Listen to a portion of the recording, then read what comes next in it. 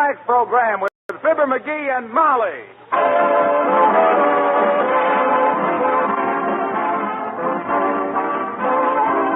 The makers of Johnson's Wax and Johnson's Self-Polishing Glow Coat present Marion and Jim Jordan as Fibber McGee and Molly, with Bill Thompson, the King's Men, and Billy Mills Orchestra. The show opens with I Got Rhythm.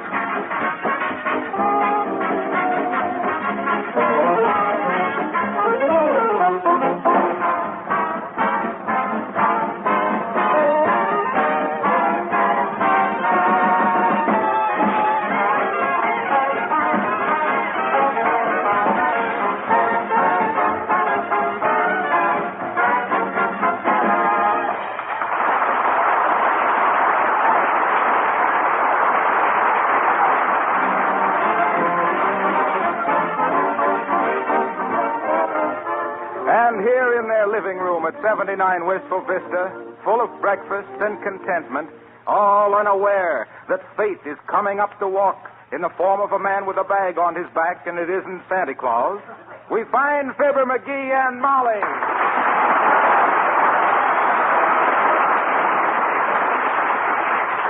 Now, look, McGee, while I do up the breakfast dishes, why don't you take the car down to the garage and get that noise taken out of it?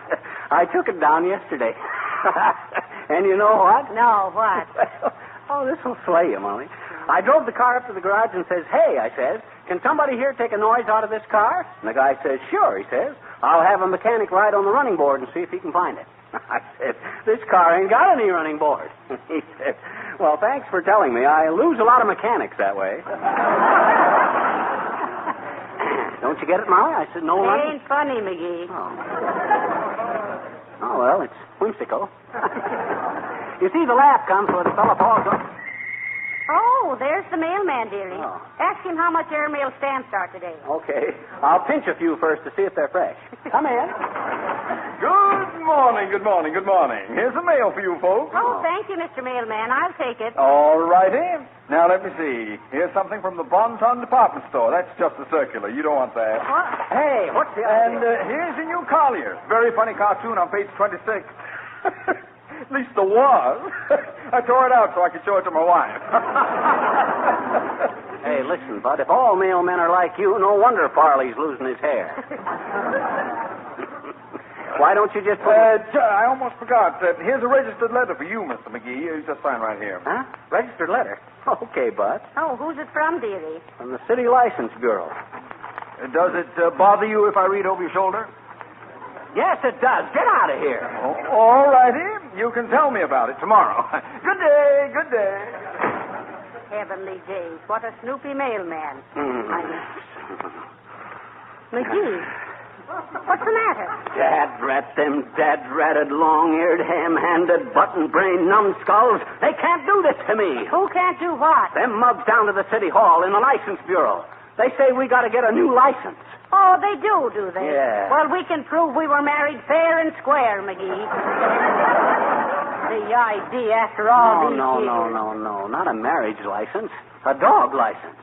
We haven't got a dog. Of course we ain't got a dog, but listen to this. Mr. Fibber McGee, 79 Wistful Vista. Unless you appear at this office within 2 days and obtain a 1940 license for your dog, we will be forced to proceed against you according to Section 1 of Paragraph 3 of City Ordinance 1781 in the old book. which carries a penalty of a $5,000 fine and or 3 years in jail. Oh, so they're going to prosecute me, are they? I'll show them pickle-puss politicians down there they can't pull no wool over my eyes. Well, what shall we do? I'll show you what we'll do. As the guy says when he tossed Darwin's book into the fireplace, they ain't going to make a monkey out of me. Give me the telephone. Here. Thanks. Hello, operator. Give me the city hall. Oh, is that you, Mert? How's every little thing, Mert? What's that? Your little 10-year-old brother. Come staggering home plastered. Really got pie-eyed, eh, Mert? Oh, how disgraceful. No, the kid was in a pie-eating contest and got so plastered up with lemon meringue he couldn't see where he was going. What say, Mert? Oh, never mind, Mert. I'll try it next week. Thanks. Couldn't you get to City Hall? Nope. Mert says them politicians down at the City Hall are so rushed these days you can't get a call through. Well, why are they so rushed? It's all on account of Izzy. Izzy who? Oh, you know. Is he going to run for a third term? Is he going to announce it soon? Is he playing possum? All stuff like that there. I see. By the way, is there any law against a third term, dearie? Nope, just tradition. Oh, just tradition. Yeah, and you know what that means. A tradition is an unwritten law that nobody dares to bust. On account of if they do, it'll be made into a written law, and somebody's liable to repeal it, and then the fat's in the fire. You can't repeal a tradition. Say, that ain't bad. Remind me to write that down. It is written down. Where'd I write it? You didn't write it, you read it. Huh? Oh. Well, now, let me see. What was I doing? Oh, yes, that dog license. Dad rat them guys. We ain't had a dog for 7 years. Oh, has it been that long? Well, I think so. See, now, we got that pup in 1912. Uncle Dennis dropped in for 2 days in 1922. Went home again in 1927. We started work for Johnson's Wax in 1935. Got our first belly laugh in 1938. Why, shucks, it was all of 7 years ago, Molly. Well, I guess there's nothing to do but go down to the City Hall and get it straightened out. Dad rat it anyway. It seems like I'm always going down there to complain about something. It does, doesn't it? Yeah. I heard Alderman Brorby say the other day that you were getting to be quite the moan about town. Well, let's go. Okay, I'll learn that mob of flag-waving baby kissers. They can't push Fibber McGee around. Come on, let's go, Molly. Dog license, dad, rat, stud, rat, dog. Hi, mister. Oh, hello there, little girl. Now, don't bother us now, please. Why? I'm sore, that's why. Oh, gee, that's too bad, mister. Well, If you weren't so big and I wasn't so little and we had a place to sit down, you could sit on my lap and tell me all about it. And if liver wasn't so good with bacon, we'd eat more eggs. Now, run along, Hey, sis. hey, mister, hey. What? Hmm? What do you want, sis? We're in a hurry. I got Esther, Bunny.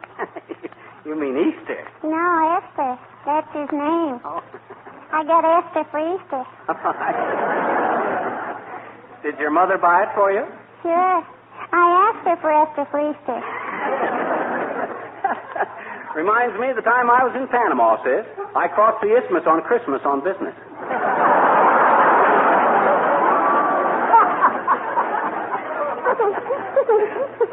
Hmm? Oh, let it go. What, my rabbit? Gee, I guess I won't let Esther go, I bet you. He's a nice rabbit, and she's cute, too. You're on the wrong show, sis. This sounds like the battle of the sexes. Why? Well, to be frank... No, it's Esther. Frank is my goldfish. Well, to be frank about Esther, you don't seem to be sure whether it's a buck or a doe. She's both. Oh, no, she isn't. Oh, yes, she is. Oh, no, she isn't. Oh, yes, she... Well, gee, she cost my mama a buck, and that's a lot of dough these days. Come on, mister.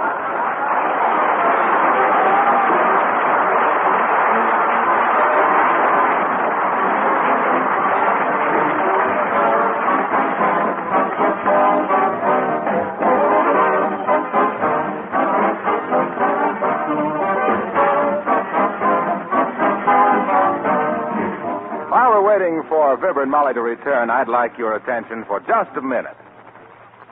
How many times during the year do you ask yourself, where does all this dust come from anyway? Well, dust comes from a lot of places. In your home, it comes mainly from the outdoors.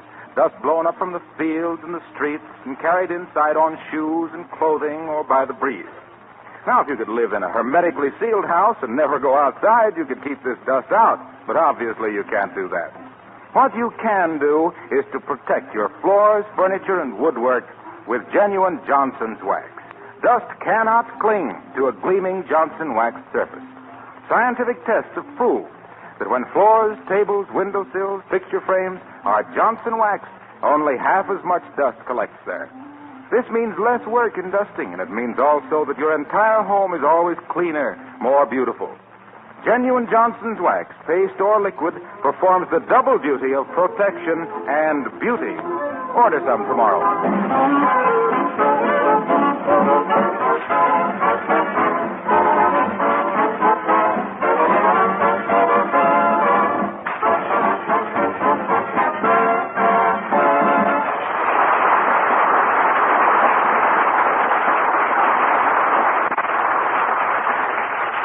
Look, Molly, now that we're down here, let me do the talking, see? I'll show these City Hall dumbbells they can't push an honest taxpayer around. Hey, Bud, which way is the dog license bureau? Oh, hello there, old-timer. Hello there, Johnny. Hello, daughter. Dog licenses? Yep. What kind of dog you got? We haven't got a dog. And what you want a license for? Dad, Rabbit, we don't want a license. We came down here to tell them we ain't going to buy one. That's kind of silly, ain't it, Johnny? But on second thought, maybe I better go with you. I ain't got a dog either. Now, look, Mr. Oldtimer, we received notice that we have to buy a 1940 dog license or be prosecuted. And we came down to protest. Hey! Oh, you're no help. But as the soda mint tablet says to the glass of water, I'm going to settle somebody's hash.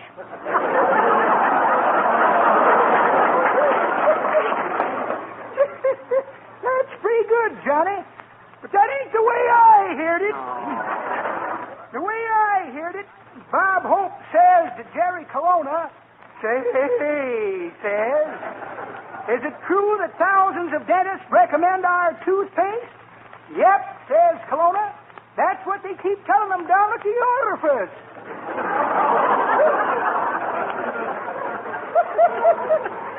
Oh, dog licenses. Yeah, well, right down the hall, Johnny, and scratch at the door. So long, kid.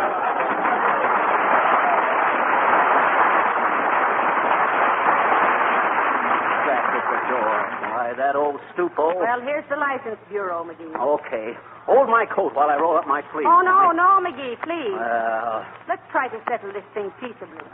Besides, you might get hurt. Oh, well, all right. But remember, you talked me out of it. And the first wisecrack I get from one of these guys, wham, you sock him with your purse. Now, wait, McGee.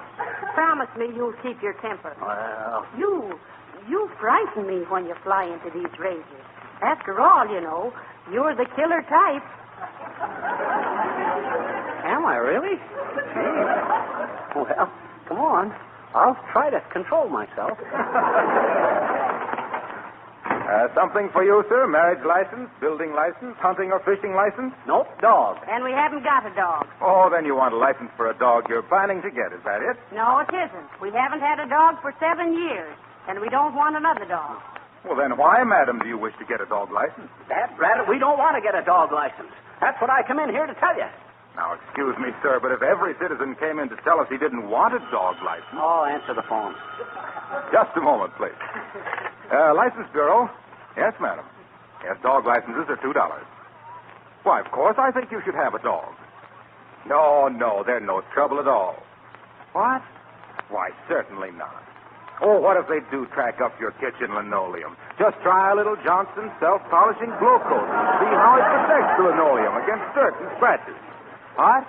Johnson's Glow Coat. GLO-COAT.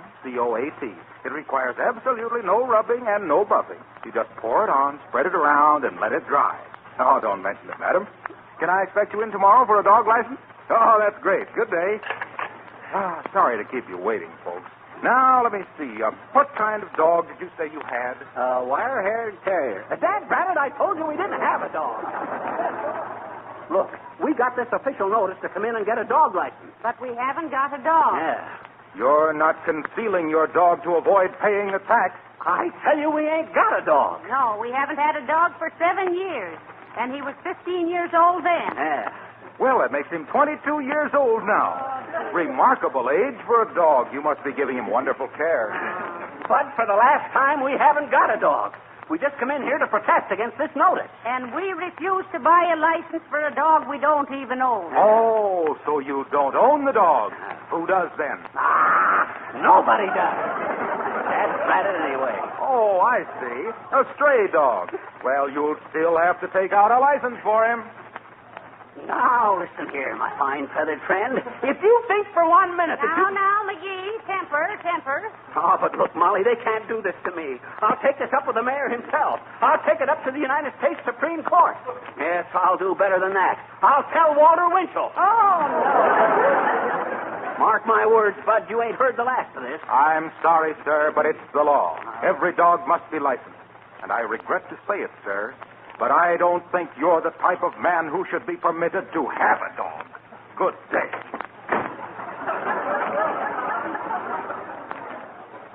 Did you hear what he says, Molly? I ain't the type that should have a dog. Why, I think more of that dog of ours than... McGee. Huh? We haven't got a dog, remember? Oh, yeah. Well, come on, Molly. I'll get this thing straightened out before I leave this city hall, or my name ain't Fibber McGee. And speaking of Fibber McGee, I wonder whatever become of old Harlow Wilcox.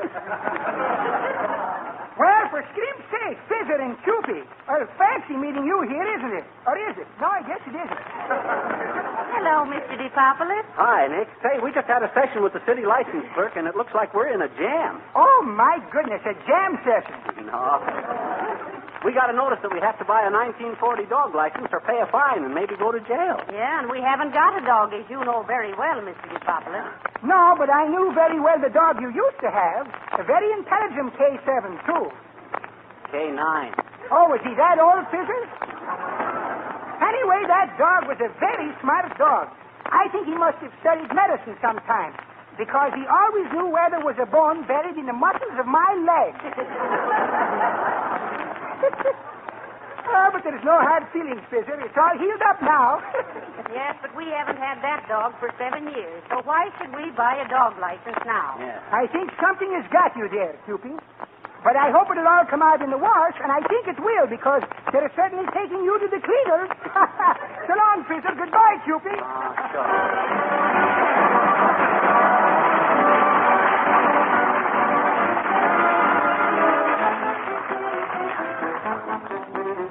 The King's men sing Old King Cole. Old King Cole was a merry old soul, and a merry old soul was he. He loved his pipe and he loved his bowl, but he hated his fiddler's tree. Fiddle-diddle-dee with the fiddle, fiddle-diddle-dee with the viol. Fiddle-diddle-dee with the big burly bumbo, fiddle-diddle-diddle-dee. Fiddle-dee, fiddle-dee, fiddle-dee with the fiddle-diddle-dee, fiddle-diddle-dee, and a fiddle-diddle-dee, and a fiddle-diddle-dee. When Old King Cole took his morning roll, his cup of hot coffee, his meal was lost and his temper crossed by the terrible fiddler's tree. Fiddle-diddle-dee went fiddle, fiddle-diddle-dee went the viol. Fiddle-diddle-dee went the big bass fiddle, fiddle-diddle-diddle-dee. Fiddle-dee, fiddle-dee, fiddle-dee with the fiddle-diddle-dee, and a fiddle-diddle-dee, and a fiddle-diddle-dee, and a fiddle-diddle-dee. When Old King Cole to the parlor stole for a nap on the royal settee, he heard the noise of those awful boys, those horrible fiddlers three. Fiddle-diddle-dee went the fiddle, fiddle-diddle-dee went the viol. Oh, fiddle-diddle-dee went the big burly bumbo, fiddle-diddle-diddle-dee. Fiddle-dee, fiddle-dee, fiddle-dee with a fiddle-diddle-dee.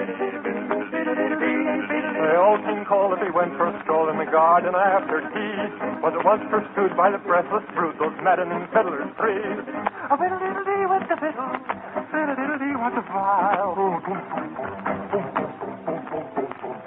Fiddle-dee, fiddle-dee, fiddle-dee with the fiddle-diddle-dee. Said Old King Cole, I will shoot a hole right through those fiddlers three. He pulled the trigger and the good old gun discharged the fiddlers three. Fiddle-diddle-dee went the fiddle. diddle-dee went the viol. Shot through the middle was the big bass fiddle.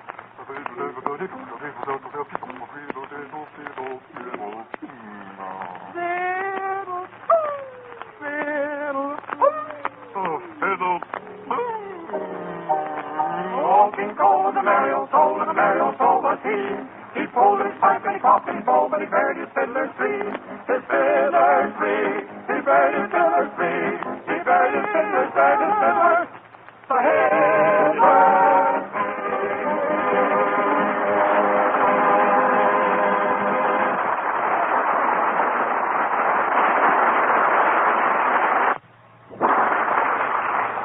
We haven't made much progress, dearie. I know. I got a good notion to go back and argue with that license clerk some more. No, I don't think it's worth all this fuss, McGee. Well, They can't really send you to prison for not having a dog license for a non-existent dog. you sure they can't? Why, of course not. Well. And even if they do, you'll always know I'll be waiting for you. Oh. Yes, McGee, darling. I'll be there coming to see every visitor's Oh, day. don't say that. Seeing that you have cigarettes. Oh. And then when they do let you out, we'll take up our lives just where we left off. Oh, Molly. I'll stick by you even if you are an ex-convict. Molly, don't say that. What do I care what people say? Oh, don't say Let them talk. No. Let them say whatever Oh, they will. stop it, Molly. Stop it. Gee whiz. This is more serious than what I thought. I think I better go right up and see the mayor. That's what I better do. Look, McGee, look. Huh? Here comes Mrs. Uppington. Oh. I wonder what she's doing in the city hall. Probably going to complain about the public schools being too public. If she'd come down off her high horse long enough to let the saddle cool off, she'd... Oh, how do you do, Mrs. Uppington? So nice to see you. Oh, how do you do, Mrs. McGee? And Mr. McGee. Hi, Uppity. Why, good heavens, Miss McGee. You seem quite perturbed about something. I am. What is the matter? Well, you'd be perturbed, too, Mrs. Uppington, if you had to pay a tax on something you didn't have. Yeah. Oh, not at all, my dear. I pay just such a tax. I don't mind it a bit. Oh, yeah? What did you pay a tax on that you ain't got? Last year's income?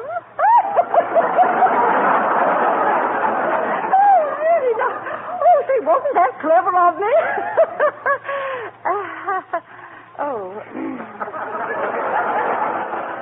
What are you doing in the city hall, Mrs. Uppington? Oh, I'm just looking up some of the early historical facts about Bristol, my dear. You see, we Uppingtons were practically the founders of this city, you know. So were the McGees, Uppy. In fact, the original McGee log cabin stood right here where this city hall is today. Really? How very interesting. I didn't know that, McGee. Oh, yes. Our living room was just about where the elevator is. Our kitchen was right over there, the bedroom on the left here, and our bathroom... Well, can you imagine that? Why, what, Mr. McGee? Uppy, you're standing right in our bathtub. Oh, dear. Oh, now, please, Mr. McGee, don't do that. Oh, goodbye.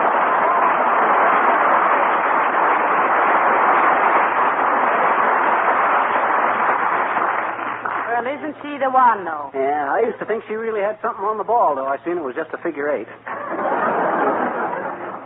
Now, let's see. What was I so sore about? The dog license. Huh? Oh, yes. Dad, rat them guys anyway. Who do they think they are trying to make me pay for a license when I haven't... there, McGee. What seems to be the trouble? Oh, hello, Mr. Gildersleeve. Oh, go away, Gildersleeve. I ain't in any mood to bandy words with you. Now, McGee, I'm sure Mr. Gildersleeve was just trying to be helpful. Why, certainly. Oh, yeah. Gildersleeve, you're about as much help as mumps to a sword swallower.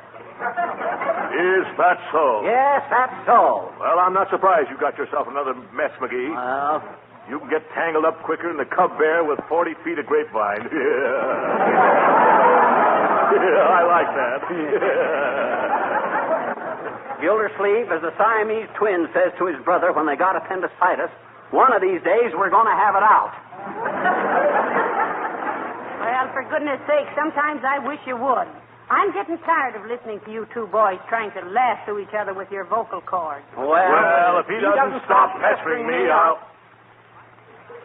Pins? Needles. Cotton? Thimble. What goes up the chimney? Smoke. May your wish and my wish never be broke. What'd you wish, dearie? I wish that Gildersleeve would go away. That's what I wish. All right for you, McGee. But by George, one of these days you'll be sorry. When will you try and borrow my bow and arrow again?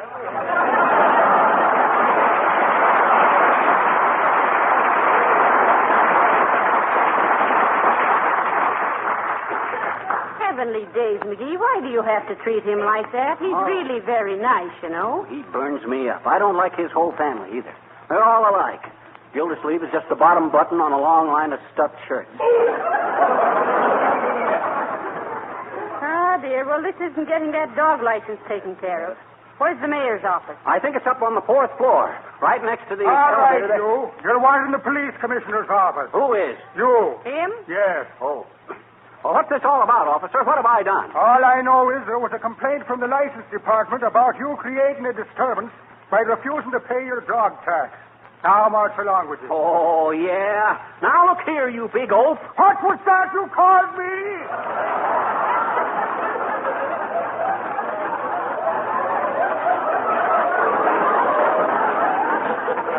Oaf. Off, eh? Yeah. Is that something bad? Certainly not. An oaf is a very valuable thing. You know the old saying, officer. Half an oaf is better than none. None of your blarney now, McCushler. Well, come along with you to the commissioner's office. And, no, wait a moment. My shoe's untied. Hold on to me a minute here so that I can keep me balance tonight. Oh, I'm sorry, Bud. I've been persecuted long enough. Oh, here you go. Hey, what? Come on, Molly, run. They ain't going to put me in no prison. I'm coming, McGee. Make for the side door. Hey, come back here. Stop him, somebody. It's a fugitive from justice. This way, Molly. Out here. Hey, taxi. More to stand in the crevice site and make it toward us. Oh, now what have we done, McGee? Now we are in trouble. No, we ain't, Molly. I know what I'm doing. Excuse me, Doc. I didn't quite get the address. Take us to the governor's mansion, driver. Okay, Senator. The governor's mansion. But, McGee, after all, we can't take a measly little dog license case up with the governor. I ain't going to. Then what? But he lives right across the street from the pet shop, and I'm going to buy a dog. Step on it, driver.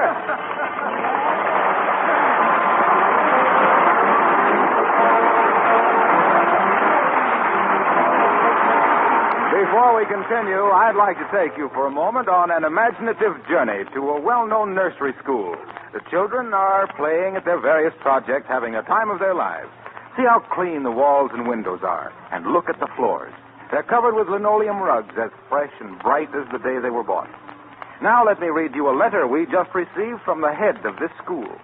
I have been using your wonderful glow coat for the linoleum rugs on my nursery school floors for the past 5 years. Mothers have remarked so many times that our floors look spotless and just like new. Of course, they do, because I use glow coat on them once a month. I feel so grateful for this easy way of preserving my linoleum and always having a clean, bright school that I recommend glow coat to all my friends. Now then, before we return to Fibber and Molly, let me urge you to try Johnson's self-polishing glow coat on your linoleum floors. Remember, glow coat needs no rubbing or buffing whatsoever. It's self-polishing.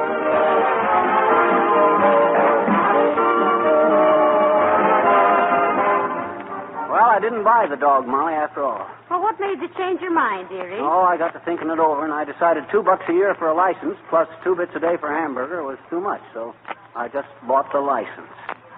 Oh, dear. Yeah. Well, considering the fact that you worked like a dog to get it straightened out, you ought to wear the tag yourself. That's what I thought. Look, Molly. Good night. Good night, all.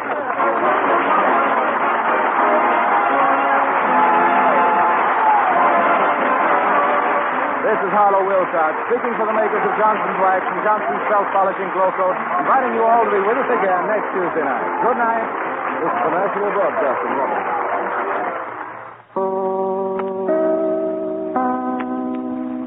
If more more late news. Dublin. Prime Minister de Valera warns the people of Ireland to be prepared for war. But he says Ireland is continuing its policy of strict neutrality in the spreading hostilities. In his warning, de Valera said war might come to Ireland, quote, as a thief in the night. Moscow. The Red Russian Army is striving to drive the Germans into a full Napoleonic retreat on all three Russian fronts. And tonight they're still sweeping the Germans before them in the north, the center, and the south. Canberra, Australia.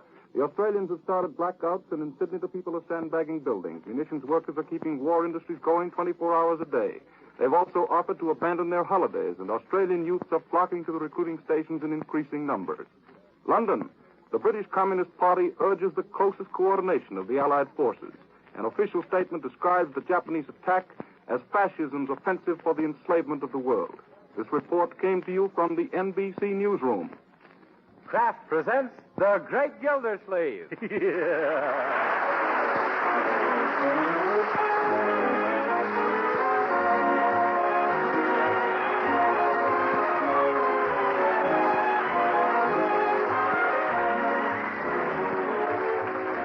week at this time from Hollywood, California, Kraft presents Harold Perry as The Great Gildersleeve, written by Leonard L. Levinson.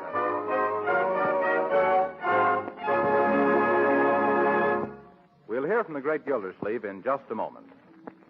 But first, maybe some of us accept progress without giving it much thought. Why, nowadays, most people take the wonders of radio and the airplane for granted.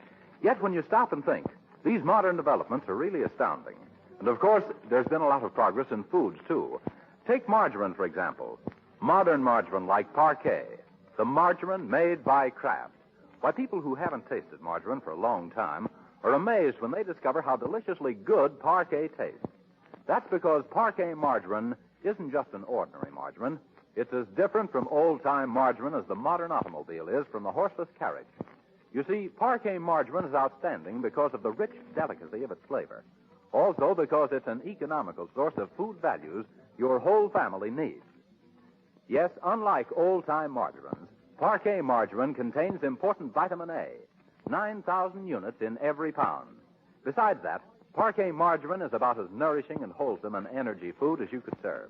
So don't put it off. Try this delicious modern margarine tomorrow. Remember, it's Parquet. Parkay.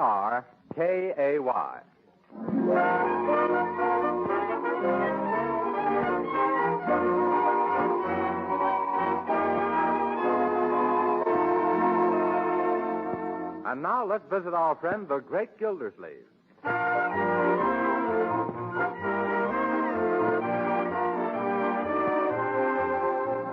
Laundry for month of November, $24.32. I never saw such a clean family in my life. Groceries for the month, $103. For such a hungry family, either. Gas, water, and... oh, hello, Leroy. Light for the month amounted to... what is it, Leroy? Gee, Uncle Mort, I just hate to mention this to you. Well, Leroy, if you hate it so much, don't do it, especially if it's about money. How did you know, Unc? You combed your hair, put on a tie, and tucked in your shirt. Anytime I see so much change in you, it means a little more change out of me. Oh, but, Unc, with Christmas practically here, I'm a little shy. Shy? You don't seem very shy to me. I mean, I'm embarrassed. Financially embarrassed.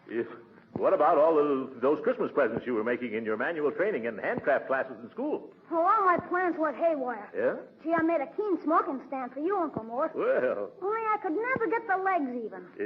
Gosh, I must have sawed them 30 times. Well... Say, Unc, you'd just as soon have a footstool, wouldn't you? Yes, of course. Oh, Mr. Gildersleeve, I fixed all your favorite things to eat for lunch. Is there anything special you might be wishing for in addition? Yes, Bertie. Quit stuffing me just so you can hit me for another advance on your salary. Why, Mr. Gildersleeve, you positively can read my mind even before I mix it up. Yeah. Bertie, I can't let you have any more advances. Your salary is so overdrawn right now that it needs a blood transfusion. But I don't need my January salary. I just want to nibble into February. Bertie, you've eaten halfway through March already. That's bad. But I made some powerful miscalculations in my Christmas figures. I added up 2 zeros, and all the time there should have been an 8. Well, I'm having enough trouble with my own bookkeeping. By George, I wish I had the bookkeeper here that I had at my girdle works. He was a wizard with figures. Hello, everybody. Oh, hello, Marjorie. Oh, say, Uncle Mort, speaking of figures, my checking account is all in a mess. I'm going to need $50 more for my Christmas shopping. No, see here, all of you. There won't be any more money available in this household till the first of the month. Why? Well, what happened? Well, last Monday I rushed down to the bank and put all our money into defense bonds and stamps. I'm glad you did. Yes, I'm afraid I overdid a little bit, though. I gave them all our ready cash. Well, Uncle Mort, what have you been using for spending money since? Well, Marjorie, do you remember my collection of rare buffalo nickels? Yes. Well, they've gone the way of the buffalo. But I don't mind, though. I want to do everything I can to help. Oh, me too. Yes. I'm all riled up myself. I want to join the Japanese army. You what? Why, Bertie, what do you mean? Well, I'd like to cook for them people for just one day, that's all.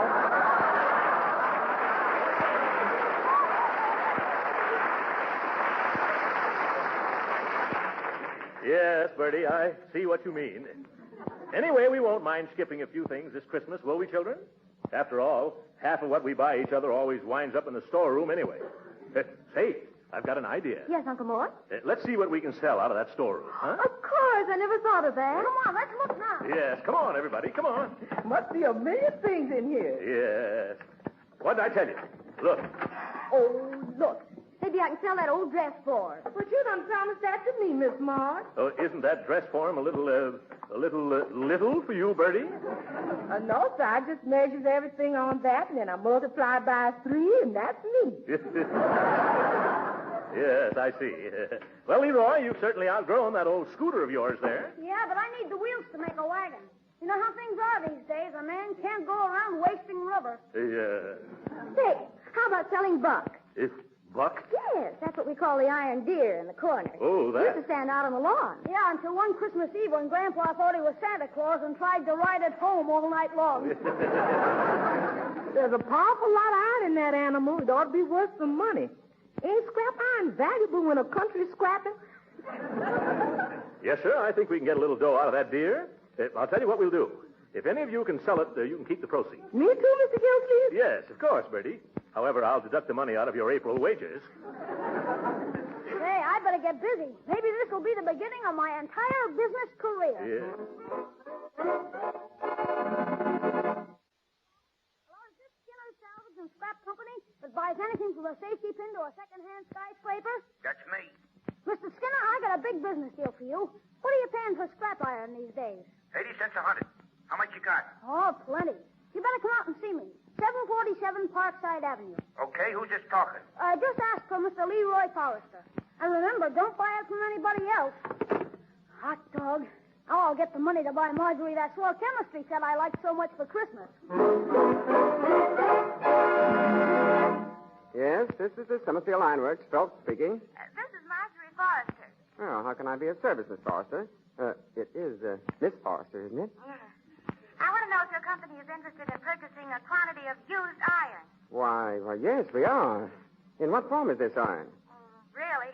It's a little dear. Oh, we won't quibble about prices, Miss Forrester. No, you don't understand, silly. It's an iron deer. An electric iron, darling?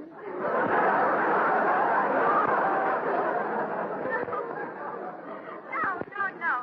An iron deer. Deer. A farm's husband.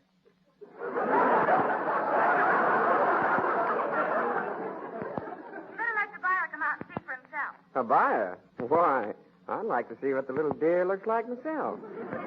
And I'd like to come face to face with that lovely voice of yours. Really, Mr. Phelps? You're a fast worker.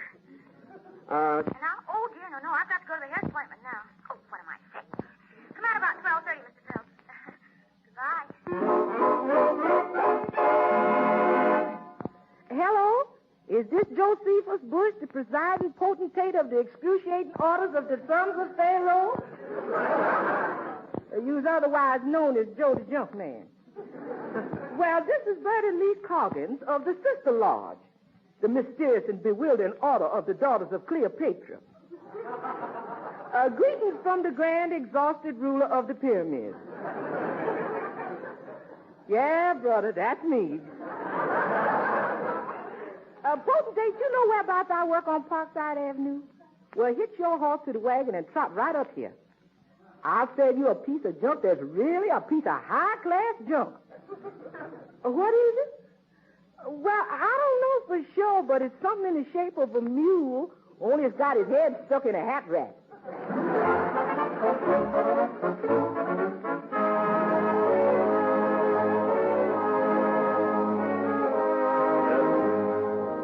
Leroy, can't you sit still a moment? You've been running to the door like a strip of hall carpet. Well, it's on account I'm waiting for Mr. Skinner. Skinner, what does he do? He buys anything from a safety pin to a second-hand skyscraper. I'm going to sell him buck. Well, how much is he going to pay you? 80 cents a 100 pounds, and that deer must weigh a couple of 1,000 pounds at least. Oh, no, Leroy. You'll be lucky if it weighs 200 pounds. Oh, but it looks heavier than you, Uncle Mort, and you must weigh over... Never mind what I weigh over, Leroy. Don't forget that deer's hollow, and I'm not.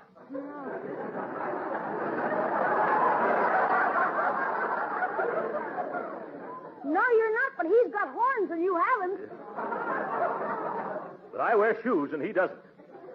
Yes, you're right, then all I'll get will be between $1.50 and $2. Leroy, we really ought to try to get a better price. Have you called any other junk dealer to bid against your Mr. Skinner? No, I haven't. Well, if you had, wait a minute. I know how we can get a decent sum for our cast iron cast-off. How, Unc? Competition is the spice of the pudding, my boy. And if Mr. Skinner had a little competition... I know. You're going to pretend you're another junk man, aren't you, Uncle Mort? Oh, you went and guessed it. But Mr. Skinner won't. It's a regular super-duper of a scheme. You think so? Well, let's try it then. You just introduce me by some other name, some pseudonym, and I'll keep boosting the price up for you. It'll look fishy unless you put on a hat and coat. You better get old ones. Oh, yes. Oh, darn, I bet that's him now. Skinner? Well, I find an old overcoat and hat. Tell me quickly, Roy. Right there in the storeroom. Oh, yes. Sure. Yeah, I better get into something before Leroy comes back with that real junk man. Here's something I've always wanted to wear. Now, let me get this all clear, kid. Are you sure that you're Mr. Leroy Forrester? Of course, Mr. Skinner. Well, then who's this fat gent here with the derby hat and the old army overcoat? Oh, boy. What's so funny, young man?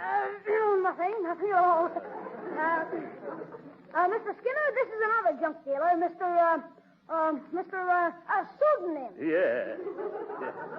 Pleased to meet you, sir. Hey, what kind of a junk man are you, giving out with a pleased to meet you, sir? And say, I never heard of no local dealer with a name like Sudenheim. Are you a member of the JMCA? No, however, I am a member of the YMCA. I mean the Junk and Metal Collectors Association. Oh.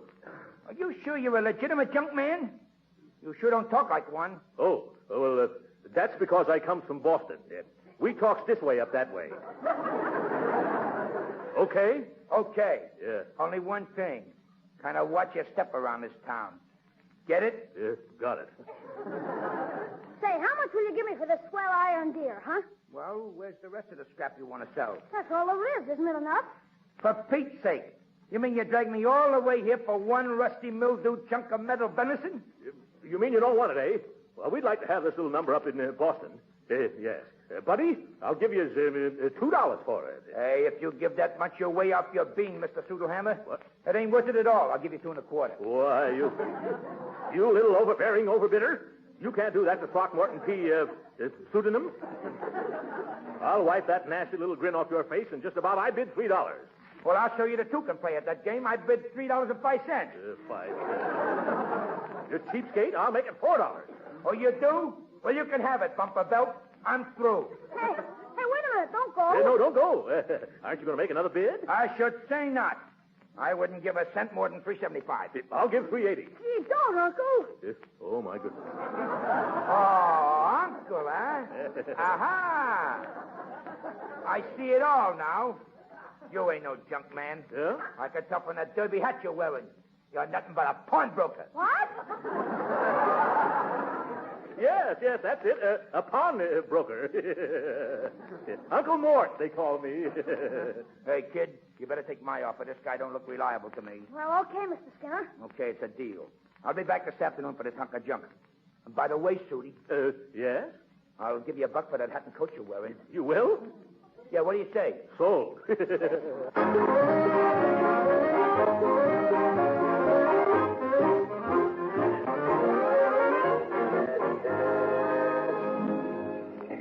All right, Leroy. You go ahead and shop as far as your $3.75 will take you. I'm going into this bank. Okay, Uncle Mort. And remember, Leroy, go straight home as soon as you're finished.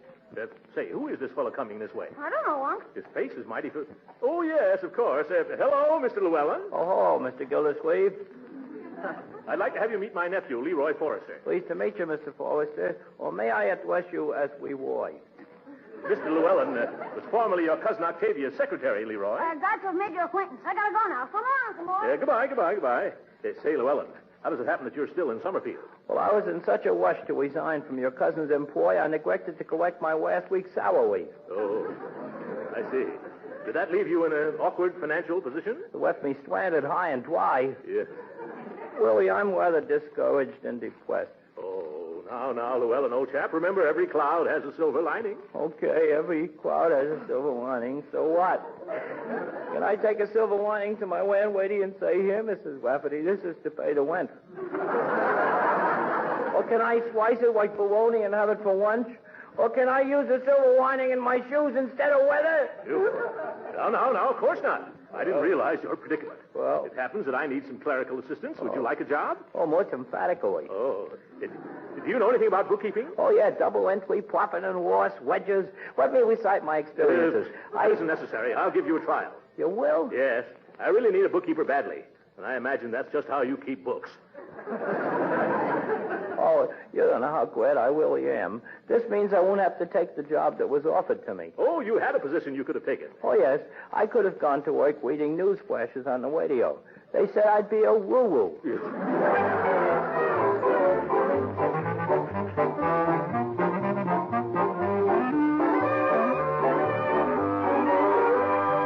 Bertie! Oh, Bertie! Yeah, it's you, Leroy. What's all the fuss for? Somebody swiped Buck, the iron deer. The man I sold it to was here just now, and we couldn't find it anyplace. Of course not. The man I sold it to just hauled it away. You sold it too? Jeepers, now we're in a mess. Mr. Skinner is coming back in 3 hours. Well, just give him a refund on his money. I can't. I spent it. Besides, he told me to have the deer here or he'd go to the police station. What for? They ain't got no deers there. Only bulls. Well, Skinner's going to have me arrested for selling what I haven't got if I can't deliver what he thought he was paying for when he bought what you just sold. Well, say that over again and take out the lump. He's going to get me arrested for selling him a disappearing iron deer. Oh, hello, Uncle Mort. Hello, Mr. Llewellyn. Hello. Gee, Uncle Mort, we're in a jam. A jam? What's wrong? You remember Mr. Skinner who bought the deer for $3.75? Yes? Well, he didn't. How could he didn't? Well, when he came to pick it up, Bertie had already sold it to somebody else. And now Skinner says he's going to have me arrested if he doesn't get the deer back. Oh, my. And I had a lot of matters to straighten out with Mr. Llewellyn here this afternoon. Well, what's doing waiter? Huh? What's wrong with your ears, Bertie? Mr. Llewellyn said, let's do them later. Uh-huh. There's only one thing to do, and that's to get the deer back. Who'd you sell it to, Bertie? Josephus Bush. Oh, yes, Joe Bush. I've heard that name before.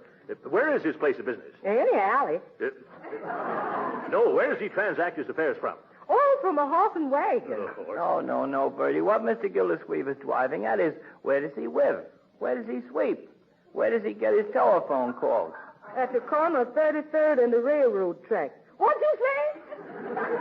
Well, let's go to the railroad track. Yes, we've got to get that deer back before that Skinner returns. Oh, that reminds me, Mr. Gildersleeve. Isn't it a little bit late in the season to be hunting deer?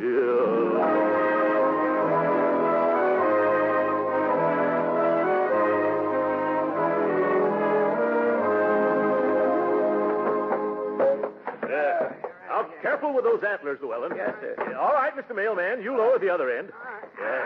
You boys in the middle, steady now. Yes, steady. Yes, there it is. Yes. Thank you very much, boys. Oh, I'm pretty tuckered out. Yes. Trouble is you don't keep yourself in condition, Llewellyn.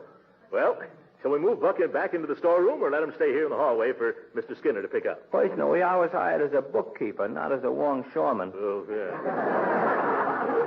Well, let's leave it right here for Skinner. And remind me to tell Bertie that her friend, Joe Bush, charged us $7 out of her April wages to get this metal moose back here. Yes, sir. You know something, Mr. Gildersleeve? Every time I look at this statue, it reminds me of something. Anybody you know? No.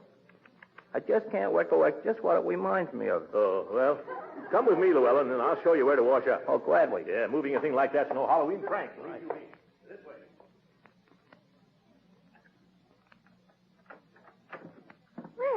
you for a very lovely lunch, Mr. Phelps. Oh, don't thank me, Miss Marjorie. Thanks to Summerfield Ironworks. After all, they're the ones who are going to pay for it. They will? Sure. It's a necessary expense. You know, like entertaining an out-of-town buyer. Only in this case, it's an in-town seller. Boy, what a line. You could use it as a leash for an elephant. Oh, look, somebody's moved the deer out of the storeroom for us. Well, I wonder how they knew you were buying it. Well, I'll have my men load it onto the truck. Oh, Pete, you and Charlie can come in here now. It was terribly nice of you to give me $20 for Buck, Mr. Phelps. Are you sure it's worth that much? Oh, yes, of course. They're not putting iron like that into deers these days, you know. No. Not unless they feed them spinach. So what are you going to do with it? Use it as a radiator cap for a tank? No, we'll break it up with hammers and convert it back into pig iron. Well, that was a bright idea, telephoning us. Yes, wasn't it? And won't everybody be surprised when they find out that I sold it?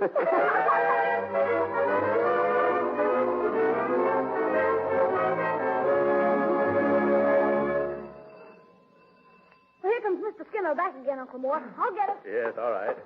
Well, thank goodness.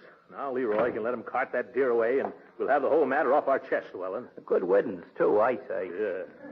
Certainly wasn't worth all the trouble it took. Leroy got $3.75, and it cost me $7 to get it back after Bertie sold it. Hey, Uncle Mort, it's Mr. Skinner, all right. Yeah? Where'd you put the deer? It isn't in the storeroom. Of course not. We left it in the hall. Can't you use your eyes? Well, it isn't there now. Well, it couldn't walk away. Did you move it, Llewellyn? Me? After the struggle and trouble I had getting it through the front door? Oh, sir, my mother never raised any foolish children. Yeah, we'll go in there. I can't find it, Uncle Mort. I've had enough of this horsing around. Who's the head of this wacky household? I am, sir. And what's the meaning of this intrusion? Oh, it's you. Oh, forgot. Say, how many different people are you? First the junk man, then a pawnbroker, and now the papa around here. He's our Uncle Mort. That's right. Oh, he's your uncle, too. Oh, no. Not exactly, you see. I think he's Dr. Jekyll and Mr. Hyde and probably two other fellas. Yes. Hello, Uncle Mort. Say, what's going on in here? This man, Skinner, bought our iron deer from Leroy, and now it's disappeared. For the second time. Oh, my goodness. I just sold it to the Summerfield Ironworks for $20. $20? No wonder you didn't want to turn it over to me for $3.75. Oh. Better give him back his money, Leroy. I can't. I spent it already. Well, then you better give it to him out of the 20, Marjorie. I spent all mine, too. Oh, jumping jeeps. Well, I'll have to give you the $3.75, mister. Oh, no, you don't. What about all the time I wasted? Yeah? And the cab fare? And the 2 trips with the truck? And the profit I'd have made selling it to the ironworks? You got to give me at least $10 for all my trouble. $10 for $1? Why, you can go down to the river and take a good...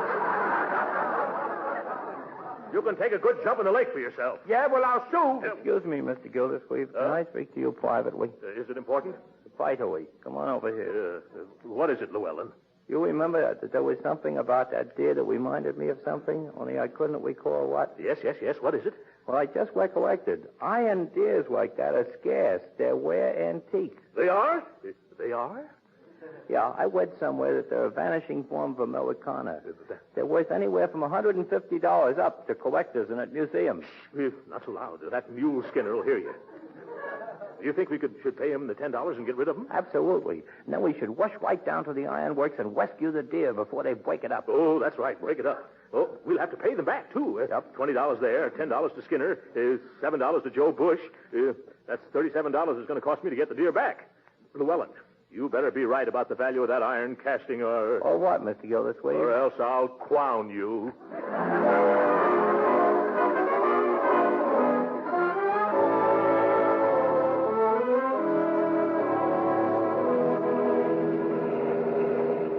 Llewellyn, are you holding that statue carefully in the rumble seat? I'm treating it as if it were very fragile.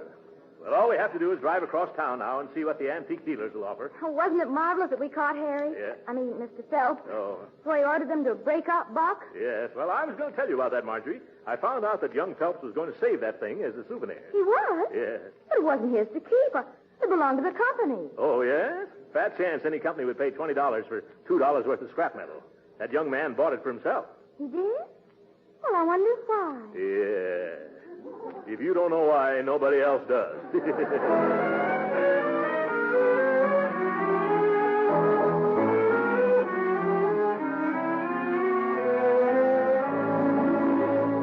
Mr. Mr. Gildersleeve, this is Mr. Abernathy, who's an expert on old hitching posts, sundials, and iron tiers. Yeah, how do you do, sir? Oh, I'm glad to meet you. I thought there was no use woading and unwoading the statuary till its authenticity was established. Yes, that's right. Go ahead, Mr. Abernathy.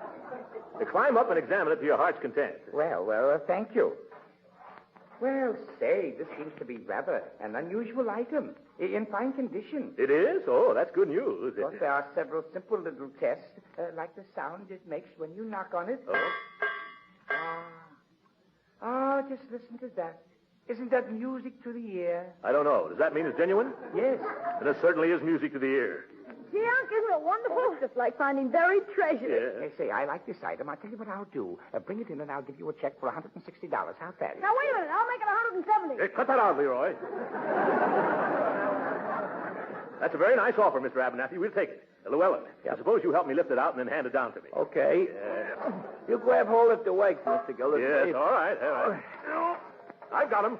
Now be careful. Lucifer Llewellyn is always careful. Easy now. This is worth a lot of money.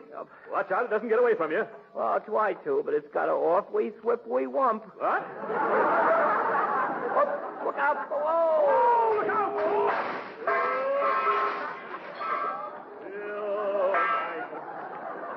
It's in 100 pieces. Well, that's the last time we'll ever try to pass that buck.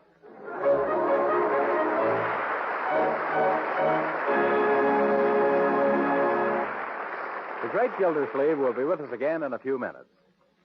You know, food shopping is getting to be a science these days. Yes, I certainly take my hat off to you housewives. You know a lot about the quality and nutritional value of foods and how to serve your families really tasty and nourishing meals and still keep within your budgets. And that's why I'm sure so many housewives are asking for parquet margarine instead of just saying, some margarine, please. They know, you see, that parquet margarine is the modern margarine. Outstanding because it tastes so good. Outstanding, too, because of its fine quality and because it's a nourishing and wholesome year-round source of vitamin A. Yes, and these women know that parquet is an all-purpose margarine. Delicious for table use, a real flavor shortening for baking, and just about perfect for pan frying because it adds flavor and doesn't spatter or stick to the pan. So take a tip from these wise housewives. When you go to your food store, don't just ask for margarine, ask for parquet margarine. Then you'll know you're getting margarine at its best. Yes, tomorrow, ask your food dealer for parquet, Parkay. It's the delicious modern margarine made by Kraft.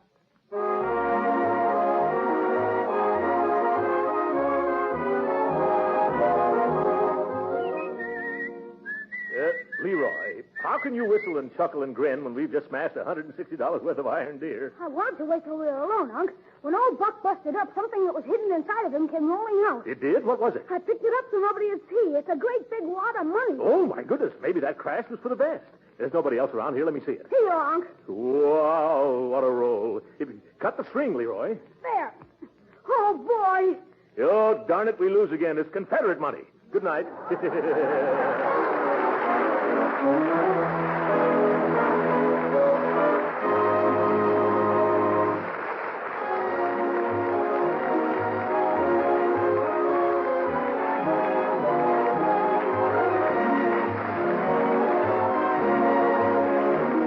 Original music heard on this program was composed and conducted by William Randolph. This is Jim Bannon speaking for the Kraft Cheese Company and inviting you to be with us again next week at this same time for the further adventures of the Great Gildersleeve. This is the National Broadcasting Company.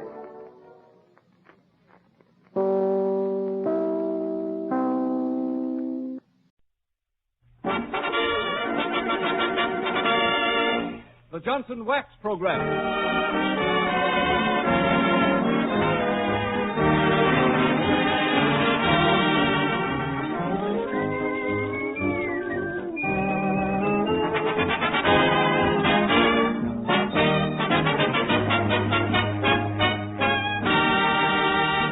Good evening, everyone. The makers of Johnson's Wax present Marion and Jim as Fibber McGee and Molly. Ted Weems and his orchestra open this aerial opus with Bye Bye Baby. Take off, Ted.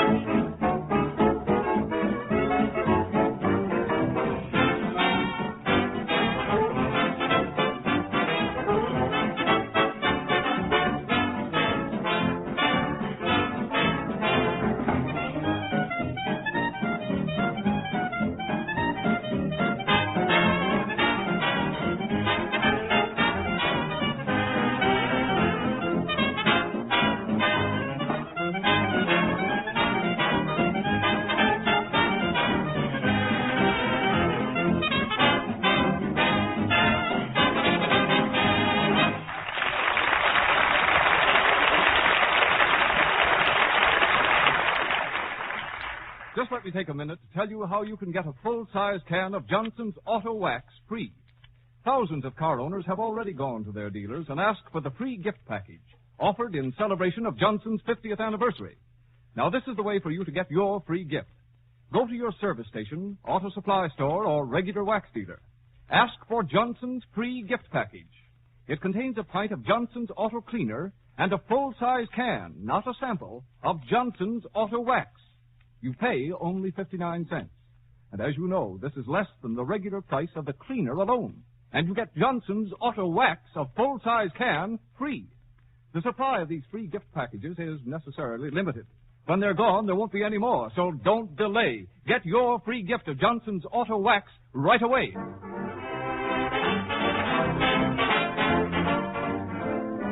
Well, Fibber McGee has talked Molly into letting him take a few flying lessons. He's already had a few training flights, but today he's due to take his first solo flight. And here in the flying school office, talking to the instructor, we find those two fearless fledglings, Fibber McGee and Molly.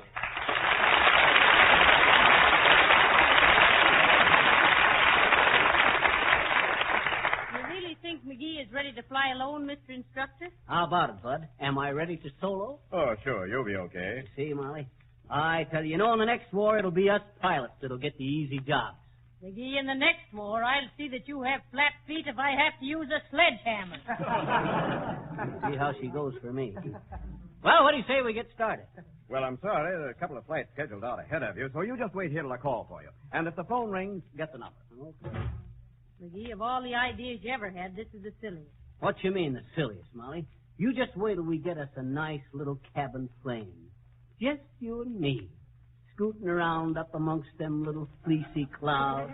Just a cabin in the cotton.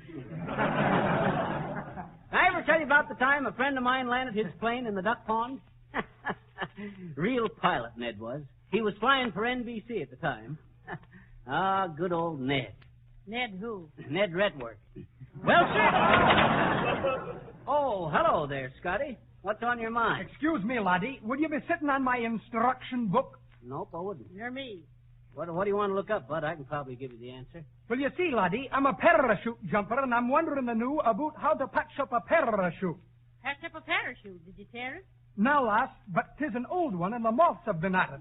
And every time I come down, it whistles so loud I kind of hear myself praying. There's the book now. Good day to you. Well, sir, as I was saying, Molly, this friend of mine was flying an amphibian. A what? Amphibian. You usually are. McGee, why on earth did you ever start this flying business anyway? Well, shucks, Molly, you ain't scared, are you? No, I'm not scared. I know flying is as safe as driving a car these days, maybe more so. You betcha. But I believe if the Lord had intended us to fly, he'd have given us wings. Well, you give us stomachs, Molly, but that don't mean we have to crawl around like a dad-ratted snake, does it? There goes that plane again, Molly. That same plane was flying around here last week. Oh, dear, Yes, what sir. a dizzy-looking dame, McGee.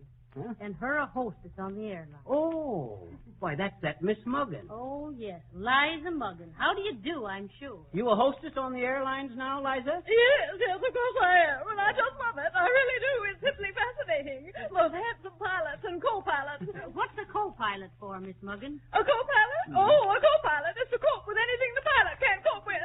Simple, isn't it? Of course, naturally. But I really love it. Strange how many girls would like to be hostesses, but of course you must be a registered nurse. Oh, And Mr. McGee, you're not a registered nurse, are you? He's nurse, but not registered.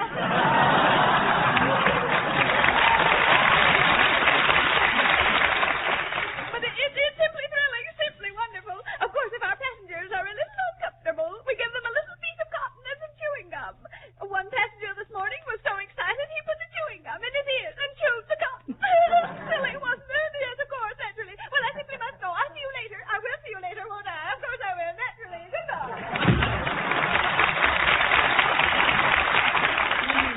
I suppose she's an airplane hostess because she's so flighty. Yes, of course, naturally. Don't you think so? Of course you do. Oh, look, McGee, there's a plane coming in to land. What is it, Molly? A high-wing Waco? No, I think it's a low-sing Como. Oh, yeah. I understand Perry's flying in here to keep a date with the angel. What do you mean, McGee? Well, he says he's got to dance his way to heaven. Oh.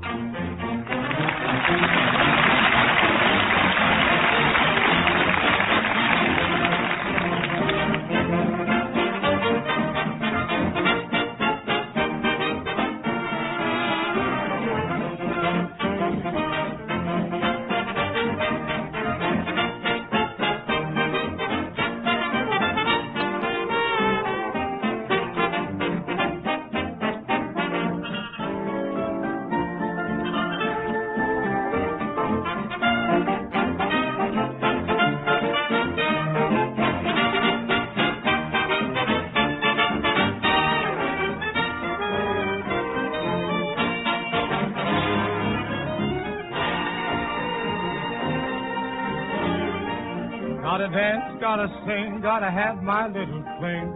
Gotta dance my way to heaven right in your arms. I gotta hum, gotta shout, gotta kick my heels about. Gotta dance my way to heaven right in your arms. I feel as high tonight as any kite, and I'll soon be flying out of sight. It's no spark that you've ignited, it's a great big stick of dynamite. Gotta kiss and be kissed, cross the others off my list, 'cause I can't resist your irrepressible, sweet, caressable charm. I gotta dance my way to heaven right in your arms.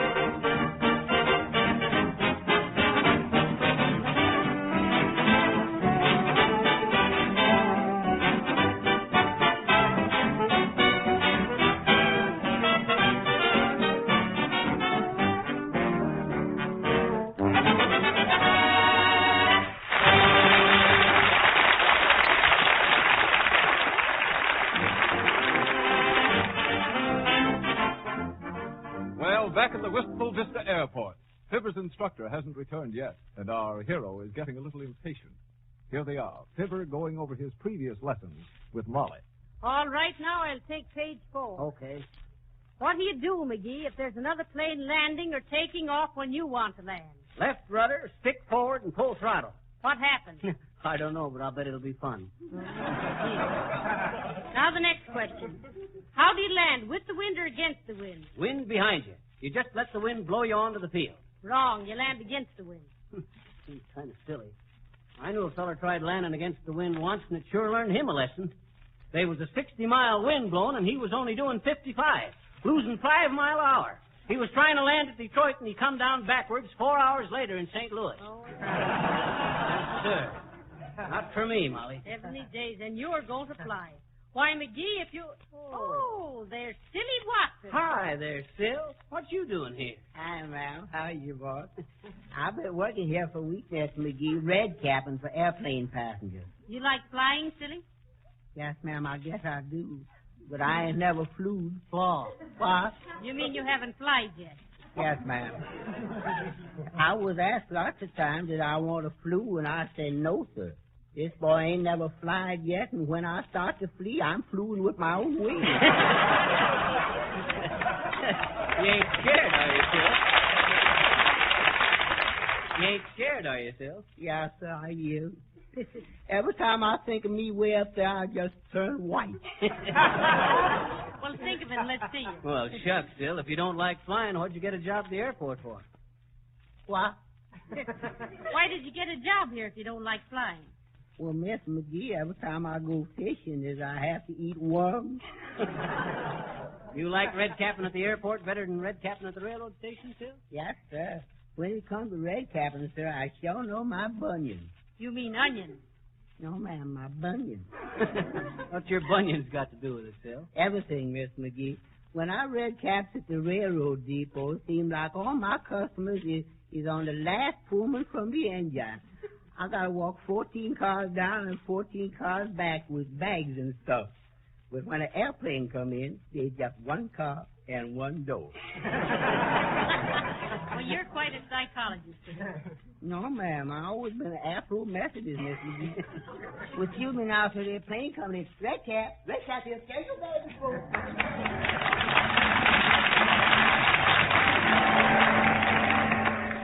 Heavenly days, look look at the acrobatics. Somebody's trying to kill himself. Why, shucks no, Molly. Them things is easy to do. Just a couple of loops and a figure eight. Hey, look at that one. Boy, oh boy, can that fella fly. Did you see that turn?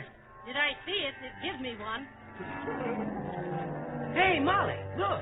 No, you look and tell me. He's flying upside down. Now he's right side up again. Look, he's in a spin, Molly. Wow. Nope, he's out of it. Look, he's coming down. On purpose? I hope so. Wow. Heavenly days, he landed just like a feather. Well, what you know about that? Scrawny little mug, ain't he? Hi there, Bud. Is that you doing them stunts up there? That was me, all right, Sonny.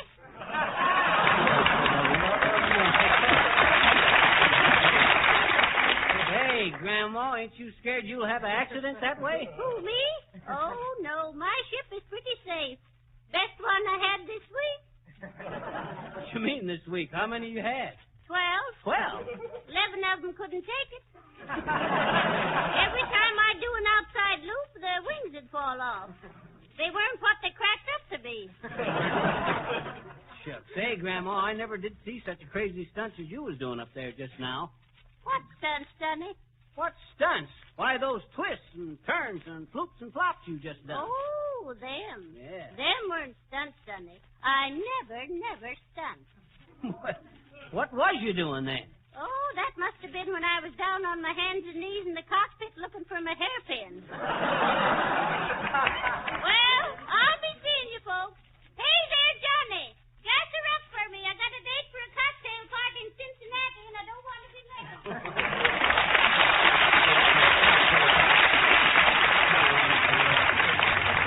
That will teach you not to jump at conclusions. Hey, Molly, there's that same old plane again. Wonder who that is. Hey, Bud, who is that always flying around up there? Oh, that's a couple of endurance flyers. Oh. Endurance flyers. How long have they been up? I don't know, lady. I've only been working here 2 years. Hi there, Bud. You a pilot? Don't ask such dumb... what do you think I'm wearing this monkey suit for? After all, anybody could guess that. Well, yes, I'm a pilot. On one of the regular airlines? Why, the idea isn't... Well, of all the stupid... certainly not. I'm the greatest... one of the most... Why, yes. I'm a crust bopper. A crop shooter. Crop duster. Oh, a crop duster. I know a lot of fussy farmers, but I never heard of them dusting off their crops. Well, he flies over the fields and dusts the crops with arsenic or something to kill the bugs. That's the nut in the eggshell. That's the story in a nut house. Yes, sir, I think you got me. You got something there, Shorty. Yes, sir, it's a great week if you don't like him. Great life while you got some. Say, do you know a guy named Dopefelder? No, we don't. Neither do I. Shake hands. Say, if you're taking flying lessons, don't forget, remember one thing. When you take off... Take off what? Don't do it. It's too cold. We always try to get enough fortitude, altitude. Remember, when you make a left turn, push on the rudder. Or if you'd rather do something else. But don't forget the tailspin. Did you ever spin a tail? Heads I win, tails you spin, or lose? You can never get... Mr. Pilot, when you spray poison over a cornfield from your plane, how do you know how much to use? I don't. There's no use trying to estimate. But in eating or drinking or spraying corn, it don't matter. Why, it's just in one ear and out the other. Well, hello.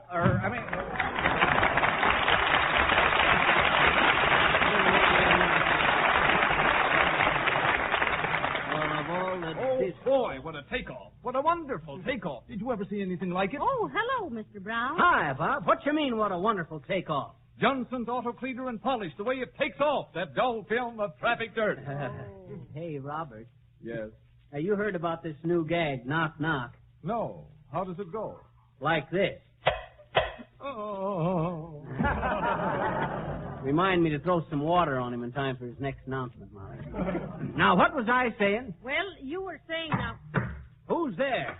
Ted Weems. What's Ted Weems? Ted Weems, I used Ted Weems. What do you want, Ted? I want to fly. Fly what? An airplane. Well, what are you playing? We are playing Knock Knock.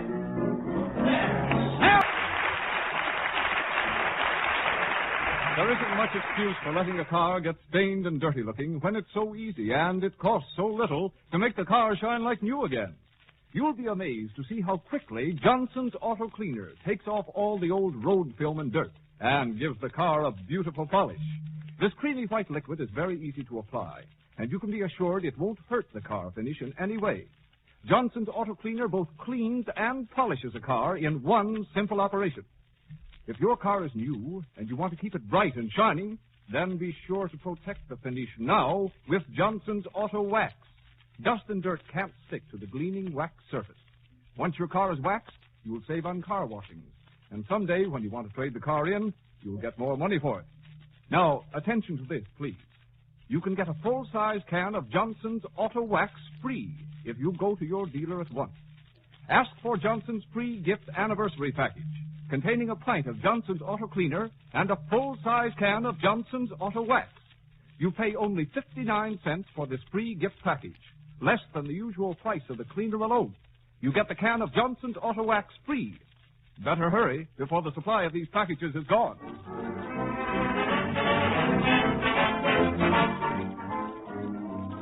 Well, the flying instructor hasn't come back yet, as our two friends sit in his office and wonder if McGee's solo flight is off for today. McGee, I wonder if the teacher got up in the air someplace and couldn't get down. Oh, I don't think so, Molly. That don't happen. What? Oh, hello there, little girl. Oh, hi there, sis. Hi. What you doing around here, sis? What are you? Who, me? Oh, I'm an aviator, sis. Waiting for my solo. Who's going to sing it? No, not a solo song, a solo flight. What are you doing here? I'm waiting for my uncle. Oh. He's a swell navigator, I betcha. He is, huh? Her uncle's a flyer, too, Molly. What do you mean, too? When did your uncle tell you he'd meet you here, sis? Well, he said he had one more staff head for a flying lesson, and then he was through. You get that, Molly? One more sap head for a flying lesson. Kind of cute, huh? He said it was Mr. McGee. What's your name, mister? My name is, Mud. That's it, sis. Mud. Oscar Z. Mud. Keep it clean, mister. Well, I guess I'll go to the hangar and talk to the grease balls, mister. So long.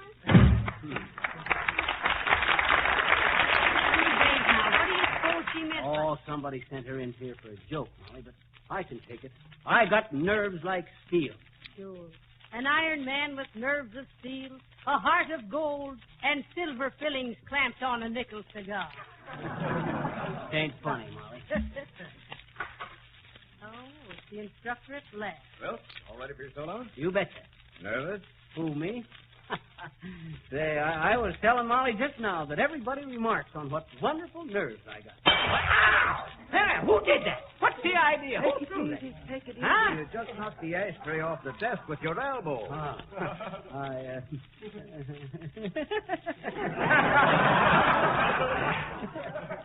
What was you saying, Chief? Well, I think we'd better call the lesson off for today. You're too jumpy. Good. Hey, what you mean, jumpy? I'm cool as a cucumber. Yeah, but greener. Come on now.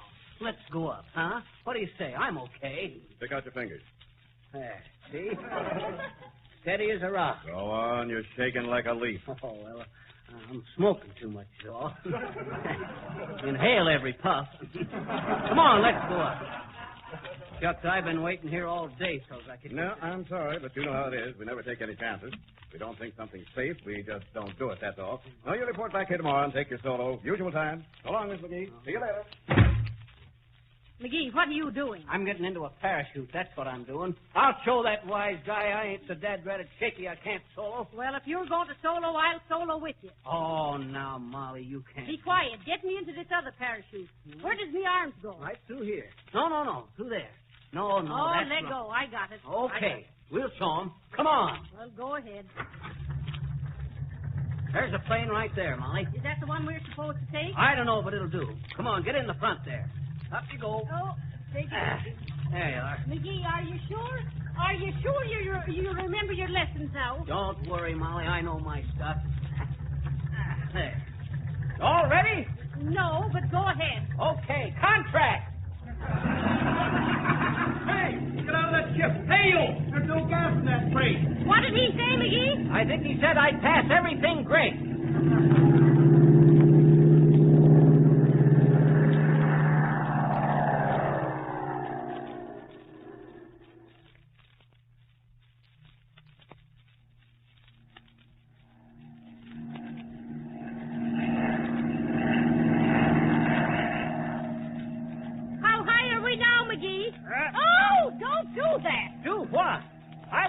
Nothing. The air's bumpy. Don't give me that stuff, McGee. Air is air. Oh, let's go home. Stop at the parking lot. Go on back. I don't know which way is back. Look over the side, Molly. Oh, I can't see anything but all that smoke. There must be a fire somewhere. That ain't smoke. That's cloud. Oh! McGee, don't do that. Stop it. I ain't doing nothing. The bad thing is... Hey, Molly. What? We're out of gas. Go on. Quit fooling, McGee. This is no time for romancing. Honest, we're out of gas. We gotta bail out. Bail out? Are we leaking? I mean, jump. Jump overboard. Oh, heavenly days. Don't hurry, Molly. Don't waste time. Go on, jump. Not unless you do. Don't worry, I will. Well, how about the plane? I'll come back and get that later. Go on, jump, and count 10. What for? I'm not mad. We ain't got much time. Come on. 1, 2, 3, jump! Pull your ripcord, Molly. Pull your ripcord. Pull your own ripcord. It don't work. I am pulling it. That's your necktie, isn't it? Oh, yeah. Let's hit this little ring. There, they're both open. Look at the ground. Huh? Heavenly days, it's coming right up at us.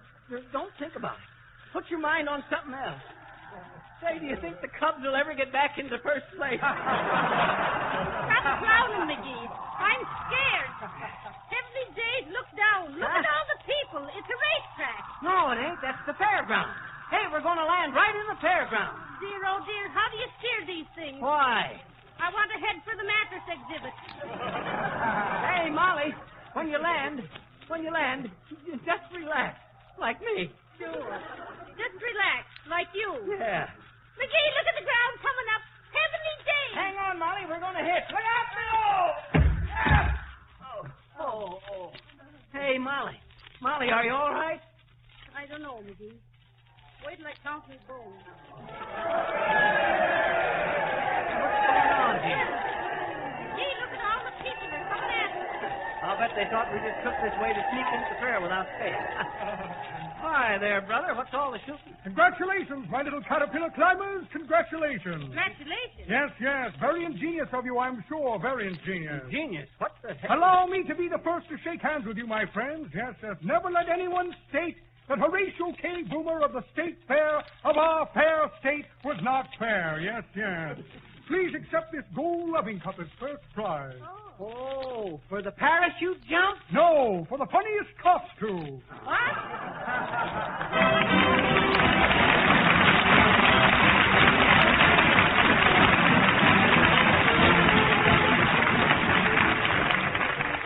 I'd like to give you a word picture of a home that is Johnson waxed for protection and beauty. The floors and furniture are free from dust. There are no smudgy finger marks on chair arms and tables. The wax door frames and window sills are clean and shiny. There's a satiny beauty over everything. If your floors and linoleum are protected with Johnson's wax, they will never grow shabby and worn. The wax seals the pores and cracks and provides an invisible film of wax protection that preserves the floor against wear. And perhaps you don't realize that you never have to scrub a floor that is properly wax polished. Ask your dealer for genuine Johnson's wax in the attractive yellow can. And remember, you save money by buying the larger sizes.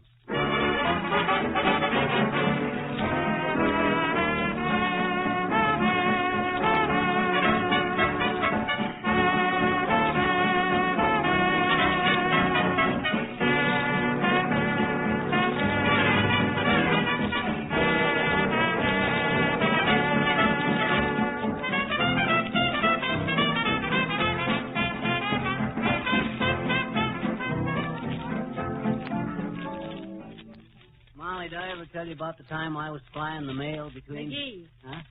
Knock, knock. Who's there? Cy. Cy who? Sign off. Yeah. Good night. Good night, all.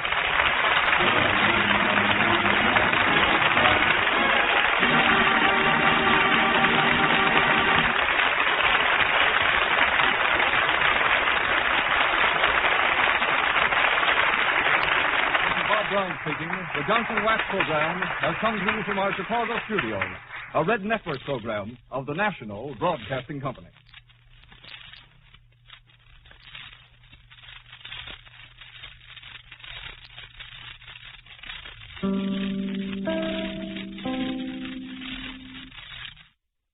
Good morning, McGee. Your eggs will be ready in just a minute. No rush, Molly.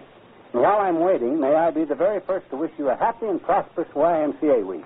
I didn't even know this was it. Oh, this is it, all right. I keep up on the doings at the Y, you know. You know, that was the outfit that handed out donuts to us servicemen in World War I, them the Salvation Army. I'll never forget that gesture, because those donuts were the beginning of all my stomach trouble in later years. Well, eating YMCA donuts 40 years ago is hardly a reason for keeping up with Y activities now, is it? Oh, I had a lot more to do with the organization than that. In my younger days, I played a lot of basketball at the Y, back in Peoria. Don't be skirling, McGee. Basketball hadn't even been invented in your younger days. Why, it most absurdly had. In fact, I was the star of the Y team one year. I and a guy by the name of Tall Paul Small. I'll never forget our big game that year because it ended in a free-throw. We had the ball and went into a stall, me and Tall Paul. Well, the other team set up a squall about the stall, and a Paul fell over the hall. One of them tried to knock Paul into the wall and grabbed the ball. Well, Small had the gall to fall on the ball, and that was the call for the free-for-all. The whole thing wound up with me and Tall Paul Small getting banished from the hall and not being allowed to play ball until the team call went out the following fall. So, in other words, you claim you were an athlete in your younger days. One of the best. And what's more, I'm going to have a chance to be one again. There's a story in today's paper about a new club that the YMCA and the YWCA are opening up for married couples like us. Oh, really? I think we ought to join and use the facilities to keep in shape. Oh, I don't know about that, McGee. The Y in YMCA stands for young, you know, and that would seem to leave us out right there. Shucks, Molly, we could still run rings around some of them younger couples. I can see me in the pool now, darting around underwater like a dolphin, doing all those fancy dives off the high board. Don't be ridiculous, McGee. You sink. Well, I don't know why I should. I just had my bath and put on clean clothes. What I mean is, you don't know how to swim very well. Well, maybe I'll go in for weightlifting then. See, that's an idea. You used to do pretty well with the dumbbells before we were married. If you're referring to Fern Paul and Sophie Untermeyer, they looked a lot dumber than they really were. McGee, I'm talking about weightlifting equipment. Oh. Well, I bet I could still lift a lot more than men half my age. Probably so. If you could see over your paunch to find the weight. You can jest if you want to, Molly. Be right. But physical fitness is important. And this new Y Club for married couples should be just the thing for us. Well, maybe so, if we just eased into the activities. I'm thinking in terms of working out on the weights, then a session with the medicine ball, a couple of fast games of ping pong, little handball, hard swim, and a shower. It does sound inviting. Where are you going now to register our names for the club? Not right now, kiddo. Talking about all that exercise has worn me out. I think I'll take a nap before I do anything.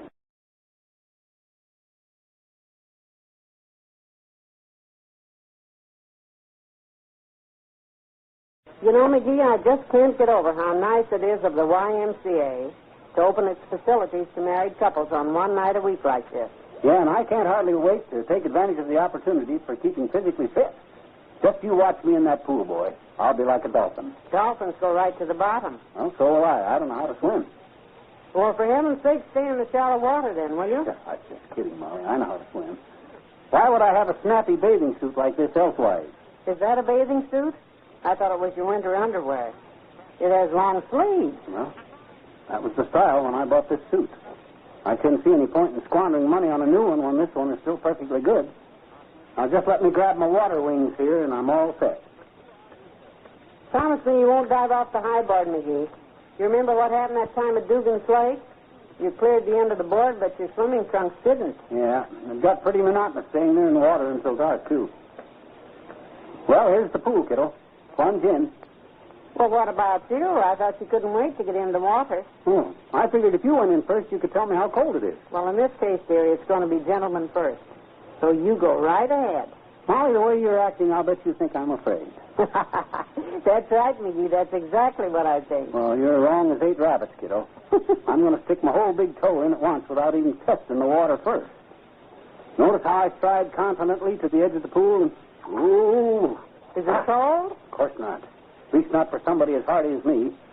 However, I think I'll foreclose the pleasure of going in this evening. I've had a little sniffle today. McGee, you're malingering. Well, whatever that is, it beats swimming, especially in a small pool like this.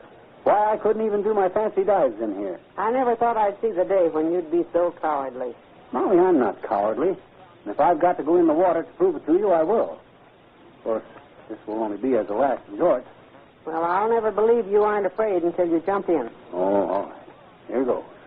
Or as them paratroopers used to yell when they jumped out, Jerry Colonna.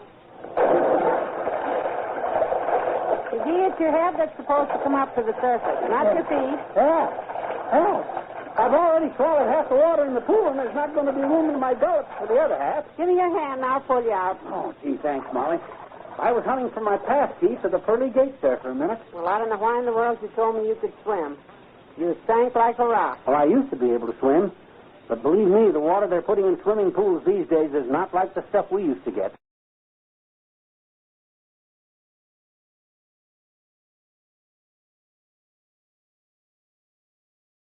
I'm having a wonderful time, McGee.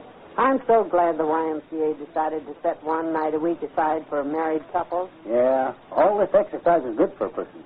I can feel my corpuscles doing a buck and wing right now. Well, I think I'll go downstairs for a few minutes and check on the new knitting class they're setting up. Do you want to come with me? No. The only thing I know how to knit is my eyebrows. I'll stay here in the gym and work out with the medicine ball. Okay, dearie. I'll be back soon. Ah, there goes the good kid. Well, now, let's see. What is it you do with the medicine ball?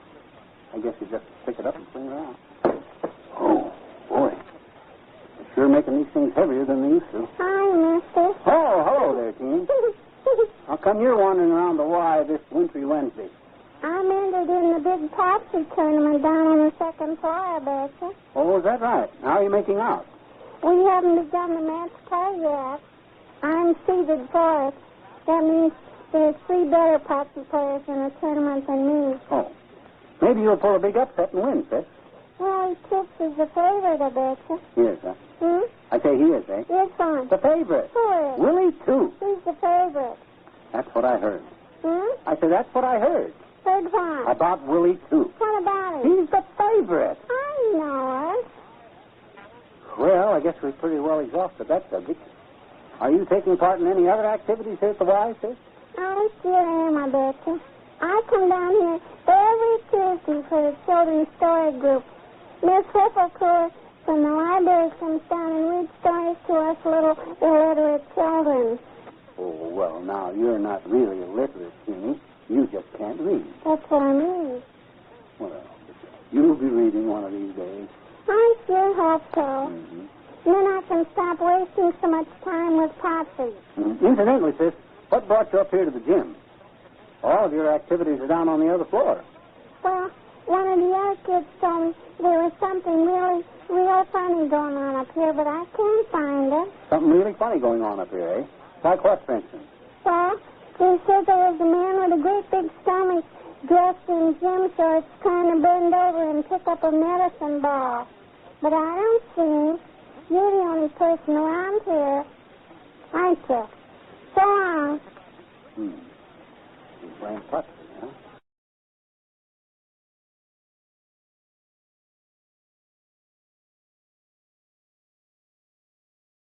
Don't you think it's about time we got dressed and went home, McGee? Oh, gee whiz. The YMCA is only open to married couples one night a week, and I got to store up enough exercise to last me till next time. You'll probably be so stiff after tonight there won't be a next time.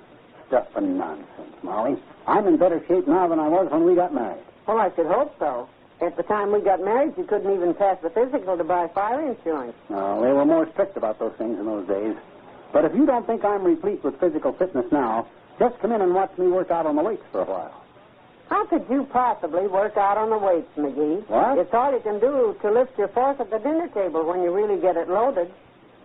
For lifting a fork, you only use one hand. But weights are different. Now then, you see this dumbbell here?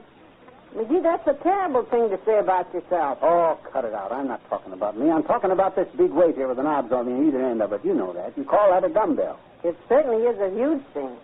How much would you say that weighed? 100 pounds. And I'm going to hoist it clear over my head. Of course, that's just as a starter. I plan to add more weight as time goes on. McGee, if you add any more weight, you won't be able to get into your clothes at all. Oh, for Pete's sake, Molly, I don't mean I'm going to add more weight to me. I mean I'm going to train myself to lift heavier weights. Now stand back and let me show you the technique here. You see? You grab the thing down by the knobs. You didn't even budge it off the floor. Some joker must have glued it down. Well, I'll try a different system. Here we go. You get it here, and then twist your hands around and bring it up to your chest. That's the breech position. Then one big thrust, and there she is. Say, you did get it clear over your head. It takes a lot of concentration and willpower to do this, you know. Mind over matter. I'm awful proud of you, McGee. You better put it down now. You're getting red in the face. McGee, what's wrong? Put it down. I just remembered something. I don't know how to put it down. There's a special way to do that, and I forgot what it is. Well, can't you drop it? And have 100 pounds come cracking down on my cranium. No thanks. Well, you can't just stand there holding it over your head. I know that. My arms are getting as numb as a couple of frozen fish sticks. What am I going to do? Well, the gym instructor isn't in his office, or I'd go get him. I never expected to go this way, Molly. Hit on the head by a dumbbell. Now, you know the way I want it. You get the house and the money, and Uncle Dennis can have my gold watch. Now, McGee, we're not going to give you up as a lost case. Here, see if you can hand the weight over to me. It'll break your arm when I do, Molly, but I got to get rid of it. Things are going black. Just a little farther. There. That's fine. I've got it. Now, I'll just set it down on the floor. Good gosh, Molly, how'd you do that? McGee, I haven't spent all these years moving the furniture around on cleaning day for nothing. Now, if you have the strength, put on your clothes and we'll go home. The Johnson Wax Program.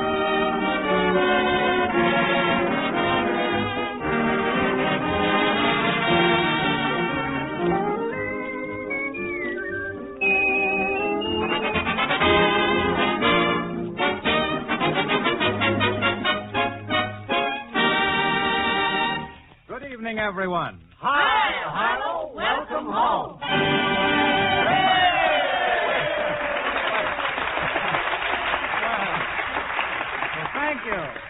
Thank you, and good evening again. The makers of Johnson's Wax present Marion and Jim as Fibber McGee and Molly. Ted Weems and his orchestra open the show with After You've Gone. Get going, Ted.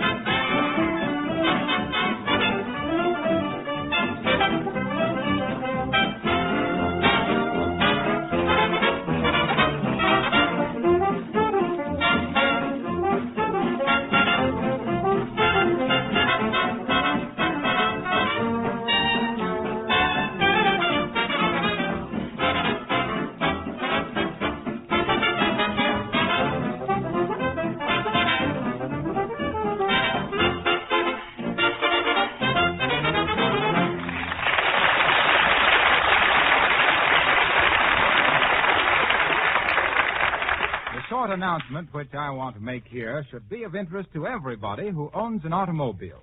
So attention, please.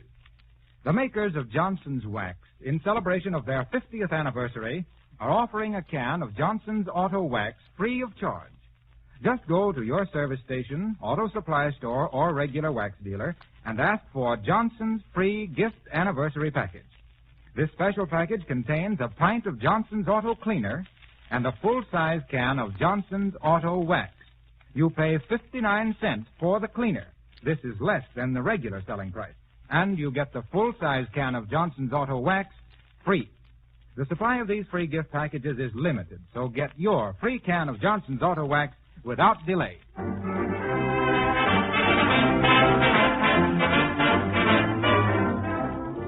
It's a balmy summer evening at Wistful Vista, and it's going to get balmier by the minute. Fibber and Molly started out for a stroll. Fibber thought it might be a chummy idea to drop in at the Detective Bureau for a chat with the boys. So here, talking to the Chief of Detectives, we find Fibber McGee and Molly.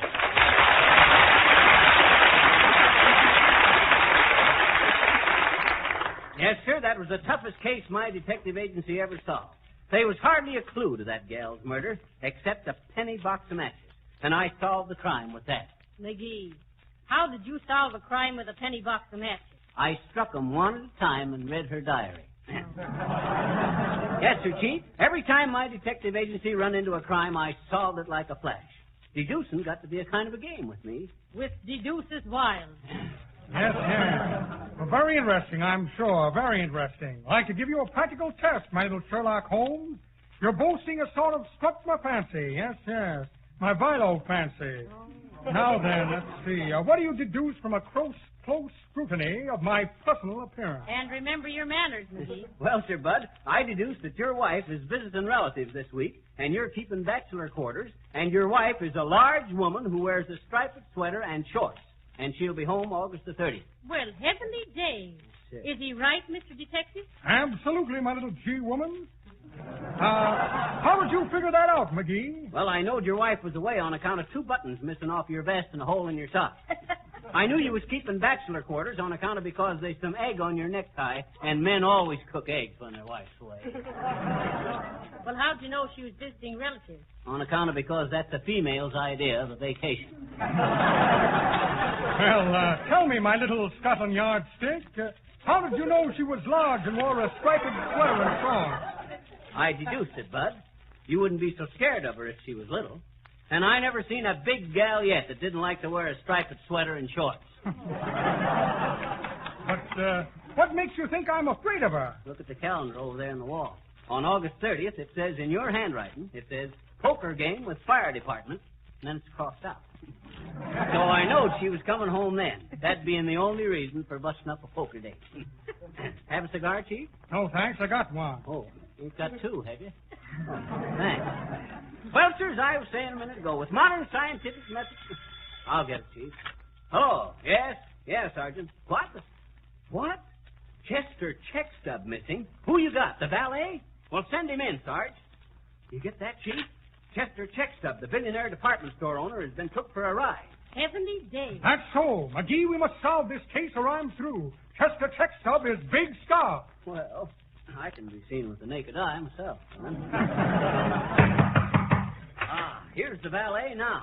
It's all of us, sir. All of us, sir. Oh, sit down and calm yourself, my boy. You're Chester Checkstub's valet, ain't you? Oh, yes, sir. A gentleman's gentleman, sir, you might say, as used to be butler with Mrs. Astor. Me name is Horace. Oh, heavenly days. Mrs. Astor's Horace. The sergeant says Checkstub left a note saying he was being took for a ride. Where'd you find the note? Stuck in the liquor cabinet, sir. Where he knew I'd find it, sir. Bless his heart. Oh, boy, is this something. It's been torn here like somebody tried to grab it away from it. Listen. Am being taken for a ride by boss of the underworld.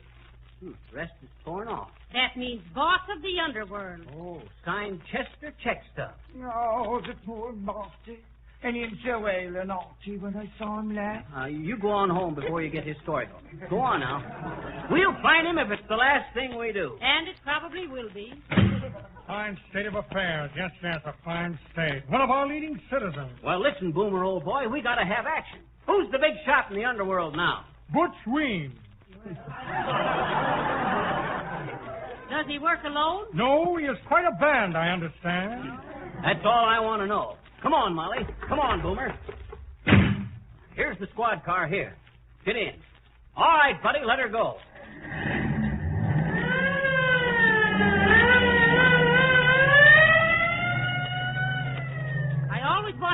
riding one of these things. Turn on the radio, officer. Yes, my little gun, Molly. Calling car D41. Car D41, attention. Listen closely, please. That's our car number. Car D41. Stop at Harry's Hamburger Palace and bring the commissioner two with mustard. That's all. It's wonderful what they're doing with radio these days.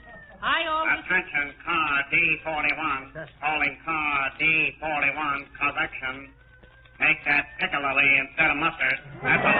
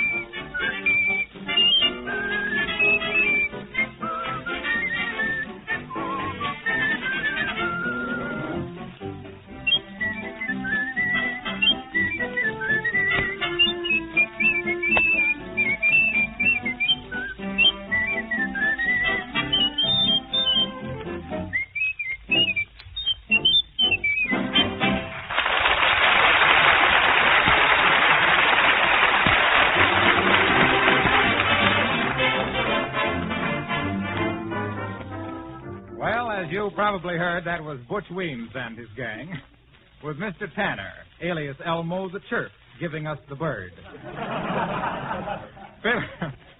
Fibber and Molly and the chief of detectives go over the scene of the crime inside the check stub mansion at 14th and Oak Street. Here are Fibber and Molly interviewing suspects. All right, you. What's your name? Hortense O'Halloran. Oh, 'tis, eh? Ain't you known to the police in Peoria as parlor-maid Polly, the first picker? No. No, I never been in Peoria. Well, all right. Why did you kill her? Heavenly days, McGee, you'll scare the poor girl to death. I know what I'm doing, Molly. She's covering up something. Listen, Sid, why did you kill him? You did kill him, didn't you? Yeah, I did, but I didn't mean no harm. You get that, Molly? She admits killing him, but she didn't mean any harm. Well, maybe it was accidental. Oh, no, it wasn't. I killed him on purpose. Why? He bit me. A likely story. A nice old feller like Mr. Chesterton biting. Oh, him. Yeah. Oh, I thought you meant that fly I killed in the dining room. Dismissed. McGee the fly cop. Mock of the law, that's what they are. Scoffing at justice. What gets me down is... What? I heard a noise outside the door. Somebody listening. Go throw it open. No, you go throw it open. No, you go. I'll sit here and keep you covered. I don't want. Oh, go on, Molly. Throw it open. Remember, I'm right behind you. I'll always remember that. All right, here goes nothing. Come out of there, you eavesdropping murderer. All right, Bud. Walk right over here to the desk. I've got you covered. Shut the door, Molly. Listen, eh? Take off your hat. Now then, why was you listening at that door? I wanted to hear what you were saying. Frank, isn't he, McGee? No, I'm Henry. Well, listen, Henry, don't get smart. How'd you get that cut on your face? From a razor while shaving. Oh, no, you didn't. You got that shave in a barber shop. How could you tell, McGee? He's got a fresh shine, a manicure, and he smells like hair tonic. You get that, Molly? He's bald and smells like hair tonic. That's a barber's work. Marvelous, McGee. All right. I did get a shave at a barber shop. But the barber cut me. A likely story. You don't... Why did you kill him? I didn't kill him. But I only tipped him a dime. No. He means, why did you kill Mr. Chesterton? I didn't, but I'd like to know who did. Oh, somebody beat you to it, eh? He's the criminal type, all right, Molly. No lobes on his ears. All right. What's your name and where do you work? My name is Henry Handcuff, and I'm the police commissioner. Heavenly days.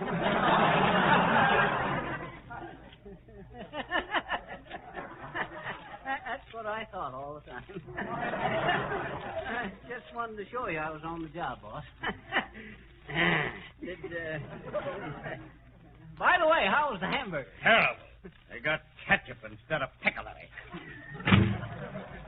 Before you interview the next suspect, McGee, let's look through this book. Oh, I ain't got time to read a book now, Molly. This is the Rogues Gallery, isn't it? Say, it is kind of interesting at that, ain't it? That one looks familiar. That face there. What's it say about him? It says number 2345667J. Name, Wilcox. Digit, Wilcox. Alias Harpo, alias Barlow, alias Harlow. Just discharged from hospital. Was he sick? What do you think? He just went there to get some flowers? Real good picture of him, ain't it, Molly? Wonderful. I could almost expect him to speak. Well, if I did, I'd speak about the quick and safe job Johnson's Auto Cleaner and Polish does on your car. Hey, Harpo. Yes. How are you, Fibber? And hello, Molly. Harpo. Yes. We're working on a murder case here. Well, what about it? Well, don't you think one murder at a time is enough? Oh, all right, I can take a hint. But this is a fine reception for an old Convict? No, convalescent. Poor Mr. Wilcox. And him just out of the hospital with an appendicitis operation. Was it expensive? Well, I don't know. Why that? Well, I always says that what this country needs is a good 5-cent scar. Look at this next picture.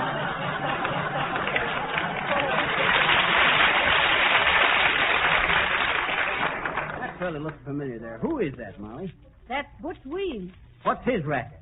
He's a dance bandit. Oh. Has he done time? Yes, mostly 6'8". Hello. Yes, Detective McGee speaking. Oh, you have, eh? Well, bring him in. They're bringing in that Weems guy now, Molly. Fix the light so it shines on his face. Oh, if I do, he'll take a bow. Here's Butch Weems, boss. Shall I stick around? He's tough. I can handle him, officer. Sit down, Weems. That's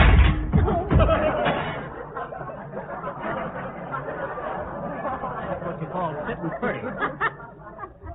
Now then, where was you coming from when my men picked you up in the subway? How'd you know they picked him up in the subway? Look how his shoes have been trampled on. Now, do you mind if I fix this light? Shines right in my eyes. There, that's better. Listen, Butch. I understand you got quite a record. Sure I have. We made several for Victor. Listen, Butch Weems, this is serious. We saw your picture in the Rogues Gallery. Yeah. Did it do me justice? You don't want justice. What you want is mercy. Your number was 2345668J. Oh, that was my last number. Well, what's your next number? Rendezvous with a Dream with Sing Sing Como. Come in, Muggs, the boys.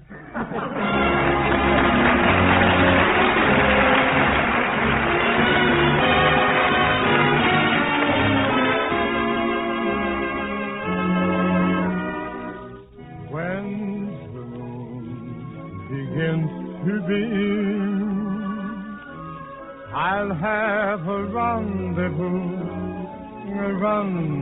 with a dream. Down beside a rippling stream, my heart will lead me to a rendezvous with a dream. Then you will say that you love me and hold me so tight. But like the stars up above me, you'll fade away in the light. But when at last my dream comes true, I'll have a rendezvous with you.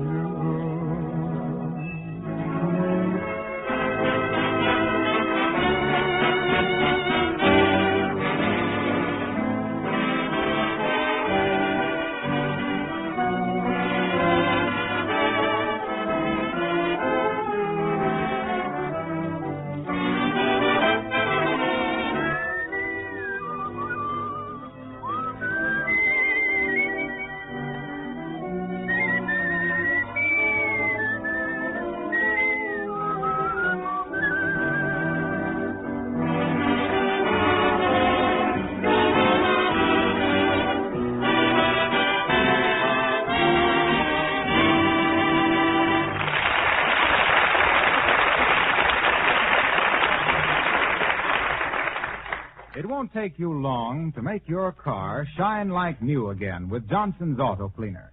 This remarkable new liquid cleaner dries quickly to a white powder. When you wipe off the powder, along comes all the old dirt and road film, leaving the car bright as a mirror.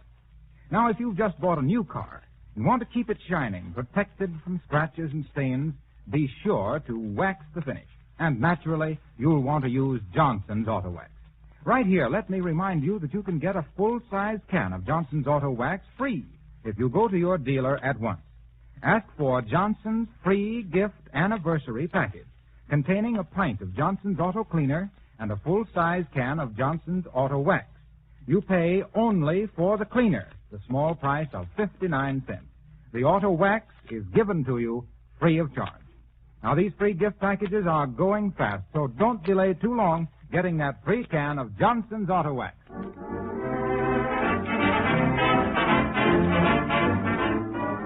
Now back to the Check Stub Mansion, where Detective McGee is interviewing the Chinese cook.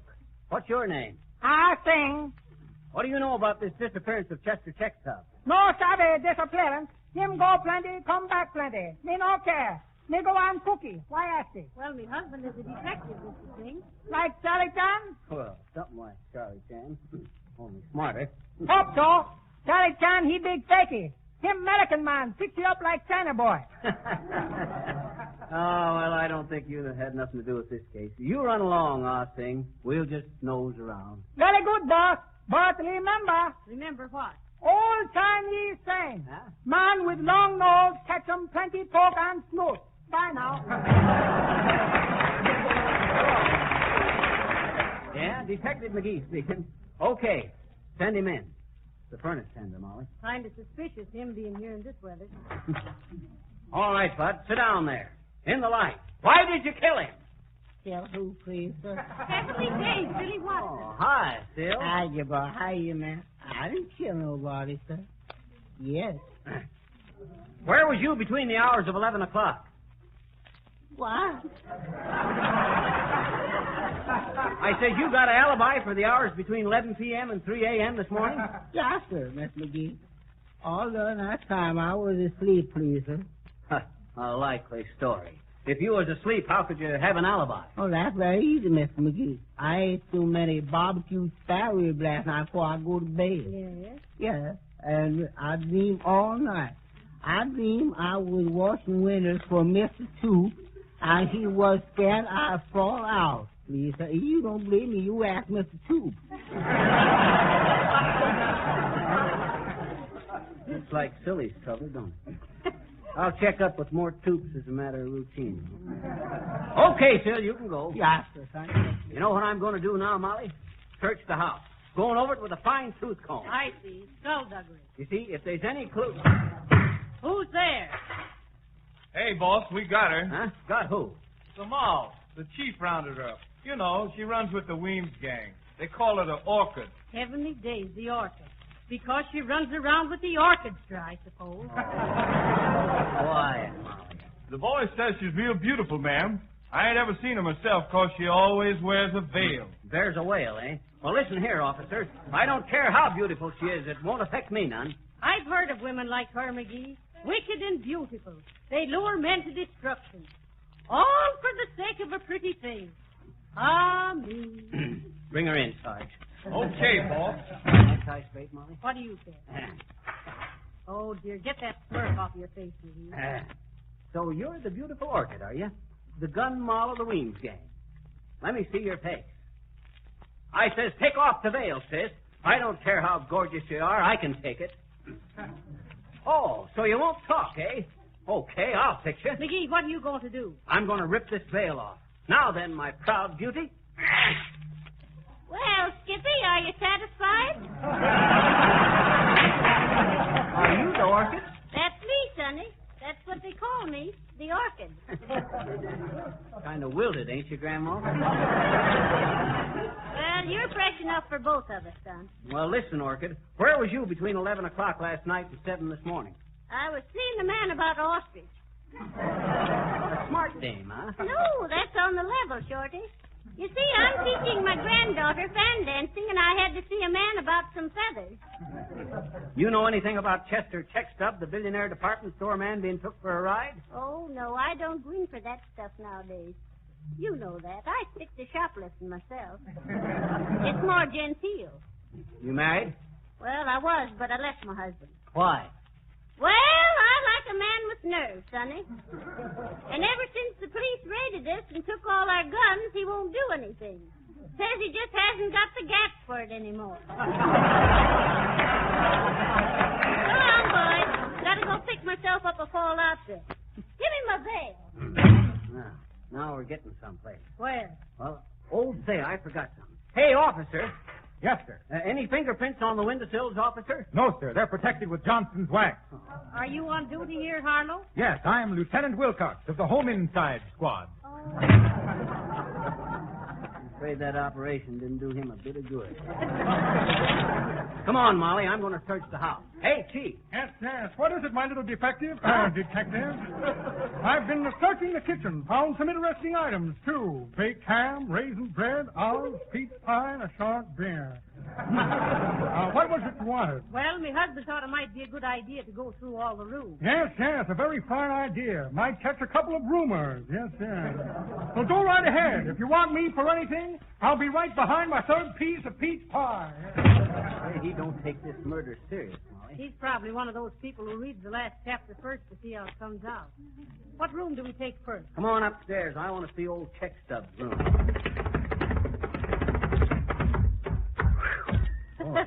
Which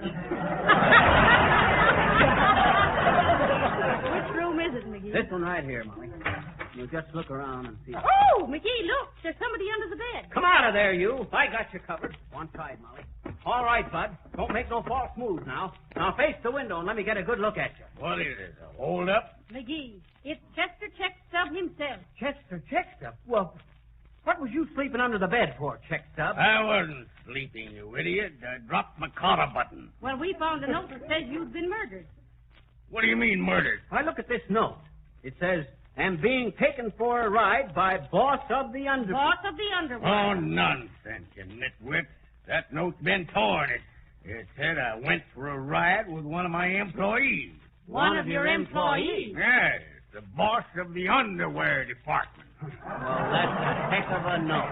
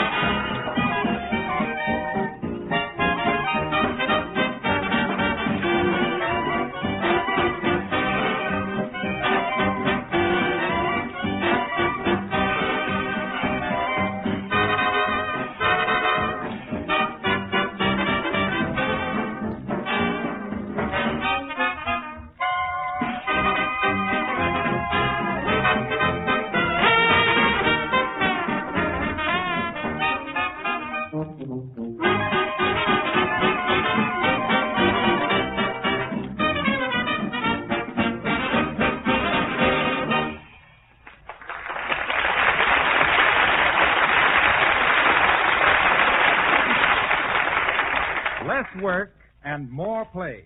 That's what most women want and should have during the hot summer months. That's why millions of housewives have become so enthusiastic about Johnson's Glow Coat. This remarkable no-rubbing floor polish is so easy to use. It dries in 20 minutes and leaves a beautiful polish on floors and linoleum. You don't have to do any rubbing or buffing. Just put Glow Coat on the floor and forget about it until it's dry. From that time on, your floors will be much easier to care for. Dirt and dust can't cling to the shining surface. The polish is tough and long-wearing, and it saves the floor underneath from getting worn and shabby-looking. Ask your dealer for Glow Coat, spelled G-L-O-C-O-A-T. It comes in the attractive yellow can. And remember, you save money by ordering the larger sizes.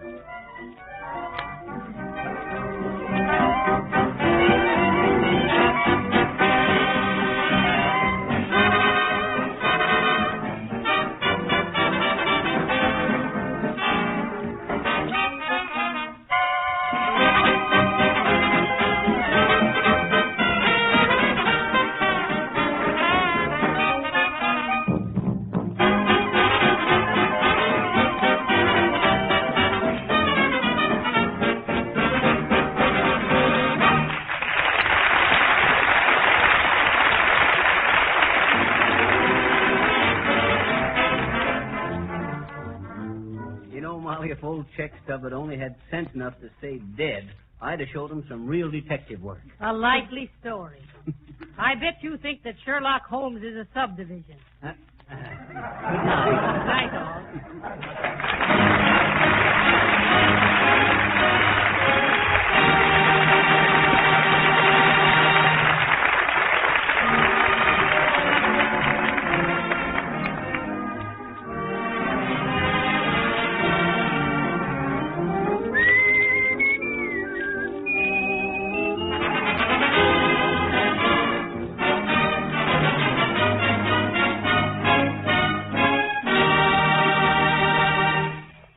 Wilcox bidding you until the same time next week. Good night. This is the Red Network of the National Broadcasting Company.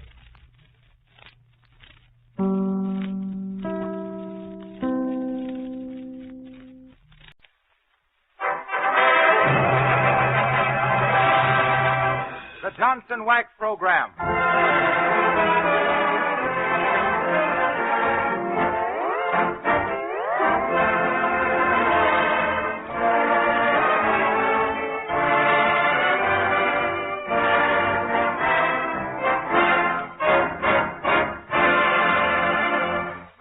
Everyone. The makers of Johnson's Wax present Fibber McGee and Molly, with Rico Martelli's orchestra opening the show with Bugle Call Rag. Rag it, Rico.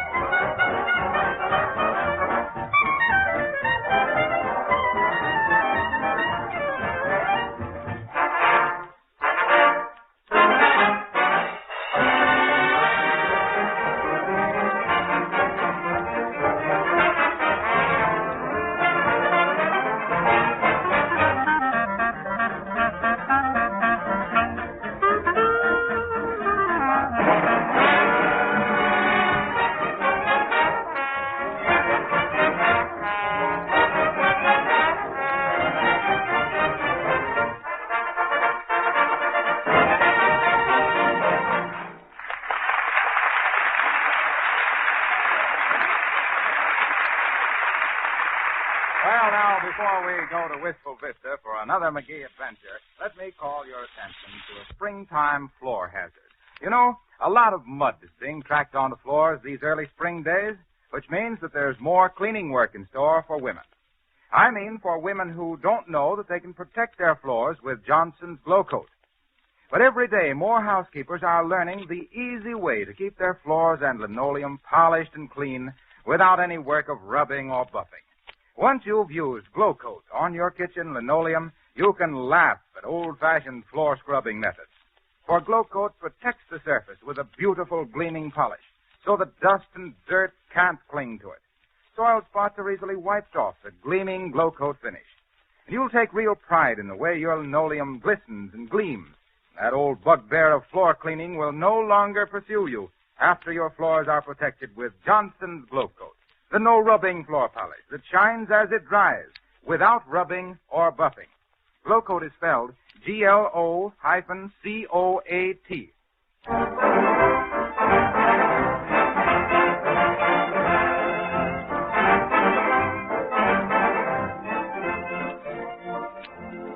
Well, Fibber McGee is keeping bachelor hall today.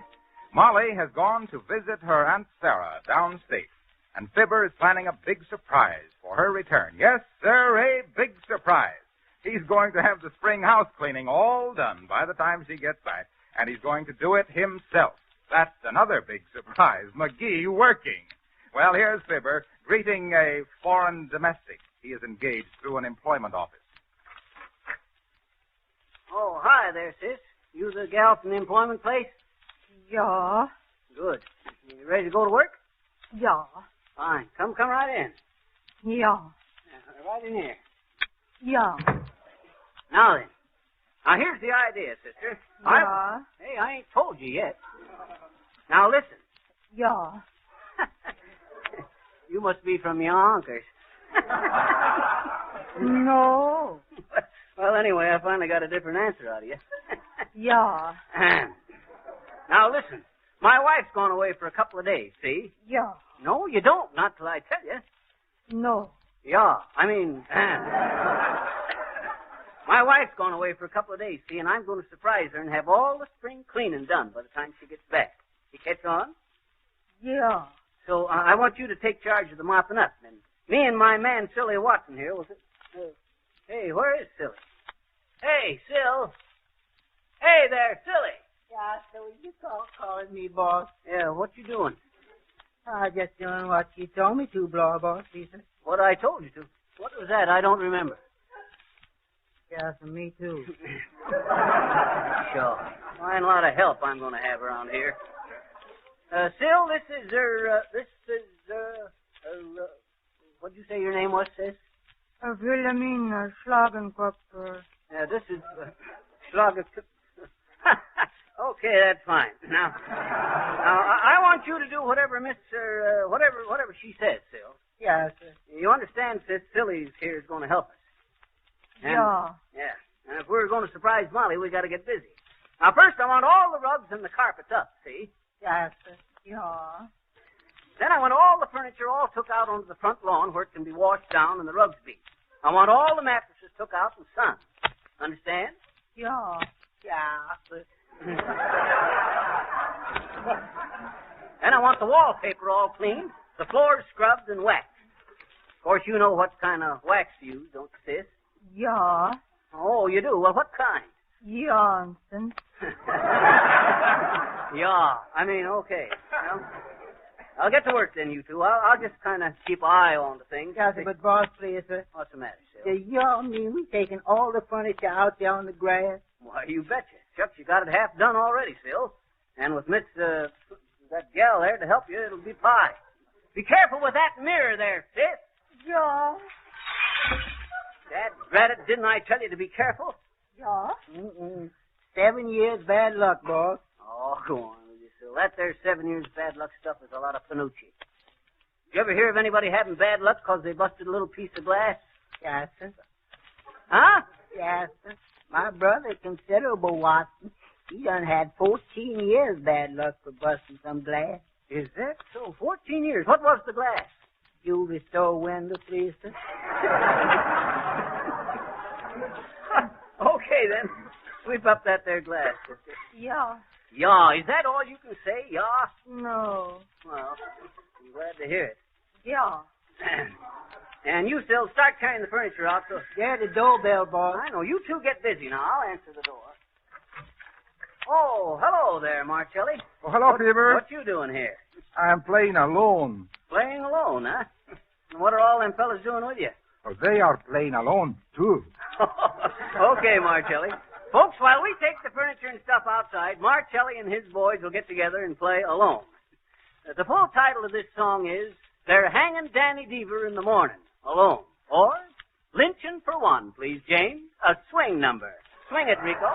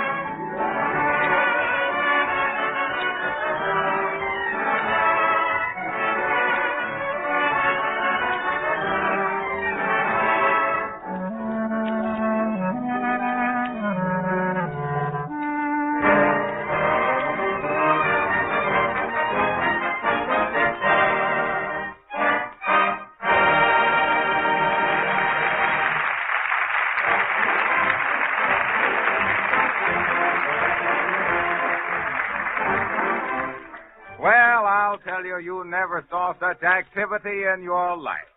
With Silly Watson shuffling up and down stairs with this and that, and Miss Ya hauling furniture outside, and Fibber giving loud orders. Well, we can just imagine Molly's surprise when she comes home and finds the house completely clean. Well, anyway, she'll find the house. We hope. Okay, there, Phil, outside with the mattresses. And you, sis, take the pictures down. Never mind the attic, Phil. We'll get that later. And you, sister, if you have to drop one of them pictures, drop the one of Molly's Uncle Wilbert, the fellow with the walrus mustache. Thanks, that's the one. Now, come on, Phil, help me roll up this here rug. Yeah, sir. Now, you take that end and pick it up and walk toward me. That's the idea. Come on. This here's a real old rug, boss, ain't it? I'll say so. But they really made rugs when this was made. Chucks, a rug like this was made to last 100 years. Yep, 100 years exactly. Been in the family since 1836.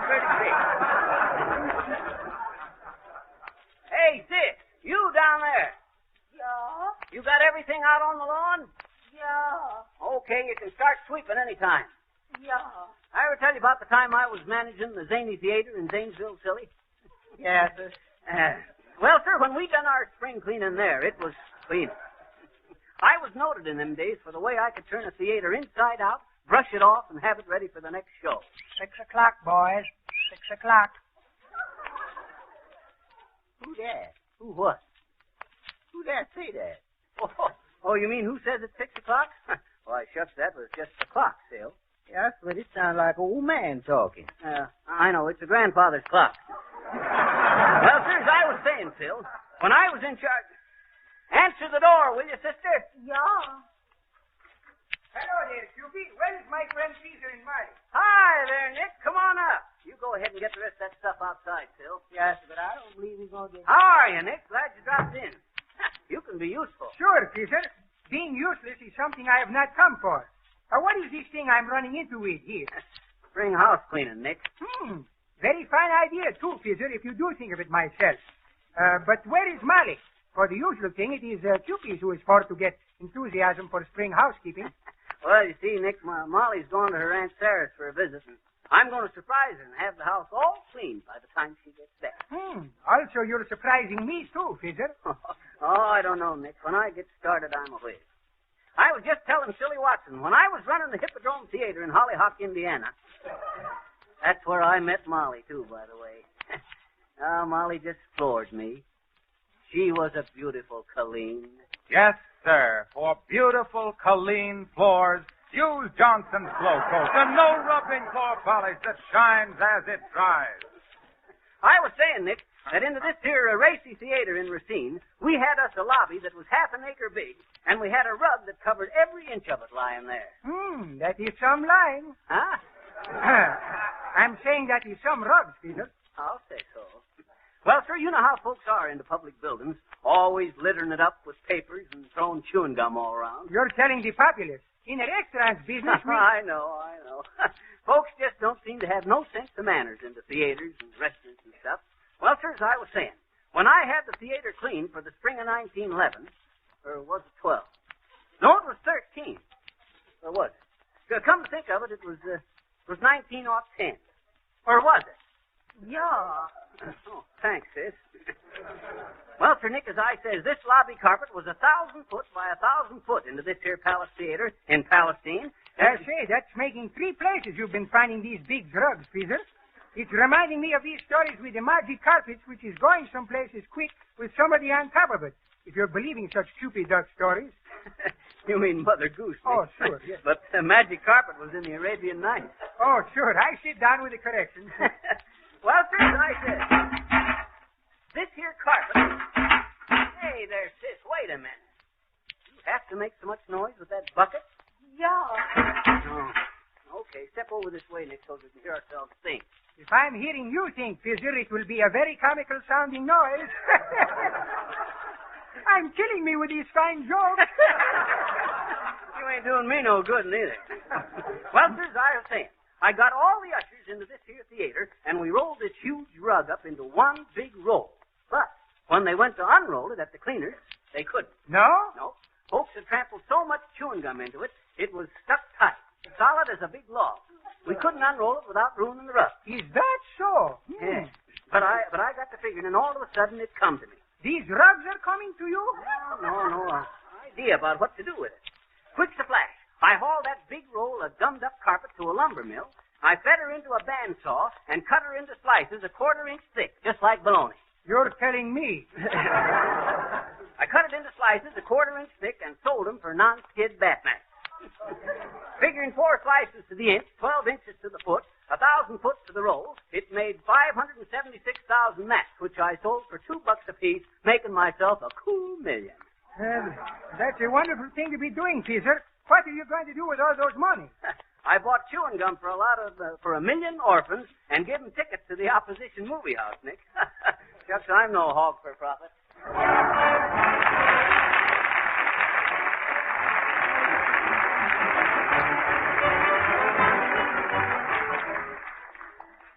When you go to a store to buy a floor polish, you may be confused by seeing many different kinds for sale.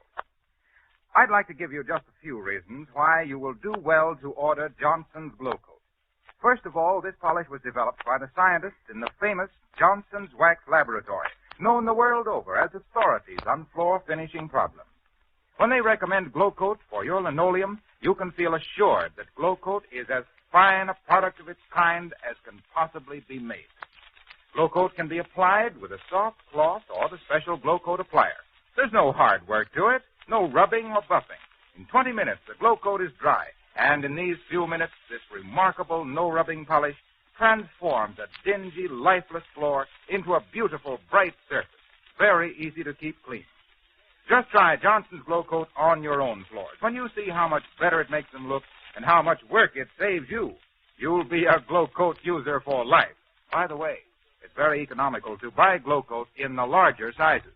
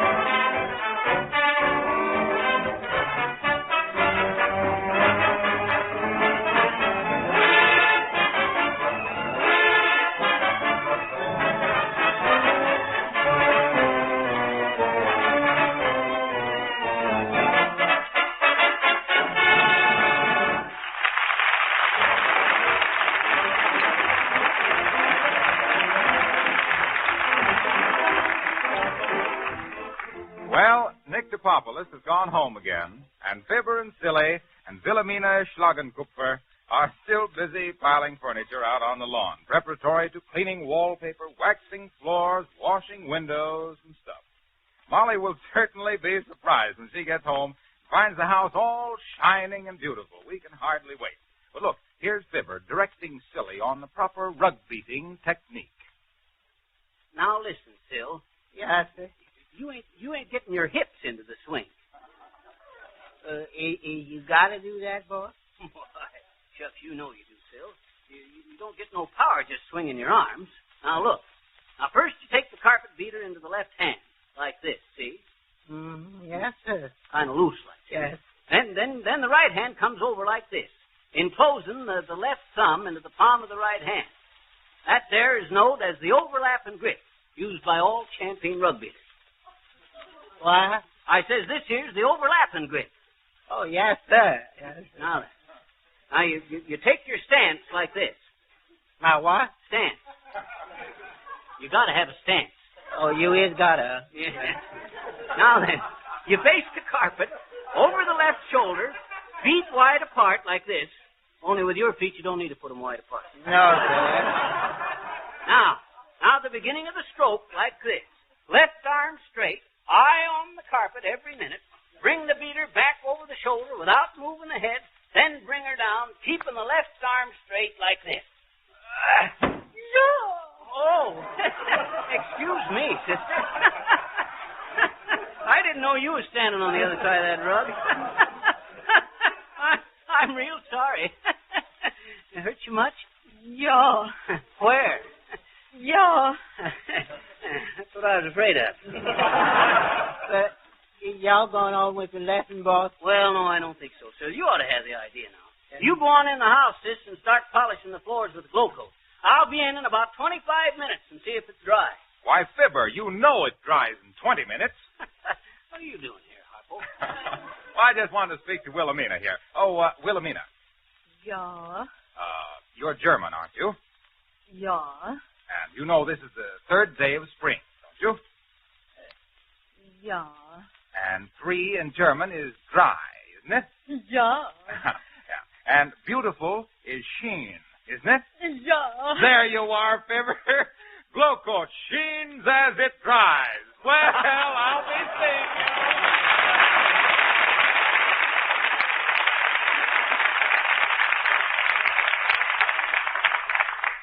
Okay, Harpo. Yes, sir. Yeah, fool. Hey, ain't you gone in the house yet, sister? Yeah. Good. Now then, Sil, you get busy and beat these rugs. When you get through, you come in and help us wash the windows. Help us, Mr. McGee? Well, help the gal there. Yeah. Just a minute there, my friend. Just a minute. I should like to have a word with you, if you don't mind. Just a word. Okay, brother, what can I do for you? I see, my friend, that you are in the throes of that great American institution, spring cleaning. Yes, I do. Yes. And now that we're on the verge of the vernal equinox, my friend, I should like to interest you in a splendid brand of scented soaps. Wonderful scented soaps, if I might say so. 5-scented, 10-scented, and 15-scented. Gives the house an air of refinement, gives the body a lovely fragrance, and gives yours truly a small profit. Yes, a small profit. Now then, my little bantam rooster, I'm not interested, brother. We've got all the soap we need. All you need, yes, indeed. But the soap you need is not the soap you want, my friend. Huh? You must think of soap not as a utilitarian product, but as a civilizing influence. Yes, indeed, a civilizing influence. We are not barbarians, my friend. We are not living in an age of darkness. We are the intelligentsia, members of a higher order of beings. Yes, a higher order of beings. Oh. And being as I'm hired to get orders... Well, now, I don't think... You don't think, exactly. Where would Alexander... Tell me, where would Alexander the Great have been at Waterloo if he had not thought? And Pugnacious at the bridge. Napoleon crossing the Delaware. All thinking men, my friend, all thinking men, I think. And each and every one of them an ardent advocate of Sigel Simon's Spring Song soap. The lovely lather with a fancy fragrance, only 2 bits, 25 cents for a large cake. Well, okay. And for you, my little boll weevil, a special price to you of only 20 cents for the usual 25-cent size. Oh, but shucks, brother, I don't want to spend that much for soap.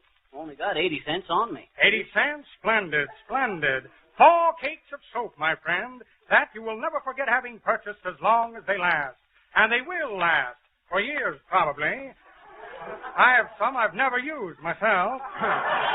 Thank you, my friend, thank you. Now, here's your soap. Yeah. Hey, you took all my change. Yes, indeed. A welcome change. Quite welcome. That is what I like about spring, a complete cleaning. Yes, a complete cleaning. Now, let me see. What was I doing? Oh, selling soap. Imagine me forgetting.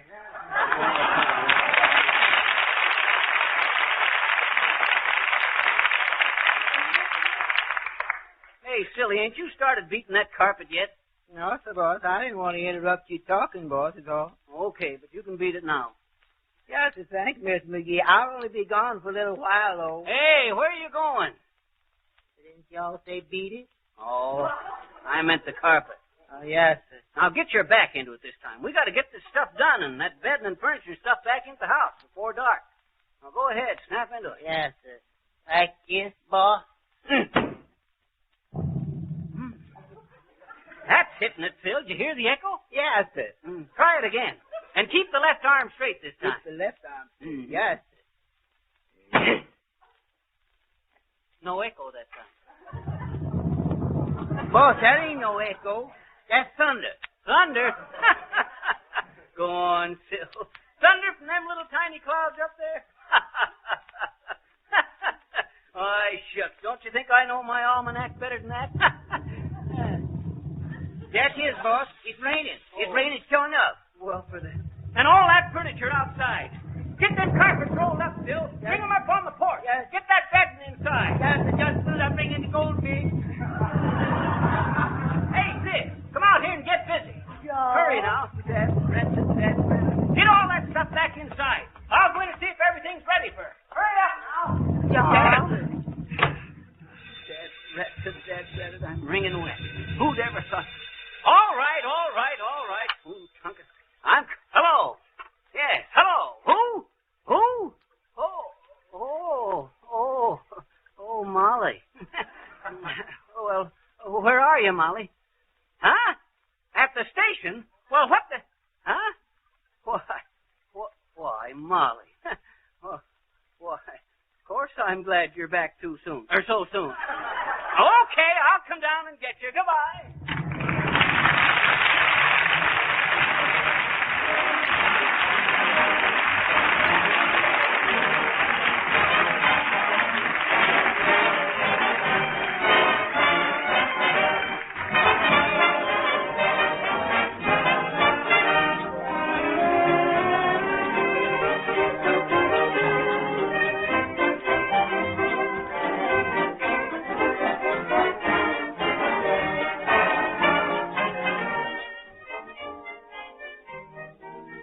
Fibber and Molly have had thousands of requests for their new spinning tops.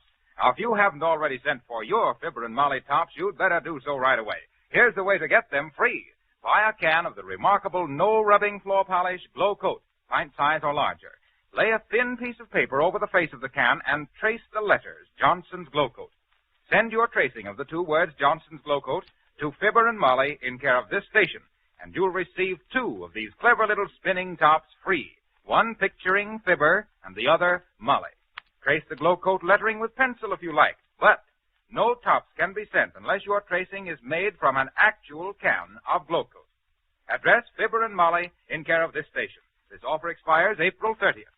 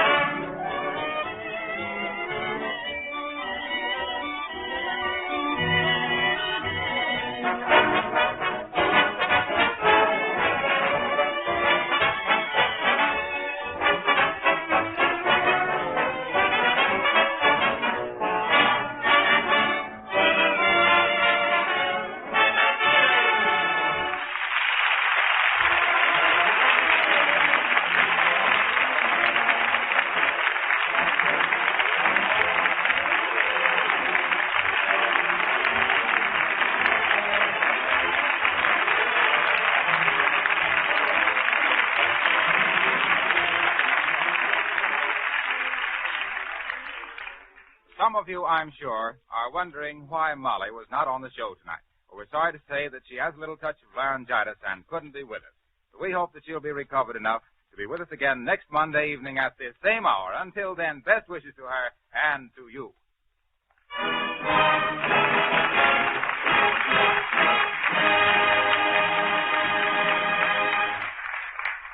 This is Harlow Marchwind Wilcox, who brings Fibber in a lion and signs him off like a lamb. Good night.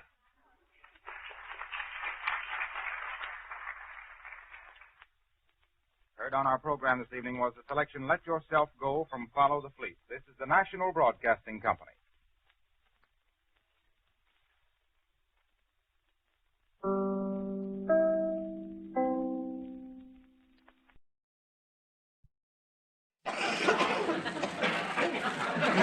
The Johnson Wax Program with Fibber McGee and Molly.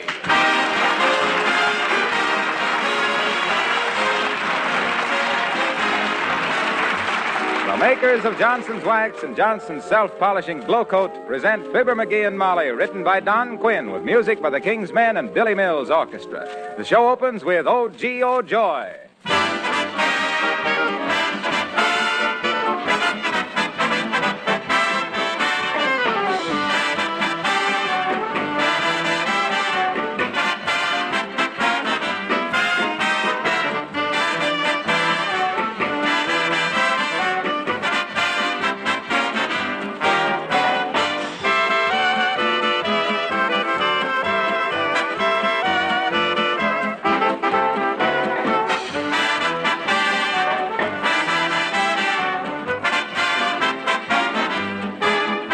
Last week on this program, I mentioned something that caused a good deal of comment. I said, a waxed house is a clean house, and a clean house is a sanitary, healthful one. Do you remember?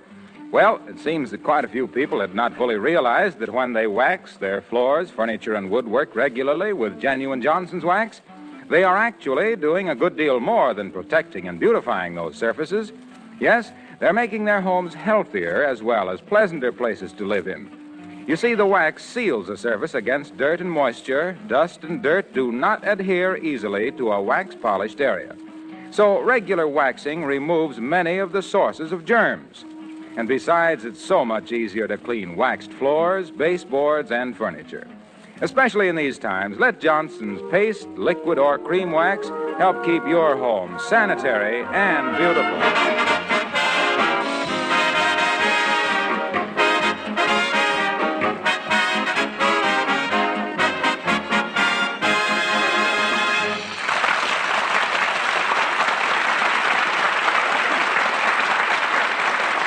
Well, about this time of the, quote, happy, unquote, Yuletide season, every husband begins to get that cornered rat look about his eyes. But the Squire of 79 Wistful Vista looks even more desperate than that. Something is definitely perturbing our hero. For further details, we join Fibber McGee and Molly.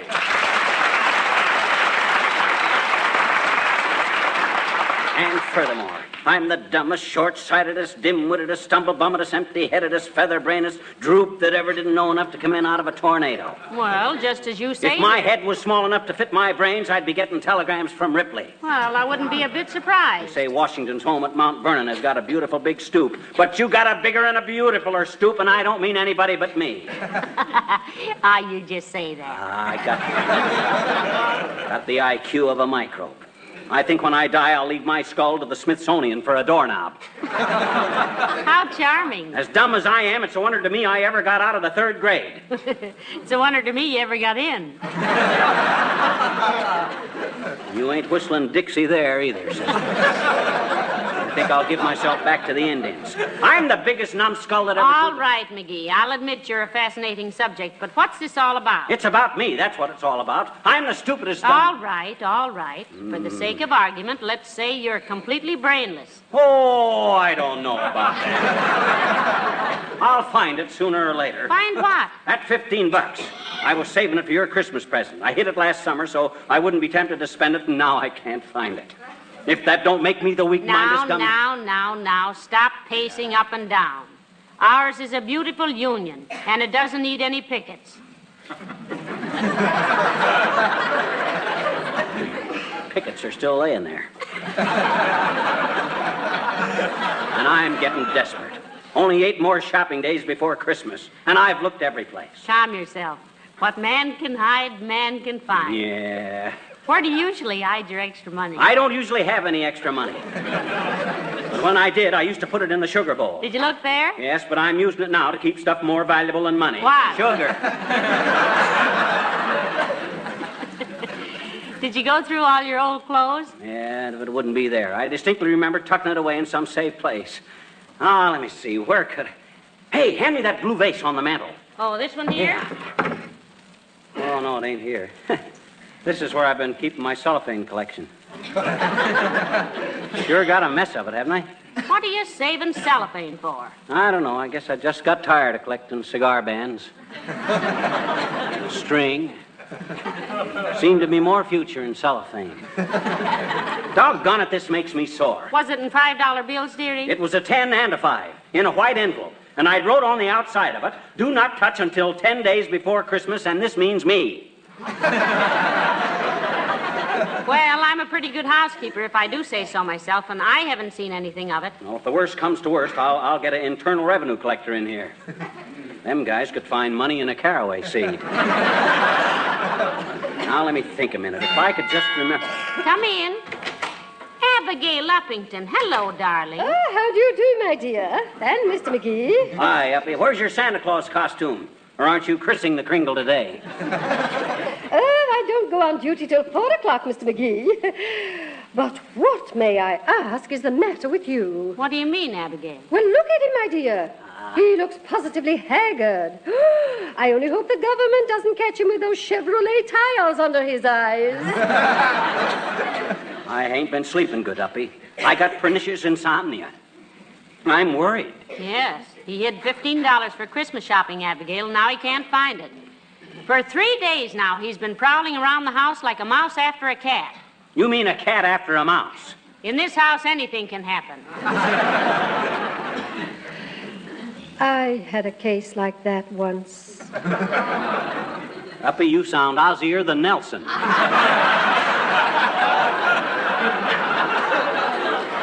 What happened with you? Oh, I was simply frantic because I thought I'd mislaid a ruby and emerald bracelet. But the solution was so simple, it was ridiculous. Well, what was the solution? Maybe it'll give McGee an idea. I suddenly realized I had never had a ruby and emerald bracelet. Oh,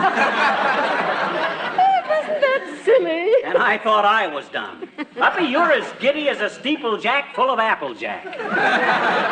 I'm afraid I was at that time, Mr. McGee. You see, I was just a girl out of finishing school and madly in love with a handsome young lieutenant. Oh, sure. Well, there was something awfully romantic about those Civil War uniforms, Abigail. Yes, indeed, they certainly were. I beg your pardon, Mr. McGee. Don't mention it, Abigail. But what girls' school did you go to? Oh, Ward Belmont, my dear, in Nashville, Tennessee. Oh, I can close my eyes now and smell the magnolias on the campus. That's my hair, Uppy. I just come from the barber shop. And it is Magnolia. It's Jockey Club. Well, do remind me, my dear, sometime to show you the pictures of my class. I was captain of the croquet team, you know. No. Well, call me Virginia and watch me reel. So you all were the captain of the croquet team, was you, honey child? Now, please, Mr. McGee, I have only the most charming memories of the South, and I found Southern men were always most gentlemanly. Well, I guess that'll dim your northern lights, McGee. That must account for my good manners, Uppy. My grandfather wore the Southern uniform, you know. Oh, really? Sure. He was a conductor on the Chattanooga Choo-Choo, Abigail. What was it you wanted to see me about? Oh, I just wanted to tell you about the most marvelous fortune teller. Fortune teller? Blah. Those bargain basement gypsies couldn't foretell the future of a blue-eyed blonde with the fleet in. Oh. But they're fun, dearie. They're fun. Fun my clavicle. Dark man going across your path, going to take a long journey, going to get a letter. You'll find your diamond ring under the... Hey, maybe she can tell me where my $15 is. Come on. What are we waiting for? Get your hat, Molly. Where is this fortune teller, Well, Uppy? it's upstairs, though. Never mind, I'll find it. Come on, Molly. We'll see you later, Uppy. Why didn't I think of this before? Oh, boy, that $15 is as good as found. Right now. Why, those people are wonderful. I know of a case where a guy lost a bass drum once and those...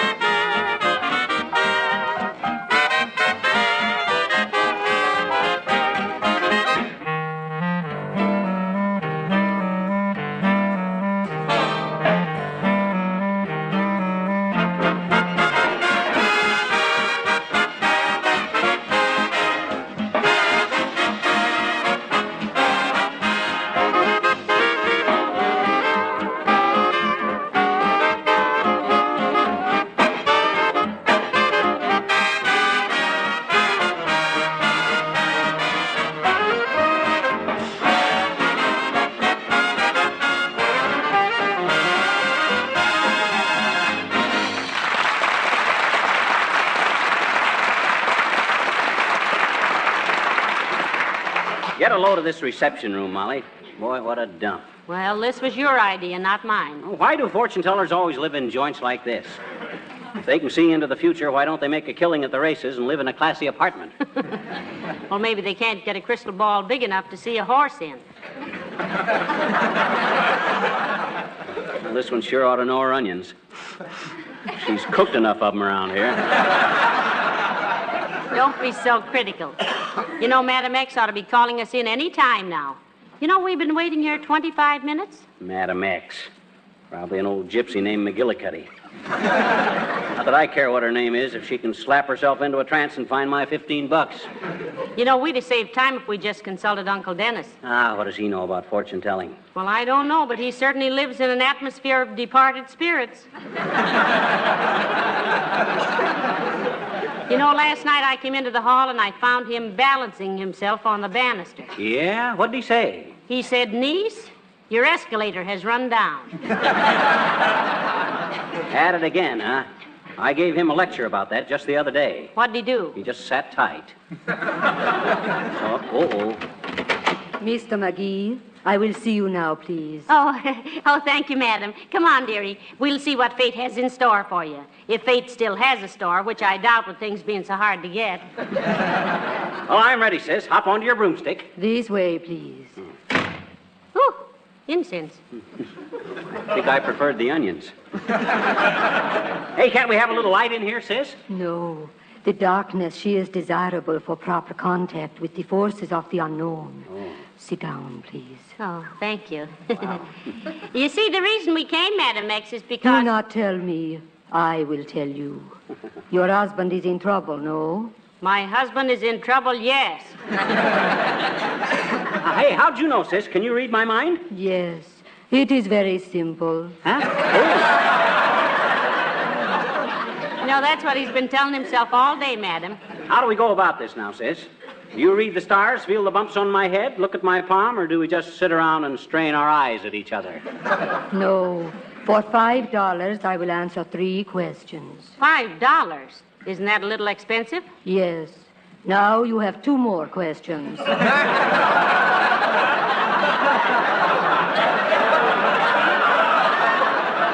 We better not waste any time, Molly. Here's the question, sis. Where's the $15 I was saving for my wife's Christmas present? It is right where you are putting it. Now, you have 1 more question. Heavenly days. We're not making much progress, are we? No. Now, for another $5, I will answer 3 more questions. Oh, no, you don't, sis. Come on, Molly. I ain't going to pay her $10 to find 15. Here, sis, here's your $5. Thank you. You must come again and see Madame X when you are troubled with business, law, or marriage. Who, us? Do we look that silly? Do you think we like to be gypped? That is 3 more questions. I will answer the first one by saying... Come on, Molly, come on, quick. Well, my goodness, McGee. We didn't get much satisfaction in there, did we? Well, yes. She at least says that dough is still where I put it. That's some comfort. Well, come on, let's go home and see... Well, hello there, folks. Say, have you been consulting Madam X? Yes, if you call it that, Mr. Wilcox. The way that dame clips you, she ought to be a barber in a boot camp. You going to consult her, Junior? Sure. I was in here last week for advice. About what? Oh, business. I asked her how the future of Johnson's Wax stacked up. She said it had a very bright and sparkling future. Oh. She said that in times like these, when conservation was so important, more housewives than ever would preserve and protect their floors with Johnson's Wax. And what was the second question, my fellow chump? Well, then I asked her which of the Johnson Wax features I should emphasize, and she said health. Because Johnson's Wax seals the surface against dust and dirt and dampness and gives the housewife so much extra rest and leisure. Oh, and the third question? That's where I made my mistake. I asked her if my pipe bothered her. And she said yes and soaked you another fin. Boy, what a racket. Say, why on earth are you coming back, Mr. Wilcox, if you knew you'd been cheated? I want to ask her if she took my watch. Mr. Wilcox, I will see you now. I'll say you will, baby. So long, folks. What? Well, let's get on home, McGee. We'll turn the house inside out when we find that $15. And believe me, the next time I hide something, I'm going to hide it in plain sight. This'll teach me a lesson. If I wasn't such a sap-headed, beetle-brained, lop-eared, low-browed, withering at its tricks. I ever heard of anything. Well, now that we're home, where'd we better start, McGee? Oh, I don't know. I remember putting it in a place where I could lay hands on it at a minute's notice. You say the $15 was in a white envelope. Yes. Well, that shouldn't be so hard to find. Would you put it behind one of the pictures? No, I looked behind all the pictures this morning. I turned Whistler's mother around so many times she almost fell out of her chair. Say, maybe you put it under a rug. No, I've had them up too many times. I'd have seen it. Oh, why can't I remember? I must have a skull full of rice pudding. I'm the biggest drip this side of Niagara Falls. The only thing that keeps my ears apart is my big fat mouth. Oh. No, McGee. Anybody can forget things. Nobody can forget them as easy as me. It's exasperating. I'm getting so I'm afraid to shake hands for fear I'll walk off without my arm. Here, I thought I was a pretty bright guy, and I couldn't pass the intelligence test of a Mongolian basket weaver. Why of all now, the for goodness sakes, if you'd stop scolding yourself for a few minutes, maybe we could get something done. Well, my gosh, well... Now, listen, here's what we better do. I'll start with the upstairs and go through every room, and you look around down here, and between us, we ought to cover every inch of this house. Okay, but I... Now, stop your arguing. Anyway, you're not as dumb as you claim. You're really pretty smart. I am? Yes. Oh. Or you wouldn't have hidden that $15 from yourself. Why, when it comes to money, and I hope we do... Come in. Oh, hello there, Mr. Oldtimer. Hello, daughter. Hello, Johnny. I just stopped in to say goodbye. Goodbye. Hey, Oldtimer, come back here. What's the matter, kid? You can't yell goodbye at us and then rush away like that. Where are you going and for how long? Yeah, and when will you be back and for how long? Going to Chicago, kids. Gonna be gone for an indefinite period. Oh, what do you mean indefinite period? I mean I won't be back till the afternoon of January 5th, but whether 3 o'clock or 3:15 is indefinite. Fly? Hey! Fly! Oh, well, I'll hold still and you swat him, Johnny. No, my husband means are you going to fly to Chicago or take the train? Ain't decided, daughter. Thought maybe I'd get up early in the morning, throw the saddle on old Betsy, leap on her back and ride her all the way to Chi. Well, that's a long trip for a horse. Who's a horse? Why, isn't Betsy? No, Betsy's my bicycle. On the other hand, kids, I'll likely take the steam cars. I love trains. Used to be a railroad man in my younger days. What'd you do on the railroad? What do you mean, what did I do, Johnny? I had my own. You mean you owned a railroad? Sure did, daughter. 18 cars, 2 engines, and 72 foot of track. Run from the dining room through the front hall, back to the kitchen and round into the dining room again. Stopped at the umbrella stand, the piano stool, the refrigerator, and the cook, exception Mondays, which was the cook's day off, at the piano stool on signal only. But I had a bad wreck in 1889 when Papa come home late one night, tripped over the coal car. Oh, tough luck. Yes.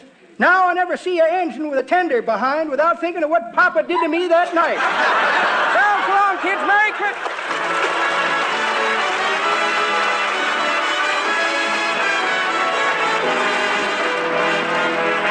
The King's Men sing I'm Dreaming of a White Christmas.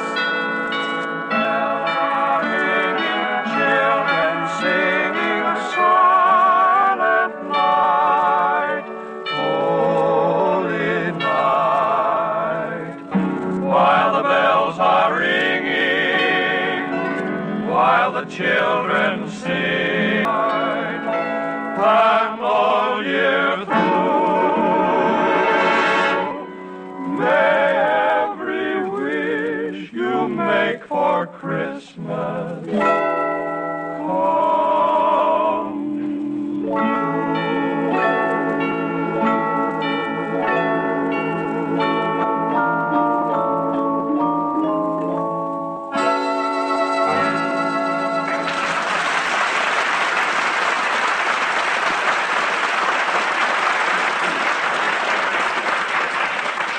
McGee, I'll have to confess, I'm about ready to give up. You certainly hit that $15 well. Yes, and I could kick myself around the block for it, too. If I'm not the silliest Yes, we've been all over that. Are you sure you had $15 in the first place? Sure, I'm sure. A 10 and a 5. And they were earmarked for your Christmas present, too. They were what? Earmarked. That's what the government does with money, so that's what I do. How? Well, I put ink all over my ears and pressed both bills against them.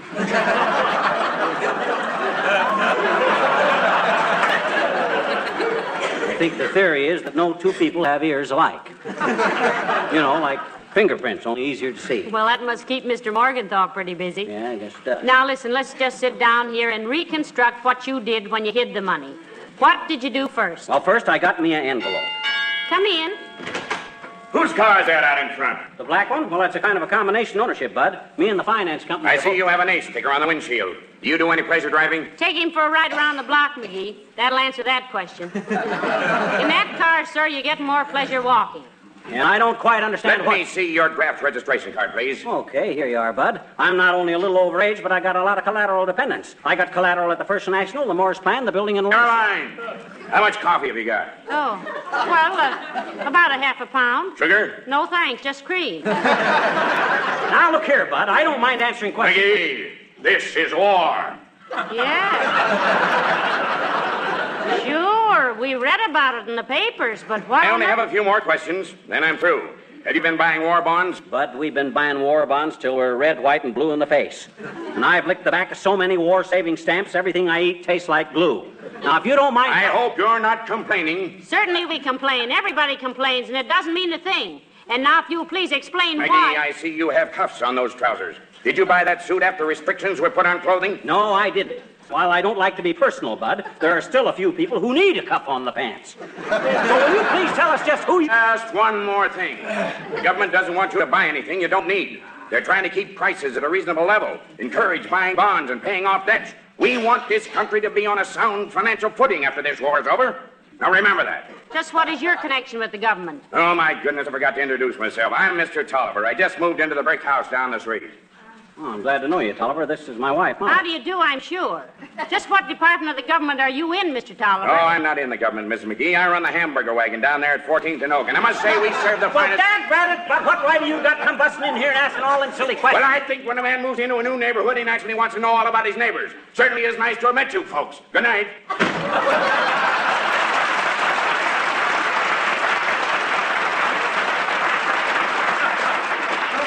Well, of all the brassy, nervy people I ever tells met... me I'm going to have trouble with that mug.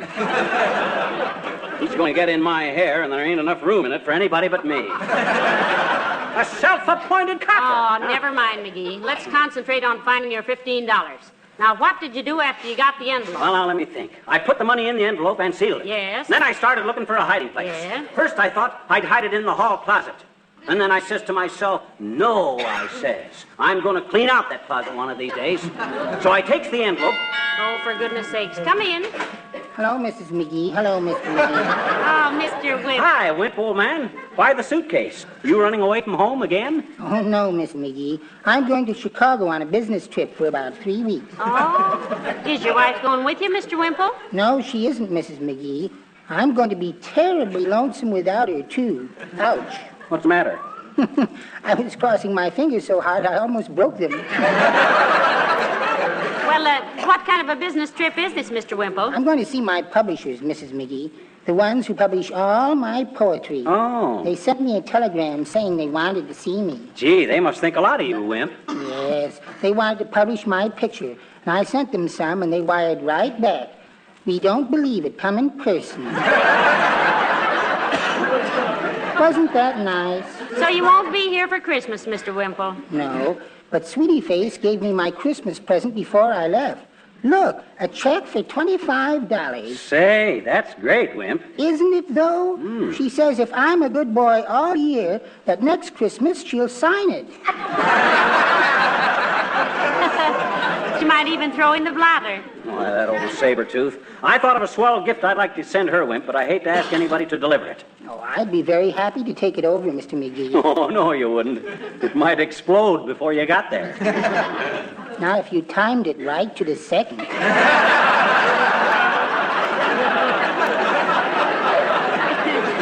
What did you give your wife for Christmas, Mr. Wimple? A great big bottle of cologne, Mrs. McGee, to be opened on Christmas morning. Cologne, eh? What kind, Wimp? I mixed it up myself, Miss McGee. Mostly carbolic acid. Oh.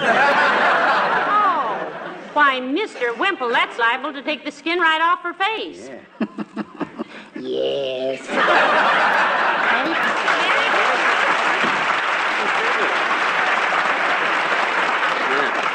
3 weeks away from that gunner's mate of his, and Wimp will be a new man. Poor little fella. I'll be a poor little fella myself if I don't find that $15. If I wasn't such a numbskull, such a hopeless dope and a blue ribbon droop, Stop it now. Huh? Let's take up where we left off. Okay. After you decided against hiding it in the closet, what'd you do? Doggone it, that's what I can't remember. All I know is I put it someplace where I'd remember it just before Christmas. Well, I'm sorry, McGee. I can't imagine where in the dickens you... Dickens! That's it. Now I remember. Here it is, right here in this book. What book? Dickens' Christmas Carol. Whatever made you hide your money in that? Safest place in the world. Nobody ever opens that book till Christmas time.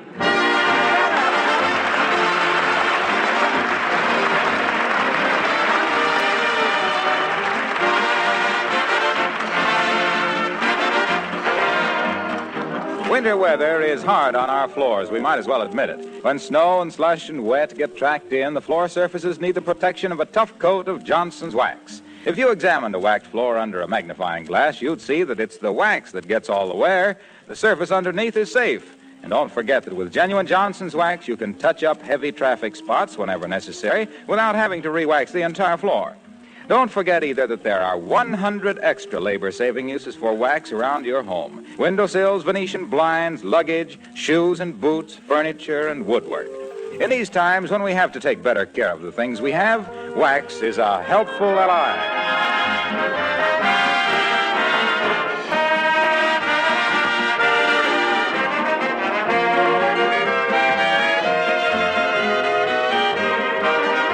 You know, Molly, that was a kind of a clever son at that, hiding this $15 in Dickens' Christmas Carol.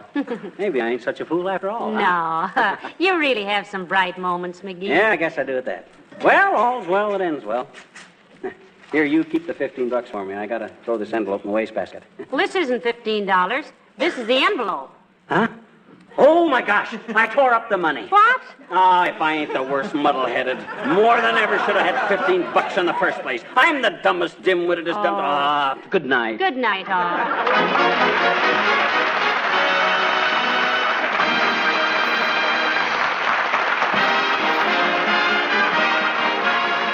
The characters of the old-timer and Wallace Wimple heard on our program were played by Bill Thompson. This is Harlow Wilcox speaking for the makers of Johnson Wax Finishes for the home and industry, inviting you all to join us again next Tuesday night. Good night. This program reached you from Hollywood. This is the National Broadcasting Company.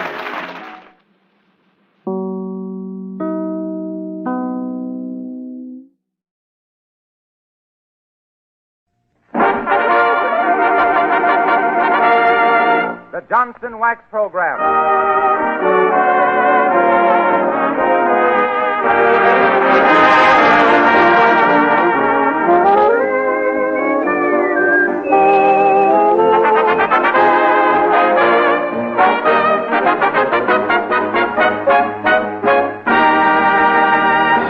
Good evening, everyone. The makers of Johnson's Wax present Marion and Jim as Fibber McGee and Molly. Ted Weems and his orchestra open the show with She Shall Have Music. Take it, Ted.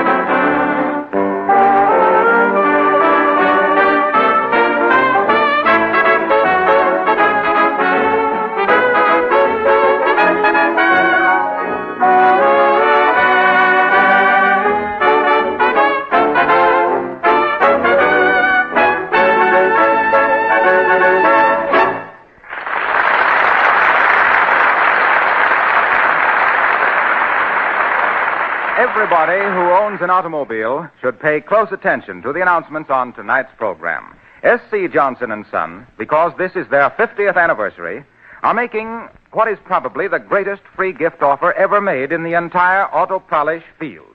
Your dealer is beginning now to display a special 50th anniversary package containing a full-size can of Johnson's Auto Wax and a regular pint-size can of Johnson's Auto Cleaner and Polish. You get the wax free when you buy the cleaner. The price, only 59 cents. But the supply is strictly limited, and I would strongly suggest that you get your package early from your auto supply dealer, service station, or from your regular wax dealer. Remember, you pay only the regular price or less for the cleaner, and you get the can of wax free.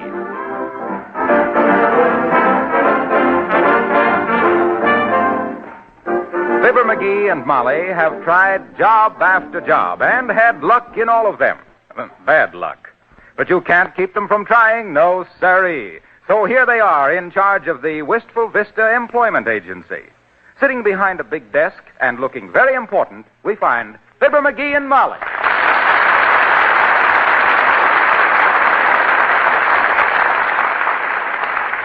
I don't know, McGee. Somehow it don't seem right. What don't? You sitting here arranging jobs for other people. It's like a lame turtle telling Granville how to beat brevity. That's a bum gag, Molly. Oh, I don't know. I always thought brevity was the soul of wit. Well, I'd swap 3 witty souls for 1 dumb heel. And besides... Quiet, McGee. Here comes the customer. Pretend like you're giving me dictation. And furthermore, comma, my dear sir, comma, allow us to state that this has been the best year of our business, semicolon. And considering our $10 million sinking fund, comma, we dominate the field of employment in this state. Sit down, brother. Be right with you. Period. You got that, Miss Smith? Yes, sir. But how do you spell dominate? D-O-M-A... D-O-M-E... We lead the field of employment in this state. Period. Signed, Wistful Vista Employment Agency, comma. Fibber McGee, Manager Pro Tem. Period. What does pro tem mean? Question mark. That's like calories. You get it in food. You know, iron, carbohydrates, and protein. Oh. Hiya, brother. What can I do for you? I say you had a $10 million sinking fund? You betcha we got a $10 million sinking fund, Bud. Well, how about you diving down into the sinking fund, coming up with $3 on the light bill? Okay.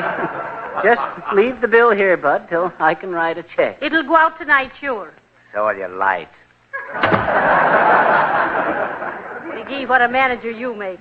I'm surprised the GOP didn't draft you for the campaign. Oh, no, Molly. Hey, what do you think of the Republican platform? Well, Molly, I'll tell you. It reminds me of the little rhyme we used to holler when we was kids. What was that? Ask your mother for 50 cents to see the elephant straddle the fence.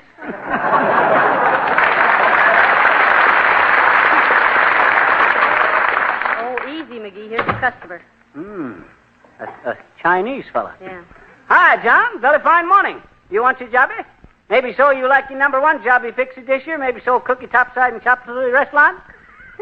Thank you. No. I was merely about to suggest that my establishment is prepared to offer employment to any person who understands the intricacies of celestial cuisine.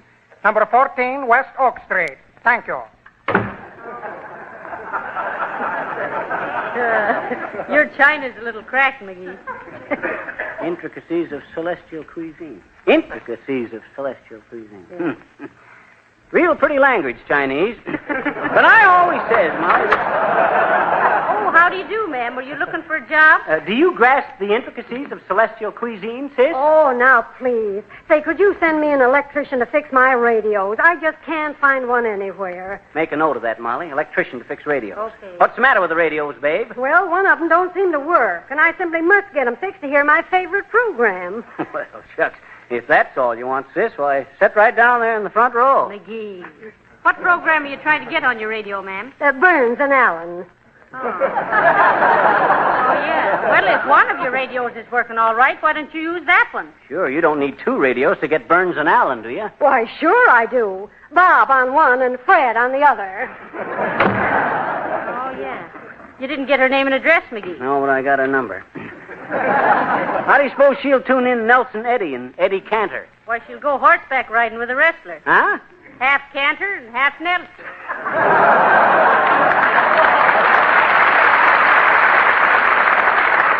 Now, what What can I do for you, brother? Give me the name, please. I am Francois Pierre Coudray Antoine André du Maurier Alfonso de Bichet Wilcox. Hi, Harpo. Ask him if he understands the intricacies of celestial cuisine. Ooh la la, the cuisine. Oh, oui. The cuisine, she is the most important thing. The most important thing of what? Of the cuisine. Now we're getting someplace. You looking for employment, Monsieur? Oui. Who? Oui. Okay, but one of you at a time. Well, how many do you suppose there are of them? It's a trio, Molly. How can you tell? All Gaul is divided into 3 parts. He got the biggest share. Okay, Bud, what kind of work are you looking for? I am looking for the work with the automobile. Well, what was the reason for you leaving the last job, Monsieur, if you don't mind? Oh, may we? May we what? May we keep quiet till he tells us. Go ahead, Monsieur. Oh, it is very sad thing I am relate, monsieur. This last job, oh, she is too good. I am working with the automobile, making the polish to shine with the Johnson auto wax on polish.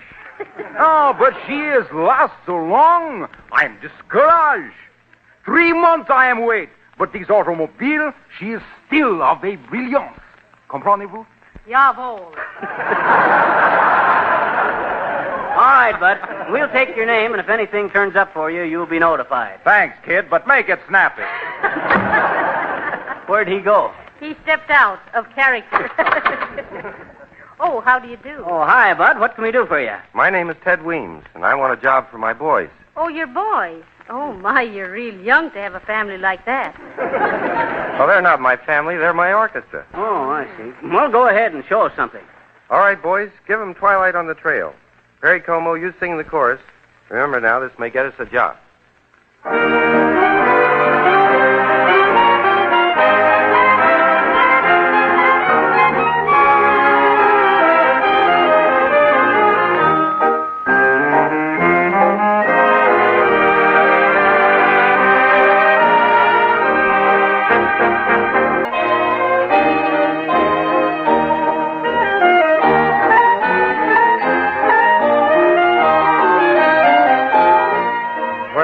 Twilight on the trail, and I jog along.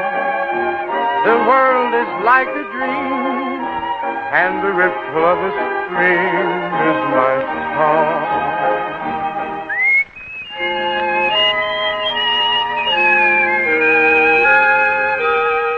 When it's twilight on the trail, and I rest once more, my ceiling is the sky, and the grass on which I lie is my floor.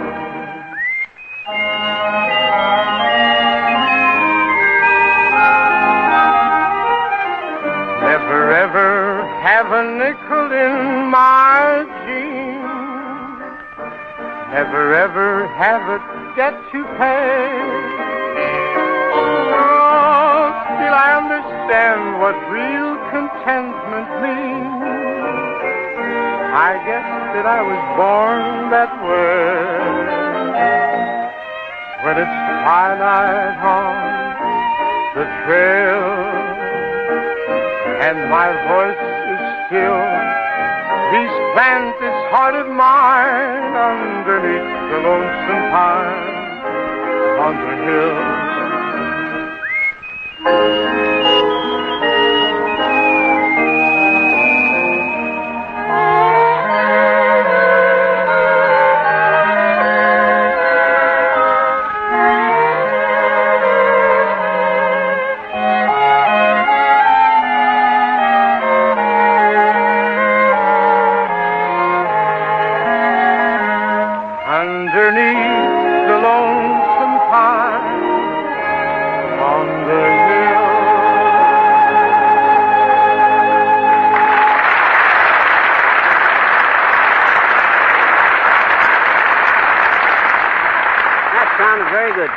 Now, you boys sit down there, and if we get any calls for a band, we'll send you out. Yeah, and if we don't get any calls, we'll send you out.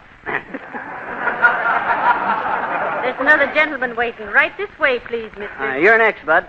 What's the name, please? Angus McPherson McTavish, and a very good day to you. Thank you. What was it you wanted, Bud? You looking for help or you want a job? Well, now, laddie, 'tis a bit of both. A wee bit jobby would be a very great help. What kind of a job do you want? As for that, I wouldn't be too particular, but I must get some work that would leave Saturday mornings free. Well, why Saturday mornings, Mr. McTavish? Because, lassie, 'tis on Saturday morning I always call for my relief check. Relief check? What are you... Listen here, Scotty. Ain't you just a little ashamed to stay on relief when you got a job? Why, that's cheating. Come to think of it, laddie, you're right. Oh. I'll be giving up the idea. Of relief? No, of a job.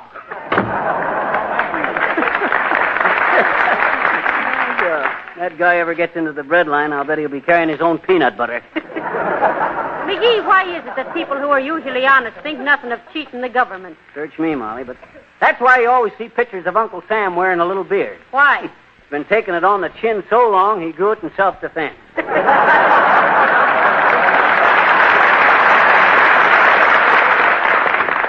Hi, Bud. You looking for a job? Step right up to the desk, please. Now, what was your name? Toots. More Toots. Well, the name's sort of familiar, isn't it, McGee? What do you do, Mr. Toop? Look for work. No, I mean, what kind of work do you do? Oh, I'm a kind of an entertainer. Tell jokes in nightclubs and stuff. I'm a panic. You hear that, McGee? He's a panic. Go on. He's just a depression studying to be a panic. Where do you live, Mr. Toop? Oh, from hand to mouth. Boy, that one always gets him. Where do you live, she says. Hand to mouth. I comes back like a whip. Oh, boy. You get that, McGee? He admits being smart as a whip. I know. I always kind of connect a whip with the back of a horse. Where did you work last, Mr. Toops, and why did you leave? Well, I have to laugh every time I think of it. It was night before last, see? The audience was a laughing fit to bust. The manager comes up to me and he says,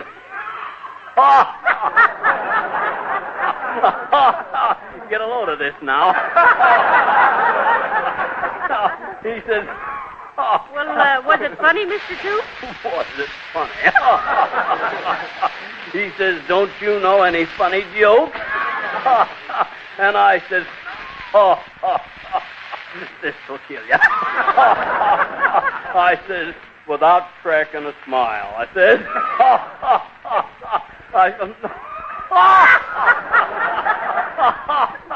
I said, I'll have to tell you later.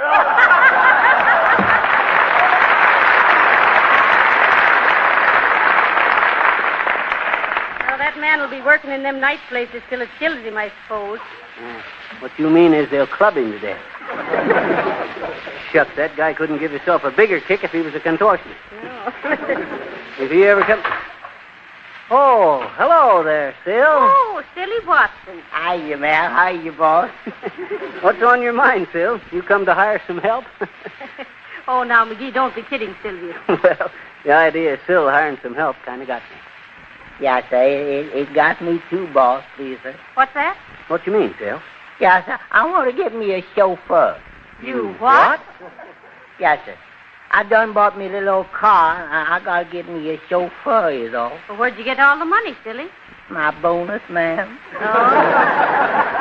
I had $822.62, boss. $822.62? Yes. How much the car cost you, Sil? Well, she just a little second-hand one, Miss McGee. $800 is all. How many cylinders? 16. $50 a cylinder. Do you suppose I'll give you chauffeur for 2 weeks for $11 a week, please, sir? Oh, you must be going on a trip. Where are you figuring on going, Sylvia? Oh, just up and down the street, please, ma'am, and my new clothes I gonna get. Now, wait a minute, Bill. This car cost you $800. Yeah, sir. And a chauffeur at 11 a week for 2 weeks will be $22. Yeah, sir. Leaving you 62 cents for them new clothes. Yeah, and how about gasoline? Why?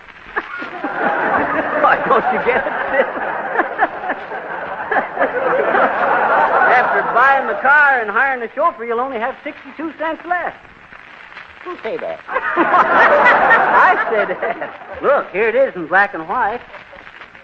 Yeah, it sure is in black and white, ain't it? Well, what are you going to do, silly?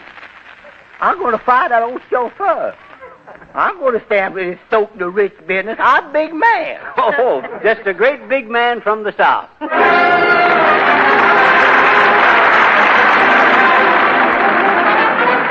Oh, I met that man from the South. Yes, I met that man from the South. He had a big cigar in his mouth, so I knew that he came from the South.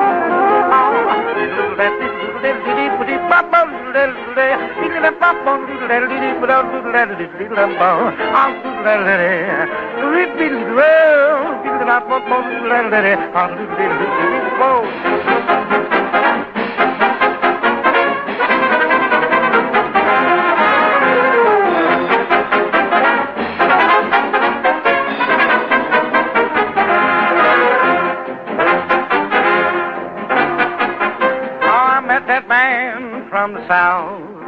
Yes, I met that man from the South. He had a big cigar in his mouth, so I knew that he come from the South. Oh, what a man! What a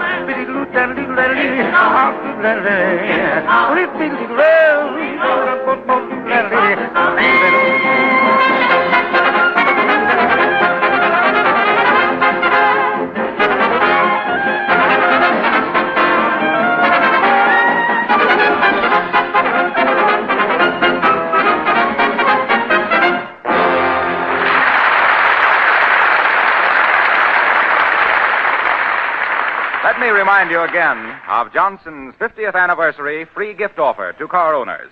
You receive free a 30-cent can of Johnson's Auto Wax when you buy 1 pint of Johnson's Auto Cleaner and Polish, both for only 59 cents, less than the regular price of the cleaner alone. Look for the anniversary free gift package at your dealers. Here's an excellent opportunity for you to try these 2 amazing products. Johnson's Auto Cleaner and Polish, you'll remember, cleans and polishes the finishes of your car in 1 easy operation without injury to the finish. Johnson's Auto Wax is the sure, safe, easy way to protect the finish against sun, weather, road dirt. It saves car washings, too, and increases trade-in values. Get your free can of Johnson's Auto Wax right away before the supply is gone.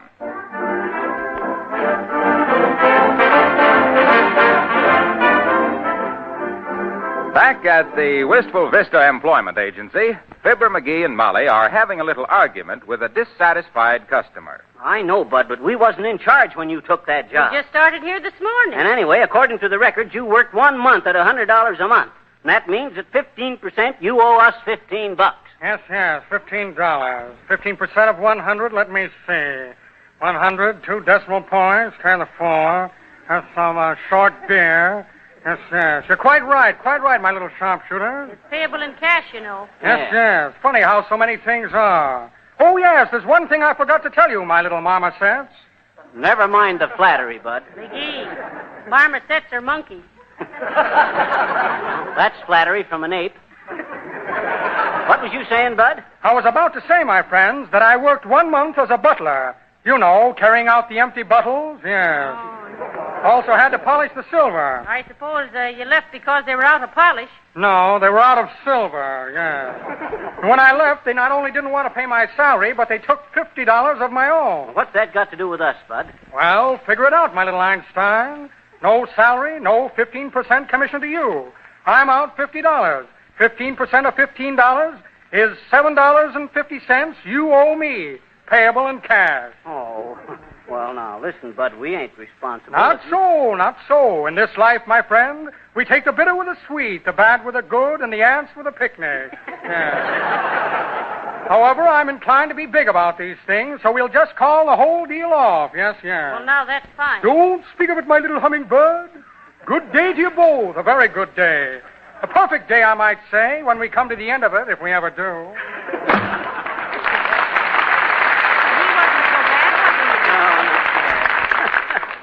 I should say not. Chucks, I thought sure we was going to get... Oh, there goes the phone, McGee.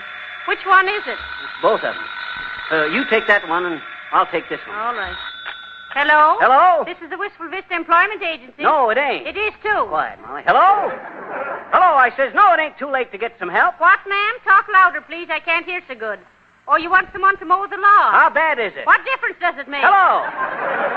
I says, how bad do you want the job? What kind of work do you want? Hello, ma'am. I look through the files and see who we have to mow the lawn. Well, all I got to say is you won't find nobody like that. Why not? Oh, why not? I wasn't talking. Hello? Hello, mister. I says you won't find anybody chumping up to pay you $5 a day for that kind of work. Just hold the phone, please, ma'am, while I look in the files. Hold the phone, Bud. I'll see if anyone needs somebody like you. What was your call, Molly? Some lady wants somebody to mow the lawn. What'd you get? Can you beat that? My call was from a guy that wants to mow somebody's lawn. Hey, get back on that phone, Molly. Hello, Bud. You still there? Hello, ma'am. I think I have the information you want. What's his name, McGee? Hold it a mite, Bud. What's say, Molly? What's his name? Hello, Bud. What's your name? Oscar Flutterpuss? It's Oscar Flutterpuss. Hello, Flutterpuss? No. Hello, ma'am. Yes, we have a man for you. Just a minute now, and I'll see. How much does he ask for, McGee? Hello, Bud. How much you want? Huh? $5 a day? Say, that's ridiculous. You're ridiculous, ma'am. He wants $5 a day. Ask her how much she'll pay. Where do you live, ma'am? No. Not where does she live. How much will she pay? Oh, yes. How much did you pay to live? No. How much... Hello? Hello? Oh, hello. Oh, dear, she hung up. Well, I still got my customer. Hi, Bud. What say?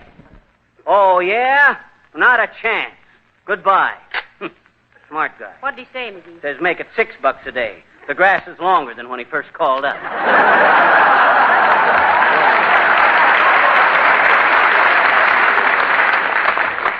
Oh, how do you do, sis? What can we do for you? Oh, is this the Wistful Vista Employment Agency? Yes, ma'am, it is. You betcha, sis. At your service. What was it, please, ma'am? I am urgently in need. Oh, that's tough. Here's a dime. Go out and get yourself a plate of beans. I beg your pardon. I was about to say I am in urgent need of some domestic workers in my home on Long Island. Oh, is it a large place? Oh, no. Only 28 rooms. How wide is the island, sis? Quiet, McGee. What kind of domestic help did you want, madam? I need at least 2, a combination footman and gardener for one, and a housekeeper for the other. The salary will be excellent, all meals in, 2 days a week off, with the use of a car. Well, now, that's a real fine position for somebody. We'll look in the files. Oh, thank you. Here, Molly. Give me them files a minute. McGee! Why did you throw those files out the window? Now who'll take the job? We will. Come on, Molly. Let's go, sis.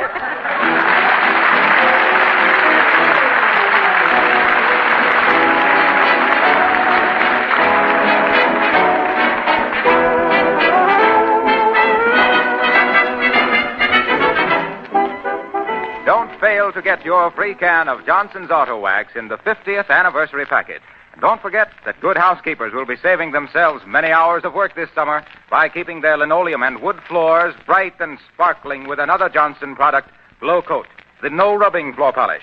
There's absolutely no rubbing or polishing necessary with Glow Coat. It shines as it dries, leaving floors beautiful and easy to care for. Buy Glow Coat, spelled GLO-COAT, in the attractive yellow can.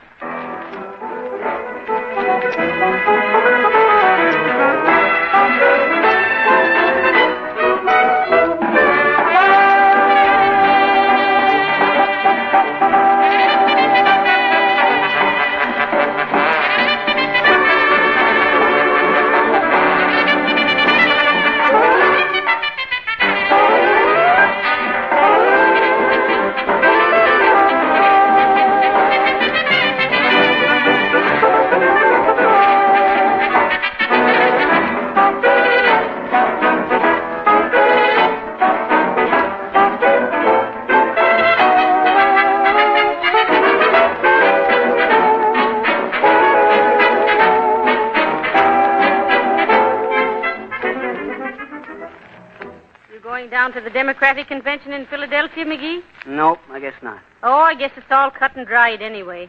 I don't know. I shouldn't be too sure. Remember the old saying? What old saying? Where ignorance is bliss, it's folly to be wise. Oh. Good night. Good night, Al.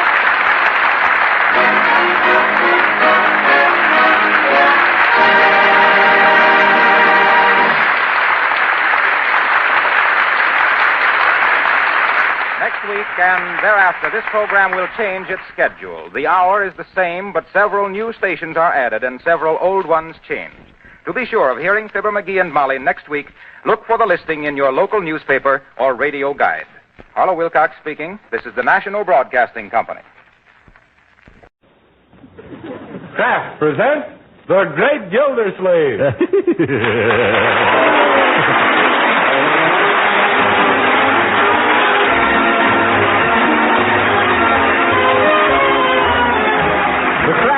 Company, who also bring you Bing Crosby every Thursday night, present each week at this time Harold Peary as The Great Gildersleeve, written by Leonard L. Levin.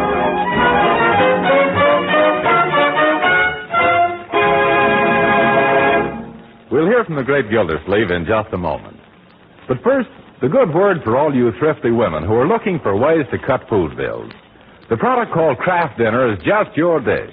For Kraft Dinner gives you the economical way, the quick way to make delicious macaroni and cheese, drenched with cheese goodness. With Kraft Dinner, you make fluffy, tender macaroni, drenched with cheese goodness in just 7 minutes cooking time.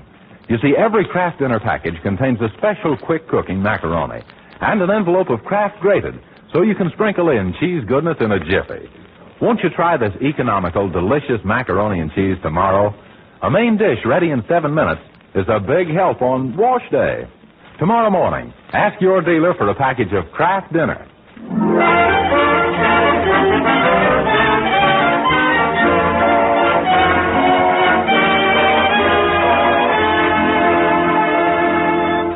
For the past few days, our friend Throckmorton P. Gildersleeve has been the victim of a baffling attack of the sneezes, and so far he hasn't found out the cause. Could it be some allergy, or is his mustache starting to back up on him?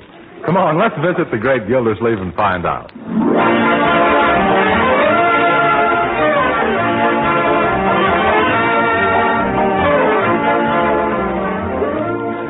And as I was saying, Marjorie, every time Gesundheit. Don't mention it. Every time you what, Uncle Mort? Every time a button pops off my vest. Oh, that's too bad. Yeah, you bet. I'm on my 4th vest now. Yeah, and that last sneeze broke your shoelaces. Yeah? Oh, well, I've got to find some way of stopping this sneezing before I blow my brains out. Oh, I didn't do it that time. Gesundheit. Yeah, well, you don't have to mention it. No, Uncle Mort, I really think you should see a doctor. Now, this may be something serious. Sure, whatever it is, it's nothing to be sneezed at. Then why am I sneezing? Oh, there must be something you're allergic to. Yeah, I know it. I'm allergic to sneezing. No, Uncle, something else is wrong. Now, why don't you go right downtown and see Dr. DePeister? Yeah, who in the name of the Mayo brothers is Dr. DePeister? Well, I understand he's wonderful. Allergies are his specialty. Oh, you mean he's an anti-sneeze man? Yes. Florence Foreman told me he cured her. Found she was allergic to gasoline, so she sold her car. Wasn't that a little drastic? Oh, no. After she got Dr. DePeister's bill, she had to anyway. Well, I hate to blow in a lot of money on my nose, Marjorie. Excuse me, Miss Marge, but I was just making up your room. And you know that little kitty of yours? Ah, you mean my itty-bitty pitty kitty? Itty-bitty, oh, for corn's sake. What's he been up to now, Bertie? It's that sweater you made for that ensign in the Navy on account of he gave you that pussycat. Don't tell me you found that. Yes, sir. The kitten got into knitting. Oh, that's a shame, Marjorie. What did he try to do? Pull the wool over his eyes? Yep. Yeah, and on him it don't look good. Oh, dear. Did he do much damage, Bertie? Just looky here. I brought the sweater in. What sweater? That thing is more snarls than a cage full of tigers. Why, it's... It's what, Unc? It's Gee, Unc, that one made the windows rattle. The windows, eh? Good. I thought it was my teeth. Really, Uncle Mort, you must go downtown and see Dr. DePipe. Oh, nonsense, Marjorie. Why should I let a trivial... Well, maybe someday. Come on, what are we waiting for? Where is that doctor?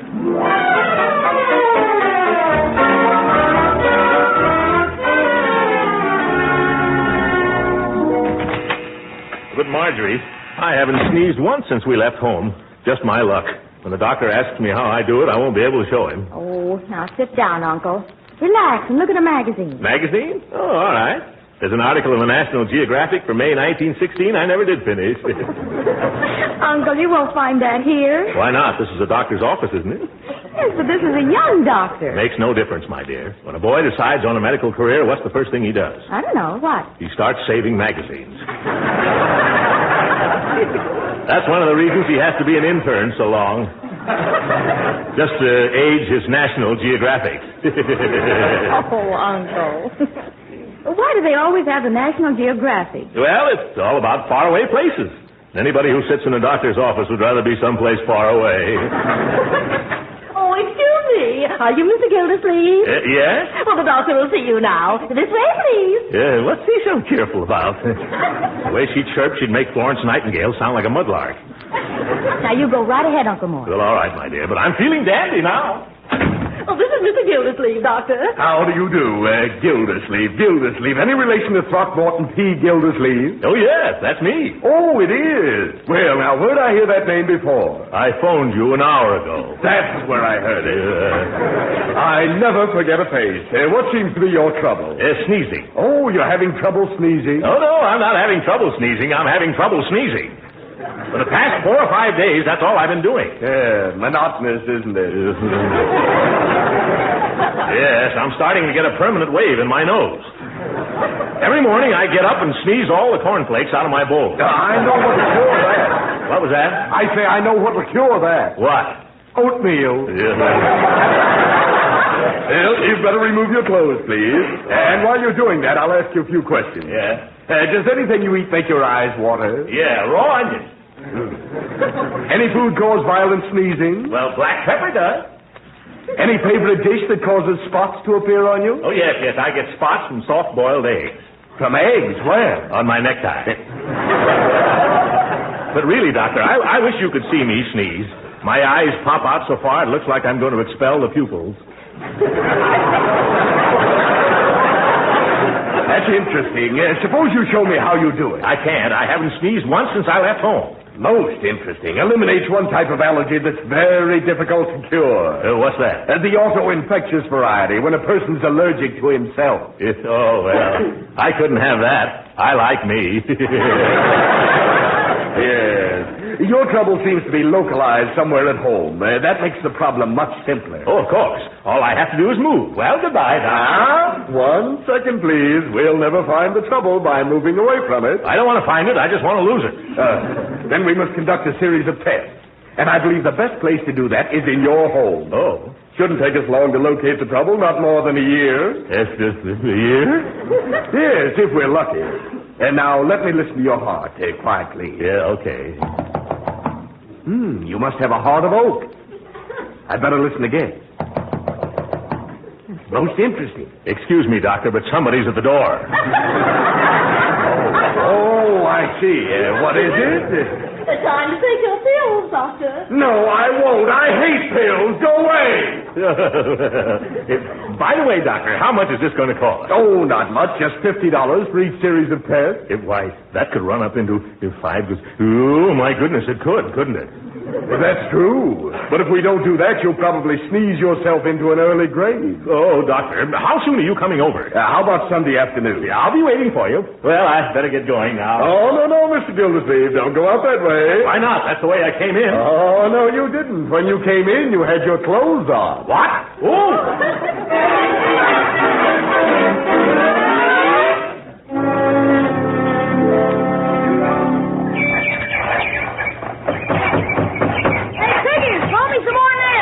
Leroy. Gee, we haven't any nails left. What are you going to do when we run out? Oh, we can pull some more at Uncle Mort's tires. Hi, Unc. Oh, hello, Leroy. Hello, Piggy. What did the doctor say, Unc? He said $5, please. Jeepers, Leroy, what's wrong? Unc suffers from the allergics. Yeah. Allergics? What's that? Oh, something rubs his nose the wrong way. Say,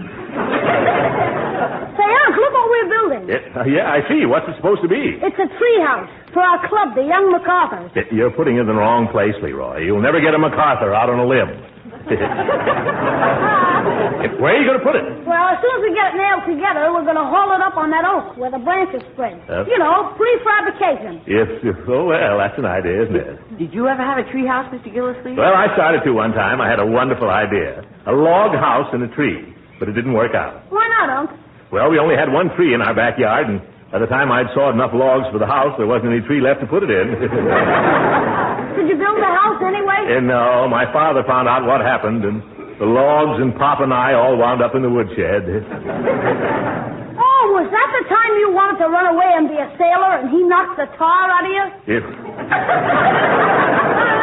No, Leroy, that was another whaling expedition. Gee, Mr. Gildersleeve, will you help us build our clubhouse? Oh, of course. I'll pitch right in. Hand me the hammer, Leroy. Thank you. I just love to drive nails.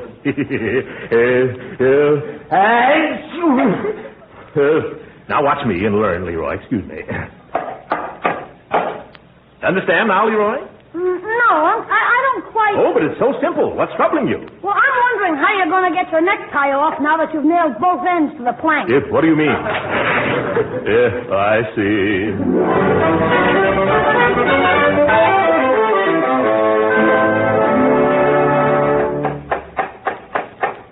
Hey, Uncle Mort, is the flagpole straight now? Oh, it's just fine up there, Leroy. Now nail down that little birdhouse. Birdhouse? Oh, you mean our mailbox? Leroy, who's going to deliver mail up in a tree 20 feet off the ground? Okay, it's a birdhouse. Oh, Leroy! Yes, Bertie? I'd like you to come down out of that tree. It's time for lunch. And that reminds me, Mr. Gildersleeve, Judge Hooker just dropped in. Oh, he did he? That old goat always shows up at feeding time. Tell him to come out here. I want him to see the house we built. Yes, sir. And don't you dinner, Daddy, Leroy. I won't, Bertie. Gee, Unc, isn't the clubhouse swell?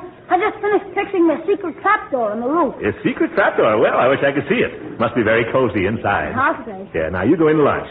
And scrub your hands before you sit down at the table. Okay, but gee whiz, I bet Tarzan never has to wash before he eats. Yes, of course not. Tarzan's in hot water all the time. Yeah. Anyhow. Hello, Leroy. How are you feeling, Gildersleeve? Still sneezing your brains out, or have you run out of brains? No, Hooker, I haven't run out of brains. Would you like to borrow some? No. Wouldn't think of taking your last one. What's the big attraction out here? The attraction is that tree house the kids built. Like to go up there and look at it? No, thanks. I can see it well enough from here. Yes, they have a secret trapdoor and a lot of other modern improvements. Come on, let's go. Now, let's quit kidding ourselves, Throckmorton. We're too old to go traipsing up the side of a tree to peek at a packing box. Yes, speak for yourself, you old fogey. Fogey! Okay, then you're an old fogey. Why, you even get out of breath playing checkers. Thank goodness I'm different. Don't kid me, Throckmorton. If you aren't too old, you're too fat. Now forget about it. You're dizzy enough on the ground without climbing trees. In that case, I guess I'll have to show you, Judge Hooker. Here, hold my coat, Grandpa, and watch a man strut his stuff. Careful, Gildy. You'll get halfway up and then spread your stuff. Don't worry about me, Judge. I come from a long line of tree climbers. That may be so, but remember, you haven't any tail. If I stand on this box, I think I can reach that limb. Yeah, just watch me, Judge. Come on down from there, Gildersleeve, before you fall on that big fat neck. Just a little rusty, that's all. I never knew I weighed so much. You're building up to a terrible letdown, Humpty Dumpty. By George, I'm going to make it. And nobody's more surprised than I am. Well, you made it, but you never get down again. Hey, you ought to be up here, Judge. There's a beautiful view from here. There is? On a clear day, I can see into every second-story window in the block. What are you walking around on the roof for? The door isn't up there. I think it is. Leroy said something about a secret trap door somewhere. Oh! Gildersleeve, what happened? I found the trap door. You better stop fooling around and come down. That's pretty dangerous. You may be right. I'd better... Uh-oh. What's wrong now? But I got in here. I should be able to get out. Gildersleeve, what's the trouble? I can't squeeze out of this door. But you just got in. Yeah, but I came in fast, and I'm stuck fast, too. Yeah, this is going to be one of my bad days.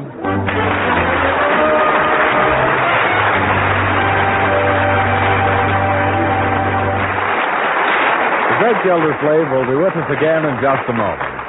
Meanwhile, let me tell you how to be a speed artist at making grand macaroni and cheese. Get a package of the product called Kraft Dinner. Out of that package, take the special macaroni and cook it in salted boiling water, not more than 7 minutes to the clock. Then, just drain it well and lightly mix the fluffy macaroni with a little butter and milk. Next, take the envelope of Kraft grated from the Kraft Dinner box and sprinkle the cheese goodness through and through the macaroni. Turn the macaroni and cheese into a serving dish, and your dinner main dish is ready. Ready in double-quick time. A really thrifty main dish. And really delicious macaroni and cheese, too. Now, doesn't Kraft Dinner sound like a wonderful idea for busy days? Well, get some tomorrow. Every Kraft Dinner package contains the making for 4 servings of delicious macaroni and cheese. Better get several packages tomorrow and stock the pantry shelf. Your family will love Kraft Dinner macaroni and cheese.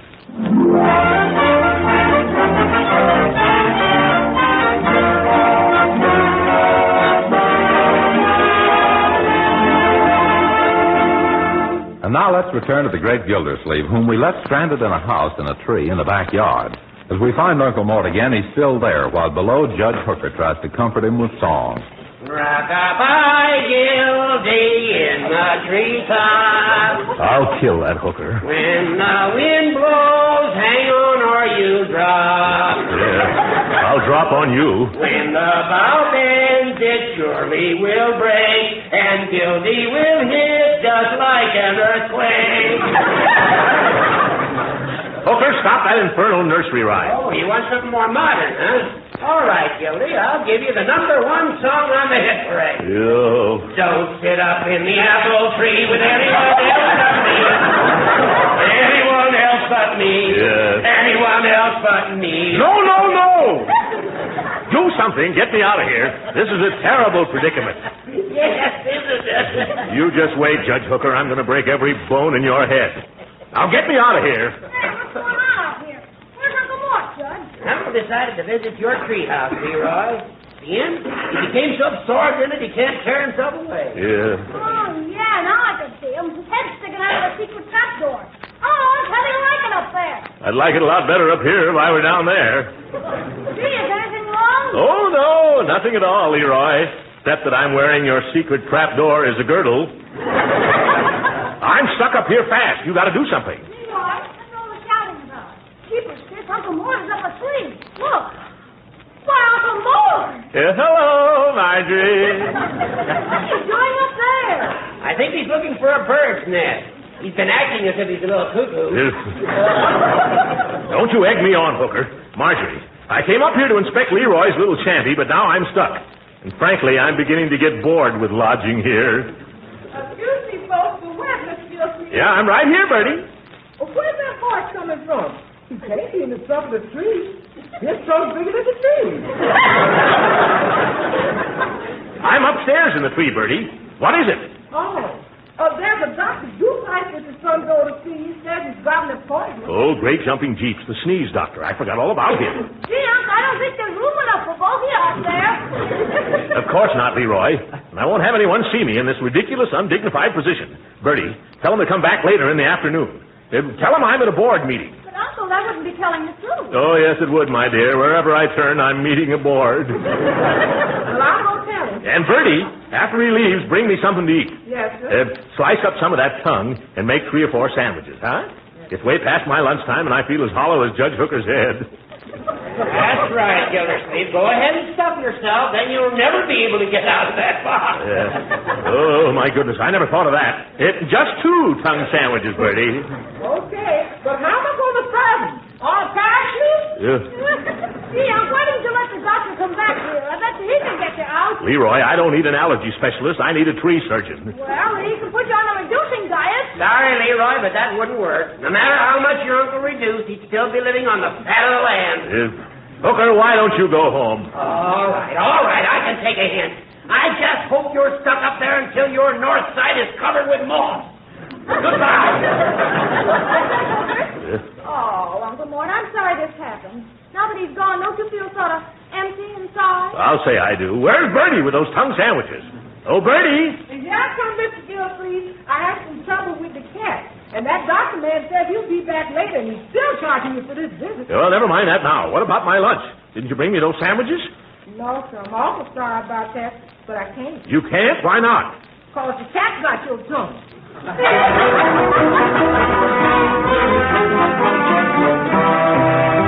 Come on, Piggy, pull. No, Piggy, don't pull. You're just taking the back right out of my shirt. It's no use, boys. Oh, why did you ever build this thing so solidly? Jeepers, you told us to, Mr. Gildersleeve. You're trapped by my own words. You better climb down now, boys, and try to borrow a ladder and an axe someplace. Okay, Uncle. And remember, I don't want anyone in the neighborhood to know about this. I'd be the butt of too many jokes. You coming, Leroy? Scramble down now. I can see the girl next door in her room. I don't want to attract any attention. We'll be right back, Uncle. Yeah, okay. Oh, hello, Mr. Gildersleeve. Hello, Dottie. How are you today? Oh, perfectly fine, except for a blister I picked up at tennis that's been annoying me ever since. Isn't it terrible? Heel? I'll say he is. He followed me all the way home. Say, how did you ever manage to get up so high? Is that a steam cabinet you're sitting in? What are you doing up in the tree? Who, me? Oh, nothing. I'm just doing an important air raid defense job. You don't say. Well, what is it? You can trust me because you know I always keep my mouth closed and everything I hear goes right in one ear and out the other. And gee, I wonder why that is. Well, what's there in between to stop it? Well, then you tell me, huh? Well, what is it? Well, if you must know, I'm up here spotting airplanes. Spotting airplanes? Oh, how fascinating. Gee, I wish I could help you, only I wouldn't know what colors to spot them. No, I don't suppose you would. Shh. Hey, what's that noise? Oh, my goodness. There's a fire somewhere. Huh? Oh, I simply must go because I just love to curl up in front of a good fire. Well, goodbye, Mr. Gildersleeve. I hope you polka dot a lot of flames. Polka dotted. Just my luck to have a nice, exciting fire somewhere, and I can't go. Is that you down there, Leroy? Yes, sir. Where's the fire? There isn't any, Uncle Mort. You told me to borrow a ladder and an axe, but not to tell the neighbors, so I just called the fire department. No. Great jumping jeeps. Why did you do that? Oh, I won't have it. Look at all those people. Send them away.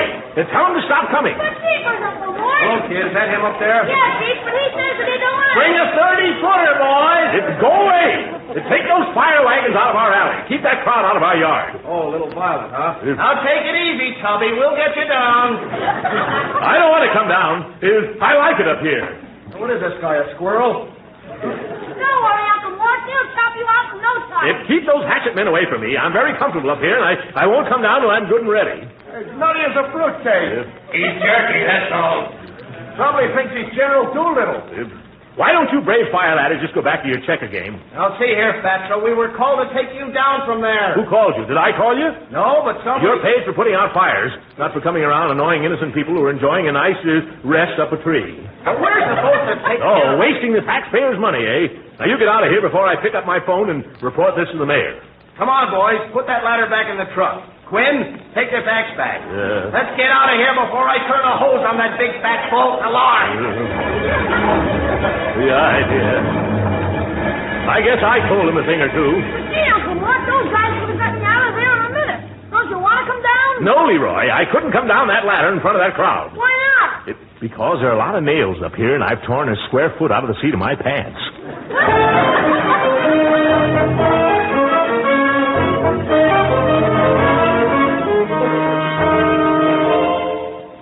Well, maybe if we spread a lot of mattresses all around and then cut down the tree, then maybe... I cut down a tree once, and it takes days, Bertie. Say, Mr. Gildersleeve, I'll bet you could get through if you got a can of grease and gave yourself a good lube job. Thanks for the suggestion, Vicky, but I'll save that one until everything else fails. Uncle Mort, here comes Dr. DePister. Oh, I've forgotten all about him. Say, I just realized something. I haven't sneezed since I came up here, Marjorie. He'll probably want me to stay here the rest of my life. Is Mr. Gildersleeve back yet? Oh, yes, I'm up here, Doctor. Where? Oh, there you are. Well, come down now. We'll get started with those tests. Come down, eh? I'm afraid I'll have to stay up here a while. Oh, now, Mr. Gildersleeve, you should have more confidence in your doctor. You mustn't run away, you know. I'm not going to run away, but why don't you? Run away and come back some other day. That's a rather peculiar reaction. I'll have to write the medical journal about this. Really, Doctor, you don't understand. Oh, hey, keep away. Cut that out. What's wrong, Mr. Gildersleeve? The woodpeckers are trying to build a nest in my hair. Poor Uncle Moy. Yeah, what's the matter? Is he allergic to woodpeckers? Here's a policeman to see you. A policeman? What does he want? There have been a lot of complaints from this neighborhood about a peeping Tom. Oh, help! It's get off! You! Now the woodpeckers are dying bothering me. Hurry up,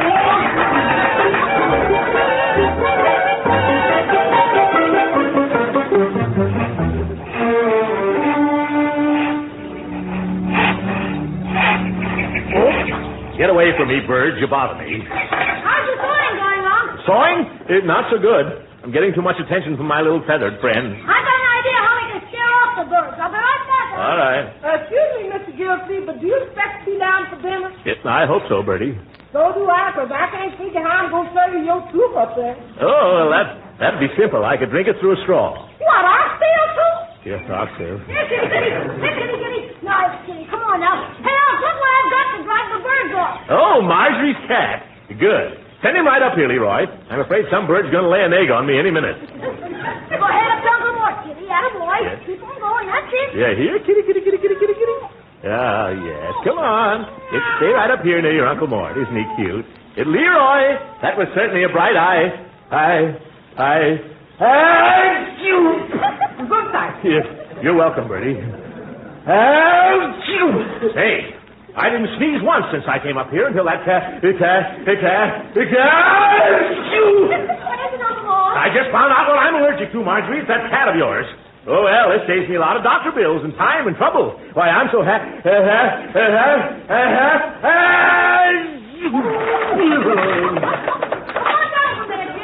don't call him, Leroy. Looks like I'm going to sneeze my way out of here.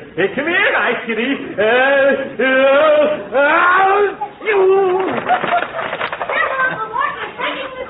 I can't hear you, Leroy. On the count.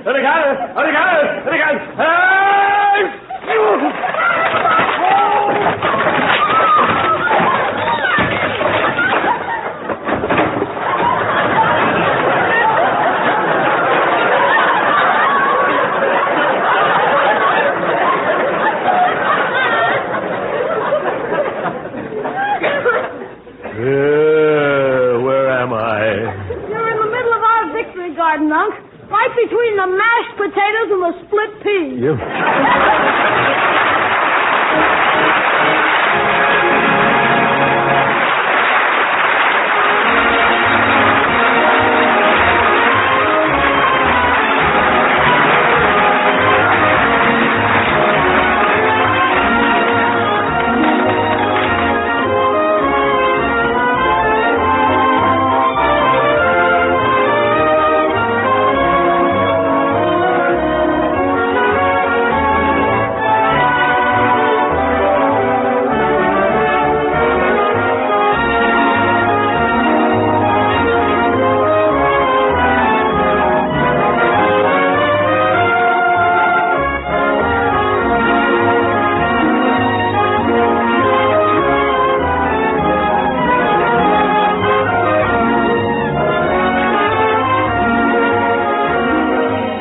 Ladies and gentlemen, it's just 6 months since Pearl Harbor.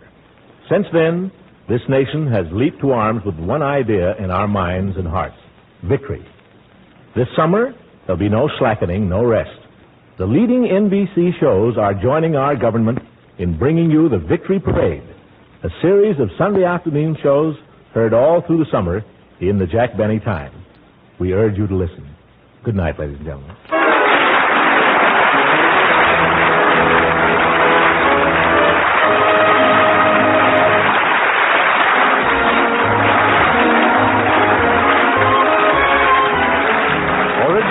Heard on this program was composed and conducted by William Randolph.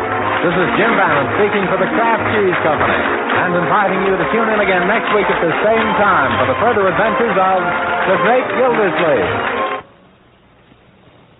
We all need extra vitality these days, the energy to help make our war machine hum. So you'll be glad to know that one of the best energy foods you can serve, and one that's economical too, is wholesome parquet margarine made by Kraft.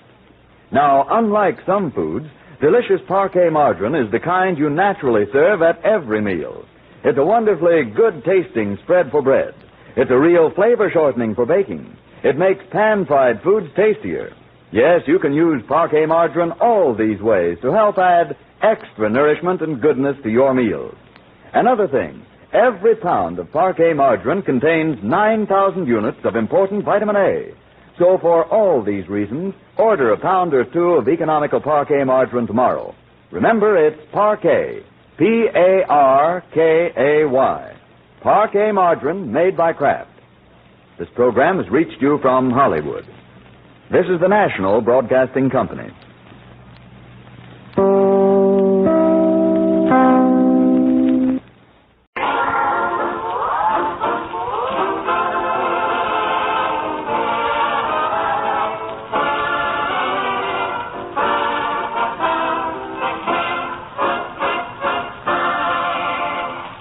Everyone. The makers of Johnson's Wax present Marion and Jim as Fibber McGee and Molly, with Rico Marcelli's orchestra opening the show with Goody Goody. Wrap it up, Rico.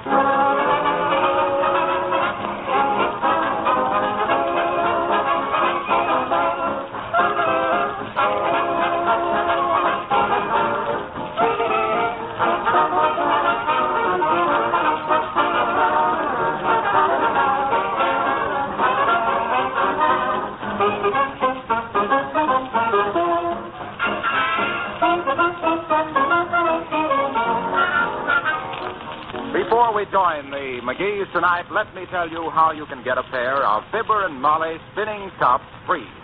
The children have gone wild over these clever little tops. On one is a picture of Fibber, on the other a picture of Molly. You start these bright little tops spinning just by a twist of the fingers. They keep going as long as a minute and a half.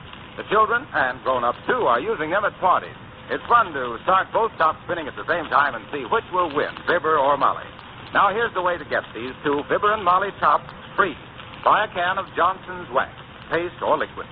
Lay a thin piece of paper over the face of the can and trace the letters Johnson's Wax. Send your tracing to Johnson's Wax, Racine, Wisconsin, and you'll receive two of these clever spinning tops free. Use a pencil if you like. You don't have to do a fancy job, but no tops can be sent unless your tracing is made from an actual can of Johnson's Wax. Mail it to Johnson's Wax, Racine, Wisconsin. You'll get these two clever little tops free of charge. This offer expires May 30th.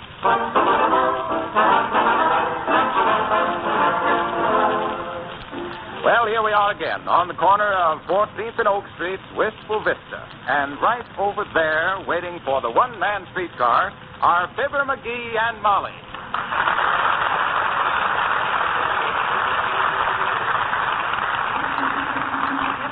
McGee, how often do these streetcars run? Well, I don't know, Molly. I was always taught that when I seen rabbit tracks, there must be a rabbit, but seeing car tracks don't mean nothing. Well, why don't we ask somebody? Yoo-hoo, mister. Hello, what's the matter? You know when the next car will come along, Bud? Well, Say, is that a knitting bag you have there? Yes, it is. What are you knitting? A three-piece suit. Oh, how nice. Well, go ahead, dearie. You've got plenty of time. Nice town we moved into, Molly. They ought to plant flowers along the side of the car line here. Century plant. Oh, because the flowers take so long blooming? No, because the cars take so blooming long. Ain't funny, McGee. Well, maybe we better walk, McGee. Oh, no. No, you don't. Walk clear out to the edge of town? No, sir, not me. Well, that's what we're going out there for, so as we can take a little walk in the country. I know, but Chucks, we don't want to get all tired out before we start walking. If we walk to where we was going to walk, the walk that we walked to get to the walk would spoil the walk. You never saw a jockey ride his horse from his home to the racetrack, did you? Don't be silly, McGee. All the exercise you get is from the Davenport to the dining room table. And back again. Don't forget that, Molly. Hey, did you see the piece in the paper there this morning where somebody threatened the life of that British diplomat, Anthony Eden? No. Yep, they got 3 plainclothesmen guarding him now. Well, they better know their apples. What? Well, you gotta know your apples in the Garden of Eden. They say he's on his way over to Switzerland to attend the conference of the League of Nations. I suppose they hold the league meeting in Switzerland because it's got a lot of mountains to make molehills out of. But at least they're trying to keep peace in the world. Yeah, they're not only keeping their own peace, but they're all trying to cut themselves another one. In Italy, it's the black shirts. In Germany, the brown shirts. In Ethiopia, it's the night shirts.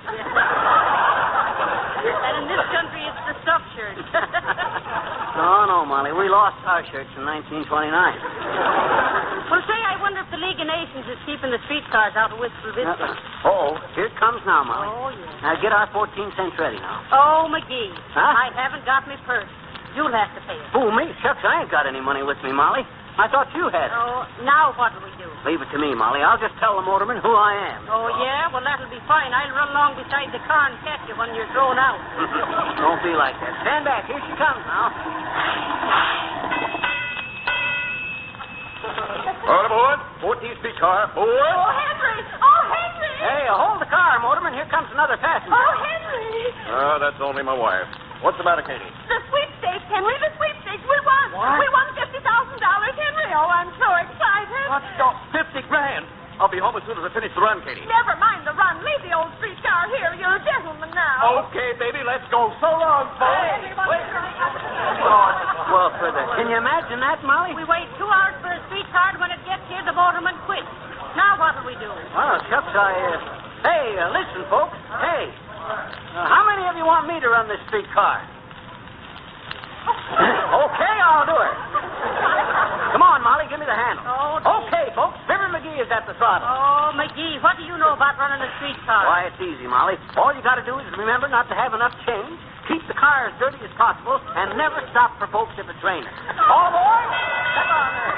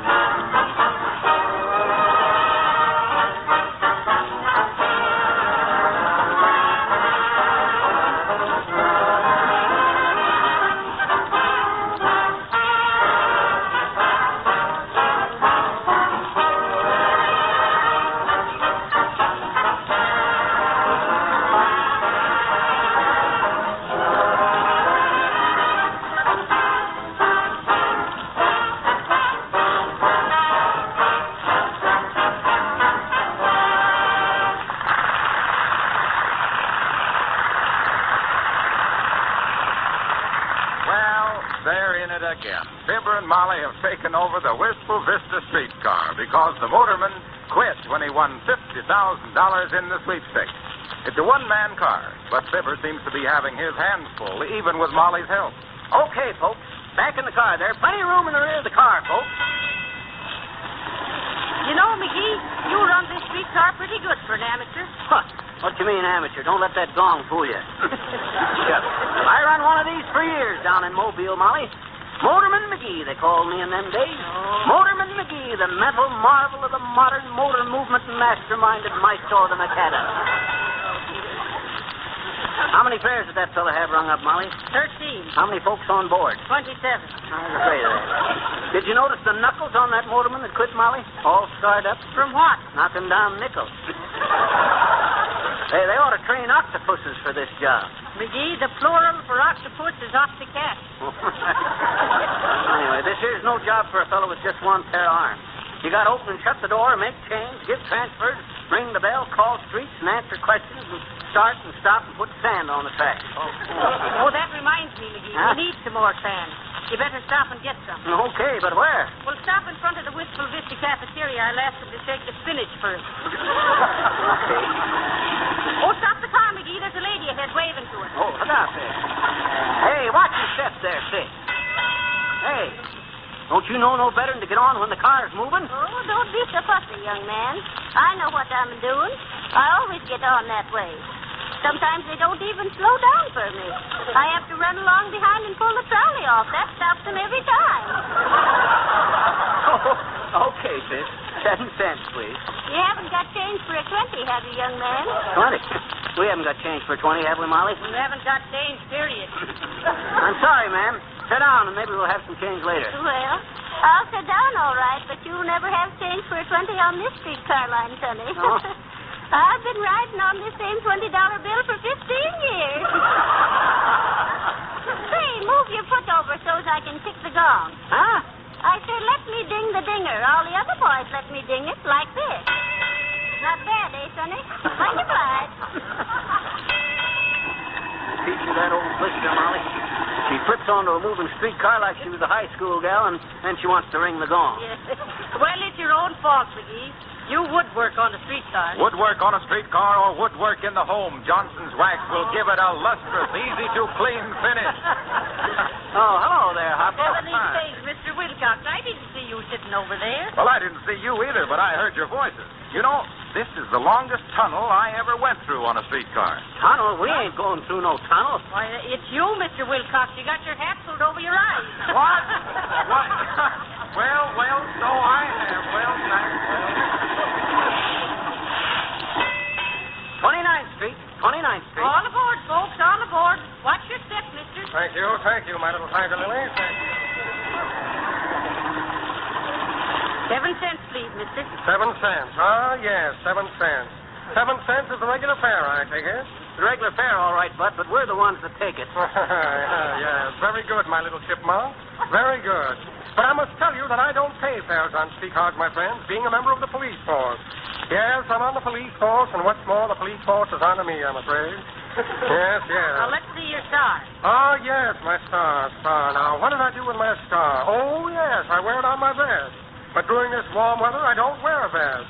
Simple, isn't it? No vest, no star. Mm-hmm. No star, no ride. Why, sure. How do we know you're a police? Sure. How indeed? You may well ask, my little silkworm. The fact is, I'm a plain clothes man. Did you ever see any plainer clothes than these? No, you never did. Now, let me see your fingers, Mortimer. My fingers? Here. Just as I thought. Covered with fingerprints, yeah.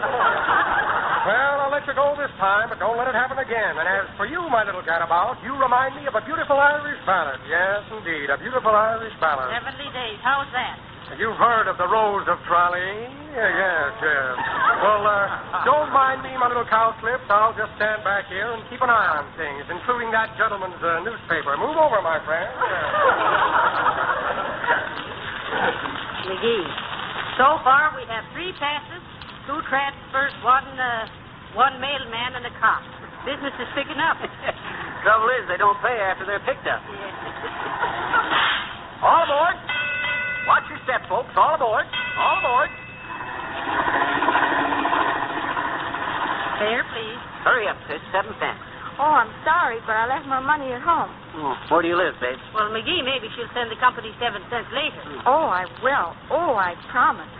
What's that you got there, a violin case? Oh, yes, it is. Oh, well, open it up and fiddle for your fare. Okay. Folks, this is Audrey Call, Marcelli's little solo violinist. She has with her her own arrangement of the old rocking chair. Stop the car, Fibber. Start rocking, Audrey.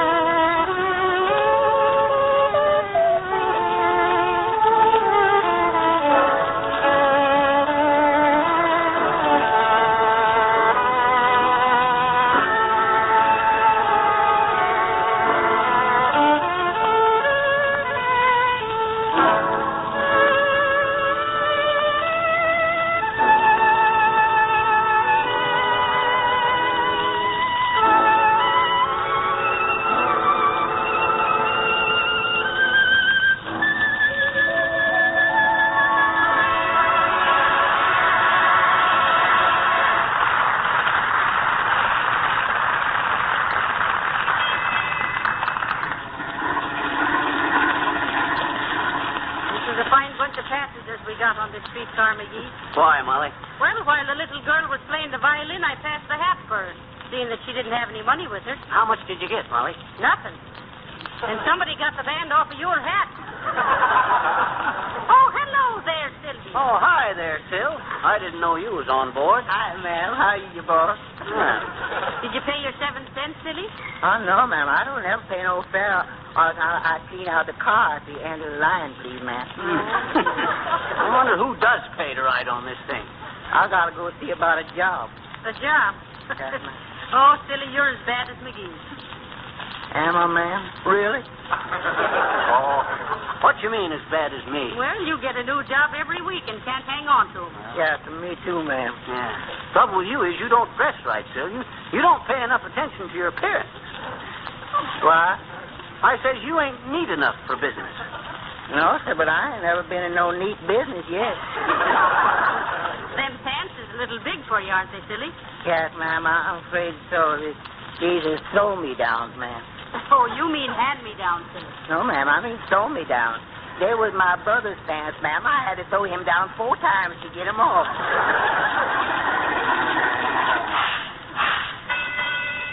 Well, here's where I get off, ma'am. So long, boss. So long. Johnson Street. Let him out, please. All aboard. Careful there, sis. Oh, I can get on all alone, I bet you. Where are you going to, sis? First streetcar ride. Where's your 7 cents? Maybe she isn't old enough, McGee. Oh, how old are you, sis? You can't guess, I bet you. I don't want to guess. I want to know. How old are you? How old are you? What's that got to do with it? With what? With... Dad, who's asking the questions here, you or me? Both of us, I bet you. Oh, come on now, sis. How old are you? 5. 5 going on 6? No, 5 going on 6,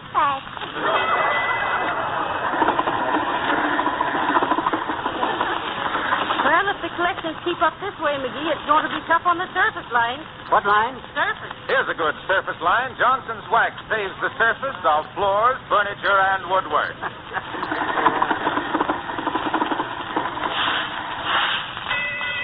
Who's getting on, Molly? A Chinese fellow with some packages, McGee. Watch your step, please. All right, McGee, go ahead. Go. Appreciate very much, please. You let me off on Liver Street. Liver Street? We ain't got no Liver Street in this town, John. No, say liver. Say Liver Street.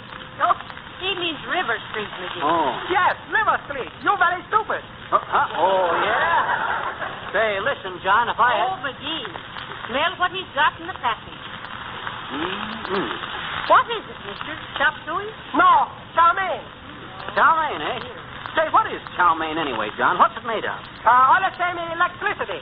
What do you mean it's the same as electricity? Nobody knows what electricity is, John. We know what it does, but we don't know what it is. Yes, all the same chow mein. Savvy what do, no savvy what is.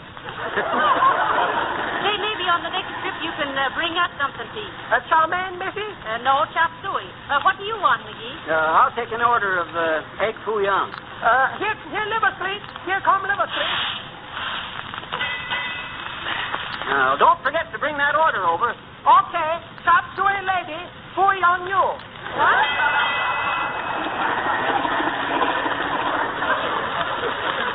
Oh, look, McGee, we're going within a block of our own house.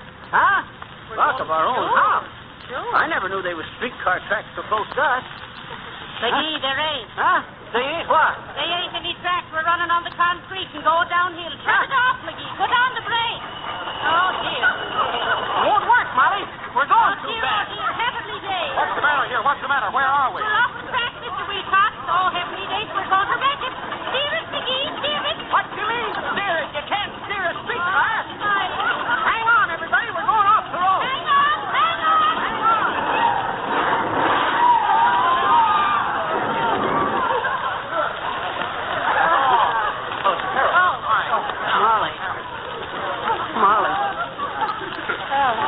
Molly, are you okay, Molly? Oh, yes, I'm all right. How about everybody else? Is anybody hurt? Me no hurt. Me got off Liver Street. Somebody's going to get sore at us plowing through that fence that way, Molly. We'll have to sue us, I'm afraid, McGee. Huh? We'll have to sue who? Us. Look around, Ignatz. We crashed into our own backyard. Come on in, folks, and have a cup of coffee.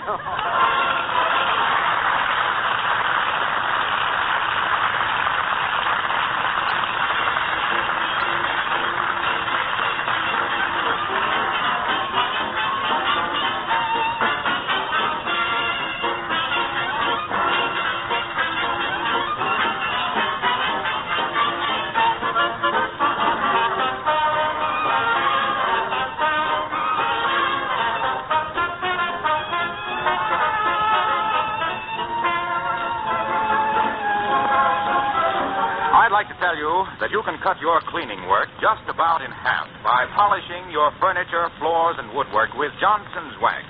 The wax goes deep down into the pores and cracks, sealing them so tightly that dirt can't penetrate. Actually, only half as much dust clings to a Johnson waxed surface as to an unwaxed surface.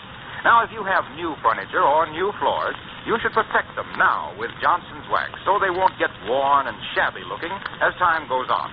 If your floors and furniture are not new, Johnson's wax will soon bring back much of their lost beauty by removing all the dull film and giving them a lustrous polish. Once your floors are Johnson waxed, old-fashioned scrubbing methods can be abolished forever. Ask your dealer for genuine Johnson's wax in the attractive yellow can. And remember, you save as much as 1/3 by ordering the larger sizes. Just as the best housekeepers use Johnson's wax, Johnson's Glow Coat, and Johnson's furniture polish to keep their houses clean and shining, so the most particular car owners keep their cars sparkling with Johnson's Auto Wax and Cleaner.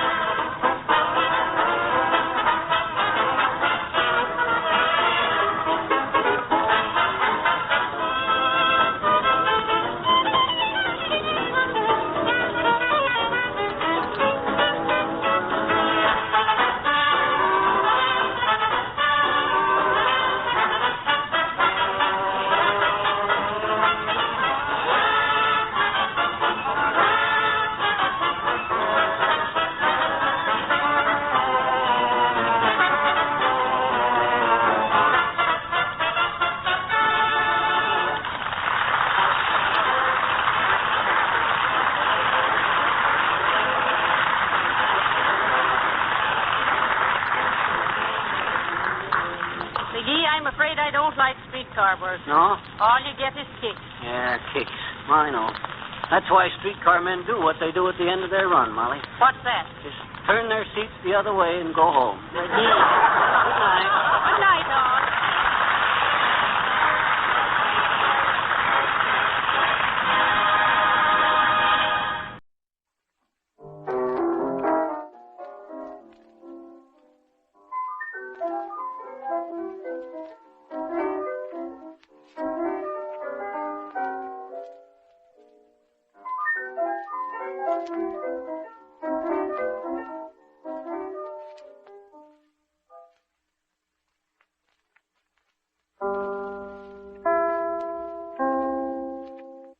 This is WENR, the voice of service in Chicago. WENR leaves the air now, and this channel will be occupied by WLS.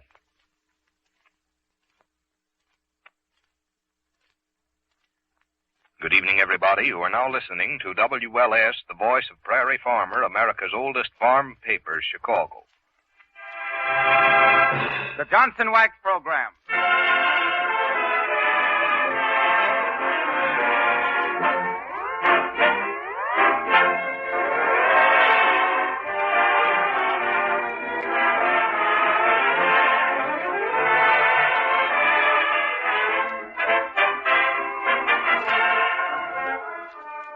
Good evening, everyone. The makers of Johnson's Wax present desperate drama of delirious dizziness and delectable ditties with Rico Marcelli's orchestra, Hugh Studebaker, and Marion and Jim as your foremost family of fantastic fabricators, Fibber McGee and Molly.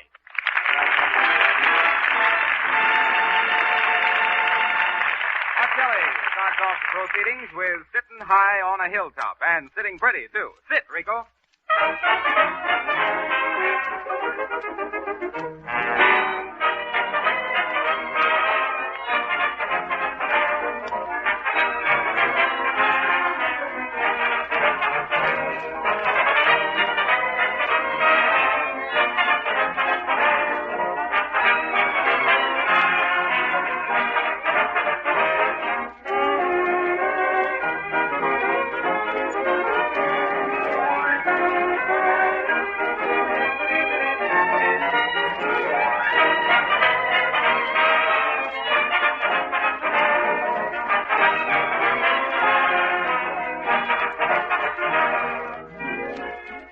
If you'd like to have your floors and linoleum shine like new without any work of rubbing or buffing, just try Glow Coat, the remarkable no-rubbing polish made by the makers of Johnson's Wax.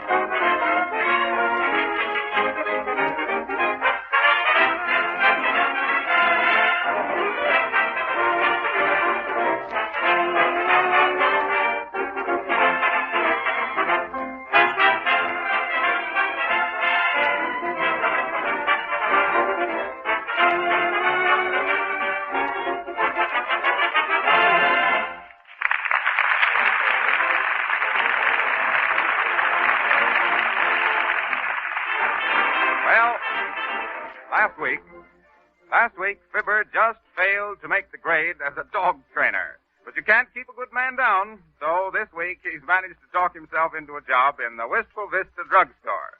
Here he is with Molly, talking to the proprietor, Bill Bottleworth. Did I tell you I used to have my own drugstore, Bill? No. That's right, no. Yes, sir. Back in San Francisco. My slogan was, for fits and fevers, find Fibber's Friendly Pharmacy, the favorite of fashionable Frisco folks. On Medicine Avenue. Well, you might as well start right in, Fibber. I've got to go down to the bank for a while. You take the store over for me while I'm gone. Who'll take you over, Mr. Bottleworth, when the store's gone? Don't pay no attention to Molly, Bill. That's just her way. Shucks, I'll be glad to run her for you while you're gone. Well, you can probably find anything you want while I'm away. The prices are all marked. I expect Mrs. Myrtle in to bring back some tooth powder she didn't like. You change it for something else for her. Okay. I'll tell her if she don't like the tooth powder you give her, what she probably wants is a good paste in the teeth. In a nice way, of course. You run on along, Bill. I'll take care of things for you. All right, Fibber. Well, I'll see you. So long. Well, McGee, you've buttered your bread, now lay in it.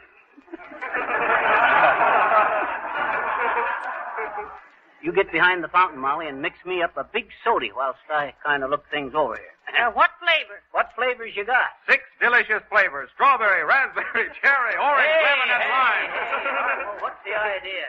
Come on, put on your Benny and get out of here. Shucks, I always did want to be turned loose into a joint like this. Hope we don't have no customers on account of it. Oh, heavenly days, McGee. What if somebody wants a prescription? Tell him it's the wrong number. No, sir. I can take care of them okay. I'm coming. Hello? Wistful Vista Drugstore. Fibber McGee, temporary proprietor. After working only 30 seconds, he promotes himself. Why? What say, ma'am? What would I do for warts? Nothing, ma'am. They never done nothing for me. Okay, ma'am. McGee. Oh, shucks. That's all. You take things too serious. I think you better put on one of them white coats there. Look more professional. Okay. Hey, they are kind of cute, ain't they?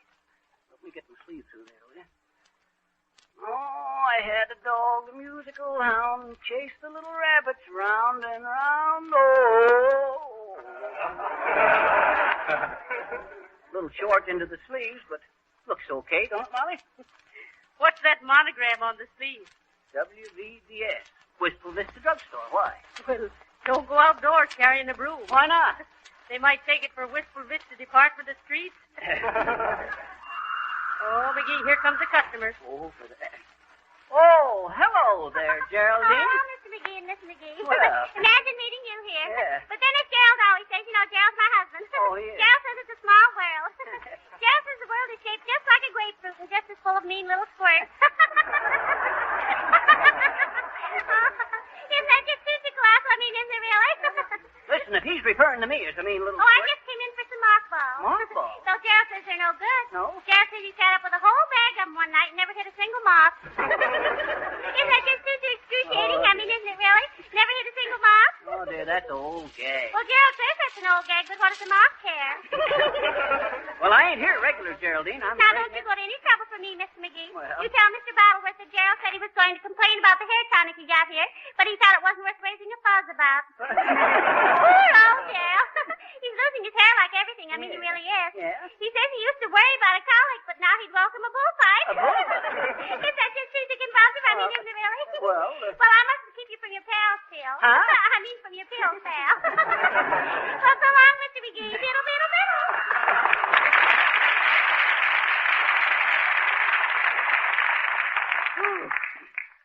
Oh, sure. Hey, Molly, where do you suppose Bill keeps his iced tea? And if you think I mean iced tea, you're... Oh, careful, McGee. Here comes another customer. Now try and act like you knew something. Okay, you call me Doc. All right. Now then, what was you saying, Dr. McGee? I was just saying, my good woman, that we better order some more of that there hyposulfate of Simcoe chiseling. You see, we have to compound that with the mercoiodide to make up a batch of this here oxide of petunia. Oh, hi, brother. What can I do you for? I got a bad cold. Heavenly days, you sure have. That's a beaut, brother. But what am I supposed to do, lend you my hanky? I want something for the cold. Oh. You want something for the cold? Well, let's see. Perhaps we ought to have something in the store here to fix that up. What do you usually take, Bud? Psyllium seed. What? Psyllium seed. Do it again, Bud. Psyllium seed. What's he saying, McGee? I can't get nothing out of it but psyllium seed. Neither can I. Have we got some seeds? I don't know. Hey, Bud, can you hold off till I write to my congressman?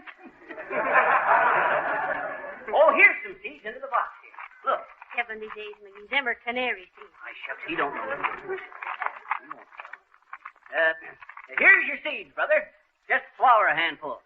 It'll clear up that there cold like magic. Nothing like these seeds to bust the G-string onto a feller's guitar.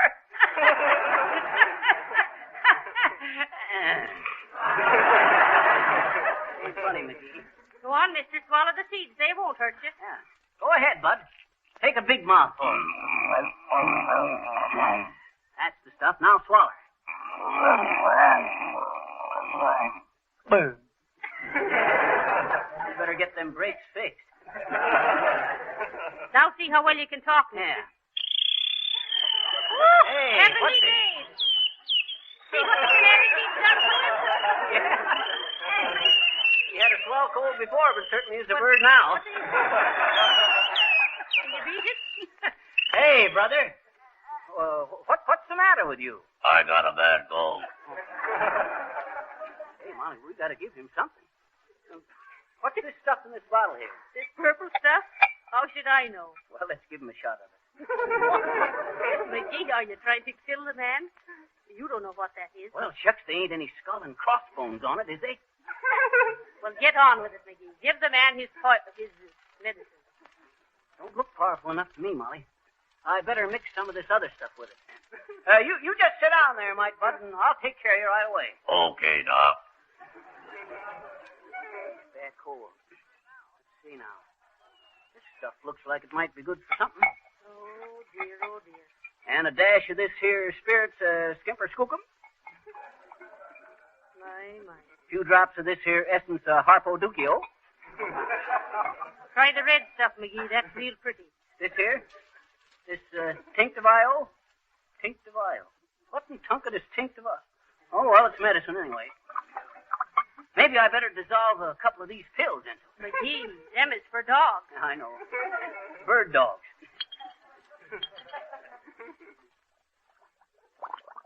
My. Will you look at it bubble, McGee? Aye, jolly.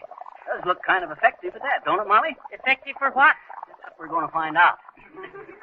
Well, here you are, son. Just drink her down while she's bubbling. Look, McGee, he's drinking it. Not bad, eh, Bud? How you feel now? What? Look at him, McGee. What's the matter? Look at him shiver. Hey, what's the matter?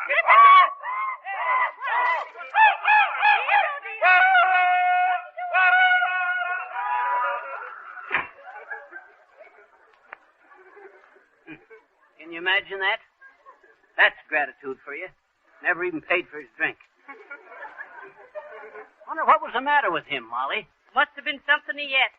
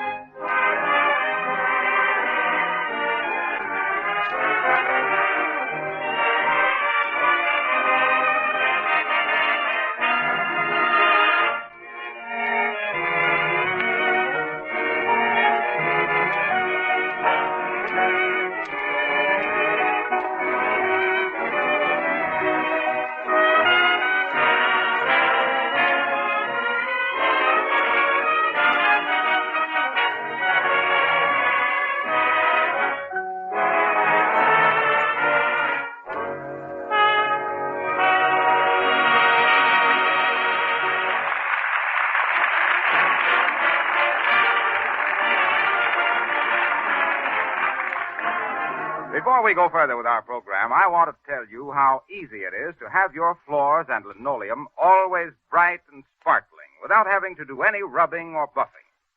Johnson's Glow Coat keeps your floors looking like new and saves you hours of work.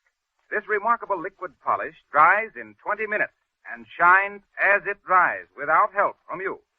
Glow Coat forms a protective shield of beauty over the floor surface, keeps off scratches and stains, and actually sheds dust. Ask your dealer for Johnson's Glow Coat, the easy-to-use, no-rubbing polish that gives brighter luster and longer wear. Look for the attractive yellow can with the name Johnson's Glow Coat.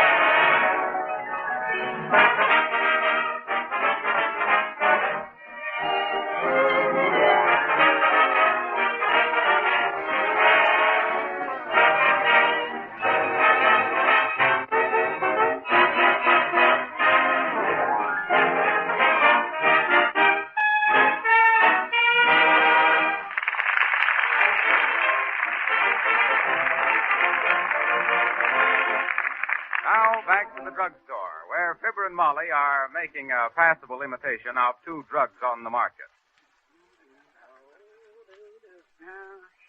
Shucks, there ain't nothing to this here drugstore business.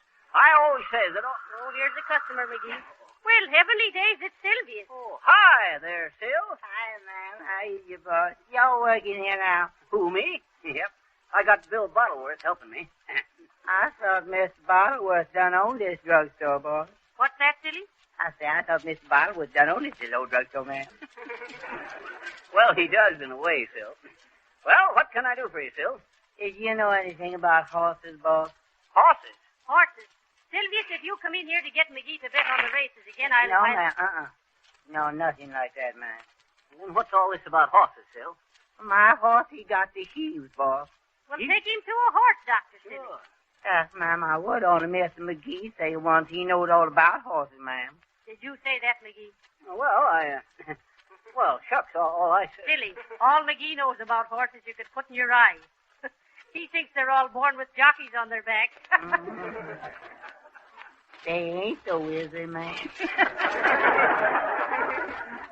Don't let her kid you, Sil. Oh, I'd like to take a look at that horse of yours. I used to be a horse doctor with the 44th Cavalry. You mean you were all vets? Where is the nag, Sil? He tied up right outside here, boss. Can y'all come out, please, sir? Oh, no, I can't come out. I can't leave the store, Sil. Bring him in. McGee, what on earth are you... Sure. Y'all say bring him in, boss? The horse? That's it. Who'd you think I meant? Haley Selassie's cousin? Not so loud, McGee. This is Italian bomb week. Go on, Sil. Bring the horse in. Yes, I'll bring him McGee, right do in, you mean boss. to say that you're going to bring a horse in here? I wonder who this is. Hello there, friends. Where's the proprietor? You the proprietor? Well, have a cigar. Have two cigars. Fine day, isn't it? And you, madam, why, you're looking younger every day, madam. I'm going to enter you in a baby contest next week. Yes, sir, folks. What do you want, son? Well, I'll tell you, Steve, I have here one of the finest products on the market, Gloco. It's the world's greatest. No rubbing, no buffing. Oh, what sale? Just a mite, bud. I'll talk to you later. There's a customer coming in. All right, sir, all right. There's no bring hurry, the no horse hurry right at in, all. Sil. Bring him right in. That's the stuff. A horse in a drugstore. Come on. Get it. Whoa. Come on. Get it. Whoa. That's it. Heavenly days, McGee. Wait till Mr. Bottle. Oh, shucks, Molly. This here's service. Service to man or beast. That's our motto. Well, what's the matter with him, Sil? I don't know, boss. He got the heaves or something. What's the symptoms? Well, he don't breathe good, boss. He breathes only on one side, boss. Yeah. Thoroughbred? Yeah, Mammy was a thoroughbred, boss. Thoroughbred beer truck. Horse, boss. Well, let's see his teeth. Oh, there. Easy now. Steady. What's his name, Silly? Winnie. Winnie, that's a girl's name. It ain't what he is, ma'am. It's what he do. He Winnie all the time, ma'am. Steady there. Oh. Hold him steady there now. Now, lift up. Another customer, McGee. They probably got a sick elephant. Now, how do, ma'am? What can I do you for? Are you the proprietor? What's that, ma'am? I didn't quite get it on account of your accent. I say, are you the proprietor? She wants to know, are you in charge here, McGee? Oh, yes. You betcha, ma'am. That there teacup of yours kind of threw me. What can I do for you, ma'am? I have the hiccup. No. Honest? McGee. Please. Oh, I've suffered terribly for hours. And hours. Isn't there something you can do? Oh. Good heavens. A horse? A horse in a drugstore? So grotesque. Oh, I don't know, ma'am. Folks comes into a drugstore with everything. You with the hiccups and the horse with the heaves. Yeah, horse wanted his medicine, boss. What say, Sil? I say Winnie wanted a little medicine, boss. And I want a remedy for these terrible... That was the honey, that last one said.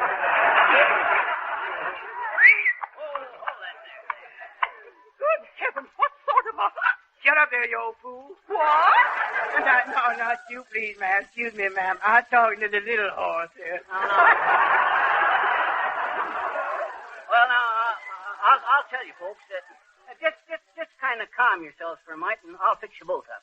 Ladies first, though. What do you know about hiccups, McGee? Why, shucks, I read a book on them once. Oh. How to Handle the Horrible Hiccup by Fibber McGee. Copyright 1911. I remember chapter 12 on the different types of hiccups. Now, first... Thanks, ma'am. That was the Wellesley, or the refined type. Then there was the Coffin Lion, or the MGM type. Oh. Thanks again, ma'am. Number 3 was the regenerated static, or the NBC type of hiccup. Oh, shut up there, Winnie. I'm talking. McGee, will you do something for the lady's hiccup? Oh, yes, indeed. How can you let me suffer like this when... No, just take it easy, ma'am. I'm just kind of wondering about the best treatment for your type. I think you got number 9, the metropolitan or mezzo-soprano type. Did you ever try patting your head and rubbing your stomach at the same time, ma'am? Sir, rubbing my... and patting my... That's a rough idea. I sure hiccups. I'll scare you. You what? Scare you. Oh. Yes, now. 1, 2, 3, boom. Success. Yeah. Oh, there. Oh. Say, Winnie, sure getting restless, boss. That gives me an idea. You got a pin, Molly? A pin. Pin, boss? Pin? Here's the pin, McGee. Thanks, Molly. Now get ready to get cured, ma'am. Oh, anything but do hurry. Yeah, okay. Now, here we go. McGee, what are you going to do? Listen, Molly. I'm going to sneak around behind the horse, stick him sudden-like with the pin, and when he jumps, that'll scare the heaves out of him and the hiccups out of her.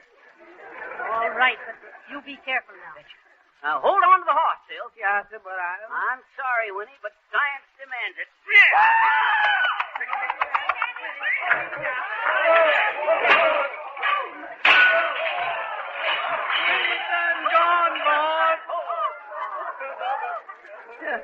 How come you stick a pin in that little old horse, boss?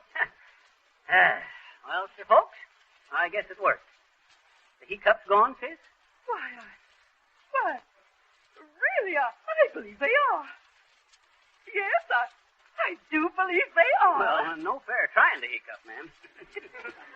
Yeah, shucks. Once I start out to cure the hiccups, I never fail. Why, mind the time once down in Louisville, I... That's right, now I got it. Well, can you imagine me getting the heat?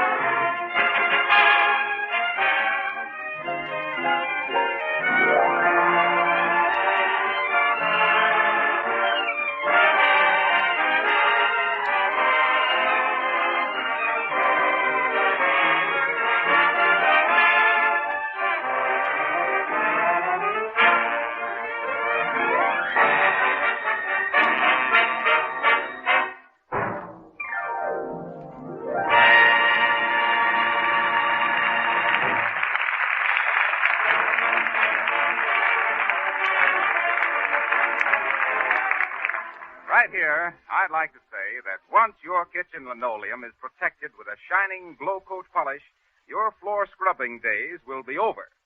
Dust and dirt can't stick to the beautiful polished surface. Stains and foot tracks can be easily wiped off. Even though you may be discouraged about the way your floors and linoleum look today, even though they're dull and lifeless, you can quickly make them shine like new again in a few minutes' time. Just pour a little glow coat onto the floor. Spread it lightly over the surface with a soft cloth or the long-handled glow coat applier. Let it dry for 20 minutes, and you'll hardly believe your eyes. Your floors will sparkle with new life and beauty, and they'll stay clean and shining for weeks at a time. And remember, you save as much as 1/3 by buying glow coat in the larger size can.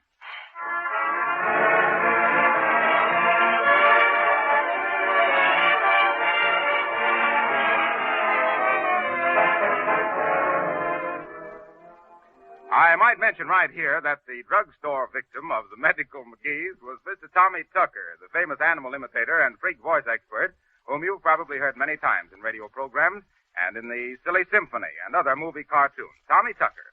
Oh, by the way, Mr. Marcelli wants me to tell you that he's working day and night, carefully considering the thousands of manuscripts submitted in the Amateur Songwriters Contest. We hope to be able to announce the winner's name on our program of February 3rd. And so, until next Monday night at this same hour on this same coast-to-coast hiccup, let me remind you that just as the best housekeepers use Johnson's wax and Johnson's glow coat to keep their houses clean and shining, so the most particular car owners keep their cars sparkling with Johnson's auto wax and cleaner.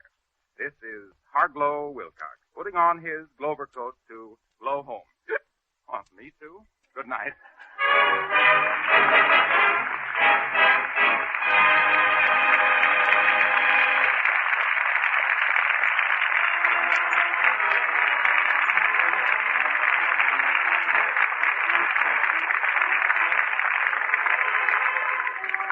This is the National Broadcasting Company.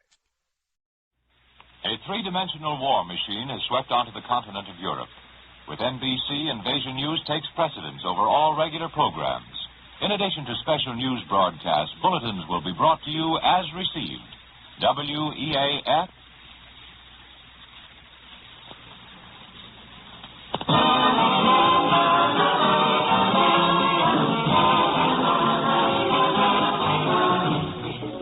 Ladies and gentlemen, Molly and I and our sponsor would like to say that we're mighty proud to be associated with the radio industry, which at this moment is fulfilling its promise of instant communication in time of world crisis. The next half hour will be devoted to bringing you information immediately as received by NBC's news bureaus.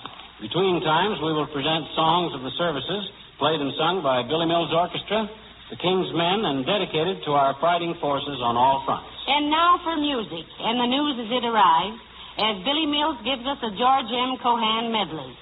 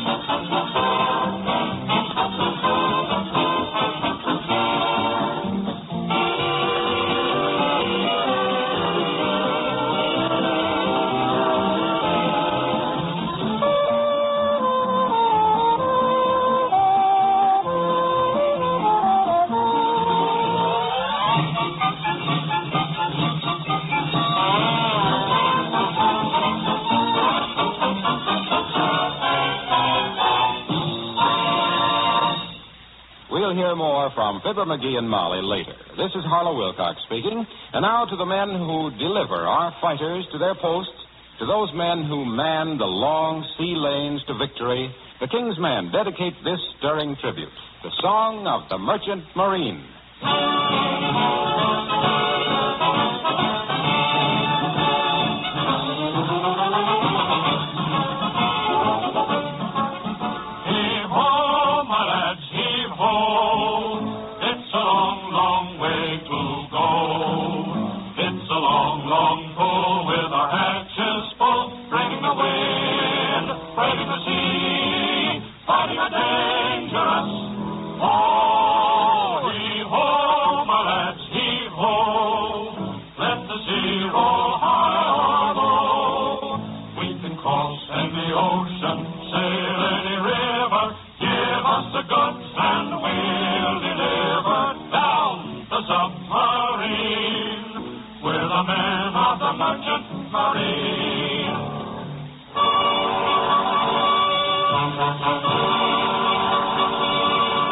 I've carried guns to the Solomons and bombs to Tripoli.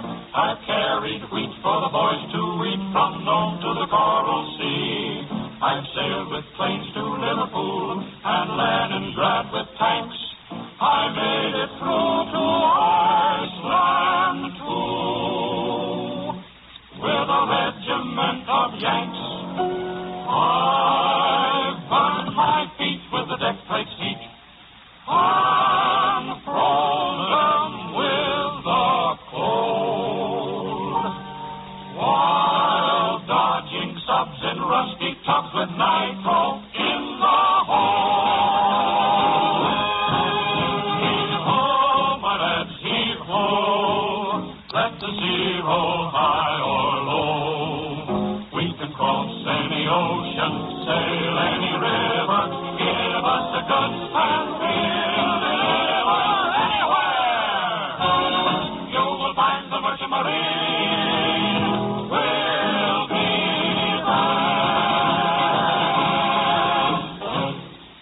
Billy Mills and the orchestra bring us now one of the most familiar of all marching songs, the United States Field Artillery March.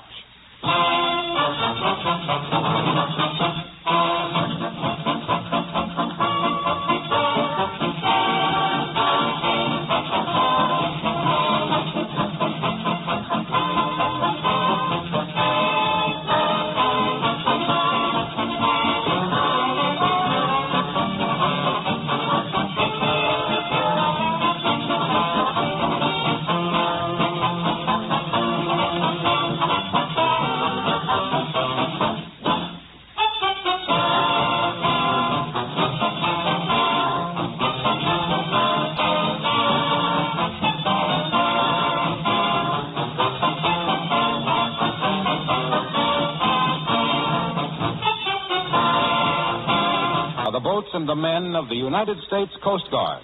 To these men, Billy Mills and the orchestra dedicate the Coast Guard song, Semper Paratus.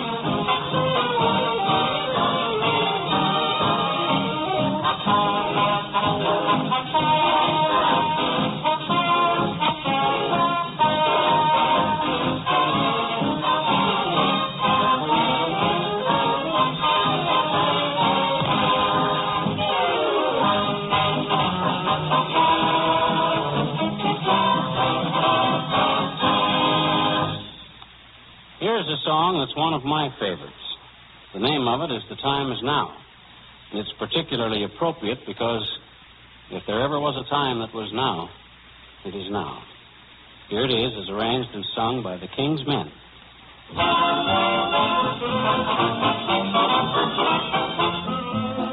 Are you ready for the start? Is your heart in the fight for the right to defend to the end all belong?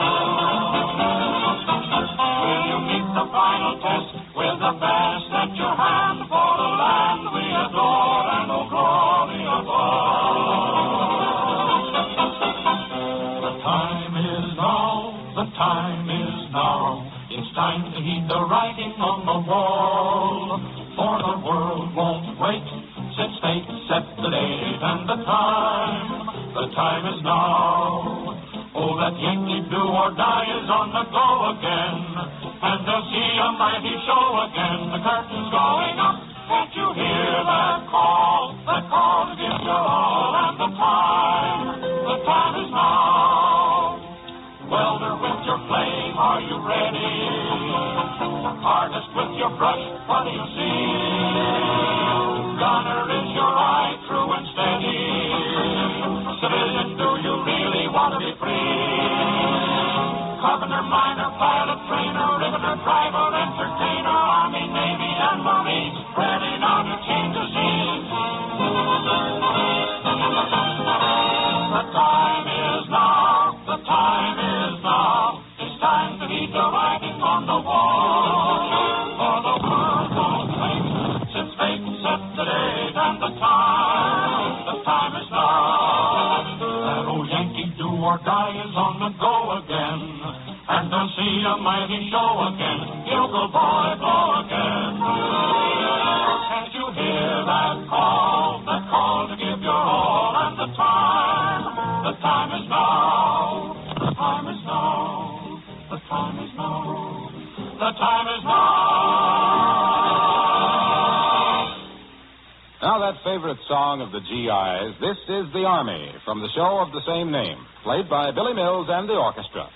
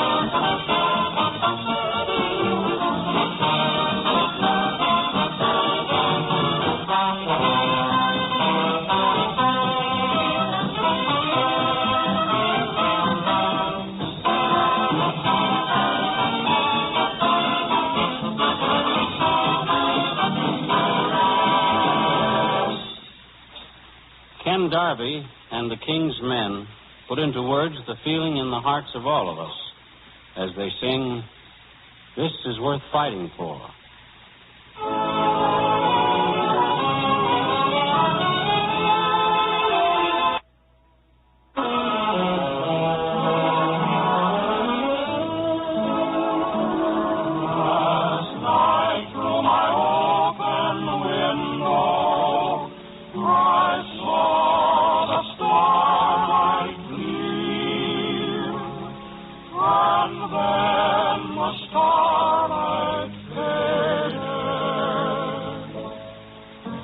And through the mist of a dream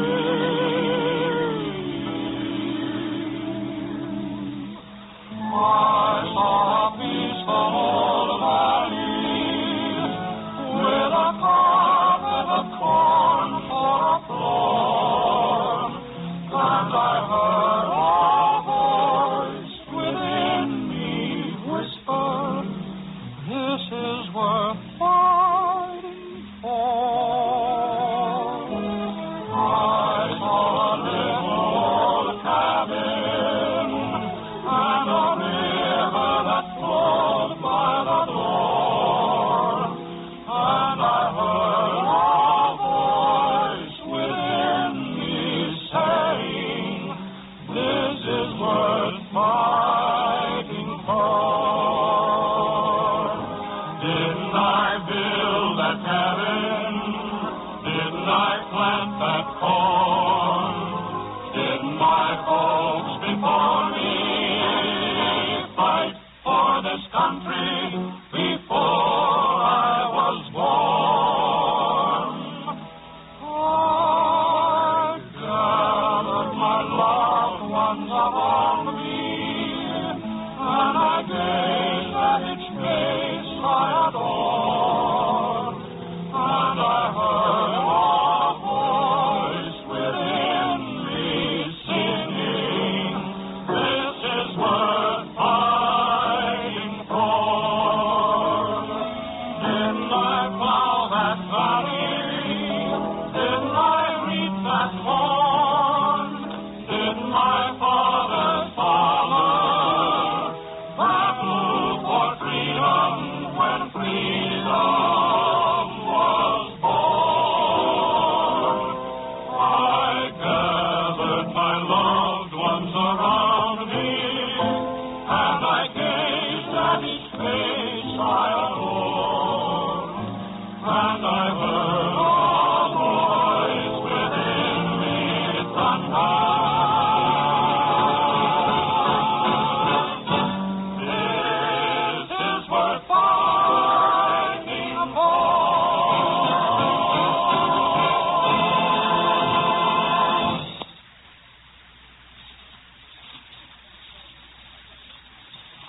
The familiar National Emblem March really needs no introduction as Billy Mills and the orchestra swing into its stirring martial strains.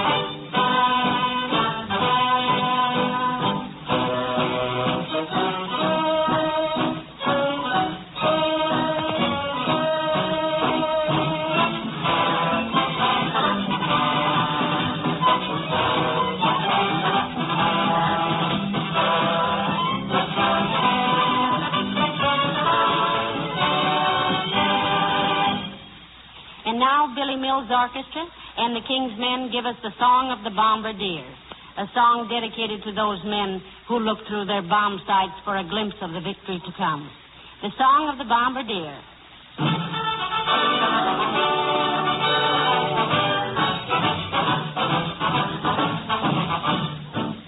Said the bombardier to the pilot, "Give us a little ride." The pilot said to the navigator, "Won't you slide inside?" The navigator, he looked around and said to the engineer, "Your hands are dirty, your pants are dirty, you're dirty behind the ears." Said the bombardier to the gunner, "How are we fixed for lead?" The pilot said to the radio man, "How's the weather ahead?"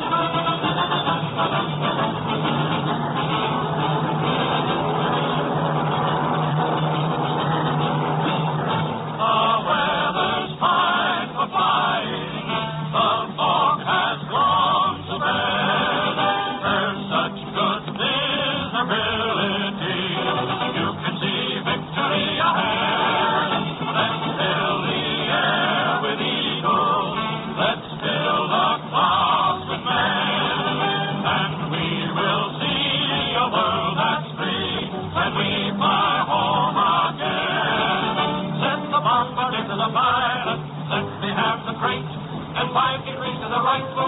just as sure as fate. The ship belonged to the bombardier who opened the bomber's bay. He saw the target, the enemy target, and suddenly bombed away.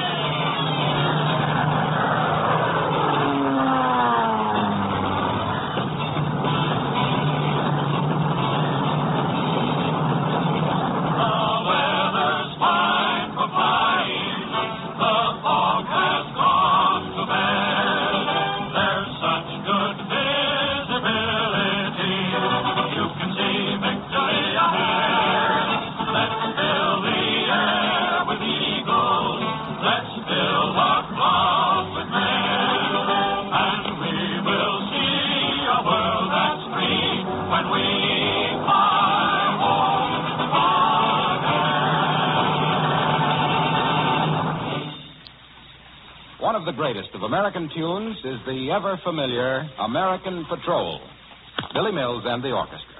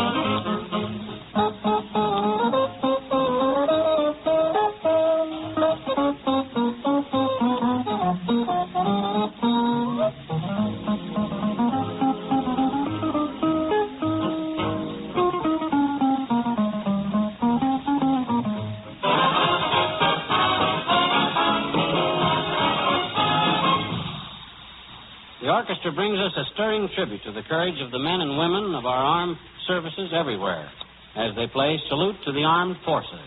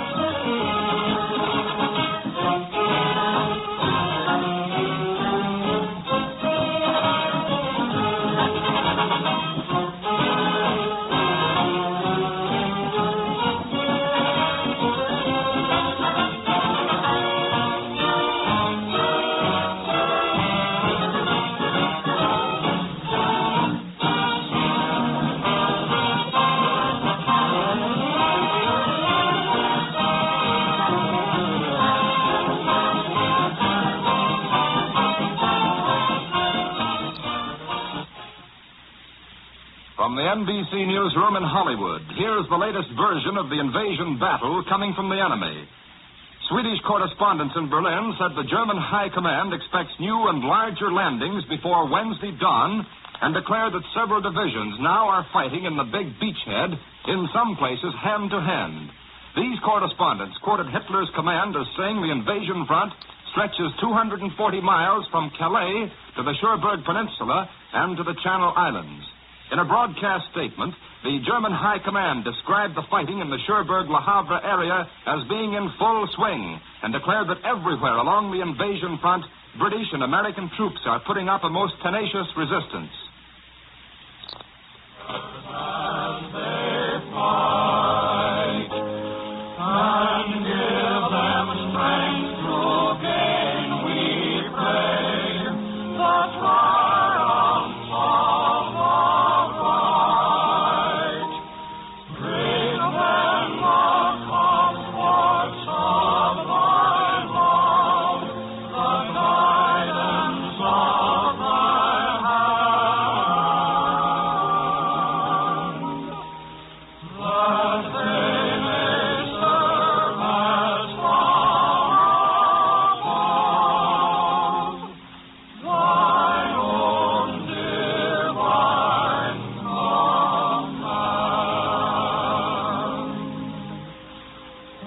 Almighty Father, thou whose love doth feed the sparrow's soul, guide thou, we pray, our men who fly where dark and danger call. Sustain and bless their shining wings through storm and battle thrust, and keep them safe as they fulfill thy children's sacred trust. On far-off plain or lonely isle, through storm and danger, Lord, be with our soldiers every mile, and bless our righteous sword. Though battle rage from sea to sea, on foreign land they roam.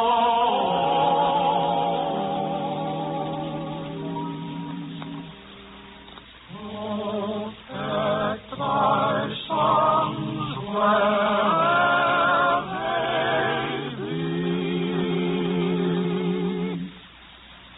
and bring them safely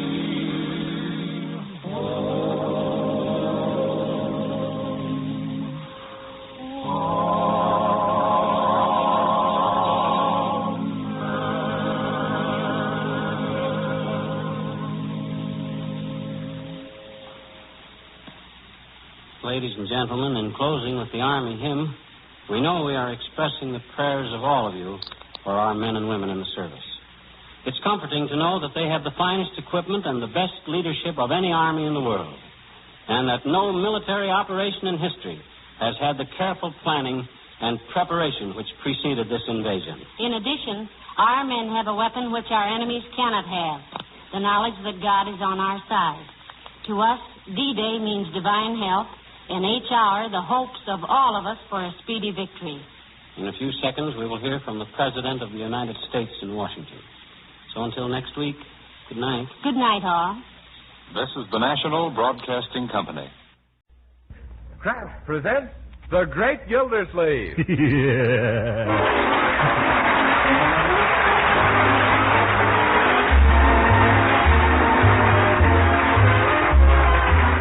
The Kraft Cheese Company, who also bring you Bing Crosby every Thursday night, present each week at this time Harold Peary as The Great Gildersleeve, written by Leonard L. Levinson.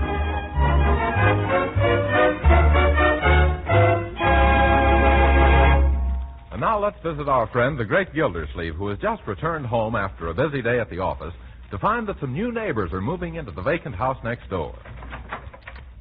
Good afternoon, Marjorie. Hello, Bertie. Hello, Miss Gildersleeve. Well, I see the house next door has been rented at last. Have you any idea who the people are, my dear? No, Uncle Mort, but if that ghastly furniture is any indication, their name is Frankenstein. Oh, Marjorie, you mustn't judge the people by that purple horsehair sofa or the brass bed or that stuffed moose head. He has an awful mean look in his eye, that moose has. I've forgotten it from our new neighbor. There's a family resemblance there, all right. Oh, Marjorie, I'm sure they're nice people. You wait and see. Oh, they have a boy a little older than Leroy, haven't they? Uh-huh. And a girl about 17 or 18 who talks faster than Walter Winchell. Oh, dear. And they also got an awful uppity cook named Snowdrop Jefferson, who has informed me over the back fence that she's the sole owner of 5 pair of rubber gloves. Well, Bertie, you'll have to cultivate her acquaintance. I'll cultivate her with a hoe if she keeps snooting me. No, Bertie, don't you want to start off by planting your best foot forward? Oh, I does, Mr. Gildersleeve, believe me. And when I get through planting it where it'll do the most good, nothing will ever grow there no more. Now, Bertie, I won't have you starting a feud with the neighbors. A good neighbor is just like a cousin on the police force. They both come in handy in a pinch. Oh, look. Huh? They've been unpacking their boxes outside, and all the paper and trash is blowing over onto our lawn. Oh, so what, my dear? They're all finished, and the movers are leaving. They'll probably come over and clean it up. And suppose they don't. You know, Uncle Mort, there are times when you surprise me. Oh, live and let live, my dear. That's my motto. In all the years I've lived in Wistful Vista, I always got along well with my neighbors. Oh! What's the matter? Those movers. They backed into our driveway to turn around. So what? They've crushed my Azalea canadensis, and now they're backing into my Ligustrum ibata. Oh, there goes my Asculus mastrostrosia. Asculus mastro, what's it? For heaven's sake, what's that? It's horse chestnuts. Help me get the window up. I'll tell those people. Too late, Uncle. They're driving away. Well, it's lucky for them. Oh, look, that heavy truck has broken the concrete in our driveway. Of all the people... Here comes the girl from next door. Oh, probably coming over to apologize for the mess they made. Well, that's different. It's a mighty good thing, too. I'll take care of this myself, my dear. How do you do, young lady? Oh, hello. I'm the girl who just moved in next door, and my name is Dorothea Dobson. Only nobody ever calls me Dorothy, and that sounds so corny, and everybody calls me Dottie, so I hope Yes, I can see why. So you're Dottie, are you? Oh, no, I'm not Dottie. I'm Dottie. Though Mama sometimes says she fails to see the difference, and we're such an uproar that we can't find a thing, so would you please let us have a can of tuna fish and some sliced pineapple and 2 cups of sugar? Wouldn't you like a couple of inner tubes, too?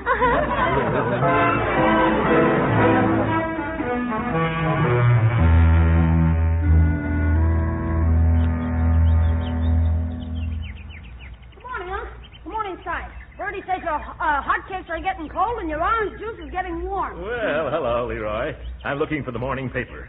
All over the world, hundreds of reporters risk their lives to get the news, and thousands of workers stay up all night long to print it. Then our delivery boy insists on hiding the paper in the bushes. Oh, you won't find it there, Unc. The dog that moved in next door took it. Leroy, you mustn't speak of our neighbor that way. I'm not talking about him. I mean their hound. Oh? He ran over here, grabbed it in his mouth, and scrambled back home again. He did it just like he was trained. Yes, he seems to have a nose for our news. Well, I'll just drop in on the Dobsons and explain the situation. Oh, I hope that dog hasn't chewed up Superman. Oh,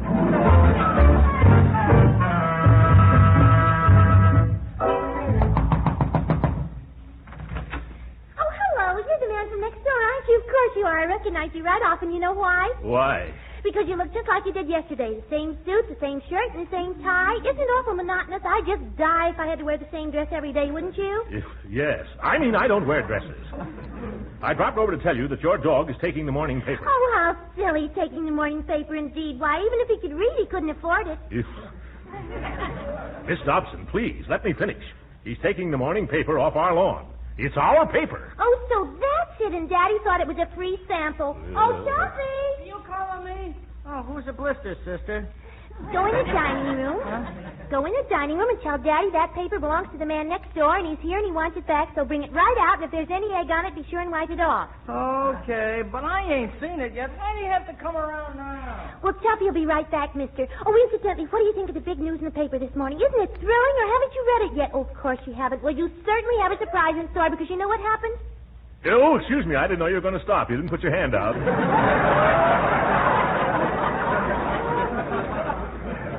No, what happened? Well, it was the most exciting thing. It seems... Oh, but here comes Tuffy. You can read it yourself. I wouldn't spoil it for anything. Here's your paper. So it is. Thank you, Tuffy. You're welcome, Stuffy. You what?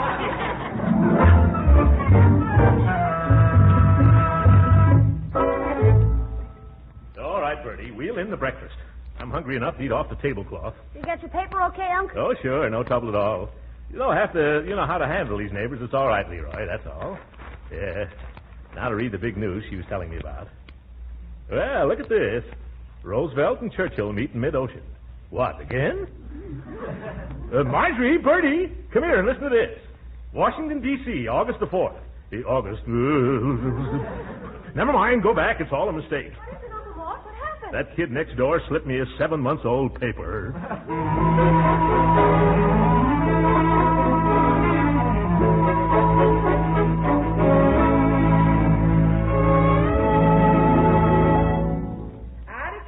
Snowdrop throws one more tin can over this fence, she's going to be out. Here, Bertie, what are you muttering about? It's that cook next door. She's flirting with a face full of skillet. Yeah. And I'm going to knock her block off, and off her it'll look good. Now, Bertie, remember our good neighbor policy. Oh, hello, Leroy. Oh, Mort. Wait a minute, young man. Come back here. You're all mussed up. Tuck in your shirt tail. I can't. Why not? It's been torn off. Leroy, have you been fighting? Well, not exactly. That kid next door took a couple of pokes at me, and then I took a few swings at him. What happened? I missed. But he didn't. What were you two fighting about, Leroy? Well, it was something he called you, Uncle Mort. Oh, you shouldn't have fought over that. I haven't the faintest concern what that twerp says about me. What did he say? He said you were a big, fat, stuffed shirt. Oh, he did he? And what did you say? I said you didn't have to stuff your shirt. Well, I still don't think that's enough reason to start fighting, Leroy. Oh, I forgot to tell you. He was trying to rub my nose in the dirt at the same time. Oh. And look at how you skinned your knuckles. I'm going to get the iodine. Oh, no, I'll be all right. Leroy, you failed to clench your fist properly, my boy. Remind me sometime, and I'll show you the correct procedure. Gee, Unc, did you used to be a fighter? Well, not professionally. But at college, I was considered quite a slugger. In fact, they call me Big Slug for short. However, I don't think you should carry on a feud with the boy next door. I'm sure this can be cleared up if we go over there and all shake hands like little men. Not me. I'm not going to shake hands with that rat. Leroy, you mustn't call him a rat. If you only tried to understand... What was that? Who threw that baseball? It was Tuffy. Look, this is his ball. Tuffy? Why, that little rat. I'm going to call his mother right now and tell her about this. I'd like to lay my hands on that little hoodlum, and you know where and how. Hello. Is this Mrs. Dobson? Madam, your son Tuffy just threw his baseball through my window. Yes, I'm sure it's his baseball. What's that? What? Hello? She hung up. What'd she say, Unc? She said if I was sure it was her little boy's ball, I'd better return it at once or she'd call the police. Come on, Leroy. Where are you going, Unc? Outside to return this ball. Are you going over there, Unc? No, Leroy. I'm going to return it from here. You just watch this. It's headed for the telephone pole. Look, it's coming back. Oh! There goes another one of our windows.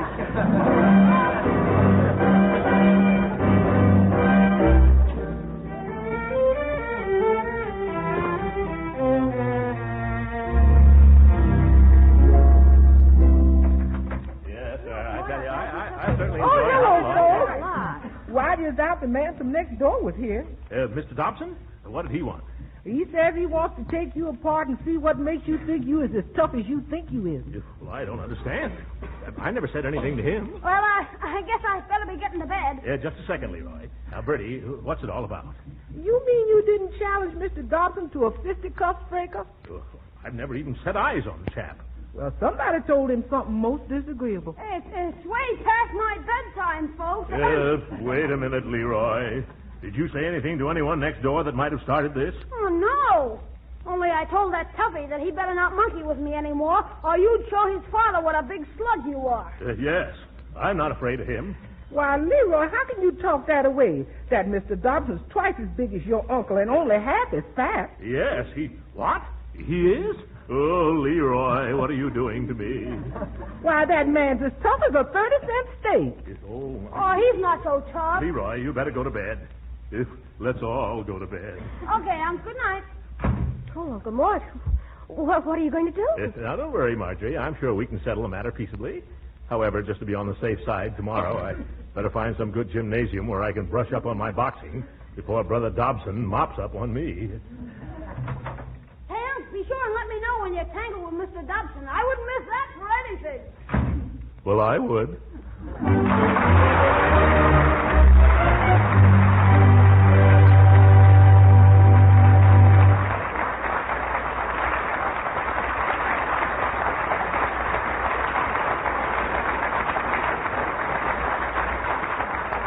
We'll hear from the Great Gildersleeve again in just a moment. But first, ever stop to think of the progress made in the last few years? Nowadays, we have planes that fly 400 miles an hour, automobiles that are marvels of speed and comfort, radios that are static-free. Yes, and there have been plenty of improvements in food making, too. And one of the outstanding examples is parquet margarine, the delicious spread for bread made by Kraft. Why, people who remember the margarines of a few years back are amazed when they discover how deliciously good parquet margarine is. You see, parquet is not an ordinary margarine. It's one of Kraft's fine foods, outstanding for its delicate, satisfying flavor. You only have to taste parquet margarine once, spread on bread or toast or rolls, to find out how deliciously different it really is. Another thing, parquet margarine is a wholesome, nourishing food, one of the best energy foods you can serve. What's more, every pound contains 9,000 units of important vitamin A. So get acquainted with this thrifty, nutritious food. Order a pound or two of delicious parquet margarine tomorrow. Just ask for parquet, P-A-R-K-A-Y, parquet margarine, made by Kraft.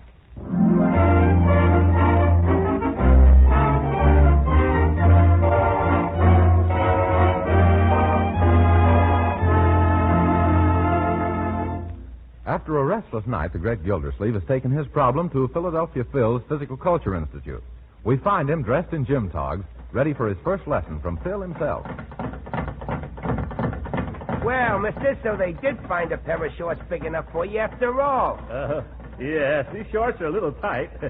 I only got them on by a great stretch of the imagination. Okay, come over here, Mr. Just call me Throckmorton. I want to keep it a secret. Of course. If my name was Throckmorton, I'd want to keep it a secret, too. No, I want to keep my visits here a secret. I'm having a little trouble with one of my neighbors, and I may have to slap him a few times to bring him to his senses. Yeah, I know how it is. Now, what experience have you had as a fighter? Oh, very little, except what I picked up in college and at the YMCA. You look as if the only thing you picked up at them places is yourself. Yes. Exactly. That's why I came here. I need to improve my wind if I'm going to fight. Well, the best way to improve your wind is by doing a lot of running. Mister, if I could run, I wouldn't need to fight. Well, the first thing we got to do is something about that sack of potatoes you're lugging around. What sack of potatoes? Oh! You mean this one? Yeah. Well, now suppose we stop chewing the fat and start taking it off. Yeah. We'll begin with some bending exercises. Bending exercises? But aren't you going to teach me how to punch? No, we'll get to the punch after we take care of the punch. All right, now, feet together, arms overhead, and bend and touch the floor. No, Throckmorton, lower. Come on, do it again. This time I'll make it easier. Feet together. Now bend and touch your ankle. No, Throckmorton, you still haven't got the idea. I've got the idea. The only thing is I've got much equipment. Well, feet together, arms overhead. Now bend. That's it. Way down. I'll bet you haven't seen your knees in 10 years. I guess. Well, by George. What is it? I've got dimples. Excuse me, champ. Champ? Who, me? Oh, I'm sorry. You must have made a mistake. I'm not one of the... Maybe not, but... Yeah, my card. Oh, thanks. Everything from heavyweights to dog racing. Oh. You got a terrific build for the job. Build? Yeah, and showmanship, too. Oh. You know, I've been watching you. Hey, the crowds will love you. Oh, I can't quite picture myself as a champion fighter. Fighter? Who said anything about being a fighter? You're going to be a wrestler. If a wrestler? Well, sure. With your figure and the way you grunt and roll your eyes, and with a full beard on your face, boy, you'll be terrific. Hey, can you groan? Can I? Oh, my goodness.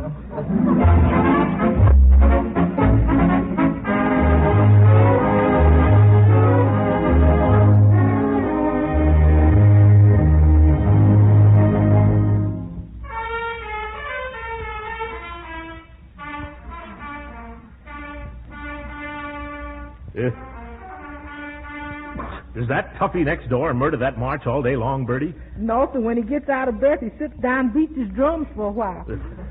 George won't be long now before I go over there and beat his drum for him. I wish you'd do it pretty soon, Uncle Mort. I can't understand why you have so much patience. There are two kinds of patience, my dear, and it takes a lot of one kind to keep from being the other.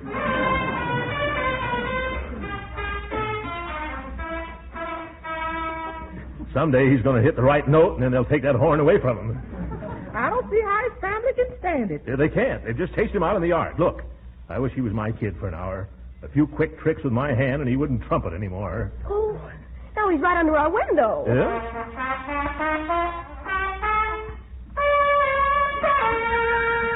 Oh! There's only one thing left for me to do, Marjorie. You remember where I put that old BB gun of Leroy's? Oh, no, Uncle Mort. You mustn't shoot him. Huh? Why, someone might be mean enough to arrest you. I hadn't thought of shooting him, Marjorie. I was going to offer the gun to him as a bribe. However, your suggestion does sound better. Please, Uncle Mort, forget about the gun. Yeah, all right. I've got another idea. The next time he starts playing, I'm going... Oh, I'm going. Don't worry. I'll be right back, my dear. Uh-oh, your uncle, he's in an unmusical mood. Oh, hope Uncle hasn't done anything reckless. Let's just hope he ain't done anything they can trace back to him. Uh-oh, here he comes. Oh, Bertie, I'm afraid. Why? He's got such a pleased expression on his face. Well, that's the last of that, folks. I fixed it all up. Oh, well, hi. What did you do, Uncle? Just used my brains, my dear. I gave Tuffy a $5 bill, and he promised he wouldn't play that trumpet again. Pretty smart of me, huh? Oh. What's that? Oh, my goodness, he's got a saxophone, too.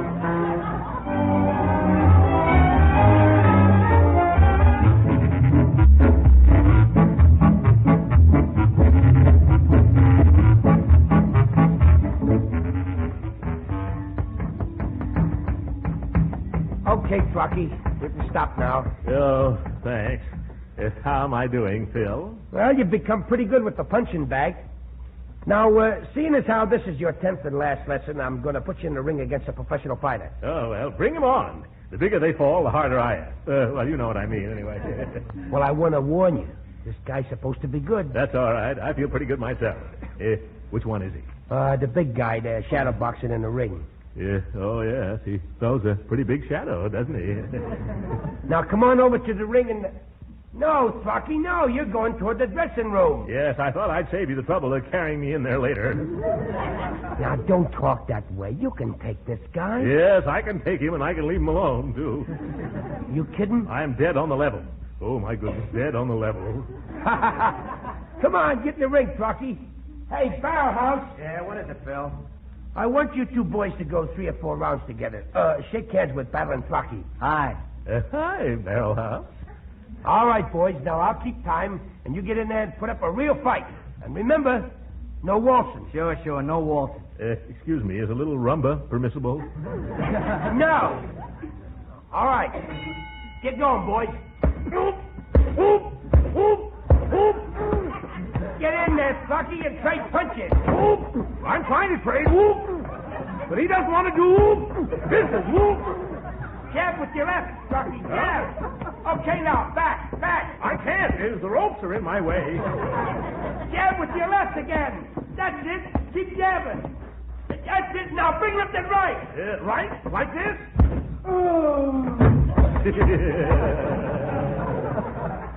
Oh, my goodness, Flocky.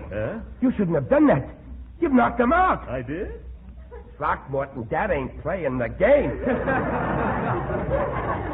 Oh, poor Barrelhouse. Quick, get me a glass of water. Get 2, I'm thirsty.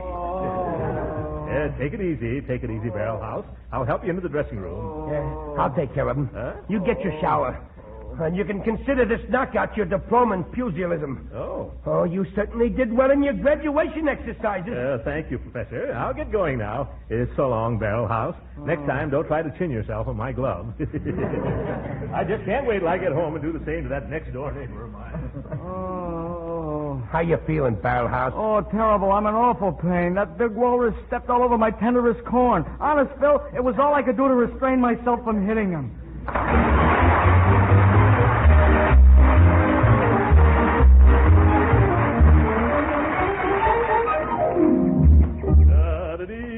Da-da-doo. Da-da-dee-da-da. Oh, Uncle Mort! Say, you know that Tuffy Dobson next door? Do I know that brat? Well, he kept picking on me today, till finally I just got good mad, so I hauled off and I let him have it. Well, good for you. Yeah, I fought him clear from the corner into his backyard and up on the screen porch. You should have seen him among the milk bottles. Then his father came home and pulled me off of him. Oh, he did he? Yeah. Say, he's looking for you, Unc. Oh, he is. Well, I'm looking for him. Come on. We're going visiting. This is going to be peachy fun. You mean you're going into Tuffy's house here? Yes, sir. Right now, I feel as if I could lick twice my weight in Dobson's. Well, I give that big tub a thumping. Oh, hello. Well, I suppose you came to apologize for what we really did to poor Tuffy. Well, it's a good thing you did because Papa's so mad he could Yes, just simply... silence. You go tell your papa that Mr. Gildersleeve is here from next door and wants to see him. At once. Very well, though I warn you that's not the tone of voice to take with Papa on account of his... Go. Oh. All right, I'll tell him. Oh, Papa, there's a man... Leroy, could I trouble you to hold my coat for a few moments? Unc, it'd be a pleasure. There you are. Thank you, my boy. As soon as I roll up my sleeves here. I'm all ready now. Just let that Is big... there somebody out here says he wants to see Mr. Dobson? Oh, my goodness, it's Philadelphia Phil. Oh, this is going to be one of my bad days.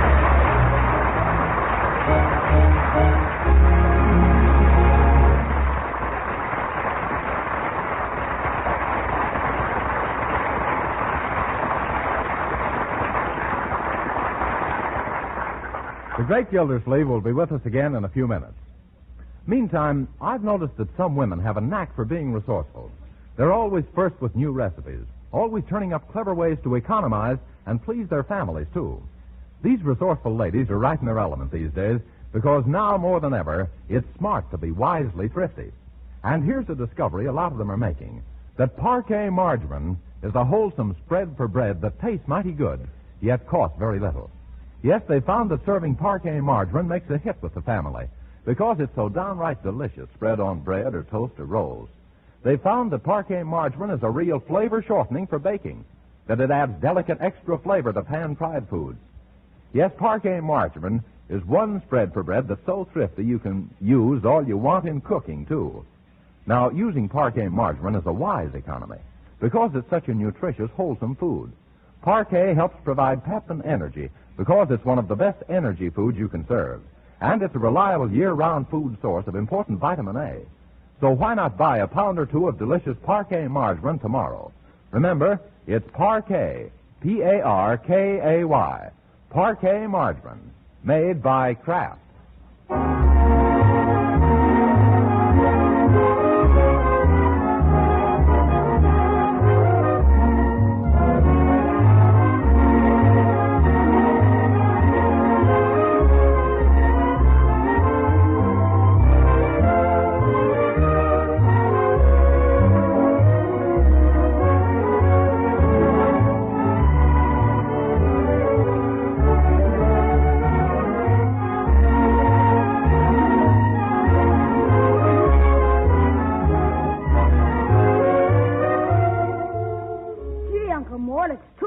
Took all those boxing lessons for nothing. Oh, it wasn't altogether a waste, Leroy. They'll come in handy next Thursday evening. Oh, what are you doing then? I'm going to visit on Rudy Valley program. Yeah, they've matched me with battling John Barrymore. Good night.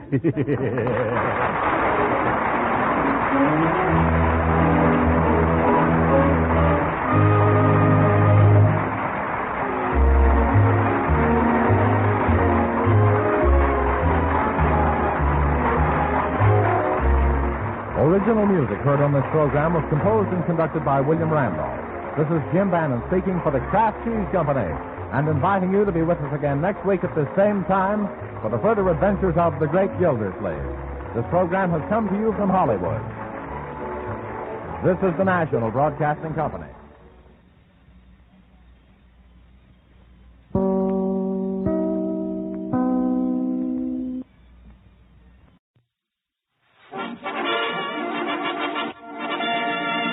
Johnson Wax Program.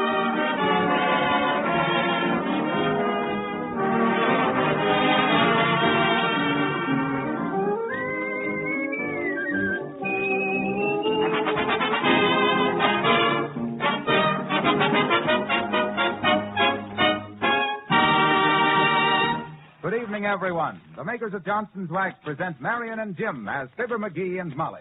Ted Weems and his orchestra open the show with Sing, Sing, Sing. Take it, Ted.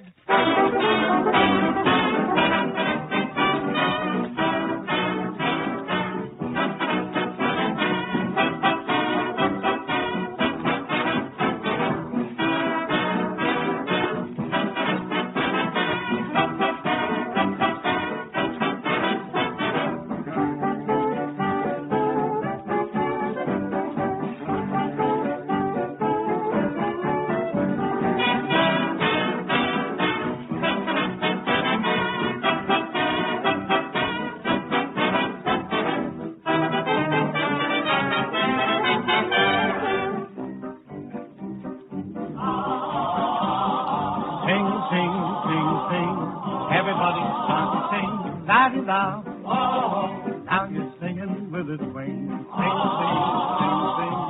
Everybody start to sing. La-di-da. Oh, now you're singing with a swing. When the music goes around, everybody goes to town. But here's something you should know.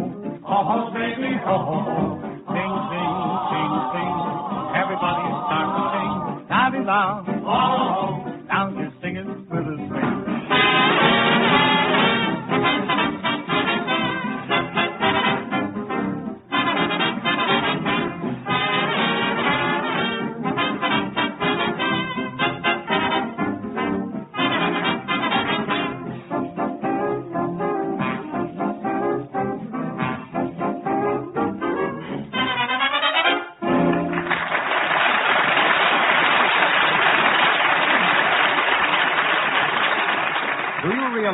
That an enemy is at work, ready to destroy the finish on your automobile? That enemy is the sunlight. Day by day, the ultraviolet rays of the sun destroy the binder carrying the pigment of the lacquer or enamel. If you don't want the sun's rays to steal the beauty of your car's finish, then wax your car without delay. Give it a lustrous coat of Johnson's Auto Wax. The sun cannot penetrate the tough wax polish. The finish will stay bright and beautiful, and your car's trade-in value will be much higher if you protect it now with Johnson's Auto Wax. Now, if you haven't already used Johnson's Auto Cleaner and Polish, then you don't know how easy it is to make your car sparkle like new. Johnson's Auto Cleaner works miracles on a faded and dirty car. It quickly removes road film and discoloration without injury to the car finish. You'll say it's the easiest cleaner you ever used. Right now, if you go to your auto supply store, service station, or regular wax dealer and purchase a pint of Johnson's Auto Cleaner, you will receive a full-size can of Johnson's Auto Wax free in celebration of Johnson's 50th anniversary. I'll tell you more about this free gift later on.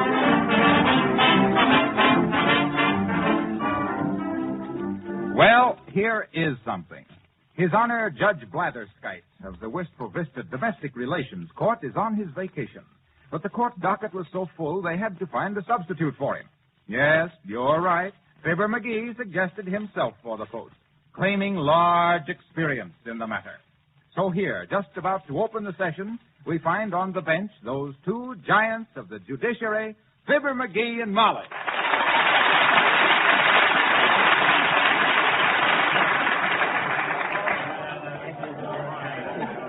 Hey, be quiet. Knock, knock! Who's there? Quiet, I just says that because I can't find the dad-ratted gal. Oh, here it is. Oh, thanks. Now, Shall I call the first case, McGee? shoot. Who is it? Mrs. Petunia J. Verse, suing for divorce from Vernon V. Verse, the poet. Okay, first case. Verse versus verse. Party, step to the bench, please. Now then, Fitz, what do you want to leave Vernon for? He's a poet. Oh, I see. You want to get rid of him just on account of because of him being a poet? Yes, I do. Well, that don't hardly seem reasonable, Judge McGee. No, Mrs. Judge McGee, it don't. Listen, sis. Ain't judicial, legal, moral, or natural for you to want to leave your husband just on account of because he's a poet. I should say not. Look, Judge, here's one of his poems. Oh. Will Vernon Verse step up to the bench? You read it first, Verse. The night rides by on silver saddles. Oh, The moonlight glints on many paddles. The cowboys are always tasting cattle, while the fleeting moments just get rattled.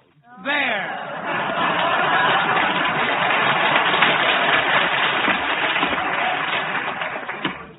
Did you write that, Vernon? I certainly did, Judge. Divorce granted. Next case. Who's next, Molly? Mr. Elwood, the third. The third what? The third Elwood, Ignorant. Will Mr. Elwood step up to the bench? Oh. Hi, Bud. You Elwood? Yes, sir, that's me. I want you to do something about my boy. Well, what's he done? Well, he's always borrowing money from me. He won't live on his allowance. Why, just today, come to me and wanted $100 to bet on a horse. What horse? Rumbum in the third at Aqueduct. Get that, Molly. I got him, indeed. Rumbum in the third. Go on, Mr. Elwood. I want restraining orders. He's got to quit hitting me for money. Bailiff, take this man outside. Lay him down, loosen his collar and his belt, and put ice packs on his head. Keep him quiet and give him artificial respiration. Yes, sir, Your Honor. Come on now. Come on. Heavenly days, McGee. What was that for? Did you catch on, Molly? He was suffering from a touch of the sun. Next case. Robert Burns McTavish. Mr. McTavish to the bench. McTavish, you swear to tell the truth? Aye, Toots. What do you mean, toots? And don't say aye, say yes. Aye, lad. I give an eye for an eye and a toots for the truth. What was it you wanted, Mr. McTavish? I'm wanting the advice of the court, Your Honors. It is about the little woman. She threatens to leave me because I walked out of a moving picture show. Mary of Scotland. But I couldn't help it, Your Honor. I was suffering. Suffering from what? Heartburn? No, hepburn. Well, I advise you to make up with her, Sandy. Take her to see Anthony Adverse. Case dismissed. Get that down, Molly. Sure. Case 796B, McTavish. Adverse decision.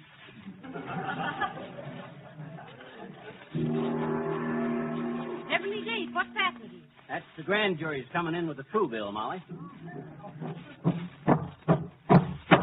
All right, men. Will the foreman read the true bill? We find it absolutely true that Johnson's Auto Wax and Polish will protect your car from dust and dirt and make it shine like new again. Thought that case was settled long ago. Next case. The next case is Mary Rowe versus John Doe, Judge McGee. Thank you, Mrs. Judge McGee. Mary Rowe and John Doe to the stand. Well, folks. Well, what's your trouble? Well, my stars, Judge, he knows I'm a Democrat, and he spends the whole day long cutting out sunflowers out of yellow fells. Goodness, I don't know what to do. Well, we can't let politics bust up a happy home. Now, what are you thinking? Oh, I got it. Mr. Doe, from now on, you wear a sunflower felt and let her wear a rose felt. Case dismissed. That's setting a precedent, McGee. Next case. The next case is Community versus Como. Mr. Perry Como to the bench. Hello, Molly. More respect for the bench, Mr. Como. All right, darling. Well, that's better. What's the community got against Perry Como, Mr. Judge McGee? Well, Judge McGee, the arresting officer said he was found with one arm around the fire hydrant and the other arm around the lamppost. He told the officer he was a trio. Is that true, Perry? I forget. Oh, now, come. You did do that, didn't you? I forget. What night was this, Perry? I forget. What were you singing? I forget. Bailiff, take this man out. I remand him to the custody of Ted Weems for this next musical number. What's the number? I forget. What is it, Como? Did I remember?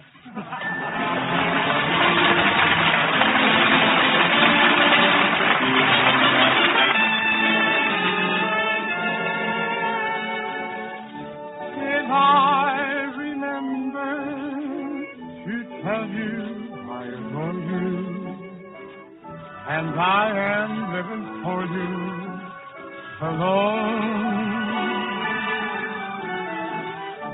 Did I remember to say I'm lost without you, and just how mad about you I've grown. You were in my arms, and that was all that I knew. We were alone, we two. What did I say to you? Did I remember to tell you I adore you and say forevermore you are mine?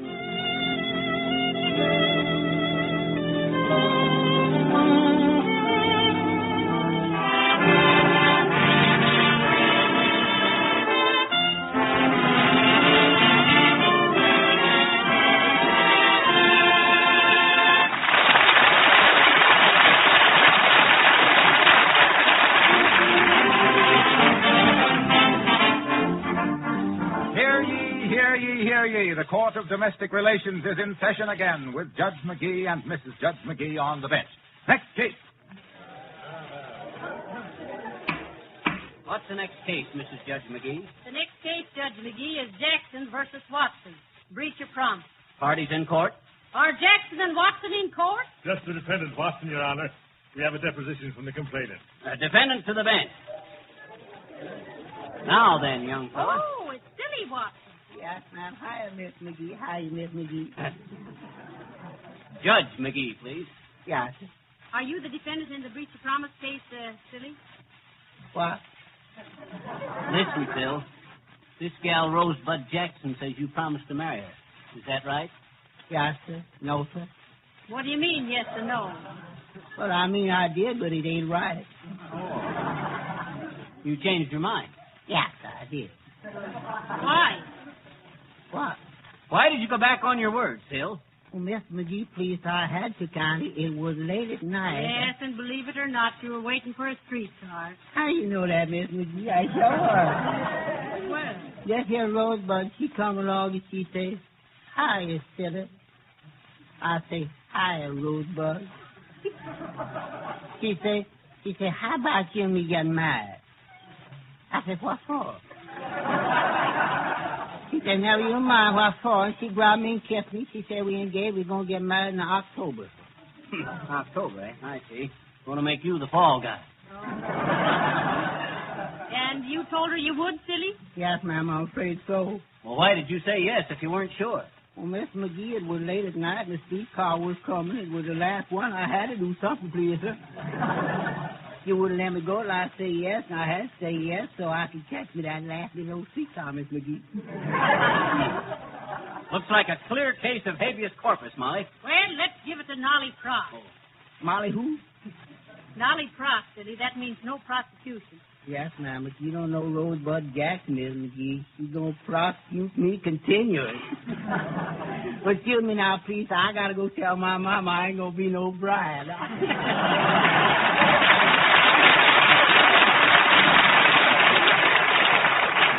Next case. Attention, everybody. Court's in session. What's the next case, Mrs. Judge McGee? Just a minute, Judge McGee. Oh, yes. Boomer versus Boomer. What's the complaint? Incompatibility. Incompatibility, eh? Who's the other woman? Why, there's no other woman, ignorant. Incompatibility means they don't get along so good. That's what I suspected. Are the Boomers in court? One of them, Your Honor. Yes, yes. Horatio K. Boomer, sir, at your service. Oh, you're Horatio K. Boomer. Well, we understand you and Mrs. Boomer are not compatible. Yes, yes. My little sapini brittle, yes, yes. As to say, I'm perfectly compatible, but Mrs. Boomer is not. I see. Well, isn't she a good wife, Mr. Boomer? Well, yes, but she's a terrible cook, terrible. She fries everything. Fried pork, fried mush, fried fish. Everything's fried. Don't you ever have a roast? No, my friend. Not even a broiled cutlet? Nay, nay, it must be fried, yes. That's why I stand here at the bar of justice. Please consider my angle of the case. What do you think, Molly? It's the eternal triangle, McGee. Listen, Bud, you think of something you want her to cook for you, and how you want it cooked, and I'll enter a court order for her. Very sound solution of the matter, I'm sure, my little court plasters. Yes, sir. Very sound. Now, let me see. I'd like a plank steak medium, some wilted lettuce, some baked potatoes, a plum pudding, and a short beer. Enter that order, Molly. I did. You tell your wife to get started on that stuff right away, Boomer. You won't get no more fried stuff. Thank you, George. Thank you. But I'm afraid she won't be home to cook today. She's visiting relatives at my request. Well, when will she be home? She'll be home on, it's fate. I'm hounded by a relentless fate. She'll be home on Friday.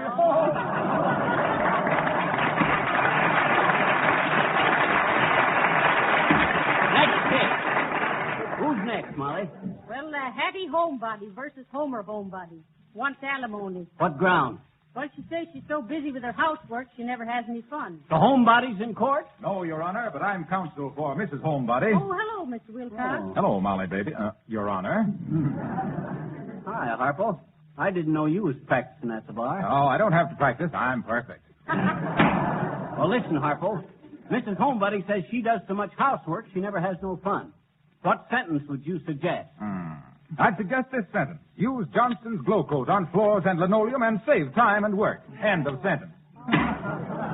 Who's next, Molly? Well, let's see now. Oh, yes. Wistful Vista versus Weems. Wistful Vista versus Weems. Hold up. Is Ted Weems in court? Yes, Your Honor. I'm Ted Weems. Hello, Ted. Hello, kid. Now what have I done? Listen, Weems, you're accused of playing a goofus horn and disturbing the neighbors. Go on. They like to hear me play. How do you know? Well, they broke all the windows in my house so they could hear me better. Well, what is a goofus horn, Ted? This thing here. This is a goofus horn. Oh. Listen. Well, it don't sound so good by itself. No, I think it'd be better if it was accompanied by something, Ted. By what, for instance? A police escort. Hey, who are them gals you got with you, Ted? Oh, these? This is Ida, and this is Sweet Sue. Oh, a couple of nice little numbers. Yes, I'm giving them quite a play.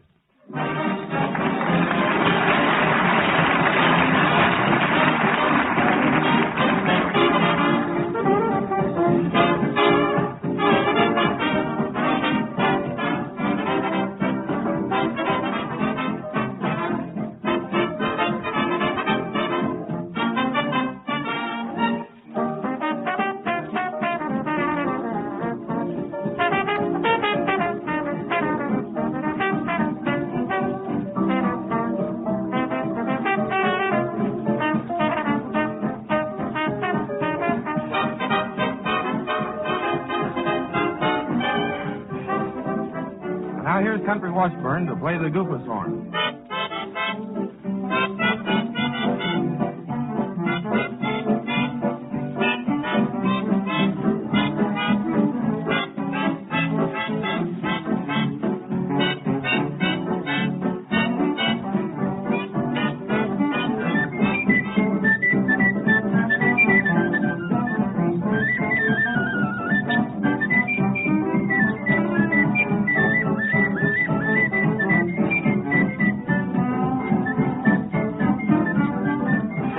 The bazooka.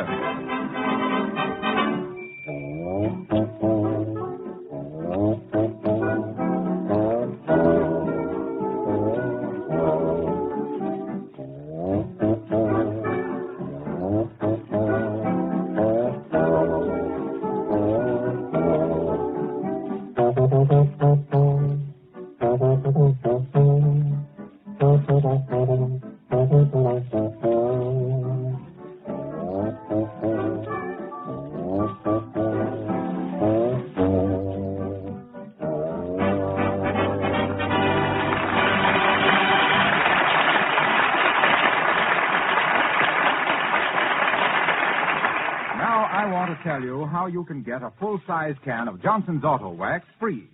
It's an opportunity you can't afford to miss.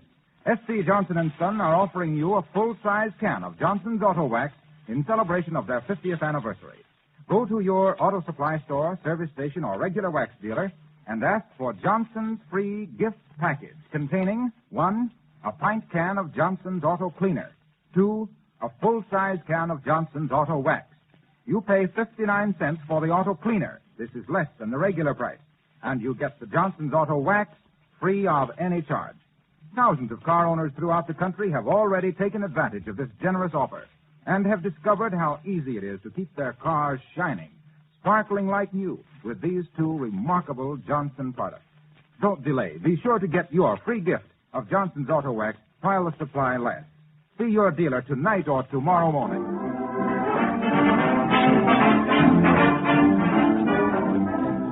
The Wistful Vista Domestic Relations Court is again in session.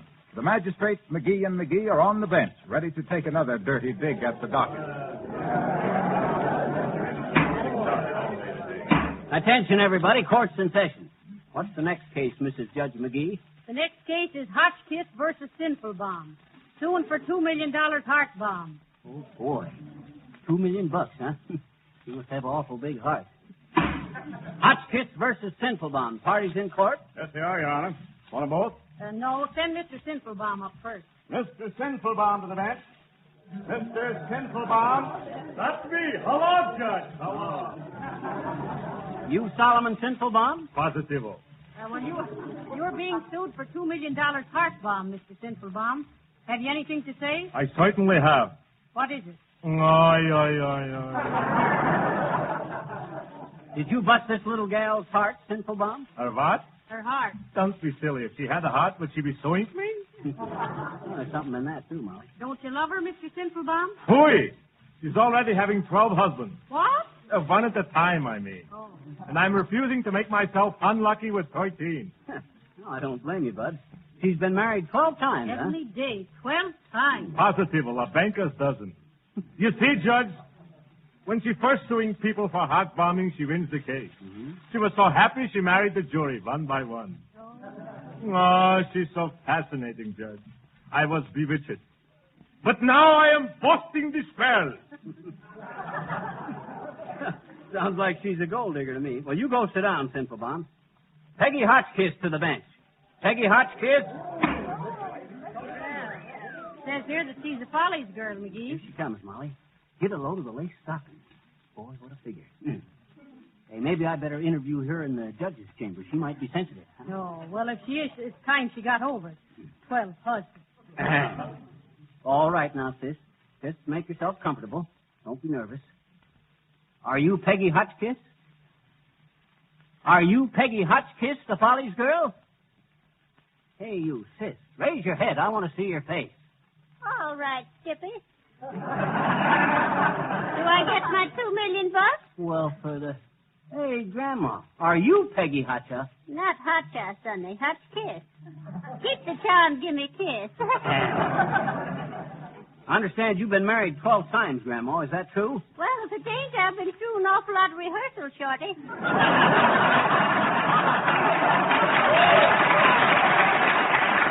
Order in the court. Seems to me you ought to found one of them to make you happy. What you suing old Sinful Bomb for? $2 million. You know that. I know, but how could he bust your heart $2 million worth? Yes, heavenly days, he's got a beard down to his waist. Why, sure. You wouldn't want a mug with a beaver like that, would you, Grandma? Well, that's why I love him, Sonny. Huh? His beard just tickled me to death. Why? Well, when I saw his jawgrass, I says to myself, Peggy, I says, there's one man who won't wipe his razor blades on your guest house.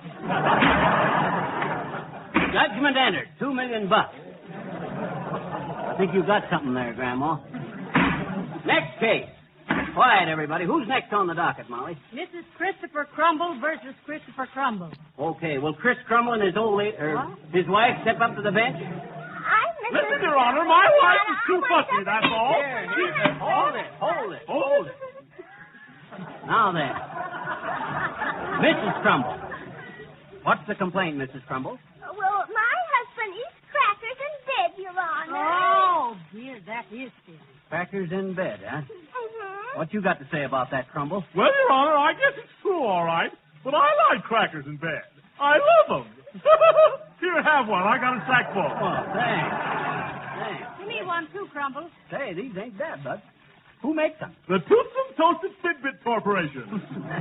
Ever try Munchie Crunchies? Munchie Crunchies? Mm-hmm. No, how are they? Not bad. They make a double cracker for twin beds. Well, I'll have to try them sometime. Did you ever try these crackers, Mrs. Crumbles? No, if I ate one, I might like it, and I hate them. Here, have one, sis. No. Dad, drat it, eat one, or I'll have you up for contempt of crackers. Well, all right. Give me one, Chris. What? Oh, well, here you are. Well, how do you like it? Well, I don't know. Give me another, Chris. Yeah. Give me another one, too. Me, too. Hey, I haven't got many left here. Come on, give us some. Do I have to impound them? Give me one. Me, too. Oh, give baby another, Chris. Hey, let's go here. I said there aren't many left now. Now, cut that out. Come on. Cut that out now. You leave me alone. These are my crackers. Come on, you big Lugan. Give me a cracker. Come on, Bud. Molly wants a cracker. No. Silence in the court. Silence. Quiet, please. Court's adjourned. Now give me one of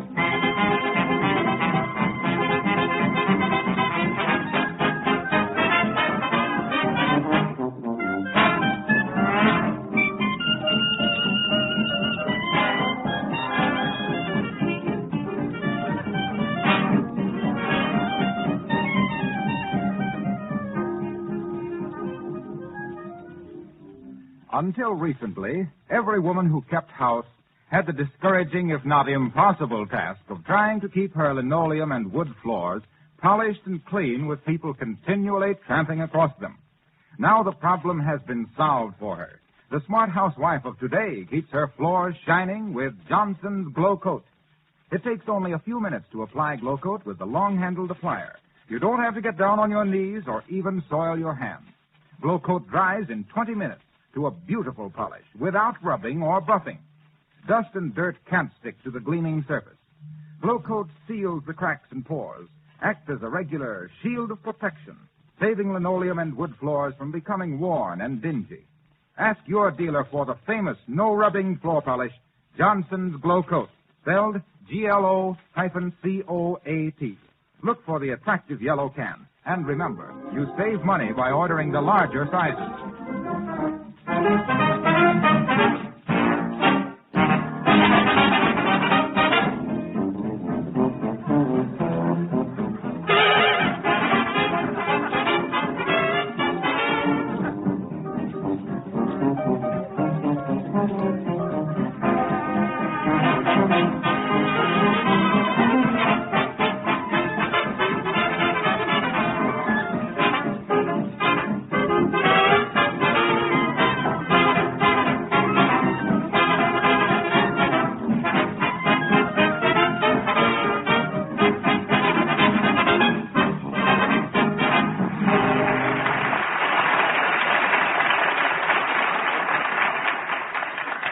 Judge McGee, you certainly made some fine decisions today. Thanks, Mrs. Judge McGee. I thought so, too. Your father was a judge, wasn't he, Molly? Why, sure he was. Mm-hmm. Oh, I can see him now, sitting up there on the bench, sipping his iced coffee and listening to the lovely perjury. Iced coffee? Why, shucks, iced coffee. That's no hot weather drink, Molly. Did he ever try gin and ginger ale? No, but he tried lots of people who had. Good night. Good night, all.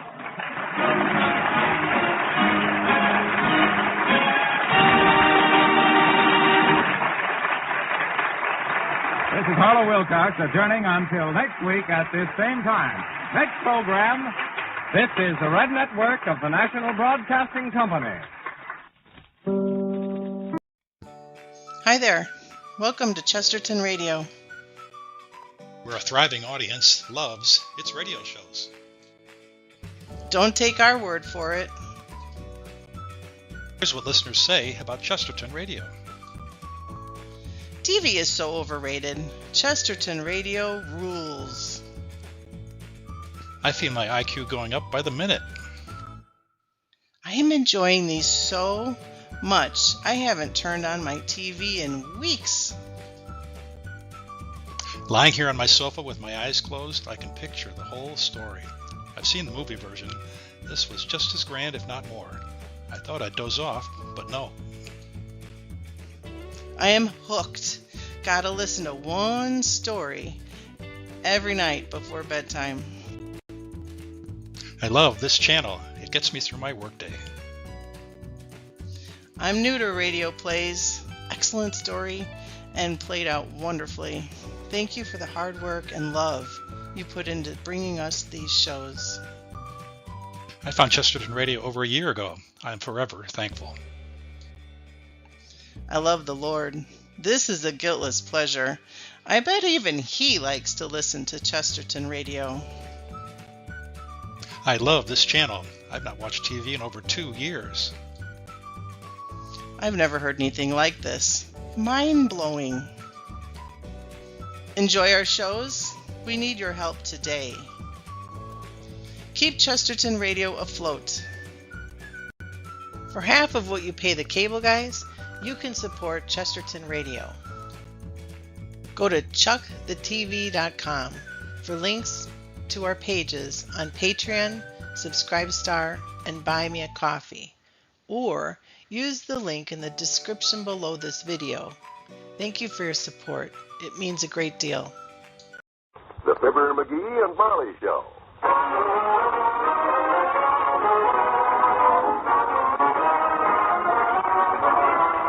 Every weekday at this time, NBC brings you Fibber McGee and Molly transcribed. The show is written by Phil Leslie and Ralph Goodman and directed by Max Hutto.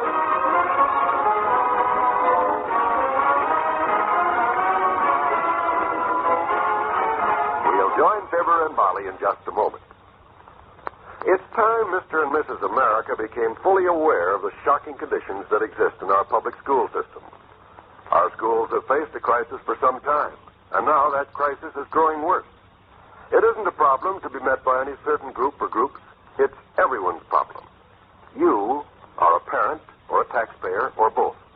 It is your right and the right of your children to have the schools in your community as good as they can possibly be. What about your child's school? Have there been any additions to the school facilities in the past 10 years to take care of the increased number of pupils? How about equipment and supplies in the classrooms? How about the teachers? Do they have a fair chance to fulfill their job? Or are they working with too many students and too little pay?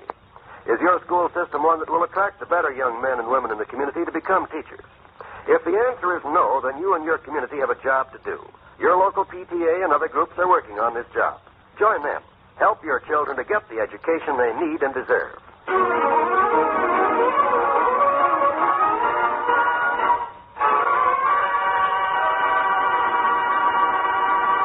Well, McGee, I'm all ready to go. How do I look? Oh, you look swell, kiddo. Great. I hope the girls have a good time. We will.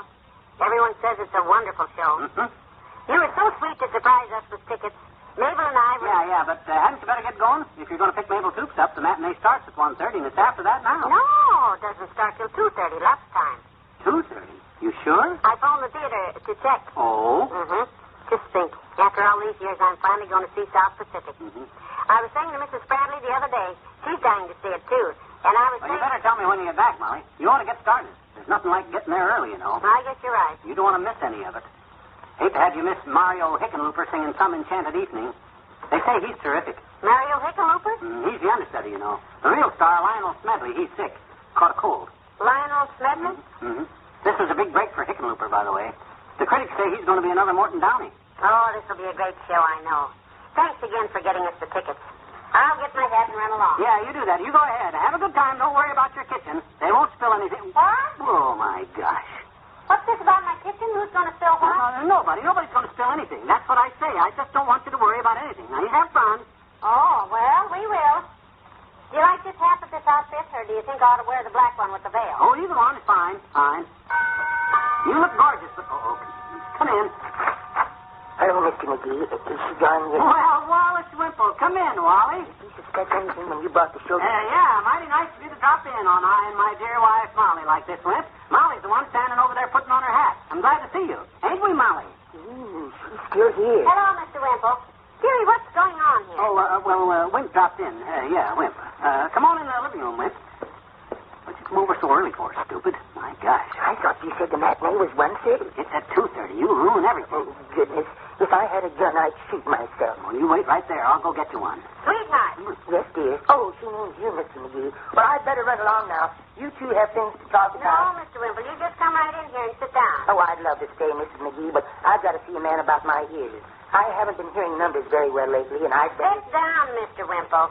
Yes, sir. Don't take your coat off, Molly. You'll miss the first act. Mabel's waiting for you to pick her up.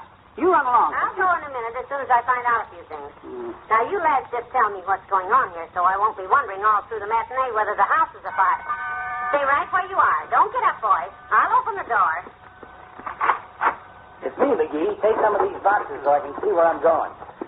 That's it. Everything's here, and Hi, Molly. I thought you were at the matinee. Good afternoon, Doctor. No, I'm still here.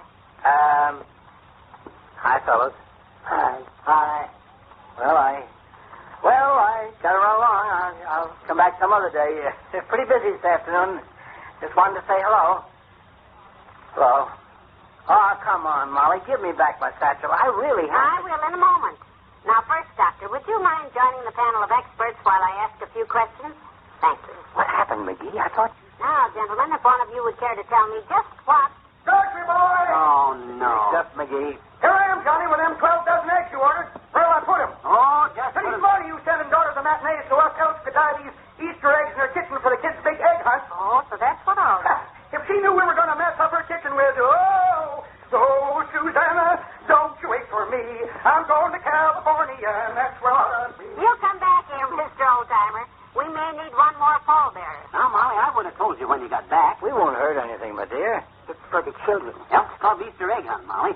The Elks made me chairman of the egg dyeing committee this year, and we'll be careful. Oh, dear. Well, it is a wonderful project and everything. Yeah, well, you down on that. Clean up. Okay, boys. Be careful, though, now. Yeah, all right.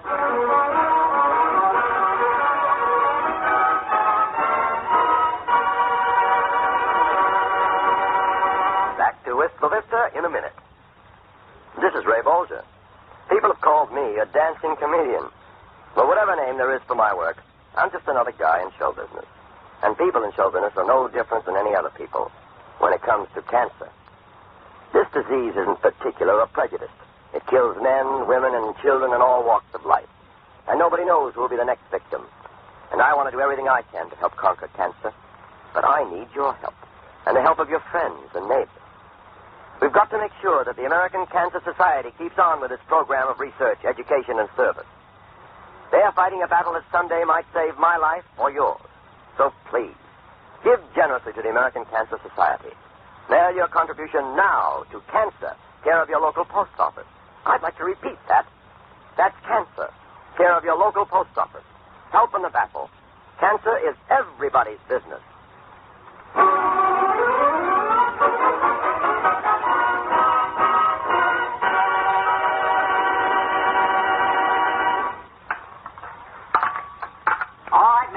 Already now. Got them all lined up and ready to dip in the dye. Oh, goody, at last. Now, before we start slinging dye around here, remember what we promised Molly, men. When she gets back, this kitchen has got to be neat and clean like it is now. And above all, it's got to be the same color. Look, will you stop worrying? Let's get started. You'll be very careful, Mr. McGee. Can I please have the blue dye? That's my favorite color, blue. Can I have the blue? Sure, you can have the blue. Here. Oh, goody. Hand me an egg. I'll get started. Now, take it easy now. Wait till we all get set here, and we can run this thing like a production line. You got the... Oh, here, old-timer. You take the yellow dye. I'll take the red, and... Doc, you can Wait a minute. I want the red. You can have the green, Doc. Here. Oh. Now, everybody grab one of these little wire That's zippers. the prettiest-looking shade of green. Let me have the red. Oh, for the... Now, you look here, Doc Gamble. I'm in charge here. I'm the guy they elected chairman of the egg committee. Naturally, you got the head for it. Right. And since I'm the egghead around... Oh, shut up and take the green. I will not. I want the red. You can't have the red, and that's final. Okay, I'll take my dye and go home. Your dye? I was the one who bought it. If you want to shell out $3 and buy some more, then Look, Doc, I don't like to throw my weight around, but you forced me to it. As chairman of the Egg Committee, I'm telling you who takes what color, and I say you take red. All right. My goodness, I'm glad that's settled. Well, let's get started. I'm just dying to start dying. There's some little wire dippers on the sink, and I want everybody... Oh, did you hear what I just said? I'm just dying to start dying. Yeah. You think I should send that to the Ladies' Home Journal? I wonder what they give me. Probably a knot on your head, Wallace. Yeah, we got enough eggs to worry about here without you laying any more for us, Wimp. Hey, and speaking of knots on the head, fellas, let's not mess up daughter's kitchen. Ha! Right. Now, look, men, this is a serious job we're doing here, and I want every man to do his part. The work we do today will make a lot of little children happy Easter Sunday when the eggs we color so beautifully are hidden in the park by our fellow elves to provide fun and merriment for those dear little children. Oh, hand me an egg, Knife down, get to work.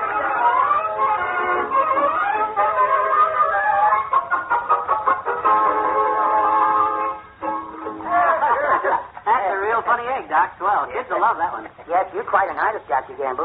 Who is it? Moon Mullen? You mean you don't recognize McGee? What? If you guys want to see some real artwork, watch how I make a picture of Doc Gamble out of an egg by just drawing one line. You mean you can make a picture of the doc here by just drawing one line on an egg, Johnny? You watch closely. I take this big, fat egg here. I might have known it would be a big, I draw a line around the middle, like so. I dip it in this blue dye, and presto. There. Doc Gamble in a blue serge suit. Well, I'll be jiggered. Just a mimic. Touche, my boy, touche. That's pretty good. Hey, take a look at the time, fellas. It's almost 5 o'clock. My gosh, already? Boy, I didn't realize it was that late. My goodness. That's what Sweetie Face wants for dinner. She'll have me. Scrambled. Yes, and I got a patient coming in at 6 o'clock. My nurse said someone called after I left. Oh, if we get finished in time, you won't have to worry about that patient, Dr. Gamble. What do you mean? That was me. Oh. I didn't know how long this might take us. And you know how athletic Sweetie Face gets when I come home late, so I was just being prepared. Look, you guys, I got an idea how we can get the rest of these eggs finished fast. How, genius? By cutting out the yakking and getting to work. Oh. Now, come on, let's get going here. And don't forget, we got to clean them spots off the walls and ceiling before Molly gets home, so... Come on, man, let's get moving. Yeah, all right, come on.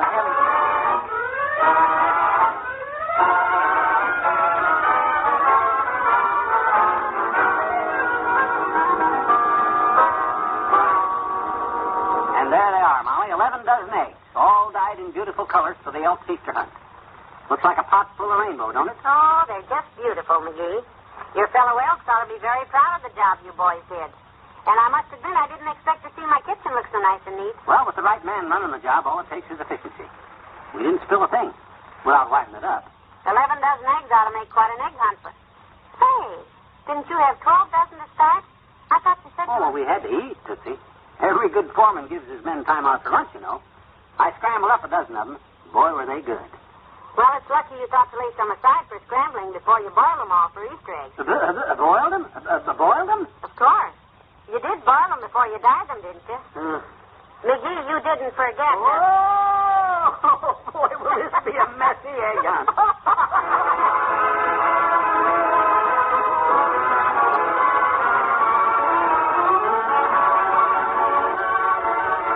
Fibber and Molly will be right back. Hello, friends. This is Gordon McCurry speaking to you from the Railroad Hour show train at NBC in Hollywood. The crew is busy preparing for another Monday night journey into the land of music and make-believe. In fact, a whole series of melodic excursions that we sincerely hope you'll all enjoy. Together, we visited with song and story practically every country in the world and quite a few that will never show up on a map. We hope you'll continue to be regular passengers because we think we have some fascinating trips in store for you. In the coming weeks, why, we'll be trekking to the Canadian Rockies to rediscover one of our favorite heroines, the lovely Rose Marie. And during the spring months, we'll premiere some delightful original stories by Lawrence and Lee, set to familiar music from the world's storehouse of melody, new and old. We'll welcome to the show train such favorite guest stars as Mimi Benzel, Nadine Connor, Lucille Norman, and Dorothy Warnshow. So make it a point to be with us on the Railroad Hour every Monday night. The show train will pick you up at this NBC station. Be seeing you.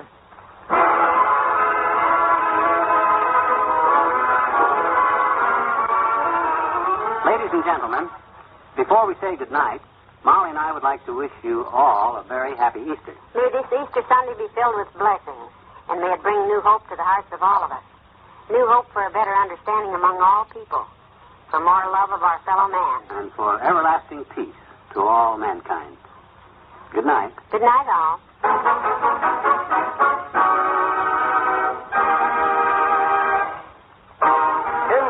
has brought you the Fibber McGee and Molly program, transcribed, with Bill Thompson as the old-timer and Wallace Whipple and Arthur Q. Bryan as Dr. Campbell. This is John Walt urging you to tune in again Monday when one of his tall stories backfires on Mr. McGee of Fibber McGee and Molly.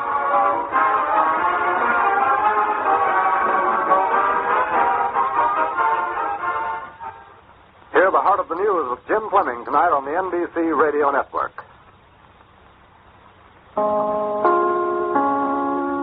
Kraft presents The Great Gildersleeve.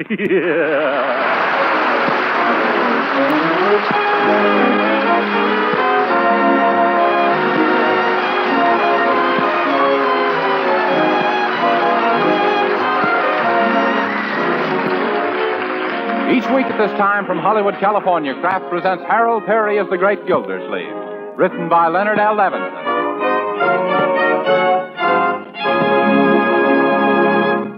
We'll hear from The Great Gildersleeve in just a moment. But first, let me tell you about a conversation I had the other day. A lady I know asked me, why do you speak of parquet margarine as a modern margarine? Well, here's what I said. Parquet is a modern margarine because it's so different from the margarine of a few years back. You see, parquet margarine is made by Kraft, and Kraft is famous for its fine quality, delicious tasting foods. Yes, delicate, appetizing flavor is the big reason why parquet margarine is different. It's grand both for table use and for cooking because it tastes so good. Another reason parquet margarine is different is that it's a reliable, economical source of important vitamin A. Summer and winter, every pound of parquet margarine contains 9,000 units of vitamin A. And that's something every mother and housewife should be glad to know. Besides, parquet margarine is wonderfully wholesome and nutritious. Why, it's one of the best energy foods you can serve. But why not find out how deliciously good this modern margarine is yourself? Tomorrow, ask your dealer for Parquet. P-A-R-K-A-Y.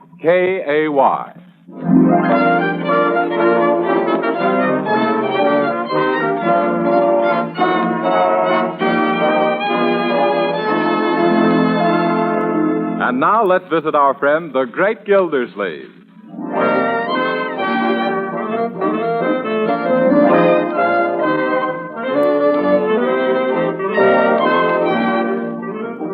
Good morning, Uncle Mort. Good morning. Oh, is that one of your Christmas shirts you're wearing? Oh, no, Marjorie. And that reminds me. Next year, I hope you're more careful about giving my sizes to Aunt Sylvia. She sent me a 13 shirt and a pair of 17.5 socks. Oh, I'm sorry. Huh? But you know Aunt Sylvia. Yeah. Why, she still thinks I'm a baby. Yeah? She sent me a pound of gumdrops and a Mickey Mouse wristwatch. Very good. Oh, Bertie, are you busy? No, Miss Marge. What can I do? See if you can sweep up some of the pine needles under the tree. It's shedding like a $19 fur coat. That's the kind of coat I got from a gentleman of Queens last Christmas. Oh, well, that's too bad, Bertie. Oh, I don't mind so much. The friendship only lasted till the 4th of July, but the bunny coat didn't start to give out until long about Labor Day. Well, I hope you have better luck with your current boyfriend. Oh, yes, Mr. Gildersleeve. Current is right. That boy's a real live wire. He done treated me to a course and 10 lessons in rumba dancing. Well. Bertie, are you going to learn to rumba? Oh, yes, ma'am. I've been rumbing for years, Miss Marge. I'm just going to improve my technique. Yeah. Professor Guadalupe, that's my rumba teacher's name, Stonewall Jackson Guadalupe. He says I'll be a fine rumba dancer just as soon as I learn to put about twice as much energy into half as much work. Yeah. I can see what he means. What else did you get for Christmas, Bertie, besides this course in the Cuban can-can? Besides which? In addition to your rumba coaching. Oh, well, I received a bottle of the loveliest smelling lavender cologne and a box of the loveliest looking lavender face powder. Oh, yeah. Oh, yes, indeed. I'm at my sunniness in lavender. Yeah. Do they match that perfume you had? The last time you saw Harlem? Yeah. No, ma'am. This is a new kind called Chattanooga Woo Woo. Yes. Or Or tuxedo unction. Yeah, tuxedo unction. Well, I guess I better get up these pine needles with the back. Yeah. I just came from Piggy Bank's house, and you know what? No, what? He just gave me that is, he wants to give me a swell Christmas present. But Leroy, Piggy gave you a pair of roller skates for Christmas. Well, he feels it wasn't enough, so he wants to give me a swell puppy, and boy, is it a cute one. Well, if it's so cute and swell, Leroy, why is he giving him away? Because Piggy's father won't let him keep it. He won't? What's the matter with it? Oh, nothing's wrong with him. It's Piggy's father. He's got allergics. Yes. Sam, it's all right for me to have him, isn't it? Well, I don't know. Is it a very big dog? Who, Tiny? Say, he's just the right size for this house. Oh, two-story dog, eh? Yeah. What kind is he, Leroy? Oh, a brown with white spots.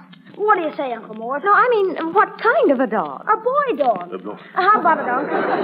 Well, I've always thought that a dog is a wonderful companion for a young man of your age, Leroy. Gee, so do I. Yeah. Uh-oh, here comes more work for me. No, Bertie, this dog is going to be Leroy's responsibility. You're to take care of him yourself, young man, understand? You bet. Yeah. You better, because I know from experience when a dog comes snooping around the kitchen for a bite, it ain't particular what it takes that bite out of. Yeah. Don't worry, Bertie. A dog is good for a boy. Yes, I recall the dog I owned when I was Leroy's age. Good old Hector. I can remember when he was a pup. What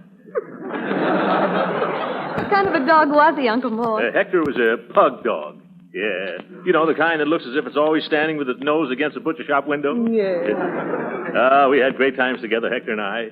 Almost broke my heart when I lost him. Was he run over, Uncle? No, Marjorie. He got too big to ride, and I traded him for a bicycle. Yeah. There's nothing like a little canine pal. Oh, goodness to mercy. What's going on in the cellar? Yeah. What can it be? Huh? That? Well, it might be my new dog, Tiny. Yeah, I wouldn't be a bit surprised. I left him in the cellar till I sold you on the idea, Uncle. Yeah. Oh, I think we better investigate this idea of yours, Leroy. Come on. Sure, and wait till you see him. He's the cutest pup you ever saw. Oh, really? Turn on the lights, Leroy. Thanks. Oh, my goodness. He's chewing up all my old clothes. Here, Tiny, come on away from there. You want to get sick? What? Here, Tiny, here, Tiny.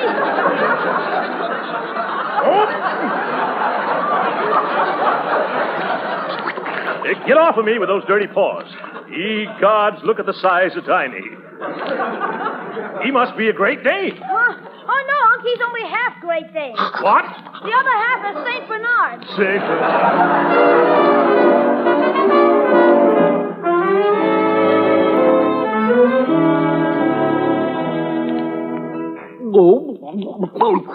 Oh, boy, look at that dog eat. Yeah. His idea of heaven is a back porch full of pork chops. Yeah, look at him. The way he goes at it, you think meat grows on trees. Did we get another 10 pounds, Unc? Not until I arrange for a wholesale rate at the butcher shop, Leroy. Get down, Tiny, down. Every time he hears me mention butcher shop, quit licking my face, Tiny. Grab his tail, Leroy, before he knocks me over. Get down, doggy. Come on. Yeah, thanks. Hey, he's a smart dog. Every time he hears me say B-U-T-C-H-E-R, he wants to go chop shopping. You should have seen us down at the MEAT market. What happened? I tried to train him to carry the package home in his mouth. Didn't it work? No. Tiny thought it'd be easier to carry it home in his tummy. Well, I guess you can't teach a new dog old tricks. Say, it's getting cold out here. Let's go inside. Yes, all right. Come on, Tiny. You can sit beside the fireplace if you promise not to chew the rug for dessert. Yeah? Don't keep that door open so long, please, Mr. Gildersleeve. This cold weather is hard on us tropical folks.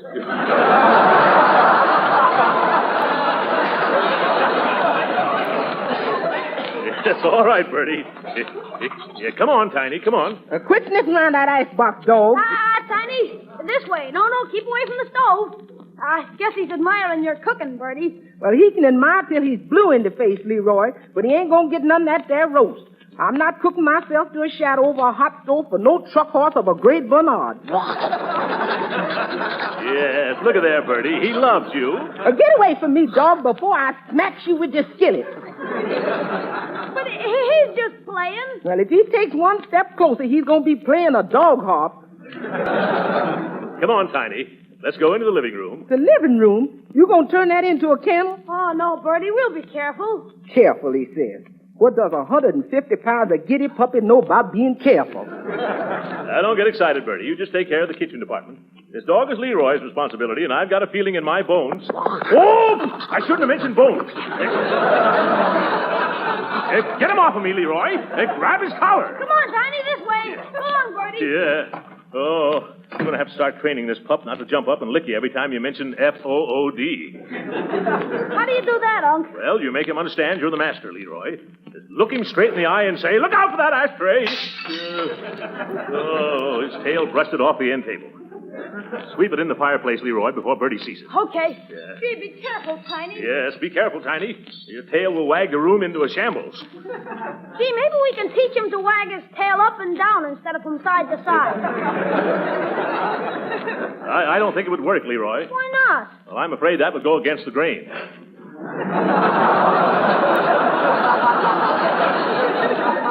Yes.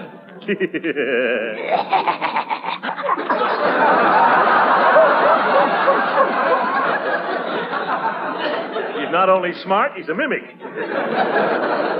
Now, come on, Tiny. Lay down like a nice little doggy. Oh, not over there. Keep away from that Christmas tree. Look out. Of all the clumsy, fumble-footed hounds. Get him out of here quickly before he does any more damage. Yes, Right? Uncle Mort. Yeah. Come on, Tiny. You gotta go out. Yeah. Sorry, old man. It'll take him a little while to get accustomed to our furniture, Uncle Mort. Yes. Will the furniture hold out that long? Help me get this tree back on its feet. Help! Stop that! Come here, somehow! Get away from me! Oh, now what? Well, I bet I know what it is.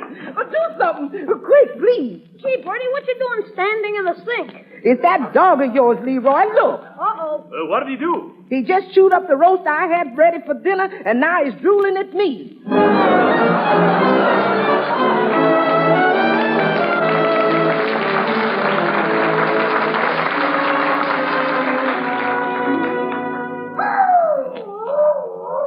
Gee, Uncle, do you think Tiny will be all right out there in his new doghouse all night? Why not, Leroy? I know I'd welcome a nice, big, comfy, warm piano box if I happen to be a dog.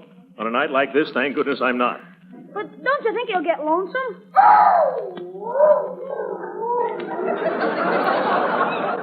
Lonesome? Not if he keeps howling like that, he won't. But suppose somebody complains. Let him complain. I've had a hard day trying to cope with that baby buffalo, and now I'm ready for bed. Yeah. I'll probably have a nightmare in which Tiny takes me for a walk, dragging me along at the end of a leash. Oh, that'd be awful. I know it. That's what he did earlier this evening. Well, good night, Leroy. Gee, I wonder what that can be about at this hour of night. You guess. Hello? Who? Yes, this is Mr. Gildersleeve. He's one of the neighbors. What dog are you talking about?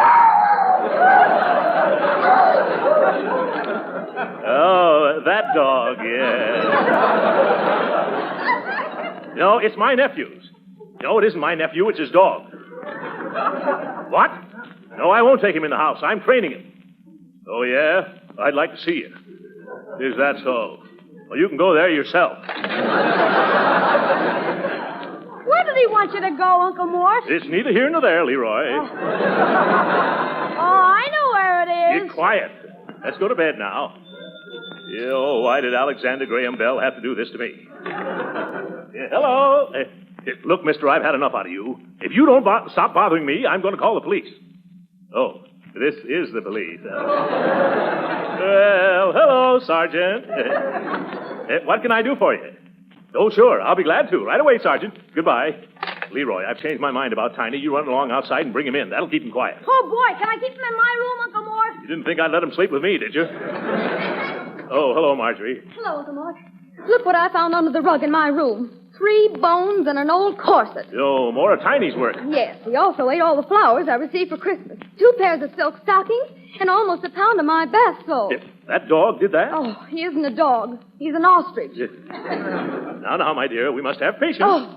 Is that you, Leroy? Yeah, me and Tiny. I'm going to take him upstairs to my room. Fine. Good night, Leroy. Sleep tight, Uncle. Good night, Marge. Good night. Good night, my dear. I'm going to bed myself. Oh, my. I feel as tired as last month's lettuce.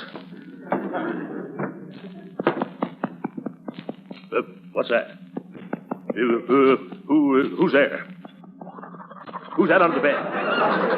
Is that you, Tiny? Oh, my, we always seem to meet. Oh, stop licking my face. Get out from under that bed, Tiny. Get up from there. No, don't stand up, you moose. Crawl out.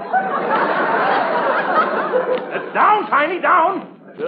This is the last straw. I'll be doggone if this dog isn't gone tomorrow.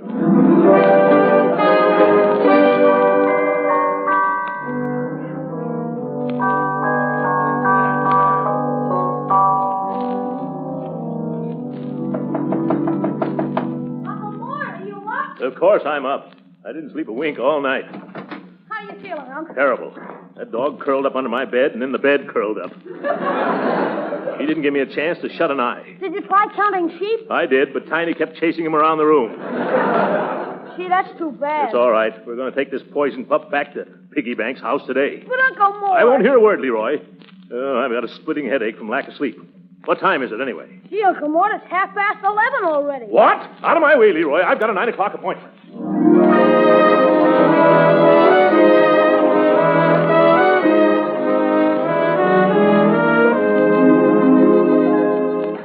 I think he's hungry again. Again? Yep. No wonder Piggy gave him to you. Tiny's appetite is enough to break the banks. In fact, we've got to find someone to palm him off on before he eats us out of house. See who it is, Leroy. Sure, Unc. Stay we are, Tiny. Yeah, he will. It's Judge Hooker. Come on in, Judge. Well, good afternoon, folks. Well, look at the beautiful dog. Christmas present, Leroy? Yeah, isn't he a humdinger? Hello there, old boy. How are you, pal, huh? Good old doggy. Sweet old pup. Isn't that disgusting? Oh, don't you pay any attention to him, old boy. My, I wish I had a little puppy like you. Oh, you do, eh? Well... Yes. Did I say something wrong? Better be careful, Judge, or we'll let him take you home. Why, I'd be tickled to death to have him. How about it, old man? Want to come home with me and bite into a nice big juicy steak? Hey. Oh, now you've done it. Get this elephant off of me. Cut that out, you. Stop licking my face. Take your feet off the nice man's shoulders. Get me up from here. Yeah. Call off your dog, Leroy. Help! Help me pull him up the judge, Unc. Now, let me give you a hand up, Hooker, old chap. Don't you hooker old chap me, Gildersleeve. That's a dangerous dog you got there. You're telling me. He attacked me entirely without provocation. He had plenty of provocation, Judge. You mentioned S-T-E-A-K. Yes, Judge. This is a smart dog. You got to spell out F-O-O-D. If you can't pronounce what you're talking about. Gee whiz, I guess the judge won't take him now, Unc. Oh, so that was your game, trying to stick me with his hamburger hound. Get away from me, Tiny. I'm glad I caught on in time. What do you mean you caught on? Why, you couldn't catch on to a hippopotamus with a plunger in each hand. Oh, I couldn't, huh? Look who's talking. Throckmorton P. Gildersleeve, the Summerfield version of Dumbo. Oop. One more ill-bred remark, Judge Hooker, and the governor will be up all night trying to pick your successor. Go on. I'm not afraid of you, you big gas bag. Oh. Just about 97% hot air. Is that so? Why, you little prehistoric dodo. Say, what's the other 3%? Pure, unmitigated gall. Yeah, thanks very much. Why, you little prehistoric dodo, I'm going to pin your ears so far back you'll even look like a jackass. That's enough. I'm leaving. Goodbye, Leroy. Are you sure you won't take Tiny, Judge? I wouldn't have him if you gave me the Mississippi River and threw in your uncle besides. Goodbye, Tiny. And if Gildersleeve doesn't feed you right, bite him. Yes. Goodbye, Judge. And the next time we meet... Sit down, Tiny. Wrong kind of meat. Oh, well, I bet he wouldn't have given the dog a good home anyway. Oh, Mr. Gildersleeve, the Eggman wants his money. Eggman? Oh, yeah, send him in, Bertie. Hold on to Tiny, Leroy. He probably likes eggs, too. Come right in, sir. How much is the bill this week? $2.53. That includes the chicken. What's the matter, Tiny? Don't you like chicken? Say, that's a mighty fine-looking dog you got there, Sonny. Well, I'm beginning to have my doubts. Oh, yes. Isn't he a fine-looking dog, sir? Yes. I suppose you have a nice farm where a dog can romp to its heart's content. Lots to eat, no trouble with the fussy neighbors. No, ain't had a falling out with the neighbors since, let me see, Guess must have been the April of 1912. Yes. I remember it as clear as today, because Brian was running for the third time then. Later, Lum, later. Yeah. Did I hear you express admiration for this imposing canine of yours? No, but I certainly like that dog. Yes, pardon me. Yeah. Reminds me of a hound friend of mine gave me in 1906. Or was it 1907? No, 1907 was the year of the panic. I got married that year, too. What a year. Yeah. Oh, yes, twere 07. Got the dog for a wedding present. Yes, a dog makes a wonderful wedding present. Oh. I bet you'd like to have one like this to guard your chickens at night. No, I don't need a dog for that. No, I ain't had a hen roost robbery since the summer of 1922. Or was it 19... Come, 22 is good enough for me. Do you think you could use this nice dog? Why, I certainly could. I need companionship. It gets kind of lonesome for me up at my place. All the children grown, married, and got kids of their own. And scattered to the four winds, I suppose? No, they're all sleeping and eating and fighting up at my place. See, that's why I need companionship. Yes. Yeah. Well, we find that city life is a little too confining for Tiny here. Yeah. We're looking for a good home out in the country for him. You'll take good care of him, won't you, Mr. Eggman? Of course I will. Yes. Well, here's your money for the eggs. Now, let me get Tiny into your car. Come on, nice doggy. Gee, Unky wants to stay with you. He does? Let me see. Oh, I know how we can get him to like you, Mr. Eggman. Suppose you tell me how you dispose of the livestock you raise on your farm. Why, with the pigs, I smoke ham, skewer bacon, grind sausage. That's right. Now, you start toward the door. How about the cows? Oh, make chip beef, smoked tongue, and liver sausage. Hey there, dog, get down off me. I'm an old fella. Here, Keep it up, Mr. Eggman. You made a friend for life. Leroy, open the door. Goodbye, funny old pal. Don't stop. Head for the car with us. Go on.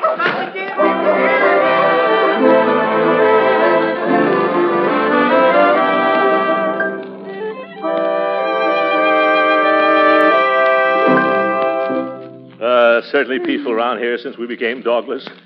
Hand me the newspaper, will you, Marjorie? Here you are, Uncle. Thanks. Local beauty to give kisses with each defense bond purchased. Think I'll go downtown tomorrow. I might buy a few bonds for investment purposes, of course.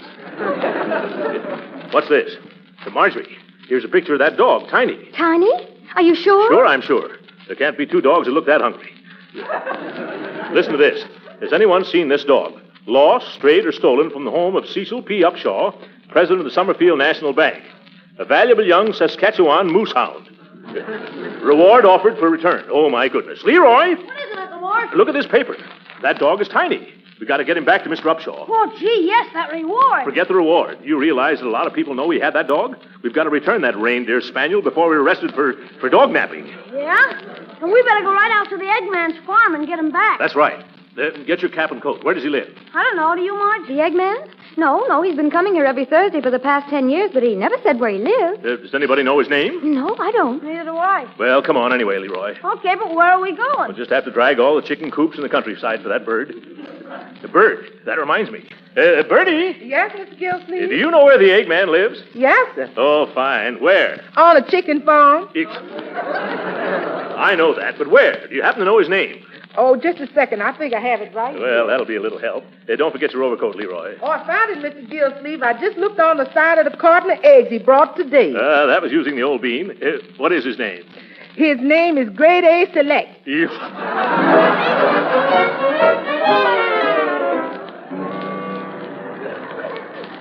I never saw such a narrow road in my life. Oh, look, Uncle Mort. Here comes a load of hay. Make a wish. Okay. I wish there was room for us to pass it.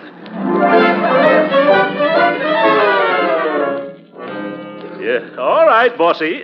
Let us through the pasture, please, bossy. Look out, Unc. That ain't no bossy. That's a bull. It is? Oh! Gee, let's give up, Unc. Just this one barn, Leroy, then I'm willing to call it quits. Hello in there. Needn't shout, mister. I'm right here. Oh, excuse me. Well, what is it? We're looking for a man who... Why, it's you. Yeah, hello, Mr. Eggman. You remember that dog we gave you this afternoon? That big dog named Tiny? Sure. Well, we've got to have it back. That's right. There's been some mistake. And now we must return it. I'm sorry, folks, but I can't do that. You can't? Why not? Because that there dog of yourn picked up and run away. That's why. Oh.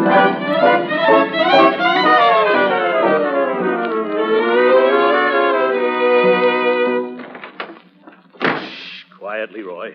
It's after midnight. Try not to wake anybody, including me. What do you mean, Unc? I'm practically walking in my sleep. Oh, my tired. That certainly was one wild goose chase, Uncle Mort. Yeah, I know it, Leroy, and your poor, tired, weary old uncle apologizes. Skip it, Unc. It was partly my fault. Leroy, if we wanted to stand here and blame ourselves, we'd never get to bed. Good night. Good. I don't think I'll bother to take my clothes off. Just my overcoat and hat and shoes.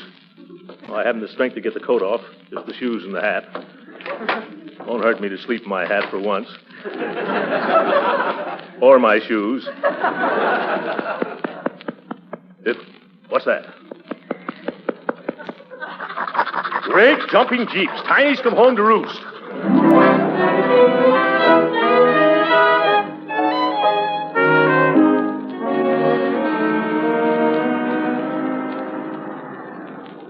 Well, here we are, Leroy.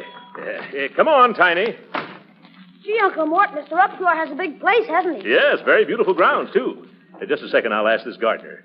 I say, my good man, where can I find Mr. Cecil P. Upshaw? Hi, Mr. Upshaw. What can I do for you? Oh, excuse me. My name is Gildersleeve.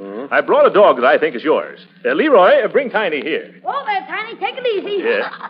Why, it is my dog. Good. Oh, thank you very much. Where's he been? That's too big a subject to go into now, brother. Someday I'm going to write a book about it. Why, oh, shame on you. What do you mean by running away from home? I'm greatly indebted to you, Mr. Gildersleeve. Please accept my sincerest thanks. Gee, Unc, no reward. Quiet, Leroy. I didn't come here for any reward. Oh, yeah. The reward in the newspapers. If you'll wait where you are, I'll be right back. Come on, boy. Goodbye, Tiny. Goodbye, Tiny. Say, Unc, I wonder what the reward will be. Huh? I bet he'll give us a lot of money out of his bank. Oh, no, Leroy. The most you can ever expect from a bank is a new calendar. I won't be surprised if we get one left over from 1941. I'm sorry I took so long, Mr. Gildersleeve, but here's your reward. What? Here, you come here, boy. What? Did you mean that after all the trouble we had to bring your blasted big beagle back, you're returning him to us? Oh, no, this isn't Tiny. This is his sister, Tootsie. Oh! Get down, Tootsie!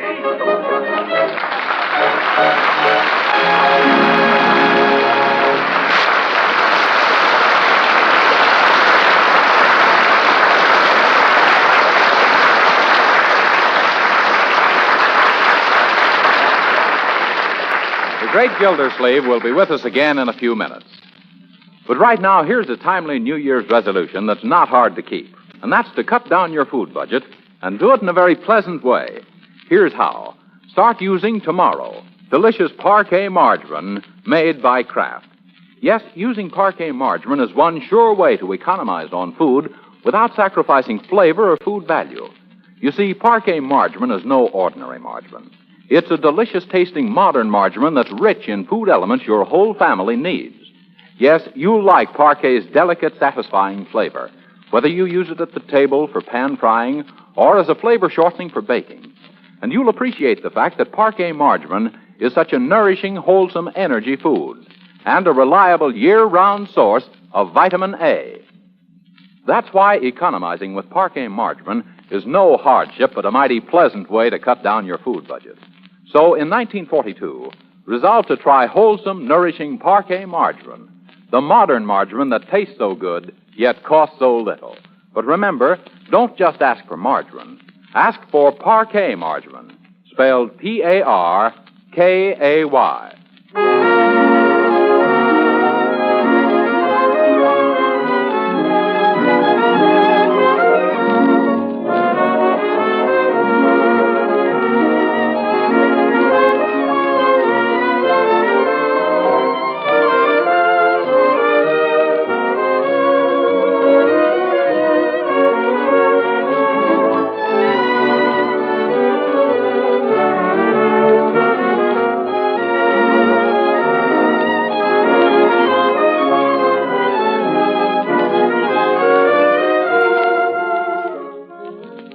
And so, Marjorie, when we told Mr. Upshaw that we didn't want another dog, he gave us this.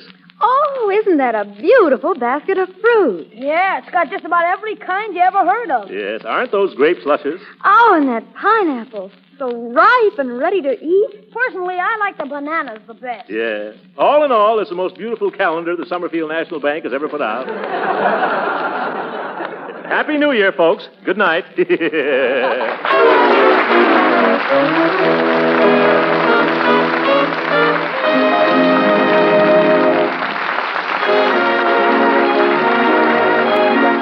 Original music heard on this program was composed and conducted by William Randolph.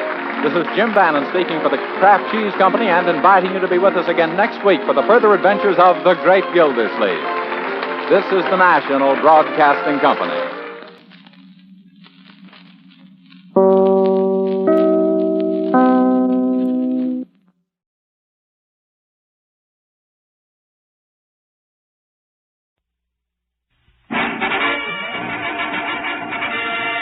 The Johnson Wax Program.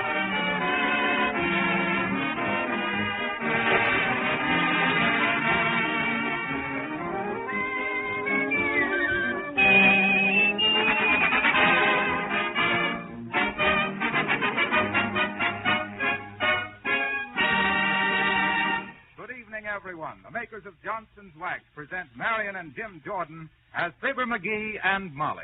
Ted Weems and his orchestra open the show with a new tune from the picture Swing Time, Mr. Bojangles of Harlem.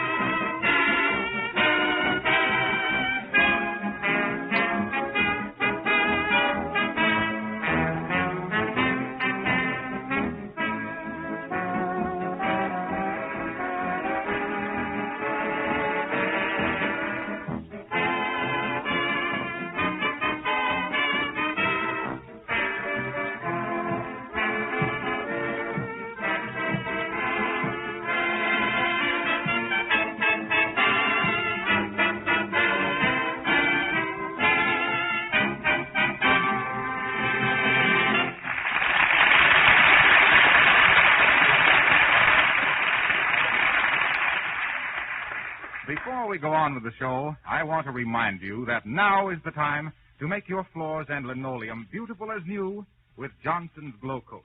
Until you've actually tried this remarkable no-rubbing floor polish, you can't possibly know how easy it is to apply. You merely spread Glow Coat lightly over the linoleum or floor with a soft cloth or the special Glow Coat applier.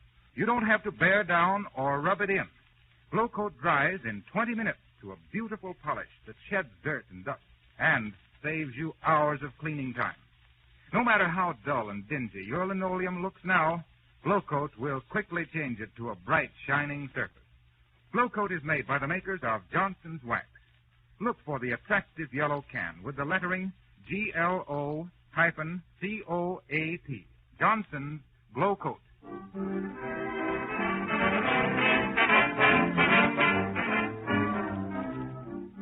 Well, Fibber McGee's sporting blood pressure has gone up to the point where nothing will satisfy him but a visit to the racetrack. Molly has very reluctantly consented to come along. So here, standing in front of the grandstand at the gorgeous Wistful Vista racetrack upside down, we find Fibber McGee and Molly.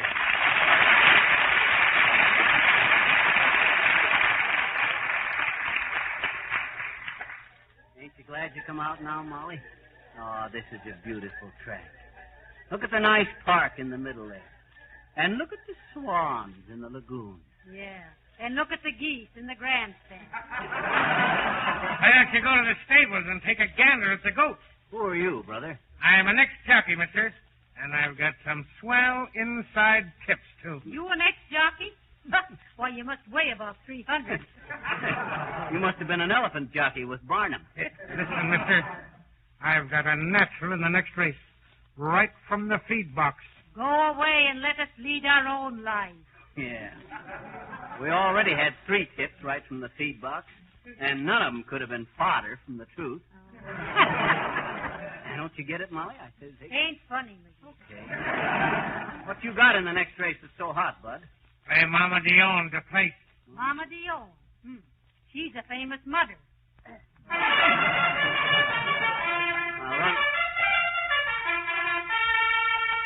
Run along, Bud. We don't need no help picking our horses. Okay. But you'll be sorry. I had 5 winners yesterday. Yeah, that's when you guys always have them. Yesterday. You're no prophet. You're a historian. All right. If you know so much... I wonder if he really did have some inside information, McGee. Go on, Molly. He couldn't get inside information with an X-ray. The horses are on the track. The mutuals will close in about 5 minutes. Have you got a horse you want to play in this race, McGee? Well, I kind of like this horse, Leather Mignon. Leather Mignon? She's a tough little filly. The way I bet, Molly, I follow the form. Yes? I figure on how the nag's been running lately, yes, how much the jockey weighs, yes, whether the horse is wearing blinkers or not, yes, the condition of the track, and how many hay burners there are in the race. Yes. Then I look at the odds to see how it stands in the betting. And then I pull out my money yes, and buy myself a hot dog. I love horses. Look now, McGee, here at these next 2 races, I'd like to bet Boo in the 4th and Francais in the 5th. A man over there told me it was a good parlay. I see. You're going to parlay Boo and Francais. Oui. Won't you walk into my parlay, said the spider to the chump. He gave me soldering iron for a hot tip, too. The horses are at the post. The mutuals will close in 1 minute. Incidentally, McGee, just what is a parlay? Well, ain't that a woman for you? She's going to play a parlay because she heard somebody talking about it, and she wants to know what it is. You kill me, Molly. That's an idea, but wait till after this race. Well, I'll tell you what a parlay is. You have a friend, see, and he tells you to play a horse in the first race, and that horse wins. Then he tells you about a horse in the second race. So you take what you win on the first race and bet it on the second race. That's a parlay. That's just what I thought it was. But what if you don't win on the first race? Then it's parlay your fault and parlay your friend's fault. The horses are at the post. My mistake. That's Ted Ween's orchestra. And they're off.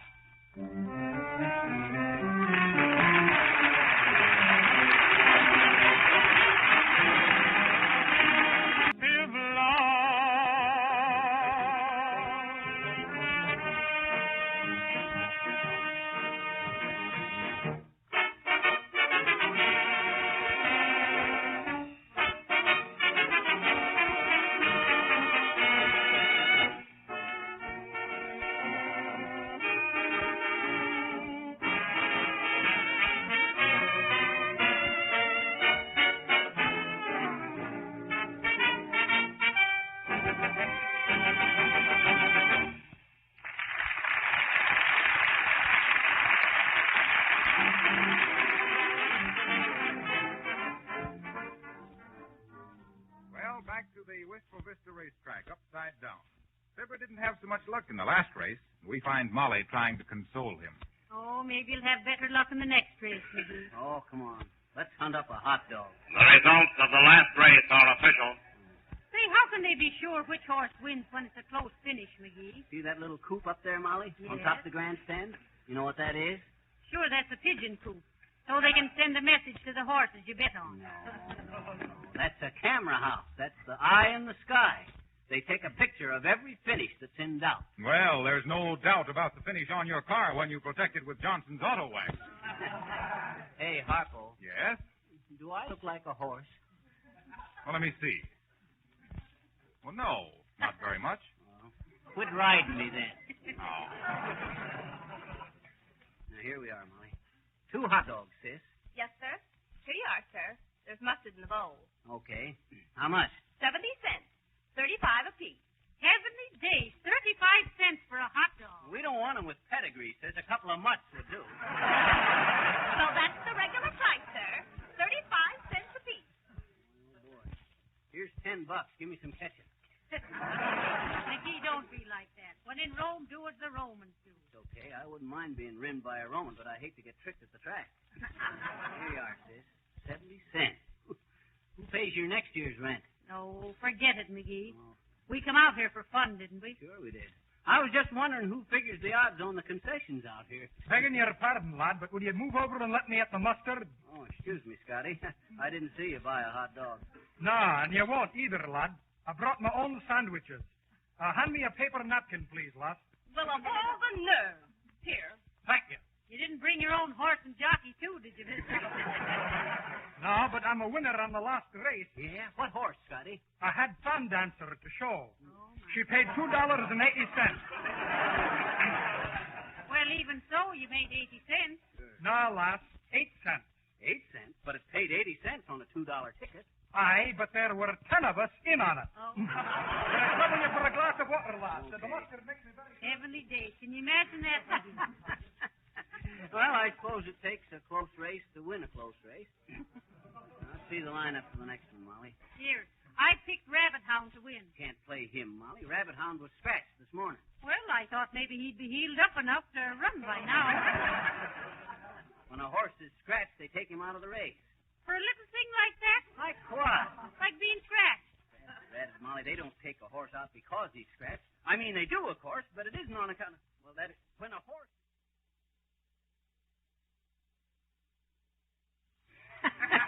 You hear that, Molly? She's got business. Cute, ain't she?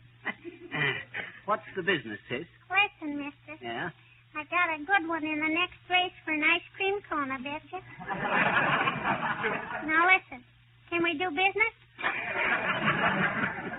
No, I don't believe so. But here's a nickel for your ice cream cone, anyway. Oh, I guess you don't know much about racetracks, mister. Huh? Ice cream cones cost 2 bits around here. Oh. Okay, here's a quarter. Thanks, mister. Just for that, you better get on tiddlywinks in the next race. What makes you think so, sis? Well, the boy that rides him told his sister, and she borrowed my doll buggy this morning, and she gave me the tip, I betcha. Oh, I see. And see, here's another, mister. What's that? Play Elmo Tanner to place in this next number. So long, mister.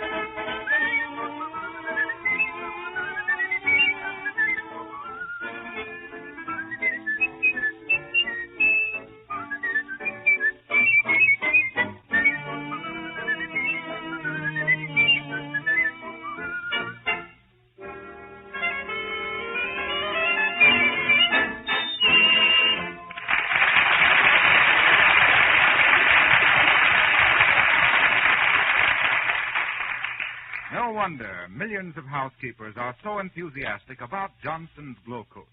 This easy-to-use, no-rubbing floor polish dries in 20 minutes to a beautiful polish without rubbing or buffing. Glow Coat keeps linoleum and floors sparkling and clean, seals the cracks and pores so dirt can't penetrate. Soiled spots can be quickly wiped off the shining surface. Use Glow Coat tomorrow on your kitchen linoleum and see what a difference it will make in the looks of the whole room. And then, as time goes by, you'll find how easy your cleaning work will be. Johnson's Glow Coat gives brighter luster, longer wear. And by the way, you save money by ordering Glow Coat in the larger sizes.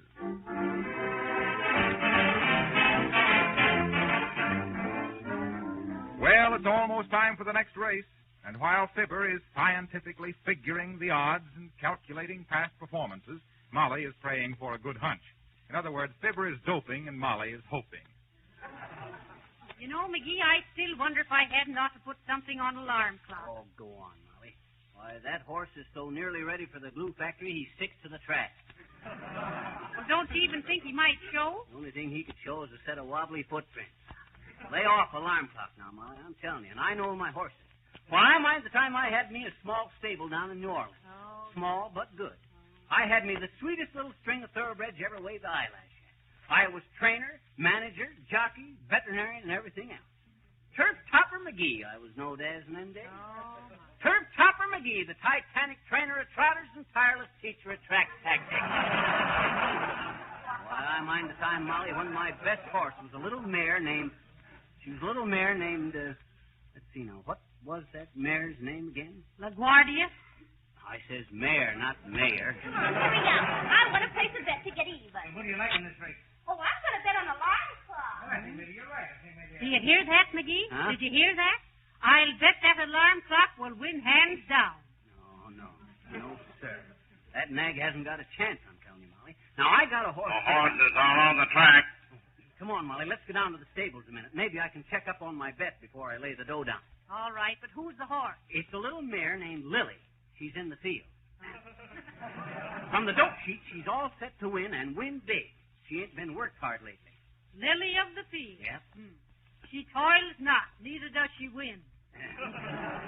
Well, the odds on her ought to be kind of... Oh, hi there, bud. Oh, I see you got on an owner's badge. Yes, my little horse fellas. I am an owner, sir. Horatio K. Boomer. Colonel Boomer to you, sir. One of the old Kentucky Boomers. Well, how do you do, I'm sure? I'm Fibber McGee, Colonel. One of the old Peoria lower-end McGee. Yes.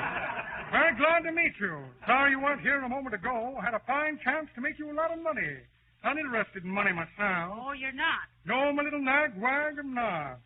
Colonel Boomer is only interested in improving the breed of horse flash. The Boomers have always been racing men. Racing here, racing there, just one jump ahead. What was that big chance to make dough, bud? Oh, it was just a little personal matter. Just a chance to clean up a fortune is all. Now, if you'll excuse me, I'll be on my... Hey, wait a minute, Colonel. Hey, what you talking about? Oh, just a trifle. You see, I have a little filly out there on the The horses are nearing the post. The mutuals will close in about 3 minutes. Ah, yes, 3 minutes. Too late. Too late for what? Well, now that you insist, my little mutual friends, I'll tell you. My little filly out there is due to win this race, and the odds are 100 to 1 on her. Didn't get a chance to bet myself. Left my checkbook at my hotel. Hot dog, you hear that, Molly? 100 to 1. We ought to get something down on that. Oh, it seems like taking advantage of the Colonel, McGee. Oh, not at all. Very glad to give you the information. Sorry I'm in such temporary financial straits myself. I'm very sorry. Oh, so am I, bud. Woo. 100 to 1. McGee, why don't you lend the Colonel some money and let him bet, too? Oh, no. Thank you, my dear. No, thank you. I couldn't think of it. No, impossible, Perfect strangers, But if you insist, I would accept a small loan. Be very glad to give you my note, of course. Yes, of course. How much you got with you, Molly? $18. Here it is. Thanks. Let's see, I got about, 32. That makes 50. Suppose I put down 25 for you and 25 for us, Colonel. At 100 to 1, that'll be something. Well, sir, I take that very kindly of you, sir. Yes. But let me give you my note. Now, let me see. Where's my 24-karat solid gold fountain pen? Must have left that at the hotel, too. Well, here's a short pencil. Let me see now. I owe you $25 Horatio K. Boomer. There you are, my boy. Hurry and make your bet. And may the best horse win. No. Let our horse win, madam. Okay, Colonel. See you later. We got to hurry to make that... Hey, Colonel. By the way, what's that horse's name? Oh, yes. My baby. My baby. My baby on the nose, my friend. We can't lose. Or I can't anyway. Yes. My baby. The horses are nearing the post. My baby on the nose. Come on, Molly. My baby on the nose. We got to get this bet down before the window closes. Here you are. A $50 ticket on my baby's nose, Bud. Okay. There you are, mister. $50 on my baby to win. Good, my baby. Now let's go and watch her come in, Molly. Oh, dear, and I haven't even a dime left to play my hunch. Oh, never mind the hunches, Molly. This is the real stuff. Oh, boy, 100 to 1. We ought to clear a couple of thousand apiece on this. Oh, I know, but I've got a feeling, McGee, that alarm clock might have been. The horses are at the post. McGee. What? McGee, what if we should lose? Go on. We can't lose. Didn't the Colonel say it was in the bag? My baby. Hello. Come on, my baby. My baby. My baby. They're off to a good start. Straight car is on the outside. Come on, my baby. Alarm clock trailing by 4 lengths. Come on, my baby. My baby creeping along in the bunch. Come on, my baby. Now they're on the far turn. Now my baby is crawling up. Hot dog, Molly. We're in. Look at my baby run. And at the 3/4. Come on, my baby. Alarm clock is coming up. Where's my baby? Where's my baby? Here I am, McGee. Here No. I am. Oh, the other horse. What? The horse. Where's my baby? Oh, dear, I can't see. There's so much dust. They're in the stretch. And alarm clock is coming up on the outside. Come on, my baby. They're nearing a finish. Where's my baby? Streetcar slowing down. Come on, my baby. And alarm clock wins by half a length. It's alarm clock. Jaywalker is second. And streetcar is third. Heavenly days, McGee. Where's that Colonel Boomer that gave us the bum tip? Yes, the dirty little... Oh, there he goes, sneaking through the crowd. Hey, Colonel Boomer. Where's my baby? Yeah. Yes, just what I was asking myself. Haven't the slightest idea what happened. Well, I have. We're busted. Can't imagine what happened to my baby. Ah, here she comes. Off that horse, boy. Put that blanket on her. Don't want her to catch cold. Do you think she could? Ah, there, my baby. You tried, all right. You tried. Yes. Oh, well. We can't always win, you know. What do you mean, always? Yes, and how about our $25? Yeah, Bud, what you going to do about that? Well, there's only one thing to do for the honor of the Kentucky Boomers, sir. Sure, give us our $25. No, I'll give you the horse. Horse? Heavenly days. We don't want your horse. Hey, what's the idea, Boomer? Here you are. Take good care of her. It breaks my heart to see her go, but needs must when the devil's rod. Hey, come back here. You can't do that. We don't want this horse.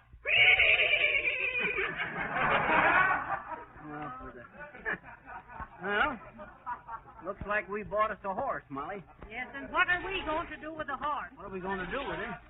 We'll take him home. Maybe we can sell him to the fire department. Heavenly days.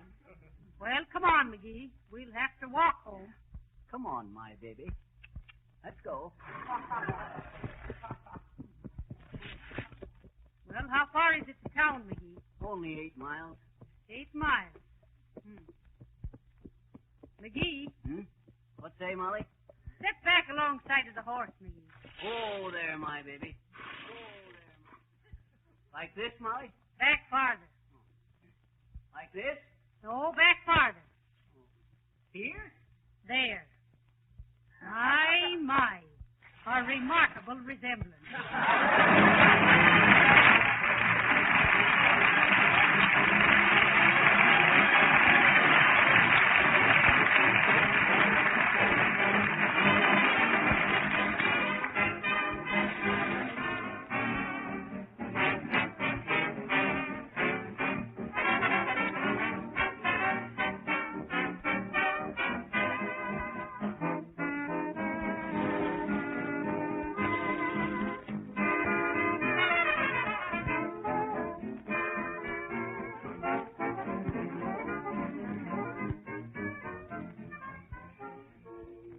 Linoleum floors are very fashionable these days.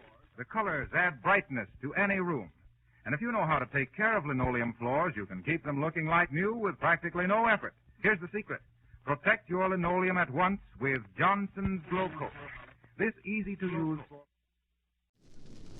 Another Christmas Seal Show starring Fibber McGee and Molly, brought to you by your local Tuberculosis Association.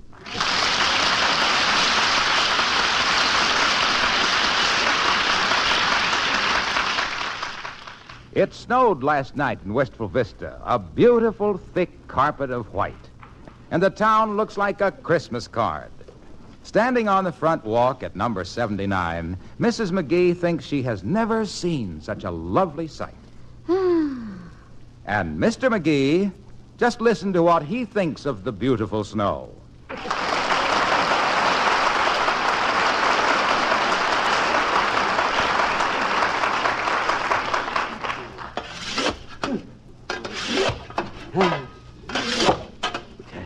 This stuff, snow. All it causes is trouble. Wet feet, traffic jams, hard work. Snow.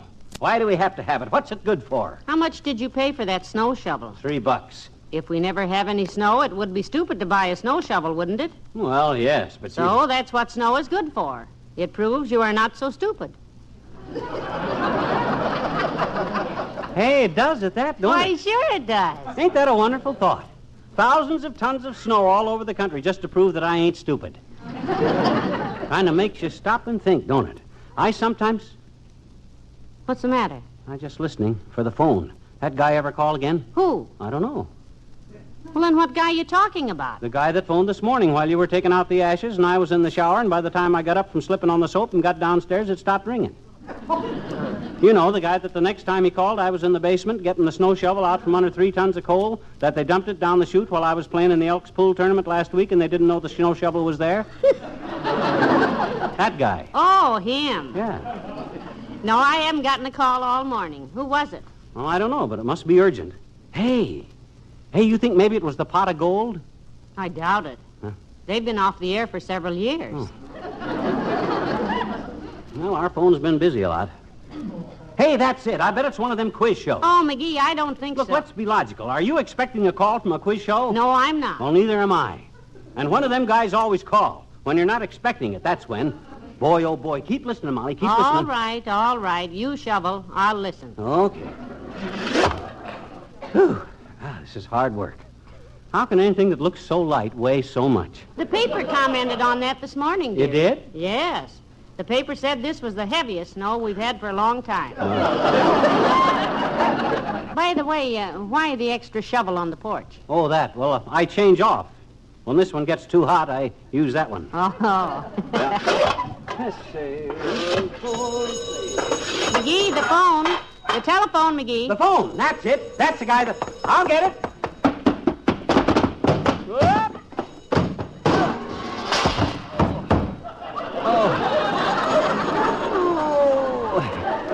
Dead-ratted snow shovel. Heavenly days. Here, let me help you up. Are you hurt? I don't know yet. Answer the phone, will you? I'll get up later. Quick, the phone. I can't get in the house. You're lying across the door. Well, kick me out of the way before the phone stops. It stopped. Oh. Uh-oh, there's the phone again, McGee. I'll get it this time. No, I'll get it. Must be for me. I'll get it.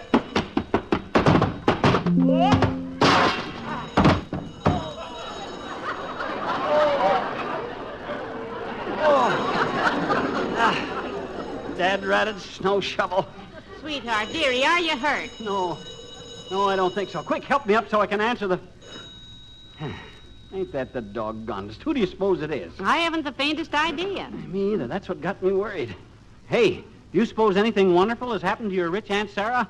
Like she's fell off the roof, maybe? No, and get that happy look off of your face. Just a thought. You know, I will say for you, dearie, that you're doing a fine job. What'd you say, kiddo? I say, here comes Dr. Gamble. Oh. Hello, Doctor. Oh, hi, Doc. Hello, Molly, and good day to you, muscle-bound. What do you mean, muscle-bound? I at least can lean over and see where I've been shoveling without stepping back 3 paces. That's more than you could do. With that steak and potatoes veranda of yours, it's a wonder you ever know if your socks match. Anyway, at your age, I'd suggest you leave the hard physical work to somebody... Hey, telephone. It's ringing. I'll answer it, McGee. You stay here and talk to No. It's for me. I'm sure. I'll get it.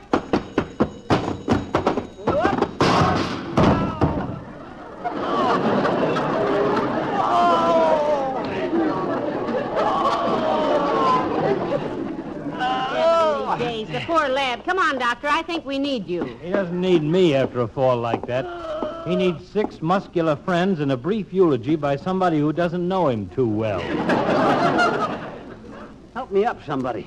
I got to answer that phone. Too late, dearie. It stopped ringing. Are you hurt badly? Look him over, will you, Doctor? I've been looking him over for a number of years, and he gets no prettier. Think you busted anything, Strawfoot? I think I busted everything. Look at that bone sticking out there. Look at that. What's that, my clavicle? That's the handle of your snow shovel. Oh.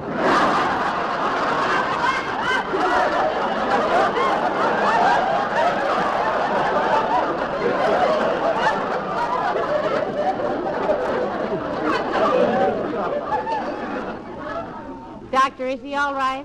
Yeah, sit up, Graceful. That's Now, take a deep breath. What's your idea of a deep breath? I hope you never have to swim across a finger bowl underwater. Now take a deep one. You're all right, Chowderbrain, just skinned and bruised. I better quit snubbling show for today, huh? Who said that? McGee did. Better take it easy, huh? Relax. Certainly not. Get back and shovel. Loosen up those stiff muscles. Huh? Now, if you'll excuse me, I've got to get back to the hospital. Accident case. Oh, what kind, Lardo? Man slipped and fell down with his neck across his snow shovel and broke it in 2 pieces. Well, so long.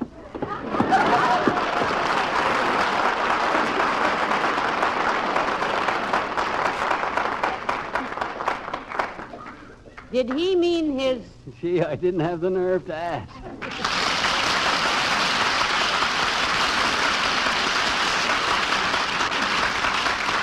Can you guess the Christmas gift that's given most? No, not candy, not jewelry, and it isn't exactly right for a stocking. But it's Christmas seals, of course. Yes, when you make your purchase of the Christmas seal with the double-barred cross, you're joining with more than 12 million American families in giving a gift of health to your fellow man and to yourself. So remember this, when you purchase your Christmas seal, you're choosing a gift that's given most and gives the most. And if that isn't the true spirit of Christmas, I'll clean out Fibber McGee's closet. Yes, friends, let's all get behind the Christmas Seal life-saving program. Buy and use all the Christmas seals you can. And now, back to Fibber McGee and Molly. How does your back feel now, dearie? Better? No, but my leg hurts so bad I don't notice my back anymore. You ought to see my knees. They look like I've been shooting craps on a pile of broken glass. Look, sweetheart, why don't you go in and lie down? Then if the phone rings... No, sir. I started this job, and by George, I'm going to finish it. At this point, I don't care if that dreaded phone never rings again. I wouldn't answer that phone now if it was... No, sweetheart. No, it didn't ring. I thought I heard it. Anyhow, Oh, hey. Take that extra shovel off the steps there and get it out of the way, will you? With pleasure. I'll drop it here in the snow. Good. There. At least that's one hazard you don't have to worry about. Oh, look, McGee, the lad on the sled. Huh? Coming down the hill. Watch it. Look out, Sonny. Hey, look out there, boy. My gosh, look at him. Rolled right into a snowbank. Head over shoelaces. Yeah, well, come on, help him up, kiddo. It hurts me just to look at a fall like that. Help Here, me, kid. Sonny, give me your hand now. Well, thanks, daughter. Well, hello there, kid. Hi, daughter. Hi, Johnny. Well, for the... Heavenly days, it's the old-timer. Hi, old-timer. Hey, you want to go belly busting, Johnny? You know, that might be a nice switch at that, McGee. You said it. I've busted everything else so far. No thanks, old-timer. I got to clean off this sidewalk in case it freezes tonight. Liable to get slick. Well, it can be dangerous, Johnny. I spread ashes around our front porch this morning myself. Some folks use gravel. What do you spread on your front steps, kids? McGee. Huh?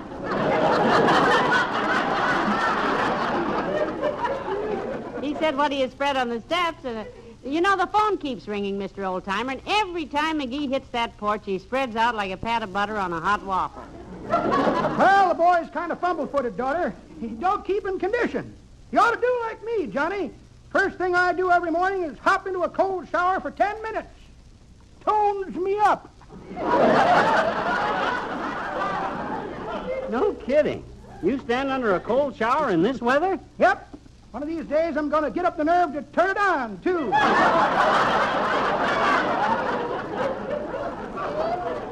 I always claimed that, hey... What is it? Well, there's a snow shovel laying out here in the yard, kids. Liable to lose it that way. Yeah, we know. We put it there, so just... I better put it over here on the floor. No, don't you bother now. We want it left out here. No. That's it. That's the phone. I'll get it on the steps here where you kids can find it when you want it.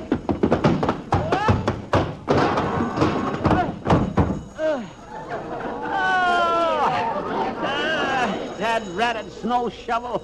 Dear, oh, dear, McGee. Johnny! Yeah? The phone's ringing. Never mind. They hung up.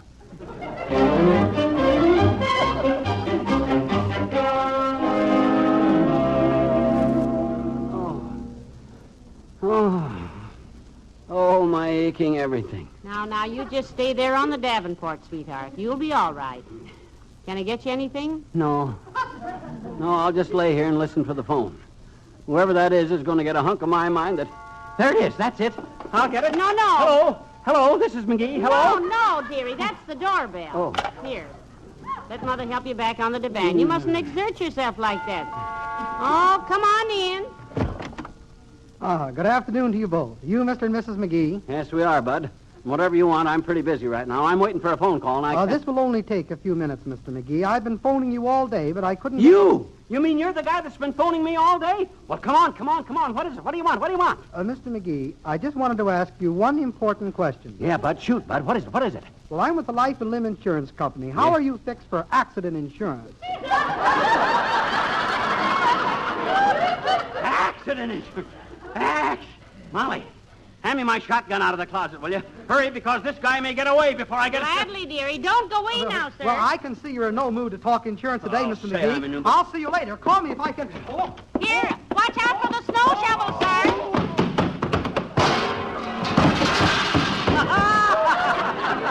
Look at him bounce.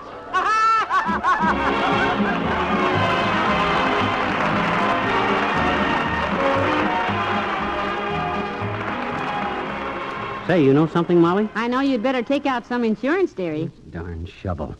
No, but this is more important, Molly. Do you know that this is the 45th birthday of the Christmas seal? Well, so it is, bless its heart. Yeah. And I do mean heart. The Christmas seal has more heart in it than anything else I can think of.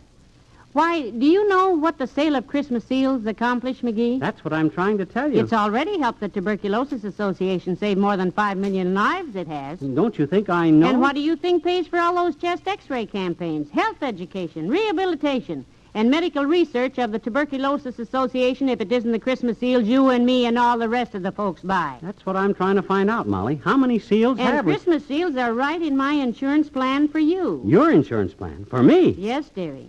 This is one insurance nobody can afford to be without. Oh, sure. But Molly is right, ladies and gentlemen. Christmas seals are wonderful insurance every American can buy. Your Christmas Seal Show, starring Fibber McGee and Molly, is presented by your local Tuberculosis Association. This program was made possible through the courtesy of the American Federation of Radio Artists and the American Federation of Musicians, James C. Petrillo, President. Fibber and Molly and the rest of us here wish all of you out there a very Merry Christmas with lots of greetings and gifts. All of them, of course, decorated with Christmas seals. This is Harlow Wilcox speaking.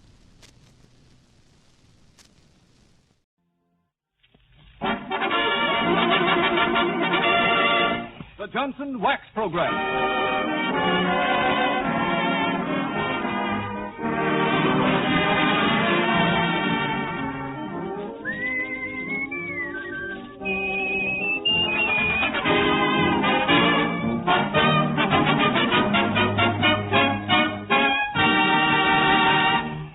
evening, everyone. The makers of Johnson's Wax present Marion and Jim as Fibber McGee and Molly. Ted Weems and his orchestra strike the military motif with their Something About a Soldier. Sound off, Ted.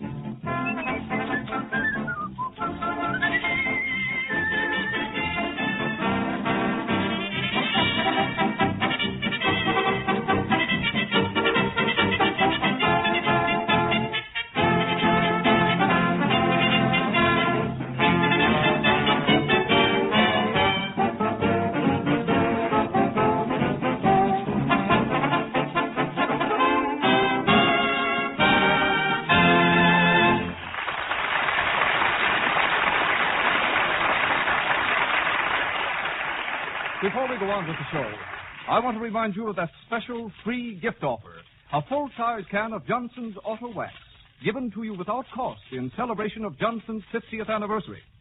Just go to your auto supply store, service station, or regular wax dealer and ask for Johnson's free gift package.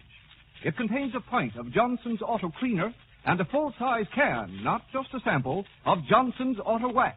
You pay only 59 cents for the combination.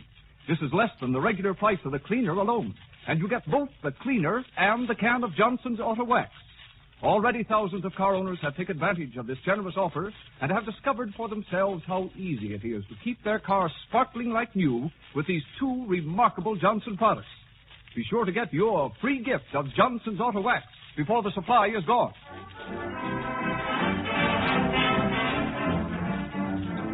The Wistful Vista Militia is in its summer encampment this month, so our two friends are giving it an informal inspection. And here, at the main entrance to the camp, are those two infantry inspectors, Fibber McGee and Molly.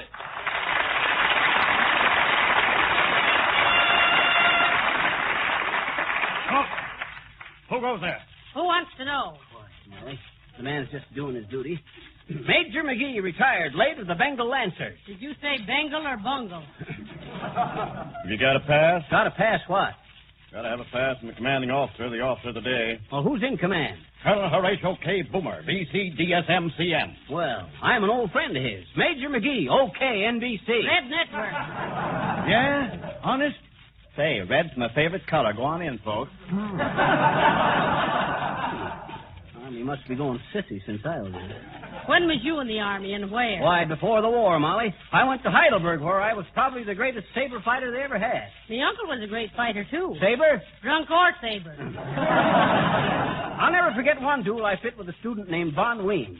Otto Engelbert Kammenschmidt Von Weems. That was no student. That was the whole freshman class. Well, sir, for 3 hours we fit there. Look, McGee. Huh? A soldier in kilt.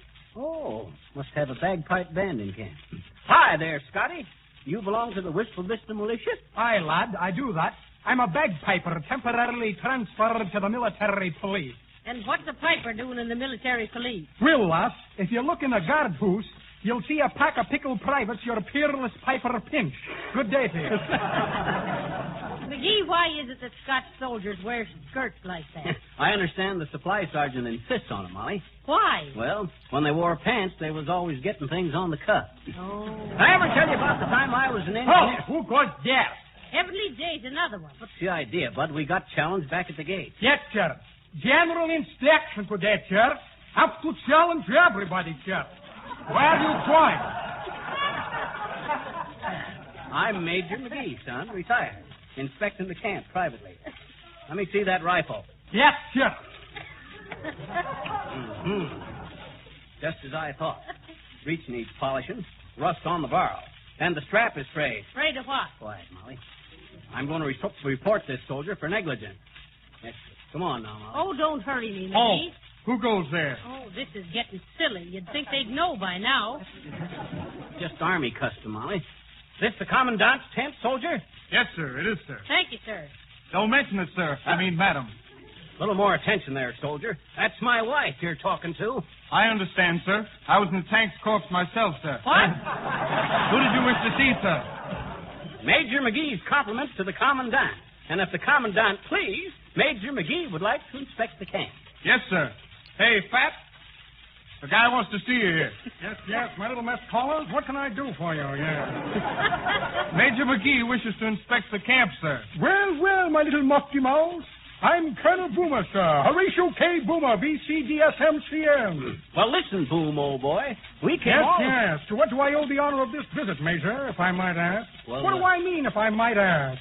I'm the Colonel. I can ask anybody anything. Who are you? I'm Major McGee, Colonel, come to inspect the camp. My wife, Colonel. Molly is Colonel Boomer, one of our best men. How do you do, I'm sure? Yes, my little sidearm. Very glad to meet you, very glad. Hardly expected an inspection so soon, Major. Regular Army inspection, I suppose. Oh, no, just informal, Boomer. Yes, I understand perfectly, General. Major. Oh, yes, Major. Sorry, it's the promoter in me, I'm afraid, yes. Well, very glad you dropped in. I was just leaving to pay a call on a brigadier. Oh. Dear old brigadier. We fought many a battle together, yes. Last time we'll get together, as we're both retiring this week. Yes, sir. Retiring from the Army, Colonel? What on earth for? Well, they say an army marches on its stomach, and I haven't the stomach for it. Yes, sir.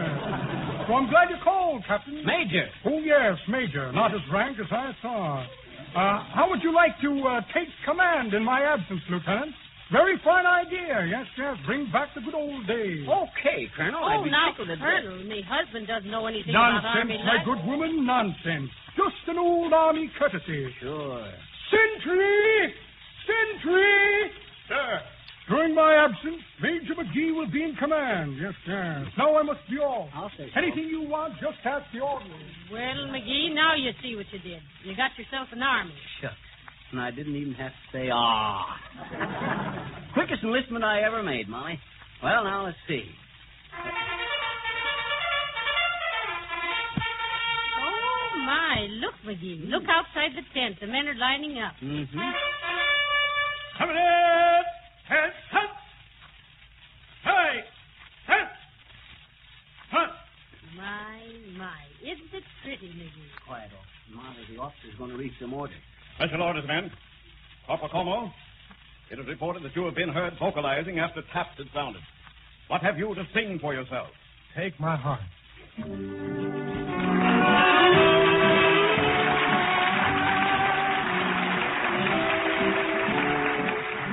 Take my heart, if I care what you do with it.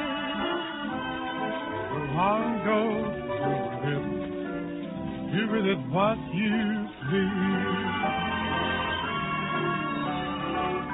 Take my heart, even if only to play with it. Go on, be here with it. Do with it what you please. Whether awake or sleeping, I shouldn't feel despair. Isn't it in good keeping? While it's in your care, oh, won't you take my heart? I'll never ask what you've done with it. Go on, have fun with it. Take it and leave it at ease, and do with it what you please.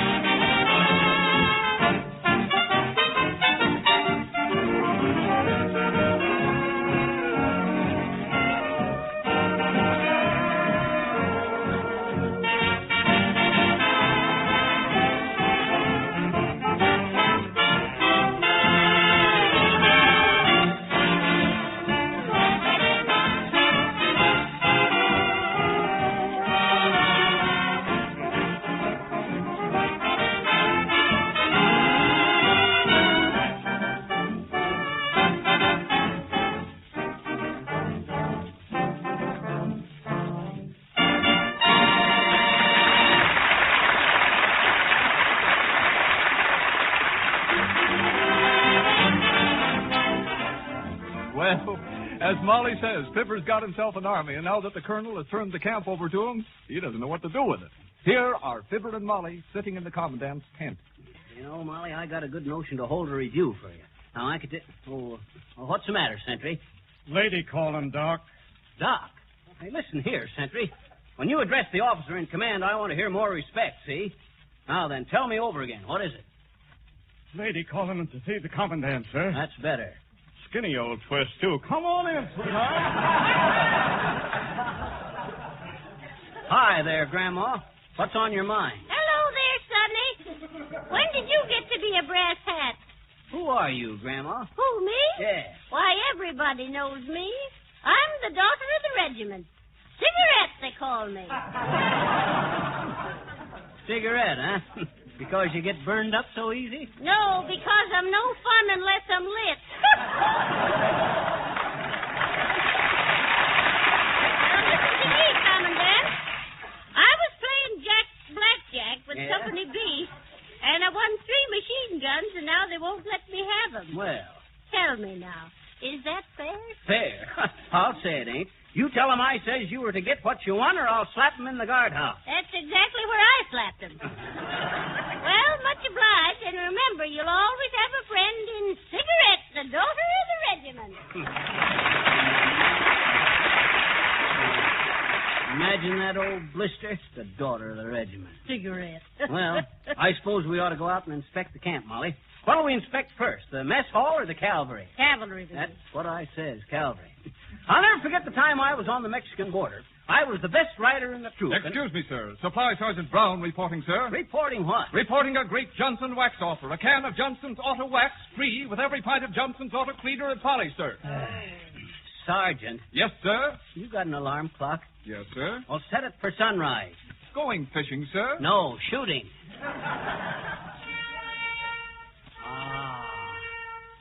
What call is that? Fresh fish. Hey, orderly. Yes, sir. Tell that guy with the cornet to come in here. Yes, sir. Here he is, sir. Private Ingle, sir. New bugler. Was that a bugle call you was practicing in public, private? Of course, lady. I practice in half a bit. I can't hardly wait to blow the bugle, Mom. He's just being promoted like from stable sergeant. You didn't call that call a bugle call, did you? Yes, sir. That was pie call, sir. What call?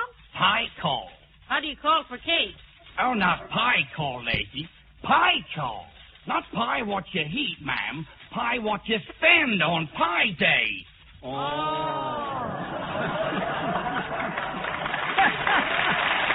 Pie what you hate on Friday. He means hey, Molly. Oh. That's it, sir. The lady thought I meant pie, sir. I meant pie. Attention!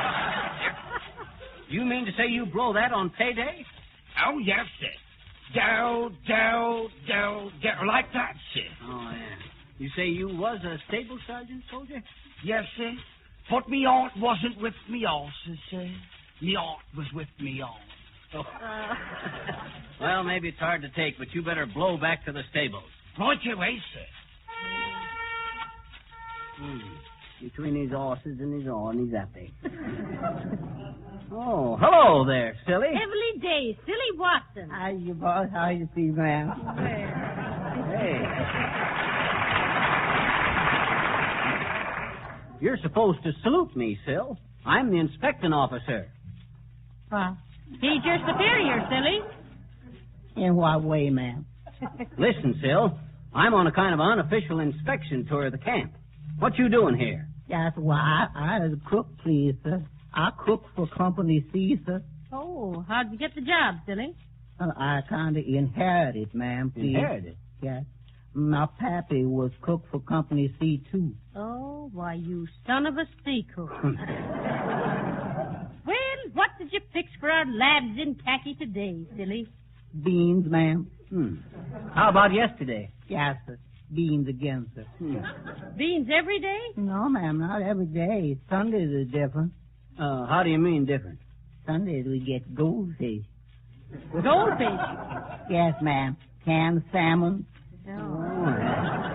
You are being camp for a holiday, folks. Something special on holidays, eh, Sil? What is it, silly? Beans and salmon. Silly days. Well, how do you ever stand it, silly? What? She says, don't you get awful tired of the same old food all the time?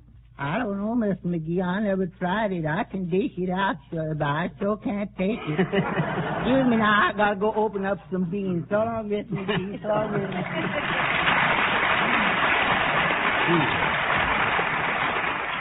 Hey, Molly, looky here. I wonder what's in this cabinet here. Don't be so nosy, McGee. Oh, shucks. Ain't I in charge here? I'll just take me a little peek, you know.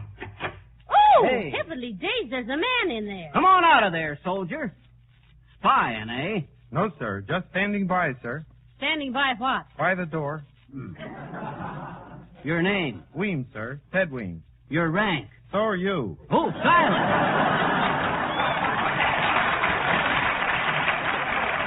I mean, what do you do? I'm a bandmaster. I play on your program, remember? Oh, that's Ted Weems. Oh. What company you in, soldier? Bad. Dad, I meant what outfit? Starch coat, gray trousers. Quiet! I'll put you on report. What is this? My own men talking back to me. What are we getting into here, anyway? The next musical number, Hey Straw.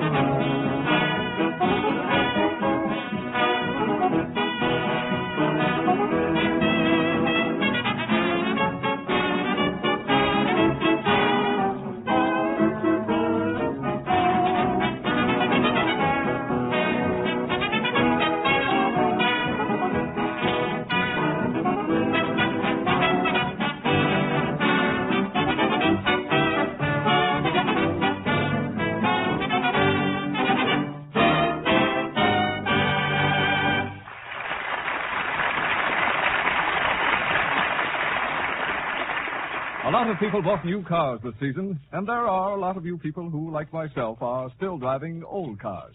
Well, here's a quick way to make your old car shine like new again without wearing yourself all out in the process. Use Johnson's Auto Cleaner, a creamy white liquid that both cleans and polishes the car at the same time. This remarkable cleaner quickly removes road film and discoloration without harm to the finish. Gives the car a gleaming polish that you'll be proud of. Now, if you're fortunate enough to have a new car, you should protect the finish right away with Johnson's Auto Wax so it will stay bright. You'll find that dust and dirt slide right off the wax surface. The wax saves the car from getting scratched and dull and keeps it looking so fine it will bring a better price when the time comes to trade it in. Now, please, pay close attention to this. You can get a full-size can of Johnson's Auto Wax free if you take advantage right now of Johnson's 50th anniversary gift offer. Just ask your dealer for Johnson's free gift package, containing a pint of Johnson's Auto Cleaner and a full-size can of Johnson's Auto Wax. You pay only 59 cents. This is less than the regular price of the cleaner alone, and you get the can of Johnson's Auto Wax without cost. This special free gift offer is necessarily limited. Ask for your free can of Johnson's Auto Wax at once while the supply lasts.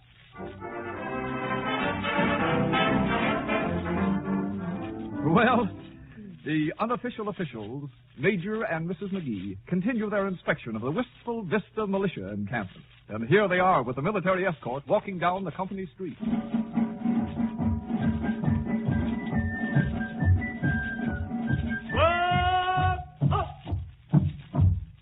Hey, soldier, what's this tent here? Main tent or just a sideshow?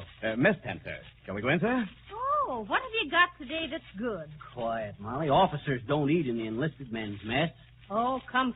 The enlisted men won't care. Just this one. Listen, Molly, we got to uphold the dignity of the commanding officer, ain't we? We can't... Well, soldier, what do you want? What do you got? Lieutenant Loosenut reporting. I wish to report, kid, sir, that company is coming. Company K is formed on the, that is, they'll be parade to proud, proud to parade, if you care to make a jump out of here, come out on the parade rest, where's the rest of, do you want to buy a horse? What do you mean, do I want to buy a horse? Why should I want a horse? Well, why should anybody want, remember Richard VIII? Who? Henry III? He said, a horse, my kingfish for, kingdom for, what did he get? He got a kick in the nobody gave him a horse, so who are you to refuse? After all, a soldier must powder his face, face the powder, and when the buglers burp, blow their, where were you in the last war? Why? Oh, I thought so. You thought what? Certainly, they always do. They always do what? Oh, no, you don't. You can't pull that stuff on me. Well, what I wanted to report, sir, or ma'am, or both of you, as the case may be, my company, Company B, we're in the barracks. Oh, B's in your barracks. Well, that's better than asthma. Report, sir. All us boys in the tanks. In the what? Tanks. Don't mention it. Thank you, Butch. Sir, may I go, sir? Well, if you gotta. Dismiss.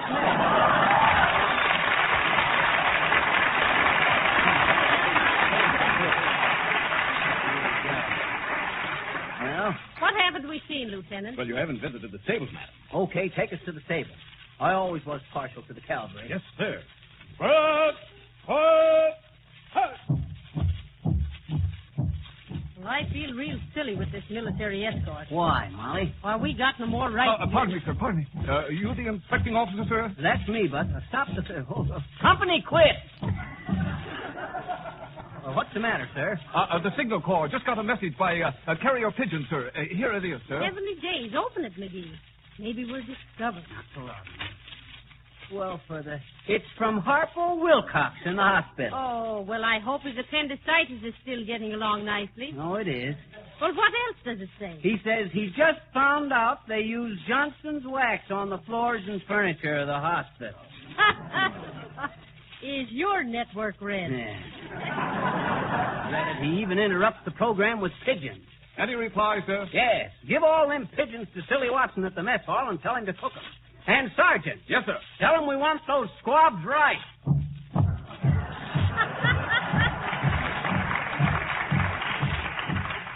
What? Ho! This is the stable, sir. Dismiss the men, Lieutenant. Yes, sir. Attention! Dismiss. Oh, McGee. Look, what beautiful horses. They are pretty nifty-looking nags at that, ain't they? Whose is that big black horse there, boy? That's a mare, sir. Well, ain't a mare a horse? No, sir. A mare is a mare, sir. A bull is not a cow, sir. And a mare is not a horse, sir. Go on. You'll be telling me next that a buck isn't dough. Whose horse did you say this was here? It's the commandant, sir. Oh, and a beauty, too. Looks real high-spirited. Jolly, I got me a good notion to take me a ride onto her. McGee, it belongs to the commandant. Well, I'm temporary commandant, and I'll just ride her temporary. I'll never forget when I was officer in the cavalry. Were you a West Pointer, sir? No, an Irish setter. Well, when I was in the 8th Cavalry down on the border... Hey, where are you going, Molly? Oh, I want to see this lovely horse over here, McGee. Hello there, darling. Would you like a lump of sugar? Hey, Lieutenant. Yes, sir. How about this black horse of the commandant? Is he peaceful? Peaceful, sir? Well, I mean, is she, does he buck? Oh, no, sir. Quiet as a lamb. Just an old plodder, sir. Except for one thing. What's that? Bugles. Bugles? Hates bugles. Her mother was frightened by a Boy Scout, sir. Well, there ain't any bugles around here. I'm going to show my wife how a cavalryman ought to look on a horse. Slap a saddle onto her, will you? Why, certainly, sir. Steady there, Dixie. Hey, Molly. I'm going to take a little canter on Dixie here. Lieutenant says she's kind of spirited, but I can handle her okay. Oh, now don't do that, McGee. Heavenly days. Go on, Molly. Shucks.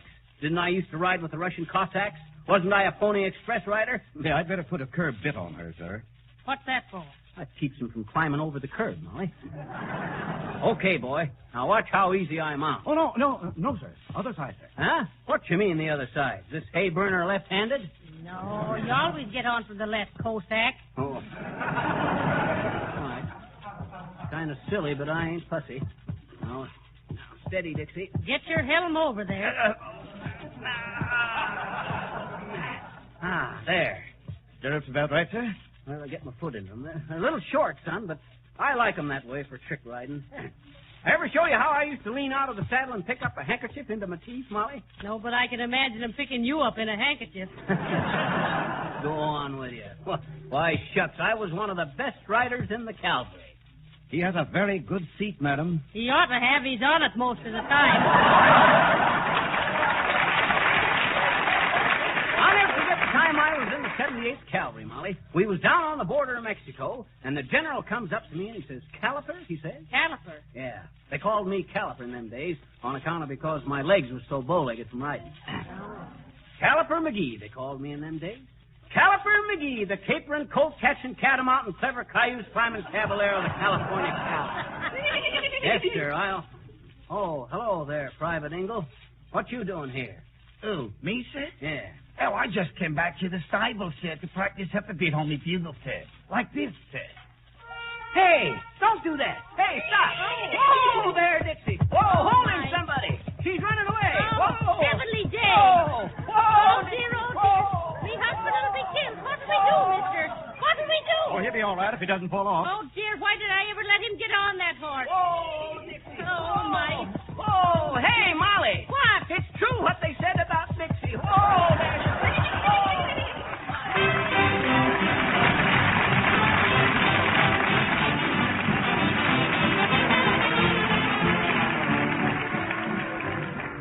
To all you women who are listening tonight, I can promise you that you'll do no more floor scrubbing from the day you start using Johnson's Glow Coat on your floors in linoleum.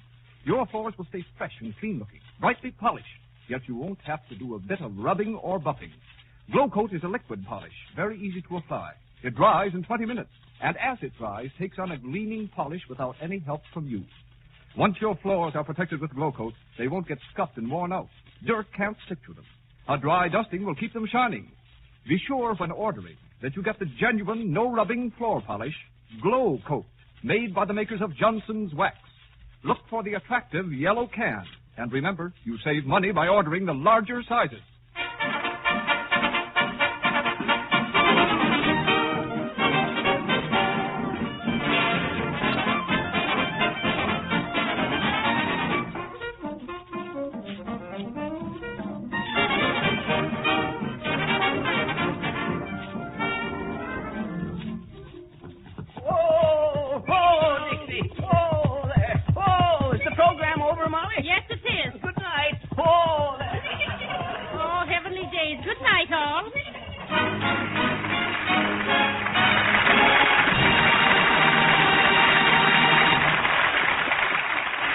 Bob Brown speaking. The Johnson Wax program has come to you from our Chicago studios.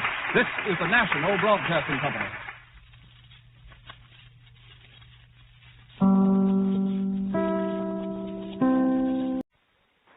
Kraft presents The Great Gildersleeve.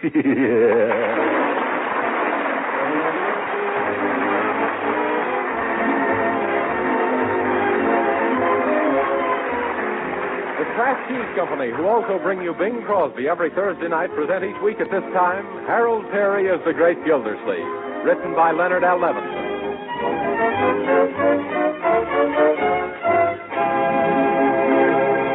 And now to visit our friend, the Great Gildersleeve, who's alternately looking at his watch, which says 3:15, and at a large mysterious package, which says, "Deliver to Leroy Forrester, Esquire."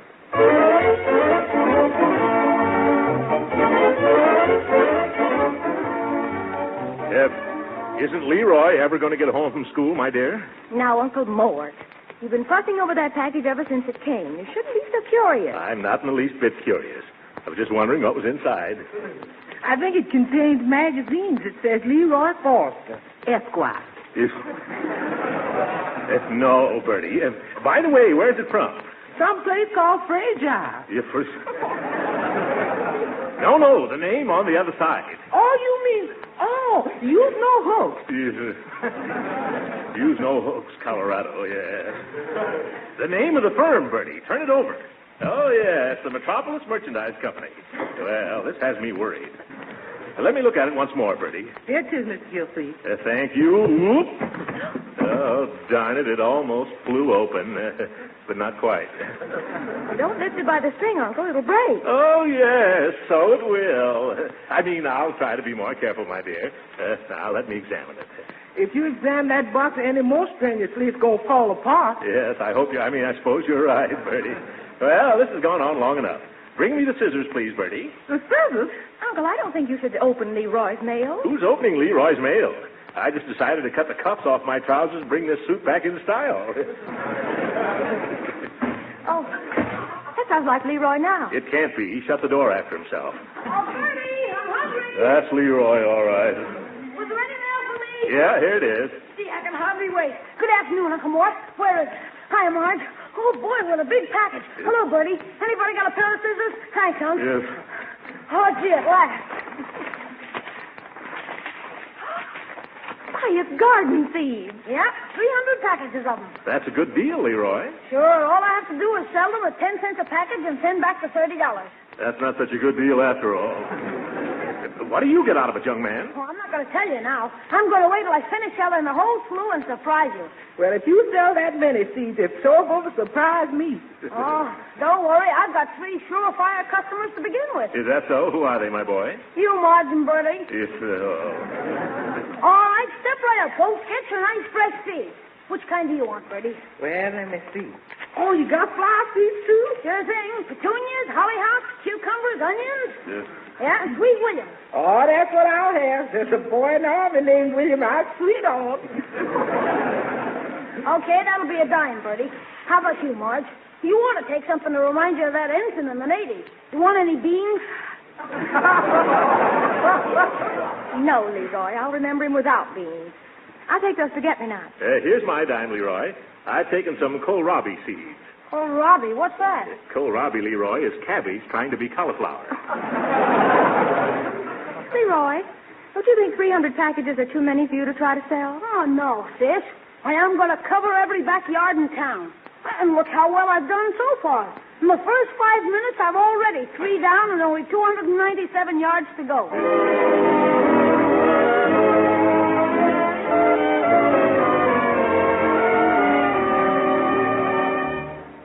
Look, Piggy, why don't you buy your mother a package of flower seeds for Mother's Day?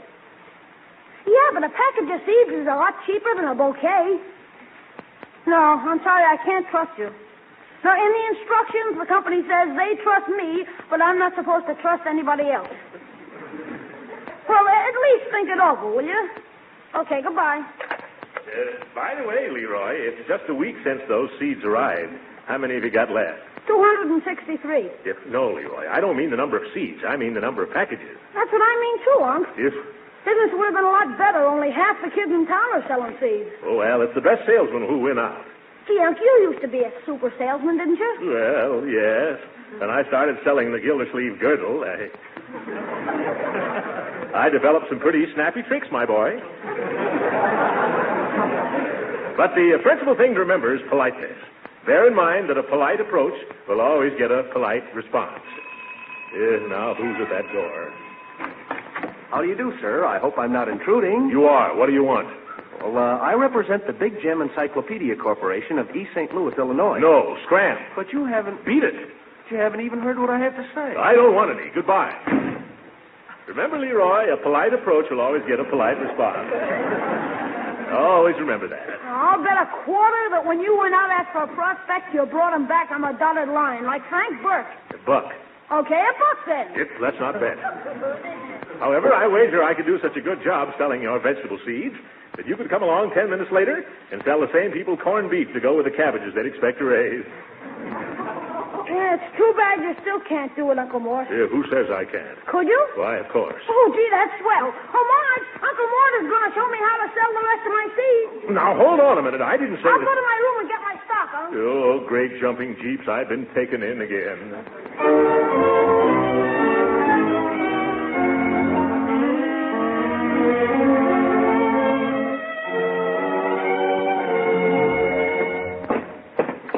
Now, remember, Leroy, the important thing is to start talking first and don't stop till your customer says yes. Understand? Yes. All right. Now watch me. Oh, Mrs. Dobson. Oh, hello, Mr. Gildersleeve. Hello, Leroy. Is there anything I can do for you? Because Mama isn't home right now. She's downtown getting some burned-out electric bulbs in case you have another blackout. Yes, sir. Well, excuse me for cutting in, Donnie, but I'm helping Leroy sell these wonderful garden seeds, and I thought maybe you folks would like to buy some. Oh, garden seeds? Well, I don't know whether we're going to plant a garden or not this year on account of I tried one in 1941, but I didn't have a bit of luck. You didn't? What'd you plant? Peanuts. I planted a whole bag of them, but nothing came up. Well, do you think the salt kept them from growing, Mr. Gildersleeve? Well, maybe I should try something else this year. Have you got any popcorn? I'm crazy about popcorn. If you have any, I'll take 10 cents worth if it's hot. You know. Donnie, I'm sorry. However, we have lettuce and spinach and eggplant and oyster plant. Oyster plant and eggplant? Oh, you can't fool me. Eggs come from nests and oysters don't grow on plants either. You catch them with a harpoon. You harpoon. Well, I think I'll just plant birdseed this year on account of the birds always get it anyhow. Well, goodbye now.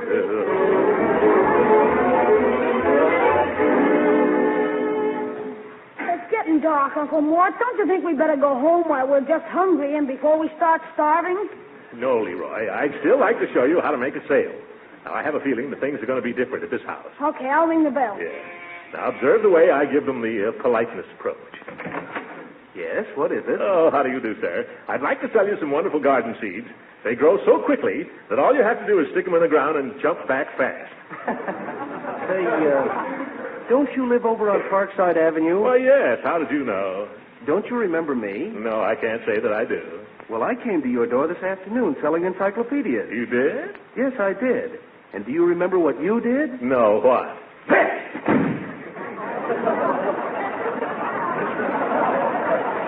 Yes, now I remember.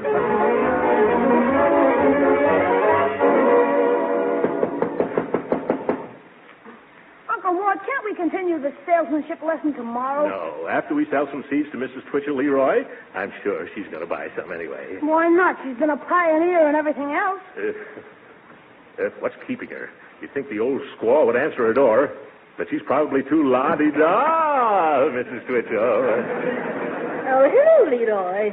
How do, Mr. Gildersleeve? What brings you here? It's these seeds of Leroy's. He had quite a lot of them, and I suggested to him that you might want some. Well, that's very thoughtful of you. I could plant some in my garden. You see, Leroy, your Uncle Mort knows. How about 3 or 4 packages of corn, Mrs. Twitchell? Oh, are you sure you can spare it? Yes, Oh, sure. We got 9 packages. would you like all 9 of them? Yes, I would. Oh, splendid. Now, how about some turnips and parsnips? Oh, do you think they'd be useful? Oh, surely. They're good for, what are they good for? Oh, yes, they make better mashed potatoes than lima beans do. And here you are, 6 packages. Oh, I would also like some beet seeds. How do they come? Beets? 8 to the bar. Yeah, kind of silly, isn't it? We've struck a gold mine. Yes, you said it. Now, Mr. Twitchell, would you like some Brussels sprouts or okra or lettuce? Oh, no more, Mr. Gildersleeve. I already have more than I should have taken, and really, it was most generous of you to come over with such lovely little gifts. Yes, gifts? Thank you, and good night. Good night.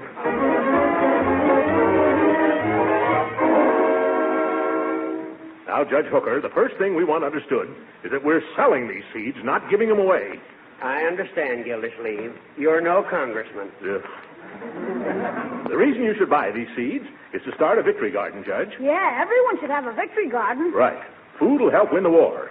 Food is as important as ammunition. Yeah, and all the money we save raising our own food, we can put into war-saving stamps and bonds. Say, that's a very good point, young man. Hey, yeah, and look at the exercise it'll give us. Sure, and that way you can get rid of that spare tire, Gildy. Well, I wasn't aware that I had any spare tire. Just look in any mirror, Gildersleeve.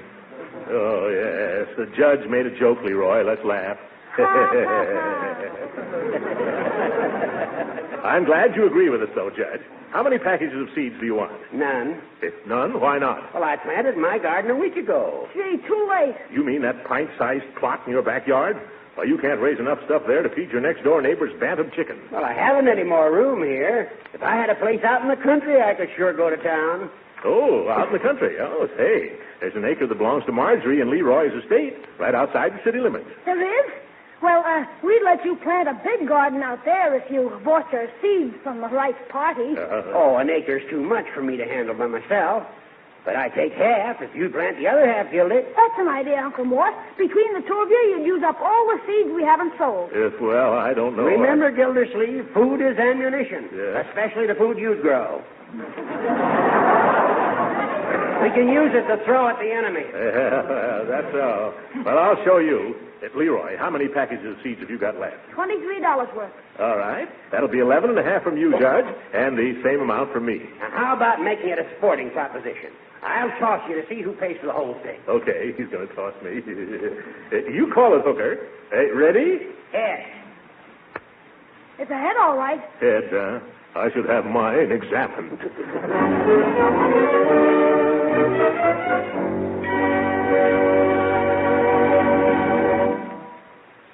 We'll hear from the Great Gildersleeve again in just a moment. But first, here's an interesting question a friend asked me. A question that certainly proves American housewives are nutrition conscious these days.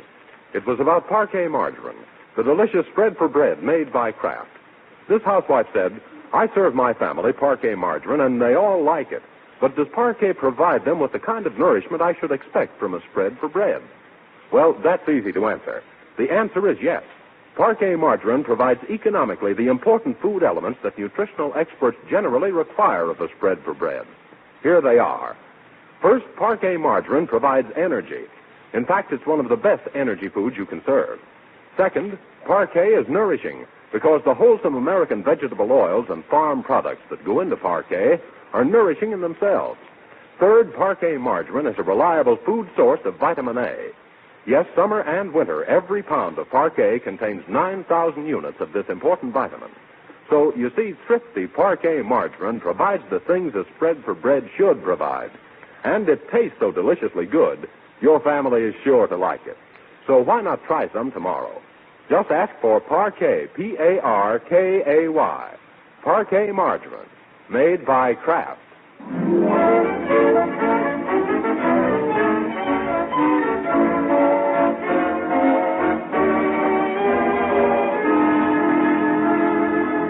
Have you ever tried to locate a piece of property from the legal description on the deed?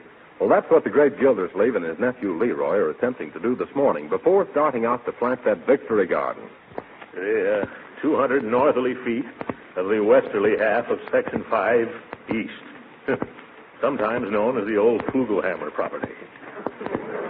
In tract 207.5 of the 1904 survey, as provided for in paragraph O of the treaty made by President Chester A. Arthur with the Kitsikoo Indians. I still don't know where it is. Neither do I. Too bad I never went out and looked at that property. Yeah, it might turn out to be in a swamp or under a lake. Well, in that case, we could raise ducks. Or rice. Or ducks and rice. Imagine raising ducks already stuffed with wild rice. Before you start selling any duck dinners, Unc, don't you think we better go downtown and ask the county recorder where this property is located? That's a mighty good idea, my boy. Then we can go directly out there. Okay, start the car. Yeah, not so fast. What about our lunch? Oh, Bertie. I got the whole pack, Mr. Gildersleeve. Here he is. I picked some new kind of sandwiches I hope you like. Oh, what are they, Bertie? I call them Birdie Burgers. Yes, Bertie Burgers. They consist of half a cold chicken between two slices of baked ham. Oh, boy. Come on, Unc, let's hurry out there so we can dig in. To the sandwiches, I mean. You're going to do a lot of other digging, young man, before we come to the Birdie Burgers. Are all the garden tools in the rear compartment, Leroy? Sure thing. Start her up, Unc. It seems to me we've forgotten something. Tools, lunch, old clothes. I guess we've got everything. Well, thank you, Bertie. Welcome. Now, take it easy the first day, and don't try to chew more than you can bite off. Yeah, okay, Bertie. Have a good time while we're away. Yeah? You sure you're the funniest looking farm I done ever seen. Well, so long, folks. Yeah, so long. Did you hear that, Leroy? Bertie says we're two of the funniest looking farmers he ever seen. Whoa! Steve, what's wrong, Unc? Bertie just reminded me what I'd forgotten to take. All that seed.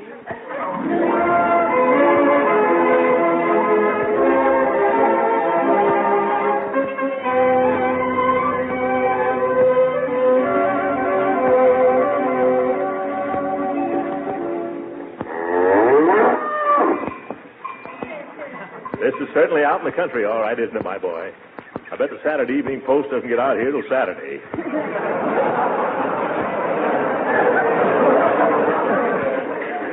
How did the estate ever happen to have property this far from town? Well, it was taken in on a bad debt that we were taken in on.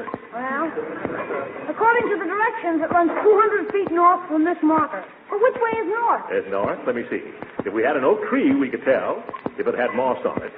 Moss grows on the north side. Or is it the south side? Well, it's one of the two, anyway.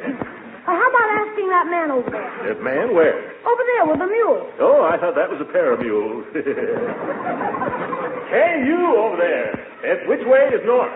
What did you say? I said, which way is north? Huh? Which way is north? Don't know. I just work here. I could have gotten a more intelligent answer out of the other mule. Well, maybe we can figure it out by ourselves, Unc. The sun should be in the east, shouldn't it? Yes, unless it's afternoon already. Well, then, if you face east, your left hand is toward the north, isn't it? Why, yes, you're a bright Boy Scout, Leroy. Now, all we have to do is measure off 200 feet towards our left. Uh-oh, we forgot to bring a yardstick. One thing after another. And maybe that fellow over there has a yardstick. Hey, you! Have you got a yardstick? What did you say? I said, have you got a yardstick? Got a what? A yardstick! Don't know. I just work here. Never mind, Leroy. I'll just step off the 200 yards. That's swell. How long a step do you take, Unc? A step? Well, let's see. Somewhere between... I forget. Or did I ever know? Better skip the stepping, Leroy. Have you got any other suggestions? Yeah, too bad Bertie isn't here. She wears a size 12 shoe. We can use it for a 1-foot ruler. How tall are you, Unc? Tall? I'm 5 feet 10. Why? Gee, if you were only 6 feet tall, you could lay down and be 2 yardsticks. Hey, that's a good idea, Leroy. I know what we'll do. Bring that rake handle out of the back of the car, will you please? That's right. Yes. Now, I'll lay down here like this. Yes. Now, you mark the spot in the dust where my feet end. Oh, okay, but what... You'll soon see, my boy. Now, mark the top of where my head hits the ground there. Splendid. What's the idea, Unc? Yes. Now, add 2 inches. Add 2 inches? Get away, Bossy. I still don't get it. Just measure the distance from my head to my toes on that rake handle, then add the 2 inches, and you'll have 6 feet. Hey, you, get out, man, come on. Beat it. Get that cow away from here, Leroy. I'm trying my best. Get out of here. Quit swinging that tail in my eyes, madam.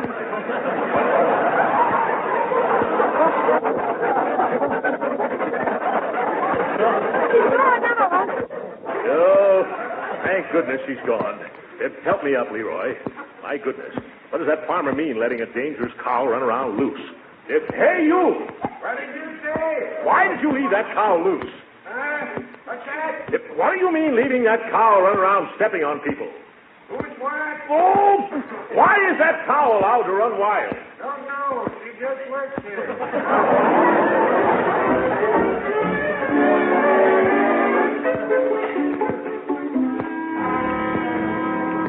Keep it up, Uncle Mort.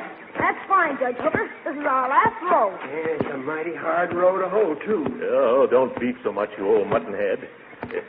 Doesn't this take you back to the days when you were a kid on the farm, Judge? It would, Gildy, except for one thing. What's that? I was never on the farm when I was a kid. Oh, I bet you never were a kid either. You must have been born middle-aged. Was it fun on the farm, Unc? I'll say. I used to go around barefooted. Oh, it was nice to bury my little pink toes in the cool, fresh earth. You know, I wouldn't mind doing that right now. That won't make you a kid again, Gildersleeve. Well, maybe not, but these shoes are awfully tight anyway. If no one minds, I'm going to take them off. There's nothing like getting back to the soil, is there? Certainly feels nice to scrunch the dirt between your toes, doesn't it? It does? Yeah. Come on, Judgy. You might as well be comfortable. I believe I will try it. How about you, Leroy? Oh, thanks. I've outgrown that sort of thing long ago. Well, I got my shoes off, Gildy. Feels mighty good. Yeah, it'd feel even better if you took your socks off, too. Huh? Oh, yes, of course.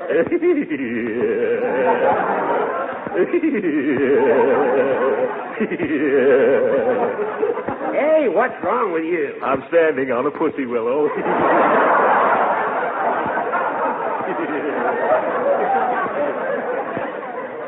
Pardon me, but if you gentlemen farmers had stopped planting your feet and finished planting the rest of these seeds, we'd be all through. Yes, you're right, Leroy. Come on, Judge. Quit clowning around and help Leroy and me. Now, what do you want me to do? Well, here's some seeds. You put 2 of these in each hole, and Judge Hooker, you cover them with dirt. Oh, that's easy enough. Hey, you've got 2 different kinds of seeds in this bag, Leroy. Which do you want us to plant? 1 of each. That's unusual. What's the idea? Oh, it's an experiment I'm making. I'm mixing corn and lima bean seeds together to see if we can get a succotash plant. Well, if this works, we can try planting a blue plate special. Come on, Judge. I'll drop them in and you cover them up. Surely. Now, let's do it with teamwork and rhythm. Rhythm. Yeah, we'll count. 1, 2, 3, 4. Oh. On 1 and 2, you drop in the seeds, and on 3 and 4, I'll rake over the dirt. Yeah. Okay? Why not? Anything your little mind can think of, Judge. Let's begin. 1, 2. 3, 4. 1, 2. 3, 4. 1, 2. 3, 4. It's corn, bean. Rake, rake. Corn, bean. Rake. Oh! Quit raking my big toe, you clumsy little bastard. Go on, I never came anywhere near your big toe, you big ninny. Is that right? Well, look. Is that your big toe? Why, I thought it was a lima bean. Judge Hooker, lima beans don't twitch. Hey, I finished the rest of this row by myself. You 2 can put your shoes on now and we can go home. Oh, at last. Judge, what'd you do with my shoes and stockings? I didn't do anything. Where are mine? That's kind of peculiar, isn't it? Leroy. Yes, Uncle Morris? Did you pick up our shoes and stockings? No, I didn't touch them. But how could they possibly disappear right off a bare field with no one else around? I don't know. We can't pitter-patter home in our bare feet like this. Hey, I just figured out what happened. Huh? Come on, Uncle Mort. Come on, Judge. Let's get busy with our rakes and hoes again. You planted your shoes and socks. Oh, this is going to be one of my bad days.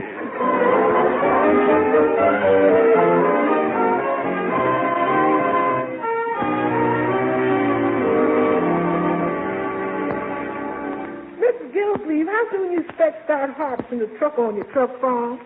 Well, any day now, Bertie. Ever since the last rain, everything is coming along swimmingly. Yeah, I tried some of the radishes yesterday, and they're coming up fine. Marjorie, you should come out someday and look our garden over. It's a vision of vitamins. Well, I'll ride out with you the next time you go. How are you getting along with Judge Hooker? Oh, all right, except for that dirty trick he pulled on us yesterday. What was that? Well, he was raking his half of the garden when he suddenly found out he'd lost his diamond ring. Yeah, and he offered $1 reward to the one who found it. Yeah. Leroy and I scratched through his whole patch. When we finished, he discovered that he hadn't worn the ring that day. It was all a scheme to get us to rake his rutabagas for him. Uncle Mort was so mad he hit the judge over the head with a scarecrow. Oh, you shouldn't have done that, Uncle. Yeah, I know it, my dear. I'm sorry I did it, too. Now we got to get a new scarecrow.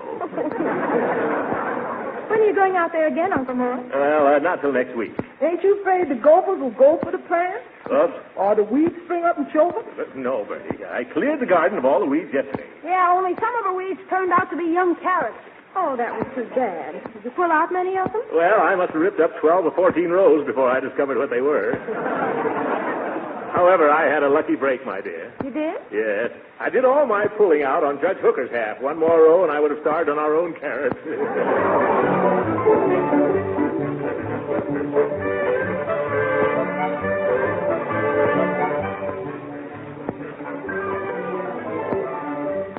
Really, Uncle Mort, I've been amazed at what you've done with this bit of land.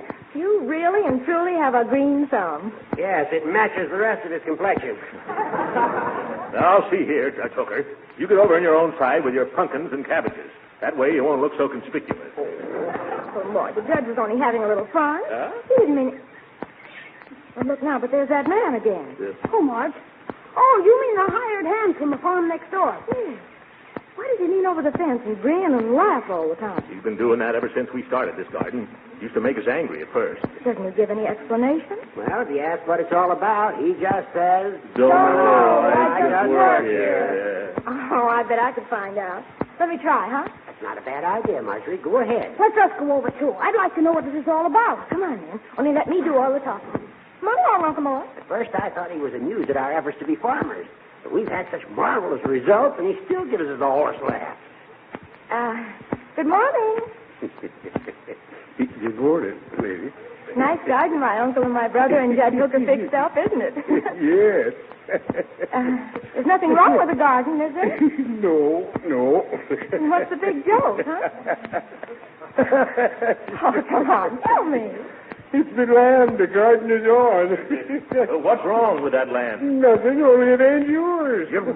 What? What do you mean it isn't ours? The first day you come out here, you started measuring south from the stake instead of north. What? Does that mean that we put in all that work for nothing and the crop isn't ours? Oh, I had a feeling I was wrong, Judge. When did you get that feeling, Gildersleeve? This morning. A fine time. Yeah, so I went downtown, and I found out that a Mr. Compton owned this property. Yeah, that's the man I work for. Oh, no, you don't. Not anymore. I bought this property this morning, and you work for me now.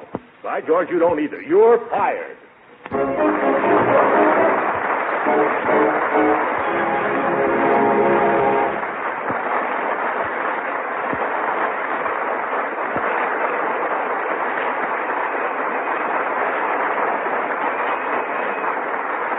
The Great Gildersleeve will be with us again in a few minutes. Meantime, I imagine you mothers and housewives are pretty busy these days, so I'm sure you're interested in ways of streamlining the preparing of meals and getting results that are mighty appetizing, too. Now, if you're used to running to the refrigerator for a dab of this for a shortening, a dab of that for pan frying, and something else for a spread for bread, here's a time-saving hint. Use Parquet margarine for all these purposes. Yes, Parquet margarine, made by Kraft. You see, the delicate, appetizing flavor that makes Parquet margarine such a delicious spread for bread makes it a favorite for cooking, too. Yes, Parquet margarine is a real flavor shortening that makes all baked foods taste better. It's a swell seasoning for hot vegetables. Parquet margarine makes pan-fried foods tastier, too, and it doesn't spatter or stick to the pan. So in one convenient package, you have a grand-tasting product for all these uses. And remember this, no matter how you use it, Parquet margarine is a nourishing, wholesome energy food and a reliable year-round source of vitamin A. So tomorrow, sure, try economical Parquet margarine. Remember, it's Parquet, P-A-R-K-A-Y. Parquet margarine, made by Kraft.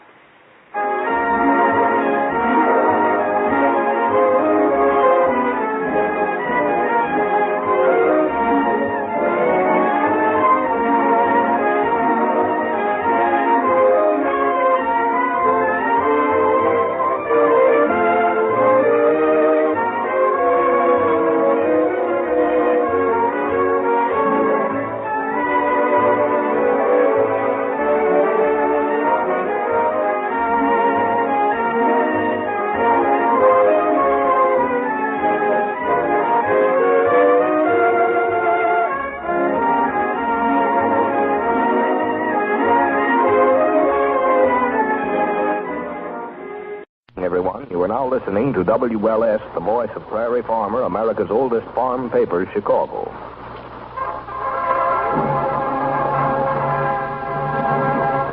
The Johnson Wax Program.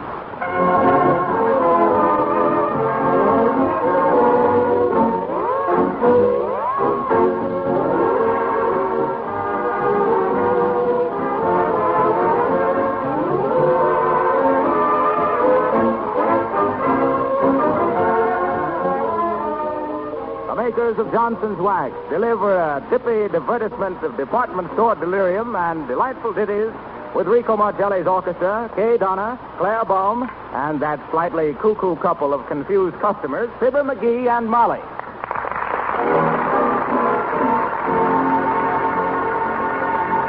All right this way, folks, right this way. Elevators to all floors. Yes, Sonny, toys on the 14th. Back in the car, please. Don't push. All right, that's all, folks. Going up. Okay, boy.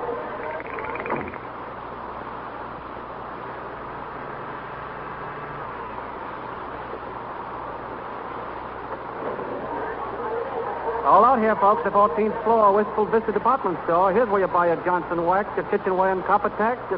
Cigar Department, Pure Havana, Marcelli's Orchestra, K. Donna, Flowcoat, Christmas trees, and holly. Hello there, Fibber. Hi there, Molly. Fountain pens, did I hear you say? And what's Marshmallow going to play? Pens, madam, try the new Nick Lico while the band plays Liza. Take it, Rico.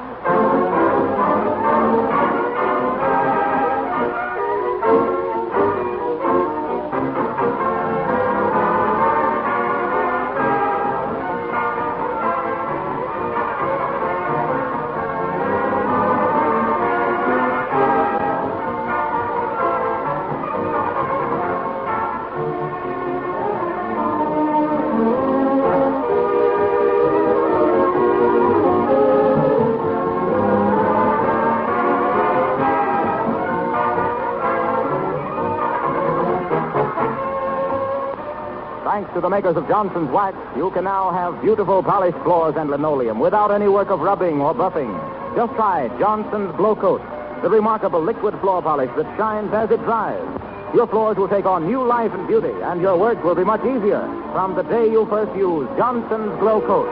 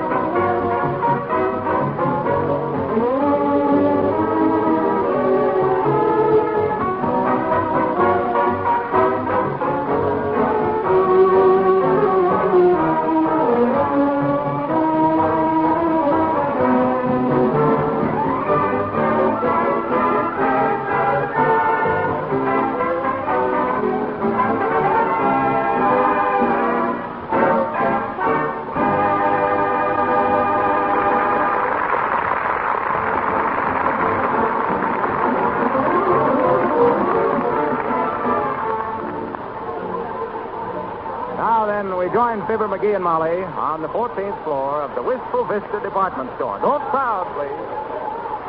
Where do we got to go first, Molly? On account of because I want to go downstairs and look at some golf clubs. You'll see no golf clubs today, McGee. Where's the list? What list? The shopping list, isn't it? That I give you before we left the house. Shucks, is that what that was? Yes, that's what it was. And I sat up all night making it out, too. Where is it, McGee?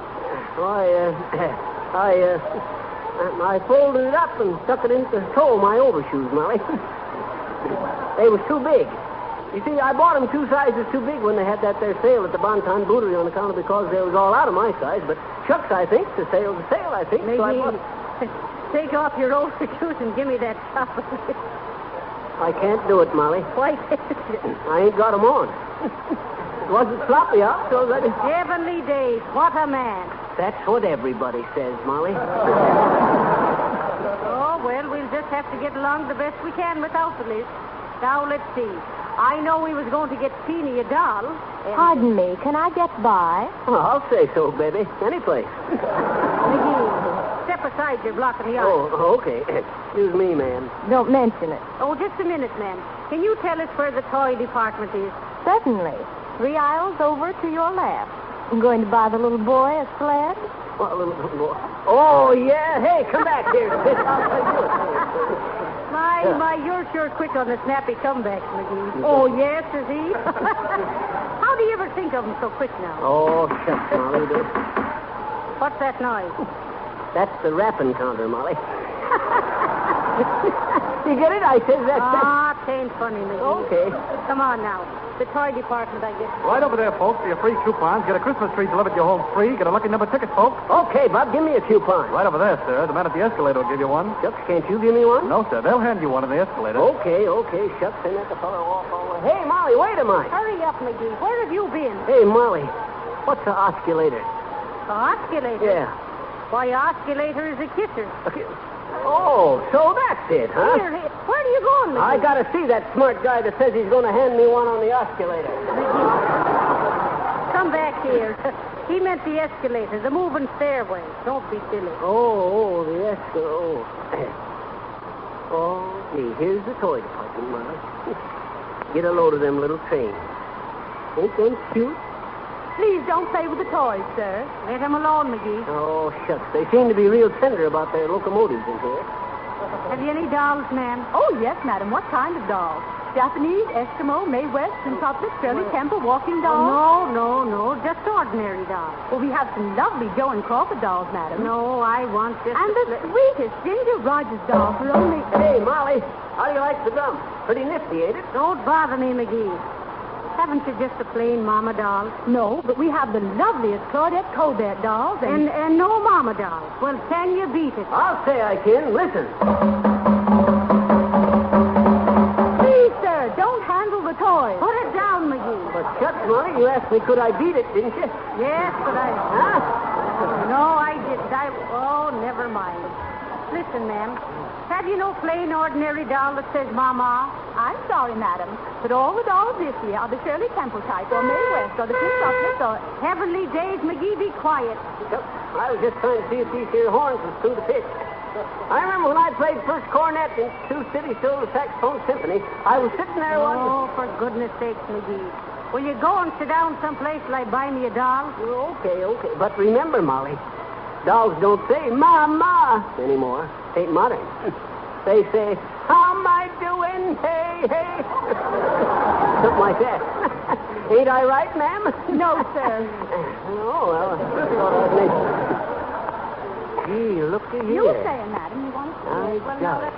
A real Indian bow and arrow. Shucks, I ain't shot one of these here bow and arrows since 40 years ago. Real stiff bend to it, too. Now, if that rocking horse over there was an antelope... Oh! For heaven's sake, what happened, sir? What'd you do now, McGee? I was just going to ask what'd you do. Did you drop one of them dogs through the counter or something? Say, how much are these here building blocks, ma'am? Never you mind the blocks, McGee. Did you or did you not shoot that bow and arrow? Listen, Molly, the floor walker's going to make an announcement. Friends and customers of the Wistful Vista Department Store, Senior Marcelli and his toy department troubadours will entertain you with a selection entitled Red Sails in the Sunset. Miss Kay Donna from our sheet music department will sing. Miss Kay Donna. Hey, sail away,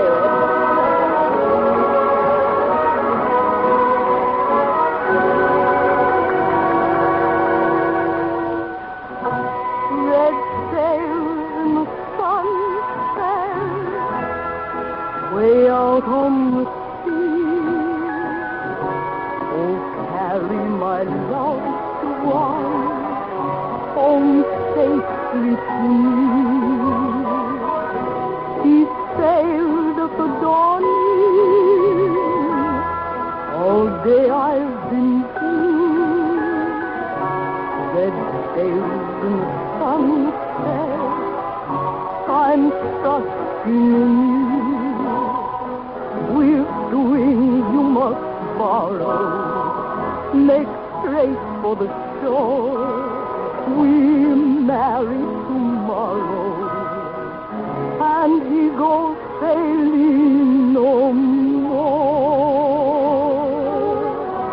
Red sails in the sunset, way out on the sea.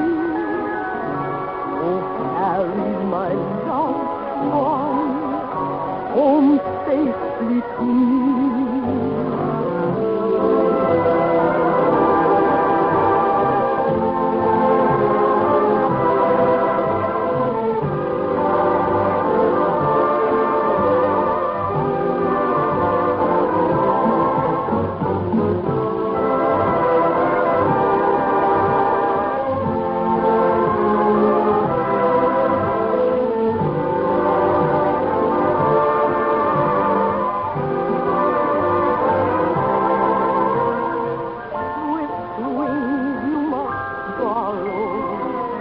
make straight for the shore.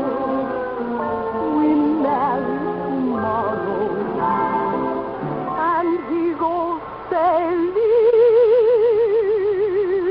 no more. Red sails in the sunset, way out on the sea. They carry my loved one home safely to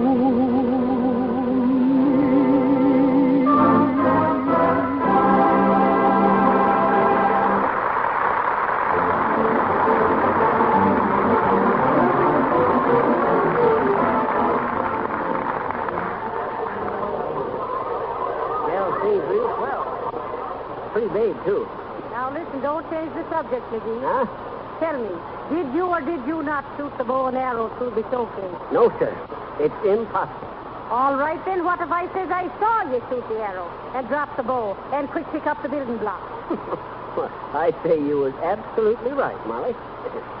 Then why do you say it was impossible? Why, shucks, Molly. You can't shoot a bow and arrow through a showcase. You can shoot an arrow, but you can't shoot a bow. McGee, you march over and pay for that showcase glass. Okay. I was going anyway. But hey, look, Molly. By jolly. Did you ever see such a big jack-in-the-box as that guy? Don't be always changing the subject, McGee. I ain't, but just look at this here jack-in-the-box, Molly.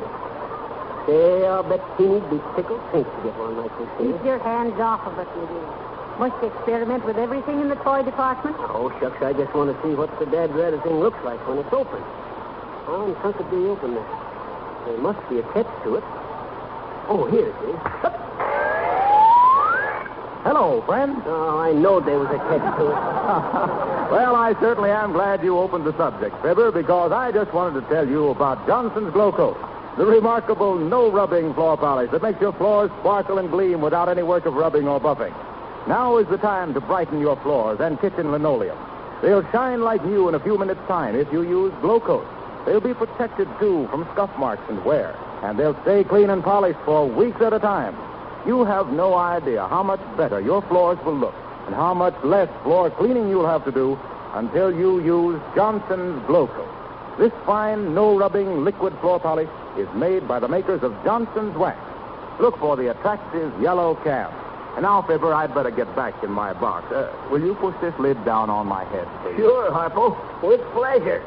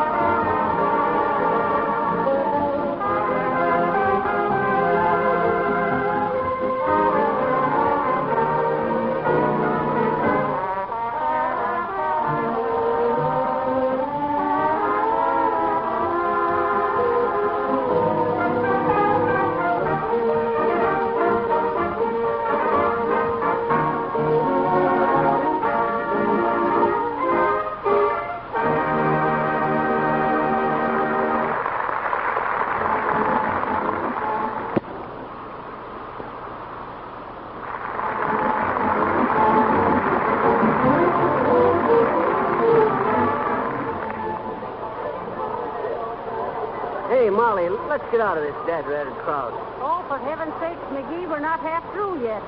You carry the dog. You betcha. This one here? Oh, let go of me! McGee, set that girl down. What's the idea? Chuck, you told me to carry this doll, and I was going to... Stop clowning. I meant this doll of Teeny. Oh. Excuse him, man. Come on, McGee. Say, Molly, I got to stop at the cigar department and get some cigars for more toots.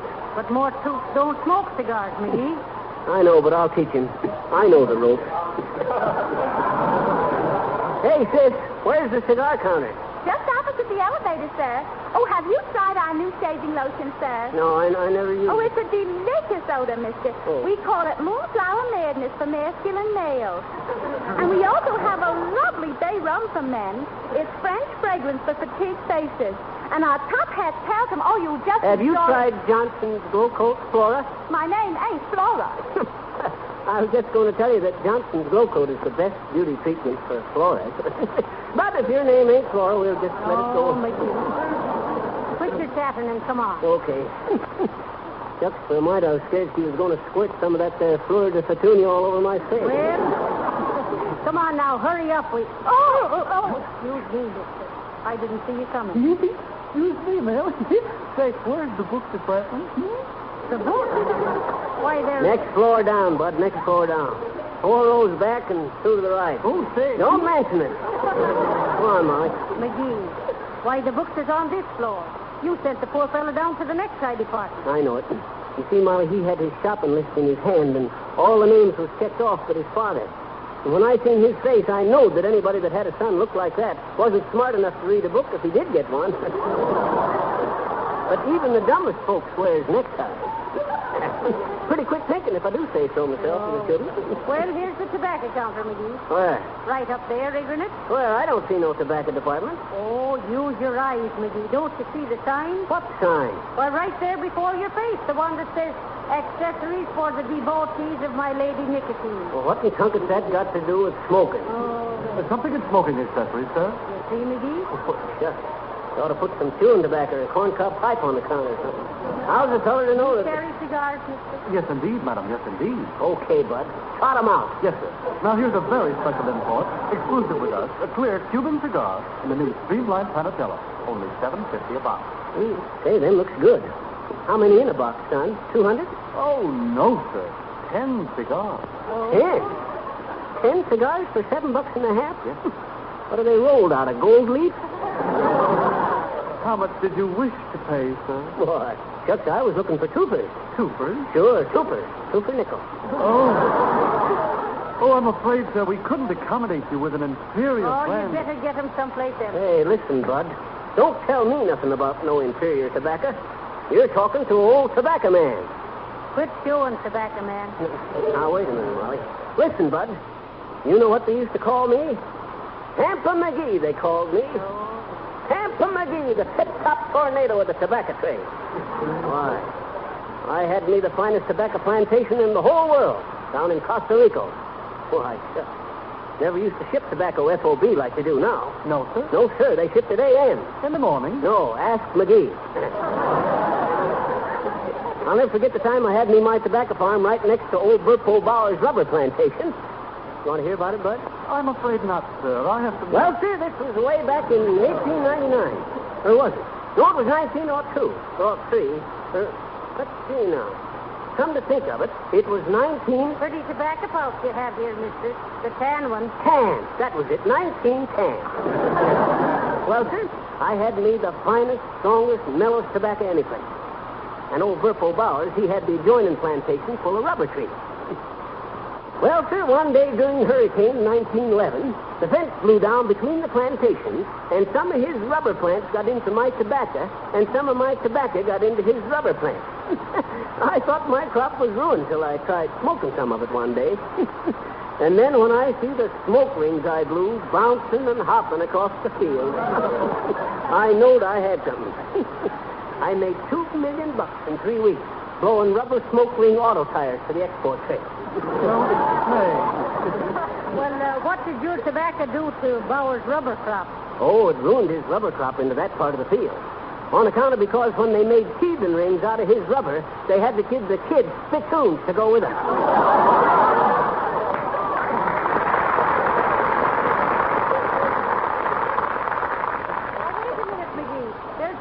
department. I want to price the midget radios. Yoo-hoo! Are you busy, ma'am? Not at all. Can I help you? Hey. Ain't you the gal that waited on us in the toy department? Oh, yes, but they transferred me after you broke the glass in the showcase. Oh, now you see what you done, McGee? Boy, shucks, this I paid for it. Oh, please, I'd gladly have paid for it myself to get away from those children. They were always getting into everything. You know how children are. Oh, yes, indeed, I do. They're always fooling with things. McGee, quit turning them knobs. Why? Shucks, I was just trying out this here shortwave set. I suppose you get shortwave better onto these here midget sets, ma'am, huh? Shortwave, huh? Oh, no. But here is a wonderful little shortwave set. The English stations come across beautifully. The English? That's good. I thought them fellas never would come across. Can you get London on that set, ma'am? Oh, certainly, anytime. Shall I show you? Yes. Listen to this. I think London is, let me see it, number 120. No, 12, just a minute now. Cheerio, everyone. This is that jolly little wireless station, H2O. H2O across the water. Ain't funny, Limey. Nevertheless, we are back on the air again after having a spot of tea, you know. Now don't buzz off because we have an amazing bit of news for you. As they say in America, get a burden of this. We have here in the studio His Lordship Sir Cash and Walnut, who's kindly consented to come down from his dreadful estate, Scrumfooted and Park up a Smittingham Drum, to give us a bit of advice on the subject. My old Miss McCarthy. Interesting, no, Anne. What? Are you ready, Sir Cassian? My, isn't it wonderful, McGee? Listen, Molly, I don't want to miss none of it. Speak right into the belly, little gadget, your lordship. All right there, Algy. Thank you. Friends, I want to urge you to try this easy-to-use, no-rubbing floor polish before the holidays. Once your floors and linoleum are protected with a bright glow coat polish, you won't have to worry about dirt tracks and scuff marks. Soiled spots, wipe right off. Why, here's how easy it is to apply glow coat. Just pour a little of this liquid polish onto the clean floor. Then spread it lightly over the surface with a soft cloth or the special glow coat applier. You don't have to rub it in or exert yourself in any way. Glow coat dries in 20 minutes and shines as it dries, making your dull, dingy floors bright as new. By the way, it's very economical, you know, to order glow coat in the larger size can. You save as much as 1/3 by buying the larger sizes. Sure. Harpo would be where I couldn't say nothing back at him. Cut it off and get something else, sis. Oh, get some music, ma'am, whilst I sit down here and rest me feet. All right, I'll see if I can get France. Or maybe Denmark. Right there, sis. I think that's Russia. And now, folks, a swell little number called You Are My Lucky Star. Marcelli and his men are playing it from the toy department of the Wistful Vista department store. Russia, is it, McGee? Sure, it's coming from 150 foot away.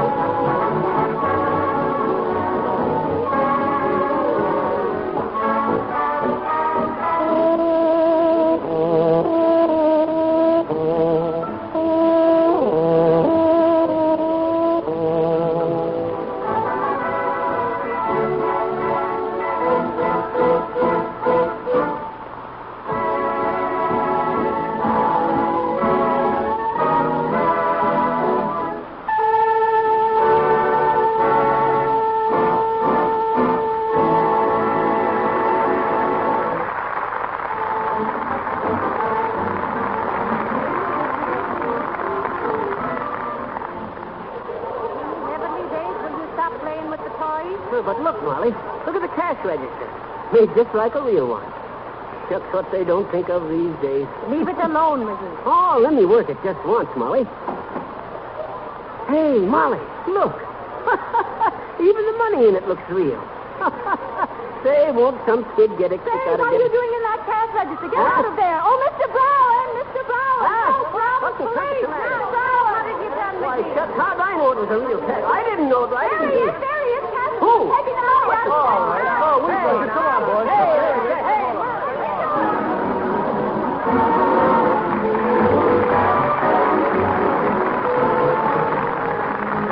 And now, a special announcement about the Amateur Songwriters Contest now being conducted by Rico Marcelli. If you have an original melody which you think might be made into a popular song, send it to Rico Marcelli in care of the National Broadcasting Company, Chicago. It's not necessary to buy anything in order to enter this contest. Everyone is eligible excepting professional songwriters. A cash prize of $100 will be awarded by the sponsors of this program, F.C. Johnson & Son. And in addition, the winning song will be published by Irving Berlin Incorporated, who will pay the writer standard royalties. The winning song will also be featured on one of the Fibber McGee future broadcasts. This Amateur Songwriters Contest closes January 1st, 1936. For complete information about the contest rules, address Rico Marcelli in care of the National Broadcasting Company, Chicago, or see the current issue of Radio Guide, which gives full details of the contest on page 8.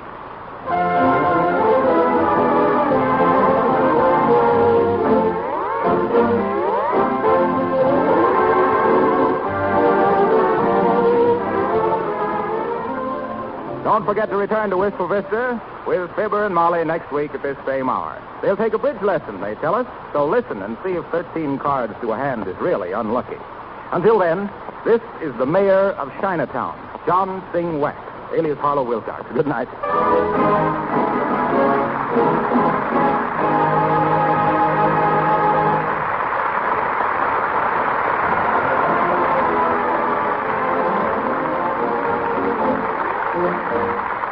This is the National Broadcasting Company.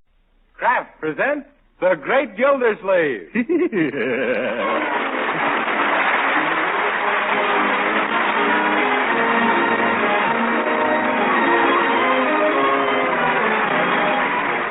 Kraft Cheese Company, who also bring you Bing Crosby every Thursday night, present each week at this time Harold Theory as The Great Gildersleeve, written by Leonard L. Levinson.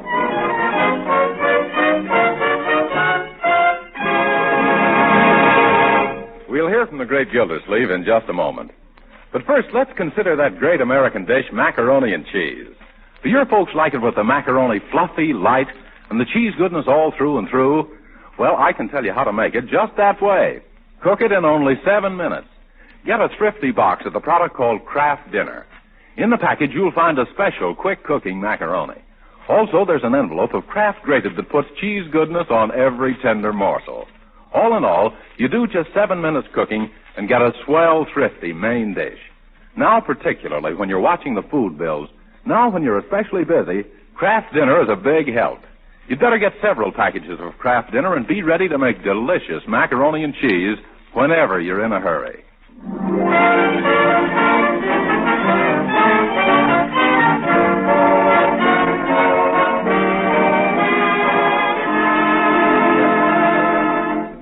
Once again, let's visit our friend, the Great Gildersleeve, who's not a happy man today. No, indeed, this is one of his bad days. Right now, he's telling his niece and nephew, Marjorie and Leroy, and Bertie, their cook, all about it.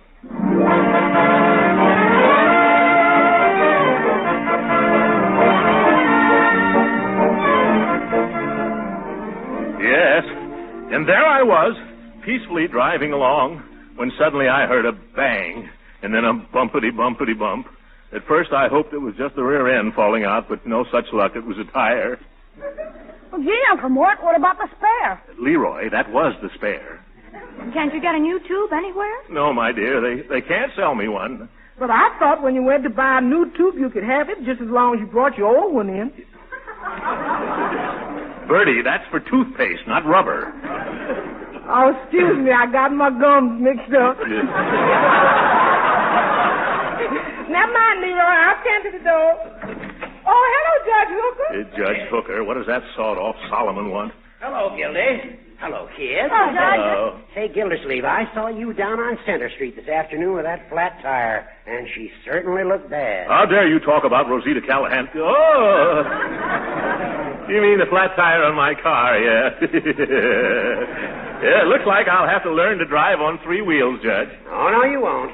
Here, take this. Gee, Unc, what's in the package? Huh? Well, it feels like... Oh, I'm afraid to hope. By George, it's a girdle. Oh, no, it's an inner tube. Oh, Judgy Wudgy. Hey, keep him off me. Stop trying to kiss me, Gildy. Oh, I'm so happy I could dance. For he's a jolly good fellow. He's good and he's ripe and he's mellow. He's kind underneath his big bellow. And his heart is as big as his head. Wahoo! Now, Throckmorton, control yourself. Uh-huh. Yes, Uncle. Quit wearing that inner tube around your neck. Oh, let him. It matches the one around his middle. Oh, you're a card, Judge. Say, how can I repay you? Won't you stay for dinner? No, thanks. Can I lend you any money, pal? How about taking a pound of sugar? No, Gildersleeve. I've been amply repaid just watching the way your big, fat, stupid face lights up. What a sense of humor. Hooker, you kill me. Hey, Unc, before you do anything rash, don't you think you should see if it'll fit your car first?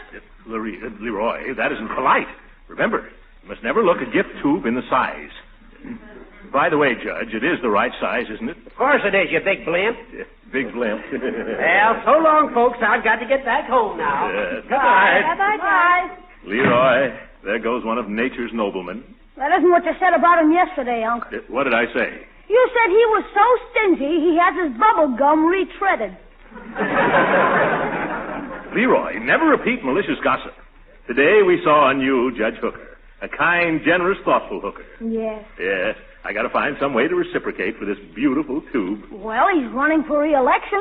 That's right. And next month he's going to observe his 20th anniversary as a judge. Say, that'd make good publicity for his campaign. If we could celebrate by giving him a... Now, let me see. We could give him a... Dinner? Yes, we could give him a dinner. No!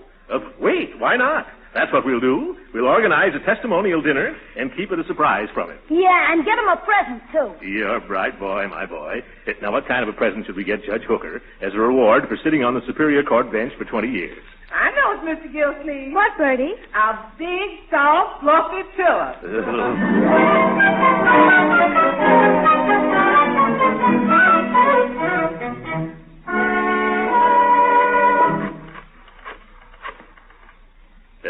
Hello, Mr. Corbett? Gildersleeve speaking. We're holding a testimonial dinner for Judge Hooker, and I'm calling to see how many tickets you want. Now, Mr. Corbett, he always spoke well of you.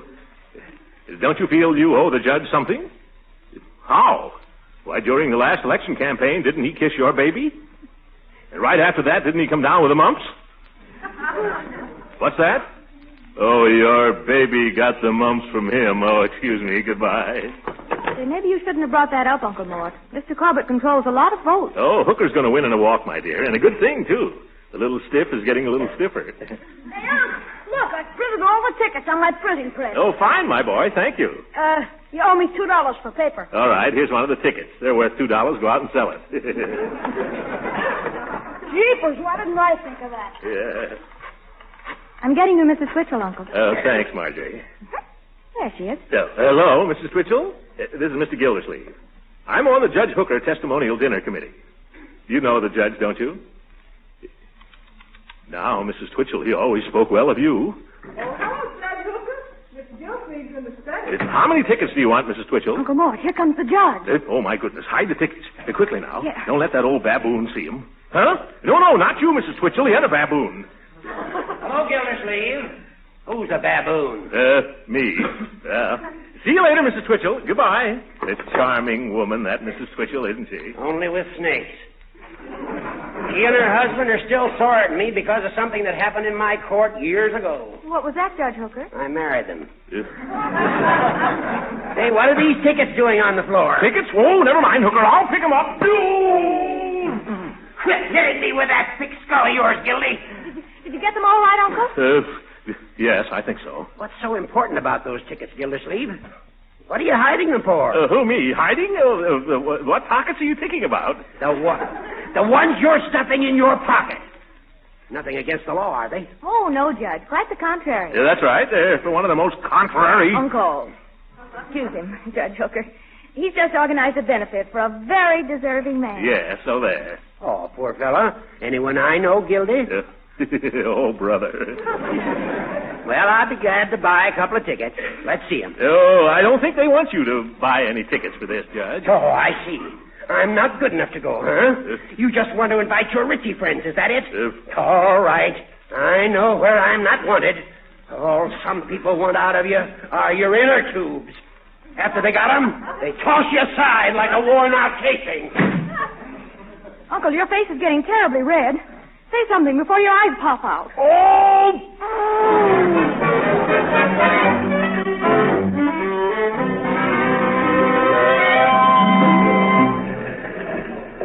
Gee, Uncle, what did the editor say, huh?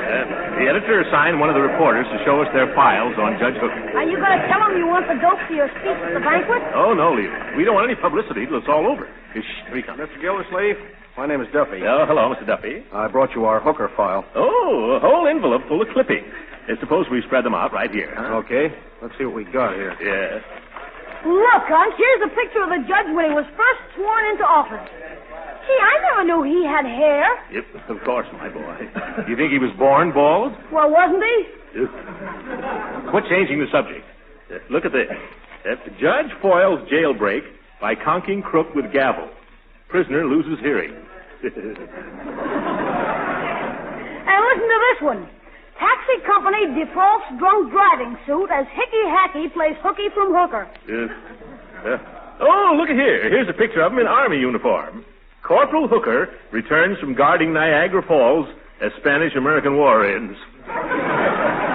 Say, excuse me, but why all the interest in the judge? Well, you see, Mr. Duffy, he's coming up for re-election, and I've got a little surprise for him, that's all. Thanks for showing me these. Come on, Leroy. If we're going to make the judge's office, we'll have to run. Run for office, huh? Hey, Toots, give me Mr. Cornell. Boss, this is Duffy. You know that guy Gildersleeve? Well, after he dug around into Judge Hooker's past, I heard him say he's going to run for the judge's office. Now, look, we're out after Hooker, so what do you say we endorse Gildersleeve? Good. I've been gunning for that Hooker ever since he hit my brother over the head with his gavel.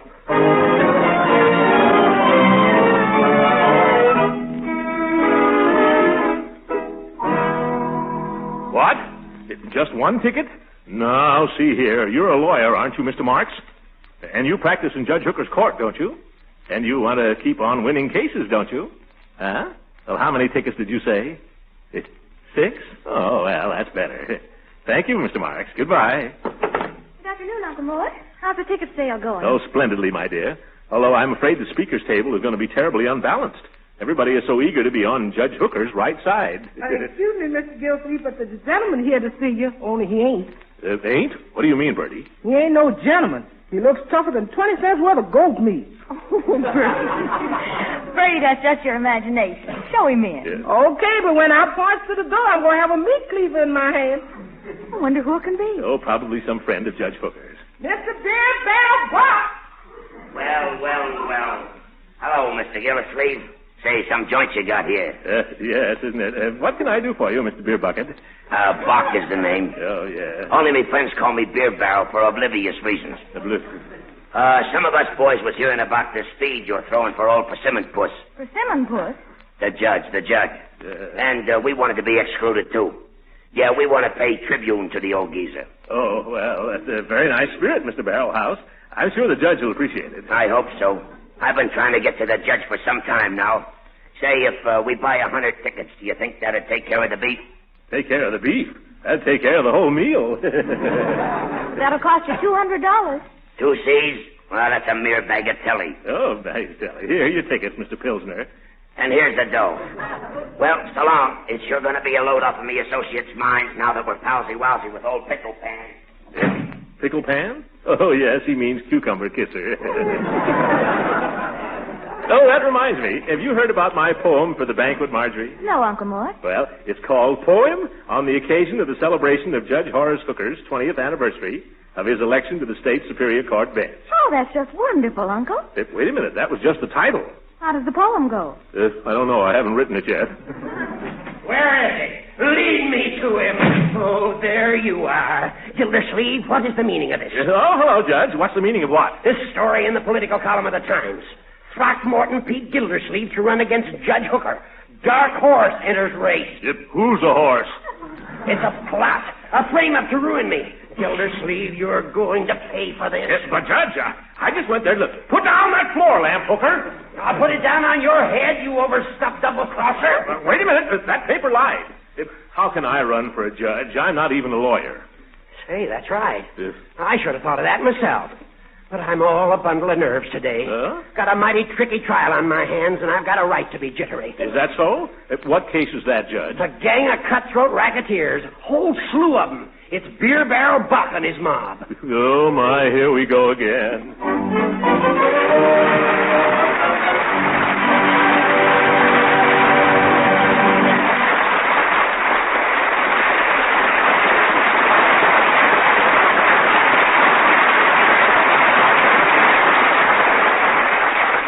The Great Gildersleeve will be with us again in just a few minutes. Meanwhile, let me tell you how to perform a little kitchen magic. How to make delicious macaroni and cheese in only 7 minutes cooking time. You do it with a product called Kraft Dinner. In every box of Kraft Dinner, there's a special macaroni. You plunge it into boiling water, cook it not more than 7 minutes by the clock, and it's finished. Fluffy, tender as any macaroni you ever baked in your life. You drain the cooked macaroni, whisk in a little milk and butter, and then sprinkle cheese goodness through and through with the Kraft grated that also comes in every Kraft Dinner box. Isn't that easy? And wait till the folks taste this fluffy macaroni drenched in cheese goodness. Kraft Dinner served as a main dish is downright thrifty. At your grocer's tomorrow, see that for yourself. And get several packages of Kraft Dinner so you can stock the pantry shelf.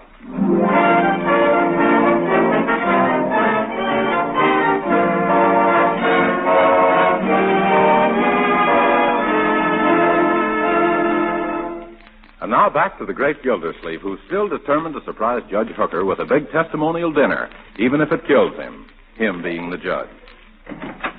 Oh, hello, Bertie. Good afternoon, Mr. Gildersleeve. I've just come from the Summerfield Biltmore. The chef and I arranged the menu for the banquet. Listen to this. First, crab a la Judge Hooker. What's that? Oh, you know what a big crab the judge is. Well, these are even bigger. Next, parole of mock turtle soup. Well, what does that parole mean? Fresh out of the can. After that, Bertie, comes the fowl. The fowl what? Bertie, stop interrupting. We're having turkey a la Gildersleeve. Now, what can that be? Yeah, I'm not sure myself. The chef said something about it being stuffed with chestnuts. After that, roast beef, baked potatoes, cream corn, and chocolate whipped cream pie. All sounds mighty rich. Judge Hooker usually sups on milk toast and a cup of hot water, diluted. Bertie, the only reason we're giving this dinner is so the judge can get a good square meal. Hello, Uncle Mort.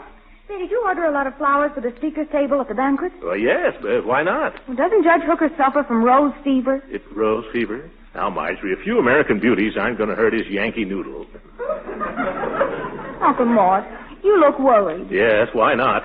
All the details of that dinner on my shoulders, arranging for speakers, trying to find a suitable present for the guest of honor, worrying about that gangster and his mob showing up. You mean that fellow who came in and bought 100 tickets? Yes. If Beer Barrel and his gang come, the decent people will think they're pals of hookers, and the judge will be washed up like seaweed. Well, why don't you give them their money back? Oh, Marjorie, I refuse to have any dealings with crooks. Besides, I've already spent the money for a string ensemble. String ensemble? Yeah. You mean a lynching party? Oh, my. Well, the only thing to do is sell another 100 tickets and get the money back that way. I thought of that. Only we've already sold almost 800 of them, and I just found out the banquet room only seats 250. Oh, my goodness, what are we going to do? Well, we can either feed them in relays, or else I can arrange a lap supper in the lobby. You spluttering spigots, that's Beer Barrel now. Bertie, don't let him in. Tell him I've gone away. Where to? To Shangri-La. Uncle, you'll never squeeze under that sofa. Hey, come in. Who wants the door? I'm coming, Leroy. Oh, get up, Uncle Mort. It's just Leroy. You don't have to hide. Who? Leroy? Who's hiding? I was just playing air raid shelter. Hey, don't. You don't have to worry about that big gangster anymore. How do you know? It says so right here in the paper. Look. Let me see. Judge Hooker sentences hoodlum mob to 20 years apiece. Beer barrel bot dragged from courtroom, shrieking, "I want my money back."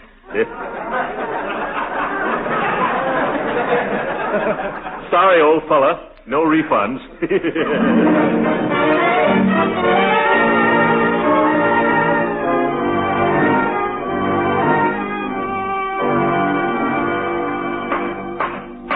Court will now take a recess for 5 minutes. That's what we've been waiting for, Leroy. Now, you know what you're to do, don't you? Yeah, sure, Unc. We're going to up to talk to Judge Hooker, and when he isn't looking, I'm going to swipe his gravel. It's not gravel, my boy. Gavel. Okay, I'll swipe his gavel then. Not swipe, either. We simply want to borrow his gavel so we can measure it and have an exact duplicate made in ivory and gold as an anniversary present. Well, why does it have to be so exact? Well, the judge is as temperamental about his gavel as a golf pro is about his clubs. You mean the judge uses it for a putter? Yes. No, my boy. He's just finicky about the size and weight. He never leaves it around. He probably takes it home nights to crack nuts. Oh, hello, Judge Hooker. Oh, yes. Hello, Judge Hooker. Hello, Leroy. Hello, Gildersleeve. What do you want? Oh, I just dropped in for a visit. How's your election campaign coming along, Judge? Badly. Very badly. I can't understand it at all. 3 weeks ago, I was as good as re-elected. Today, I have a tough fight on my hands. Huh? Gildersleeve, I believe there's a conspiracy against me. No, who'd ever do such a dirty trick? Well, there's some sinister figure trying to cut my throat behind my back. You mean something underhanded is hanging over your head? I don't know what I mean. Half the crooks in town come up to me now and slap me on the shoulder and say, "I'll be seeing you, Judgy." People keep winking and whistling at me. I'm being persecuted, I tell you. Oh, no, maybe it's just some friends planning a surprise, Judge. Friends? You mean fiends? Why, if I ever... Excuse me, Judge. Time to resume court. Thank you, Silsby. I'll be right there. Look, Gildersleeve, keep your eyes and ears open. If you see or hear anything suspicious, please let me know. Oh, sure, Judge. Just leave everything to me. Unc. It's coming, Leroy. Did you get it? Sure, and I drew an outline of it on paper like you told me. Oh, fine. Let's slip the gavel back into place now, huh? Court will come to order, please. Just a second, Silsby. Where's my gavel? Uh-oh. Where's the judge's gavel? It was right there, Your Honor. Isn't here now. Someone must have stolen it during recess. Leroy, isn't it getting a little stuffy in this courtroom? Why, yes, Uncle Throckmorton. Shall we get some fresh air? Well, is this a practical joke or a real theft? All right, bailiff. Lock the doors. We'll search everyone in the courtroom till we find the culprit. Leroy, get rid of that gavel. Don't worry, Unc, I did. It's splendid, my boy. Where'd you hide it? In your pocket, Unc. Leroy, never do that again. The judge won't like me if he finds this. We gotta get out of here. Oh, Judge Hooker, can I whisper something to you? What is it, Gildy? Judge, I've got an important engagement with the governor. You wouldn't want to keep him waiting, would you? No, go ahead. I've got enough trouble without you, you big buffalo. Beat it. Oh, thanks, Judge. Come on, Leroy. Silsby, let Mr. Gildersleeve leave. It's okay. All right, Judge. Gee, Unc, that was fast thinking. What are you going to do with the gavel now? The gavel? Oh, I haven't got it anymore, Leroy. While we were talking, I stuck it into Judge Hooker's pocket.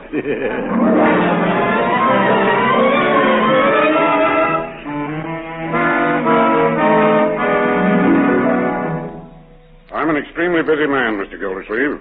What can I do for you? Well, Governor, I hate to ask any favors, but after all, I voted for you the last 3 times you were elected. Thanks. However, this is my first term in office. Yes, it is? Oh, must have been 2 other governors. Please get to the point of your visit, Mr. Gildersleeve, if your visit has any point. Oh, it has, definitely. I just want to invite you to be the principal speaker at a dinner we're giving for Judge Horace Hooker. Hooker? Why, that little... Governor, he's always spoken well of you. No, he has he? Oh, absolutely. Except maybe when you pardon some crook he's just sent up the river, or pass some law that he has to declare unconstitutional, or to get involved in some shady deal with the forestry department. And what does he say then? Oh, he still sticks by it. He says our state has the best governor that money can buy. See here, Gildersleeve, I didn't come to Summerfield to be insulted. I know it. Judge Hooker said you came here to make a couple of sharp horse trades so you can stay in office. Well, after that, I'm certainly not going to make a speech in favor of any political nincompoop. But I'm not asking you to talk about yourself, Governor. I wasn't talking about myself, Gildersleeve. I was referring to that miserable little travesty on justice. That anemic habeas corpuscle. That blithering judicial blunder named Judge Hooker. Did you get that? No, Governor. Would you mind repeating it again? There's a couple of dandies I'd like to remember.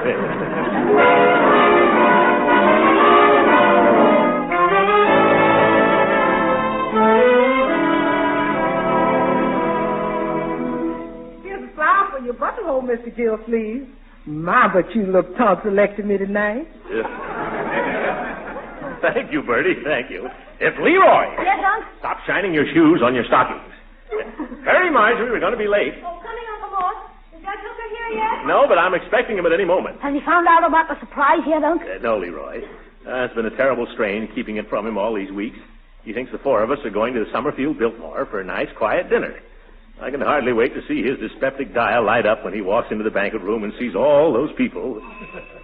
Oh, that must be him now. I recognize the ring. I'll answer, Bertie. Well, come in, Judge. Gildersleeve, on the way down here, I was stopped by a motorcycle officer. Oh, my goodness. That's too bad, Judge. Yeah, police department's in a perfectly rotten state. I agree with you. Imagine that cop. He offered me my choice. Either a $5 ticket for speeding, or else I could buy a ticket for some political shindig for $2. A political shindig? Oh, well, I hope you took your medicine like a good citizen. I did. I gave him the $2. No. Didn't even look at the darn thing in the dark. I wonder what racket it is. Oh, well, there's no time to waste, Judge. Let's get going. Marjorie! Hurry up, Marjorie. Plenty of time, Gildy. Now, where did I put that ticket? Marjorie! Hurry up! I found it. What's this? Marjorie, never mind hurrying up. Testimonial dinner honoring 20th anniversary of Judge Horace Hooker. Entertainment, music, speakers. Uncle Mort Gildersleeve, chairman. Uncle Mort. Leroy, why did you do that? Gildersleeve, why did you do this? Oh, now the surprise is all spoiled. But I hate testimonial dinners. Now, he tells me. Why couldn't you have mentioned it 3 weeks ago when you gave me that tube? You could have saved me all the time and trouble I put in. But no, you have to surprise me at the last moment. You've been working on this campaign clam bake that long? What do you mean, clam bake? This is the season's swankiest civic soiree. There's nut cups and everything. But what's the idea of having cops flag people down and then hold them up? Hey, do I get my $2 back? All in good time, Hooker. Let's wait and see if we have a deficit first. Well, I'm all ready. Come on, what are we waiting for? Oh, yeah, that's right. What are we waiting for? Let's hurry up. I wish I had known about this before. I'd have gotten a haircut. Come on. You haven't needed a haircut since you came back from Niagara Falls, Corporal. Hurry, everybody. Now, hurry. Mustn't keep the crowd waiting. All right. Judge, when all those hundreds of people stand up and start cheering, now you've got to pretend that this is all a big surprise. You understand? Don't worry. I'll know what to do. Say, I think I'm going to like this. Yeah? Well, you better like it after all the trouble. Oh, great jumping jeeps. What was that? As if I didn't know. Well, what was it, Gildy? Remember the tube that brought on this little celebration? Yes. Well, it just had a blowout all of its own.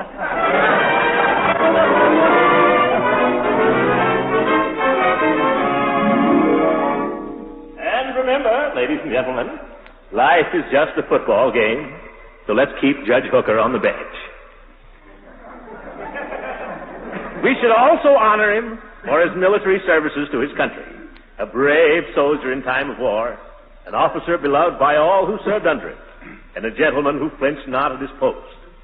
And it is with this thought in mind that I ask your indulgence while I read a little poem of my own composition, especially written for this occasion as a tribute to that prince of good fellows, George Horace Hooker. H is for honesty. You can see it in his mug. O is for offenders, who he puts right in the jug. O's also for the office he's held for 20 years. K is for the knowledge hidden between his ears. E is for the energy that always has been his.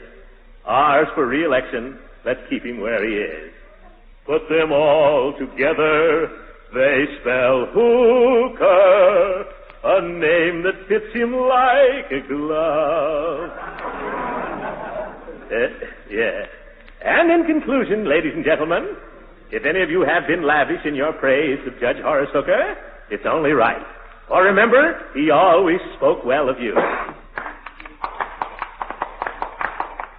Thank you, Marjorie. Thank you, Leroy.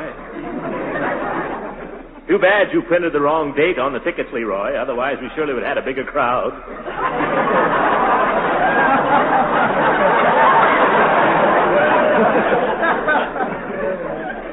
And now, Judge Hooker, won't you say a few words? Yes, quick. Get me some bicarbonate of soda. This dinner's killing me. This is going to be one of my bad days.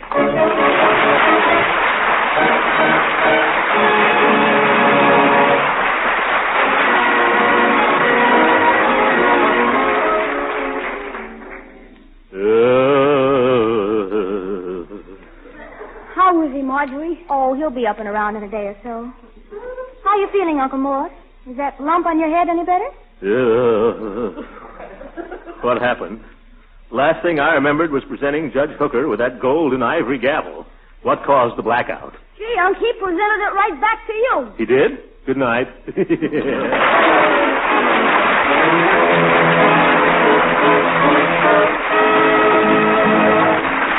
Original music heard in this program was composed and conducted by William Randolph. This is Jim Bannon speaking for the Kraft Cheese Company and inviting you to tune in again next week at the same time for the further adventures of the Great Gildersleeve. We all want to eat the right foods these days, the nourishing foods that help give us energy and health. So it's good news that the right foods need not be expensive, and that they can be mighty appetizing, too. Now, a good example is wholesome, nourishing Parquet margarine, the delicious spread for bread made by Kraft. You see, Parquet is the margarine that tastes so wonderfully good, and it's an economical source of important food elements, too. Energy. Parquet is one of the best energy foods you can serve. Vitamin A. Winter and summer, there are 9,000 units in every pound. So you see, Parquet margarine is as nutritious as it is delicious and economical. Now, if it isn't there already, put Parquet margarine on tomorrow's shopping list. Remember, it's Parquet, P-A-R-K-A-Y. Parquet margarine made by Kraft. This program has reached you from Hollywood. This is the National Broadcasting Company.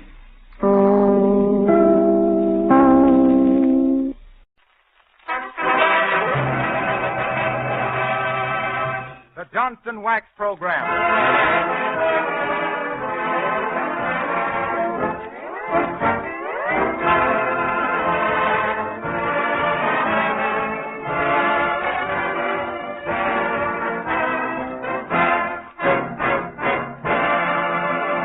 Good evening, everyone. The makers of Johnson's Wax welcome you to another merry musical half hour starring Marion and Jim as Fibber McGee and Molly. Rico Marcelli's orchestra opens the festivities with We Saw the Sea. Cast off, Rico.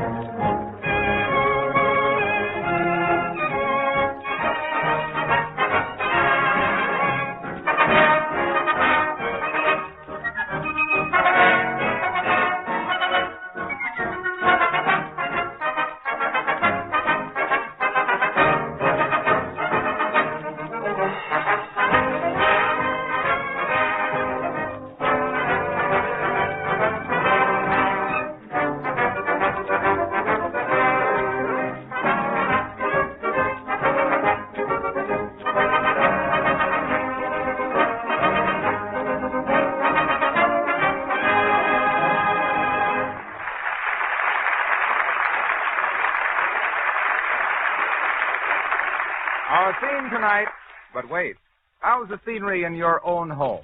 Are your floors and linoleum polished and bright? You know, now is the time to brighten up your home for spring. You may hesitate about polishing your floors, believing it will be a big job. If so, let me tell you right here that you can make your floors shine like new in a few minutes' time without any work of rubbing or buffing. Just ask your dealer for Johnson's Glow Coat, the new no-rubbing floor polish. You merely spread a little Glow Coat lightly over the surface with a soft cloth or the special Glow Coat applier. 20 minutes later, the Glow Coat will be dry, the floor will be gleaming, and you will be as fresh and rested as when you started. Glow Coat protects linoleum and wood floors from becoming worn and shabby. The polish lasts for weeks at a time, shedding dirt and dust. Old-fashioned floor scrubbing methods can be abolished forever when your floors are protected with Johnson's Glow Coat. It's spelled GLO-COAT. And by the way, you save money by ordering Glow Coat in the larger sizes.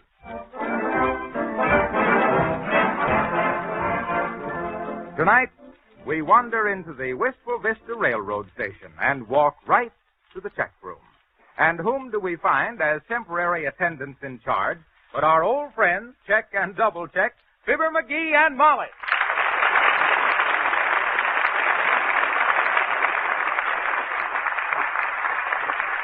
I hope nobody wants to check nothing till I finish this paper. Say, did you read where Douglas Fairbanks got married to this lady Ashley? Yeah, I read that, Molly. And that young Douglas is real mad about it. Shucks, he shouldn't get sore about that, Molly. Every Doug has his day. Don't you get it, Molly? Ain't funny, Lee. Okay. But I'm glad you took this check room job. It's real quiet. I know. I always like a job where I can think. When you think, McGee, that is a job. Hey, I see on the back page here where a feller flew an airplane blind from New York to St. Louis. You know, that's wonderful, Molly. Knowing exactly where you are without seeing a thing. Oh, my uncle did the same thing 25 years ago, McGee. 25 years ago? Why, sure. Without a single window in the back of the patrol wagon, my uncle would say, now we're passing Pearl Street. Now we're at Broadway going east. We've turned uptown. Stand up, boys. We're there. Excuse me, please. May I check this pigskin Gladstone with you? You betcha, brother. That's what we're here for. Serve the public. Here's your check. Thank you. I'll be back later today for it. Okay. My, now isn't that a beautiful suit? That's a dandy. I've always liked them glad pig bag stones. Them what? Them pig stone glad bags. You mean them pig bag stone glass? That's what I says, bag pig skin stones. Stone glad skin... Here, Molly. Toss it up on the second rack there. Toss it up yourself, Laziness. I'm just here to keep you company. Okay. Here she goes. What was that? I don't know unless it was that big cut glass punch bowl that lady checked about a year ago. Yes, sir. I'll bet that's what that was, Molly. Well, why don't you go look, Ignorant? And ruin my whole day? No, sir. I'm going to enjoy this job while I can. You want this newspaper back, McGee? No, you read what's interesting out loud to me. There's nothing interesting out loud, McGee. The interesting things is always in whispers. I always said, oh, howdy, sis. What can I do for you? Is this the check room? You betcha. Want to check something? I want to check Chauncey with you. Chauncey? Chauncey. Chauncey is my parrot. Say hello to the nice man, Chauncey. Scram, stupid. You just don't pay any attention to him. When I'm not around, he's real quiet. Heavenly days, I hope so. Give the lady her check, McGee. Well, no, I don't know, Molly. Checking the parrot. Here, ma'am, here's your check.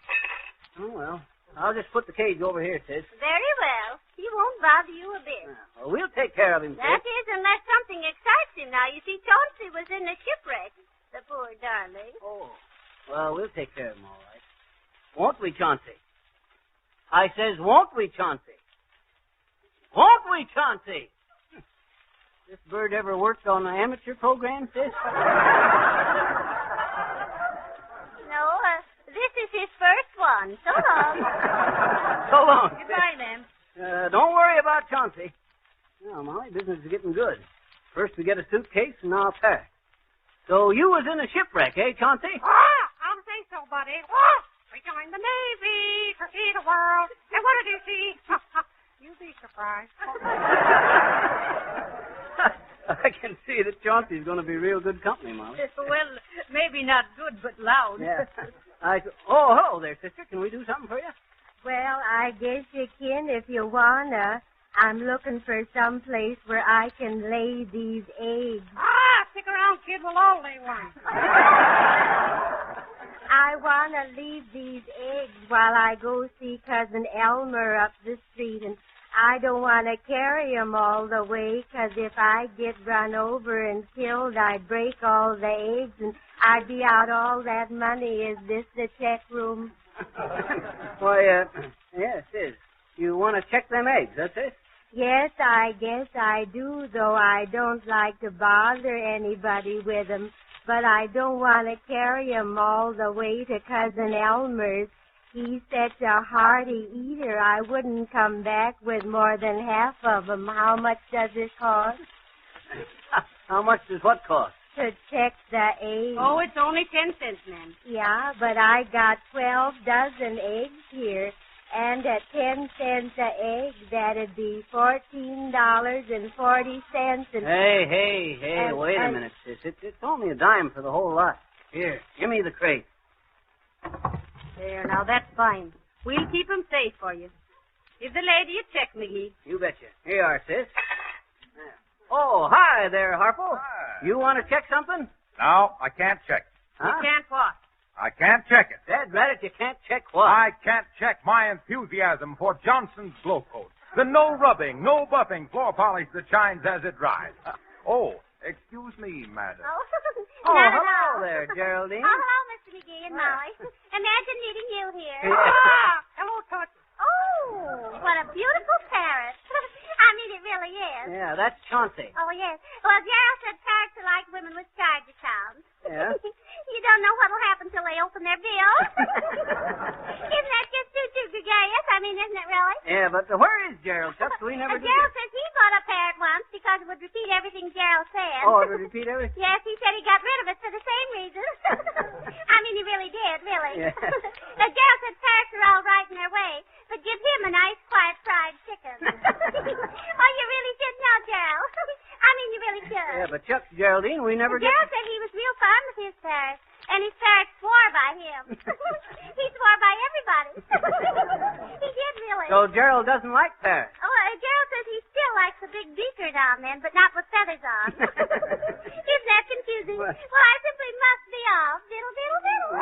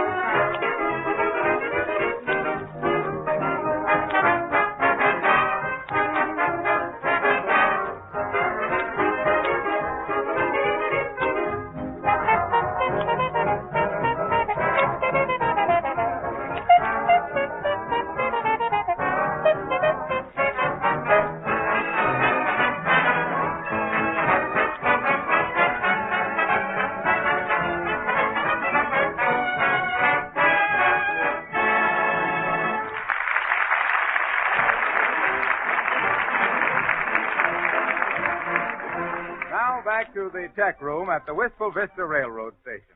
Business has been going on as usual. So far, Fibber and Molly have taken in a grip, a high-wheel bicycle, a cut glass punch bowl, slightly broken, and 12 dozen eggs.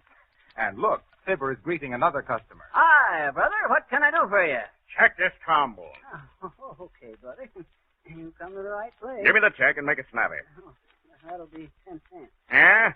Try and get it. Well, we've been getting it. Come on, give me the check. Why, this check is number 79. So what? Oh, well, I'll tell you. We'll make that the lucky number for today. Don't cost you nothing. Congratulations. Okay. Now, we'll take care of the trombone, brother. Oh, he's gone. That big bruiser got away just in time. Another minute, I'd have smacked him once. Well, where's his dime, McGee? I'll ring it up. Huh? His dime, eagerness, the 10 cents. Where is it? Well, you see, Molly, I just decided on a new policy. One lucky number a day. For instance, today's lucky number was 79, so that feller could check his trombone for nothing. Kind of a nifty idea, huh? No. McGee, you're always... Oh, how do you do, mister? You check everything here? Sure, everything. Fine. I'd like to leave my little girl here for an hour or so, if you don't mind. Little girl? Yeah. Hey, now listen, Bud. We ain't got the right facilities. You said you checked everything. Thank you. Come on, Myrtle. Daddy'll lift you over the counter. Upsy-daisy. Here's my dime, and I'll take this check here. Hey, now, wait a minute, brother. I We certainly can't... am obliged to you, friend. I'll be back. Can you beat that, Molly? Well, we got her. What's your name, sis? What's yours? I asked you first. Oh, my name's Chauncey. Oh. Oh, look at the green eagle. That's a parrot, little girl. Can I play with him? Can I? Now, you better not, sis. He's liable to bite you. Oh, he hasn't any teeth, I bet you. What's in this suitcase? Oh, you don't know, sis. Somebody checked it. Who checked it? Oh, man. Drat it, I don't know. Now, sit down there and keep quiet. Now, be a good little girl. Your father wouldn't want you to be in any trouble. No. Oh, I don't know. He paid for it. See, this is a funny-looking box. That's a trombone, sis. What's a trombone? A trombone? Well, a trombone is a musical instrument that was invented so the fellow could sit in an orchestra and keep his eye on his derby at the same time.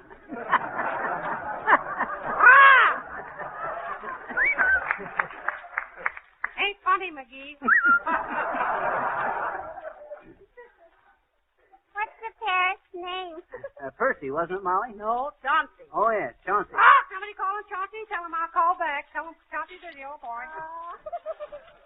Parrots are cute, aren't they? Oh, I'll say they are, sis. Shucks, I used to own thousands of parrots at one time, sis. That was a long time ago. I was known as Paraguay McGee in them days. Paraguay McGee, the peerless paragon of passenger pigeon purveyors and parrot purchasers of Panama, Paraguay, and Franco Pango. Ah, hot dog. Shut up, Chauncey. Excuse me, please. Oh, certainly, mister. What is it? Ah, there, my little cupcake. Could you give me a little information? We'll try to, mister. What do you want to know? Tell me, my little gadabout, is there an extra fare train with drawing room accommodations and the attendant luxuries leaving for California within the ensuing day? Extra fare train, Bud? Why, sure, there's the cheap and... Splendid. And how much, might I ask, would be the fare, inclusive of drawing room, to the City of the Angels? Gee, are you going to heaven, mister? No. I think not. No, my little meadowlark, merely to the earthly paradise. I was referring my friends to California, Los Angeles, the City of Angels. Very misleading appellation, very misleading. Why, shucks, brother, you can get a ticket to Los Angeles with a whole drawing room to yourself for only 200 odd. Oh, yes, 200 odd. Very odd. Too odd, if I might say so. Yes. What is the fare on the regular train to the same destination? Regular train? A little over 80. Ah, yes, indeed. Upward of $80. Yeah? A tidy sum, if I had it. Yes. Well, on second thought, I'm afraid that the ordinary accommodations would not be quite exactly attuned to my eccentricities. One more question, my friend. Oh, certainly. Tell me, my little sugar bowl, at what time does the next through freight pass the local water tower? Heavenly days, the freight. Freight? Why, shucks, brother. The next freight's due any minute now, but the freight don't have all them accommodations. Exactly. But needs must when the devil drives, my boy. Shakespeare, the Bard of Avon. Great fellow, the Bard. He should be barred oftener. Well, let me thank you, my friends. This is fate. Yes, indeed, the hand of fate. Always starting from a water tower. Why must my life be involved with such a useless fluid? Water everywhere, and not a sprig of men. See what the boys in the back room will have. Quiet, Chauncey. Excuse me, please, but I come back after my eggs, if you don't mind, and I hope they ain't been no bother to you, but I just didn't know any other place to leave 'em while I went to Cousin Elmer's. Here's my check. Give the lady her eggs, McGee. Where'd you put them? Let's see now, where did I put them? Oh, yes, right there on the radiator, Molly. Oh, dear. I should have told you to keep 'em in a cool place, I suppose. Oh, that's okay, sis.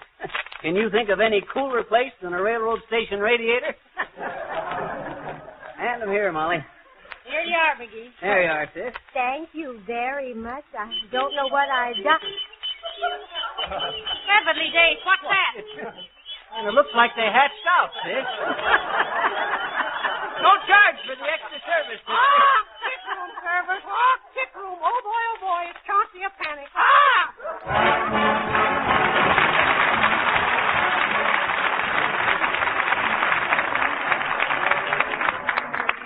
Now, while Fibber and Molly recover from their shell shock, we're going to hear from our featured violinist, little Audrey Cole, playing her own arrangement of When a Gypsy Makes His Violin Cry. All right, Audrey.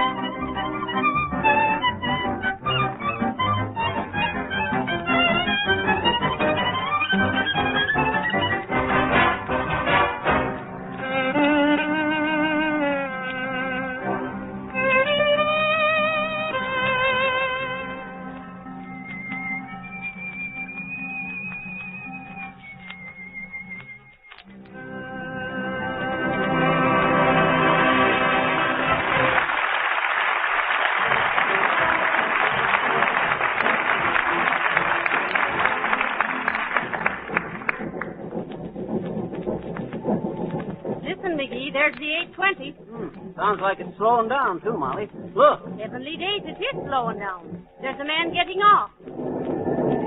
Looks kind of familiar, too. McGee, it's Mr. Wilcox got off that train. Oh, hi there, Harpo. Was that you just got off the 820? Yes, sir, it was. I just got off to tell you that if you had put Johnson's Glow Coat on your floor at the opening of this program, in this 20 minutes, it would have dried to a beautiful high polish to protect your floors from wear and dirt. Well, see you later, Fibber. So long. What you doing, little girl? What you doing there? Oh, I'm just playing. Looky. Well, that's great, sis. You go on and have a good time. What are those things, little girl? What are them things you're playing with? Oh, just some little tin things that were hanging on those packages and things. Oh. I'm playing their money. McGee. Huh? You know what she's got? No. She took the checks off of the baggage. Huh? Now we don't know who belongs to what. Oh, well, for the... Hey there, sis. Give me them tags. Do you want to play their money, too, I bet you? Well, that ain't no joke neither, sis. They are money. How much? Well, how many you got? Oh, about 6 or 19. 6 or 19. Can't you count? Let's see 'em. Oh, no. Mm-mm. Oh, come on. Now give 'em to me. No, they're money. Well, how much do you want for 'em? How much you got? How much you want? How much you got? How much you want? How much you got? How much you want? McGee. Heavenly Well, days. so. Come on, little girl. Give 'em up. We've got to put them on the packages and baggage and things so people will know what belongs to them. Yes, or else we might give you to that lady and give your father the parrot. Oh, gee, I bet you he'd like a parrot. You answer, McGee. I'll get the check from her. Okay. Okay, I'm coming. Hello, Wistful Vista Check Room. Fibber McGee speaking. Who? I don't get the name, babe. Who'd you say? Oh, you're the lady that left the parrot. Oh, sure, Chauncey's okay. Ah! Give old Blister my regards, Doc. Ah! Hello. He says give you his regards. What say? You can't come after him. Oh, okay, babe. I'll bring him over as soon as I can get away. Huh? Give me that address again. Write this down, Molly. 114 West Oak Street. Okay, babe. I'll bring him over. Goodbye. Who was it, McGee? That was Chauncey's mama. She can't call for him and wants me to bring him over when I get through here. Oh, dear. Did you get them checks from the little girl, Molly? Yes, I did. Here they are. But how can we straighten them out? Well, what number was on the pigskin Gladstone? 78, wasn't it? No, I think it was 29. No, 29 went on the trombone. No, the trombone was 78. Oh, no, Molly. 78 is the umbrella. Don't be silly, McGee. I remember the umbrella was 99. Looks older than that to me. How about the kid there? How about her? Wasn't her number 17, wasn't it? No, I think her number was 84. Well, don't seem to be getting no place. Dear. Let's just put them back where we think they ought to go, right or wrong. Oh, dear, but what if somebody... All right, lady, I'll take my instrument now. There's a check. Oh, yes, 79. 79. Well, let me see. McGee. Huh? 79. 79, okay. 79. Coming right up. 79, you betcha. 79. You say 79, Molly? 79 it is, McGee. You betcha. 79. Try 79. All right, what are you stalling for, Shorty? Hand it over. Okay, bud. Here you are. Number 79. Hey, this is a goldfish bowl. You try to be funny. Who, me? Yeah, you. Don't you know your own check room? I'll say so. The goldfish bowl ain't yours, eh? No. Well, I'll just... McGee, try the umbrella. Oh, yeah. Shucks, brother, imagine me forgetting. Yours was the umbrella. Good thing to have, too, in case it rains. That ain't my umbrella. Well, I guess it ain't going to rain anyway. McGee, he says instrument. Oh, instrument. Here's a saw under 27. You play the musical saw, brother? No, I don't. Give me my trombone or I'll come over there and get it, see? Oh, the trombone. Trombone. Here you are, bud. I just wanted to be sure. Okay, Shorty. Next time we'll be... Heavenly days. Look out, McGee. Here comes another one. Oh, how do you do? Can you give me... You betcha, babe. Now, don't tell me. Let me guess. You had the umbrella. Why, no. Or was it the goldfish? Yes, you look more like the goldfish to me. You got your check? Goldfish? Check? Sure, we can't let stuff go out without you got the check. But I don't want a check. Well, then you can't have the goldfish. I don't want any goldfish. Oh, then it was the umbrella. See how I done that, Molly? Just a case of elimination. Please, I came in to buy a railroad ticket. Oh, you go to the other window over there. I'll get it, Molly. It's probably... Hey, don't touch that parrot cage, sis. Oh, I want to play with Chauncey. No, little girl, you mustn't touch. Hello? Yes, Fibber McGee speaking. Huh? Oh, yes, the parrot. You betcha. I can bring him over right away. You betcha. Okay, ma'am, right away. I got to deliver that parrot over to town, Molly. Where's that address? Here it is, McGee. Now put it in your pocket. Okay, thanks. Dad ratted, sis, leave that parrot alone. Hey, don't open that cage. Heavenly days, the parrot's out. Hey. Oh, well, now what are you going to do, McGee? What's the matter with you? Look at that crazy parrot go, Molly. Well, what's so funny about that? You don't know where he's going. I got the address in my pocket.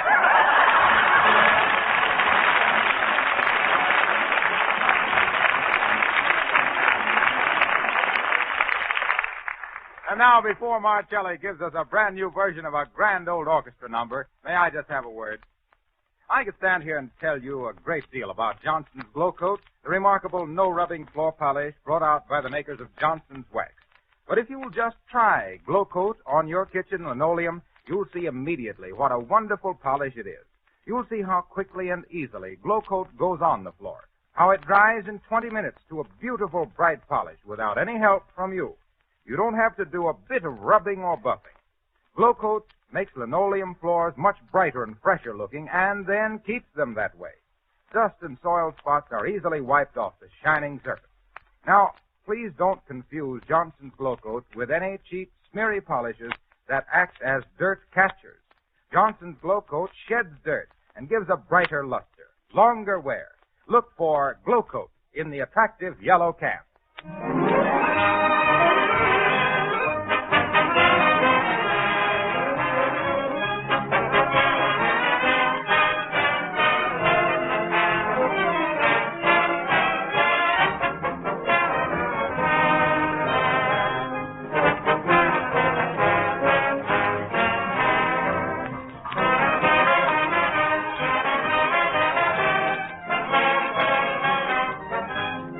Now, if you want to own a pair of the new Fibber and Molly spinning tops, send for them right away. This is the way to get these clever little tops without cost. Buy a can of Johnson's Glow Coat, pint size or larger. Lay a thin piece of paper over the face of the can and trace the words Johnson's Glow Coat. Send this tracing to Fibber and Molly in care of this station, and you'll receive free a pair of these clever little tops, one blue and one yellow, one picturing Fibber and the other Molly. This offer expires April 30th, so get busy with that tracing.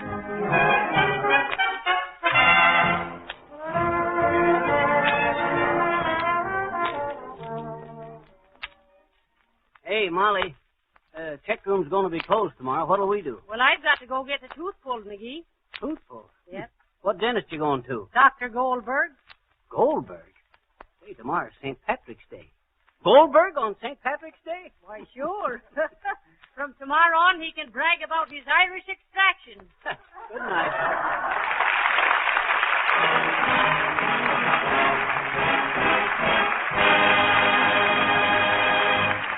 Heard on our program this evening was the number We Saw the Sea from Follow the Fleet. Harlow Wilcox speaking. This is the National Broadcasting Company.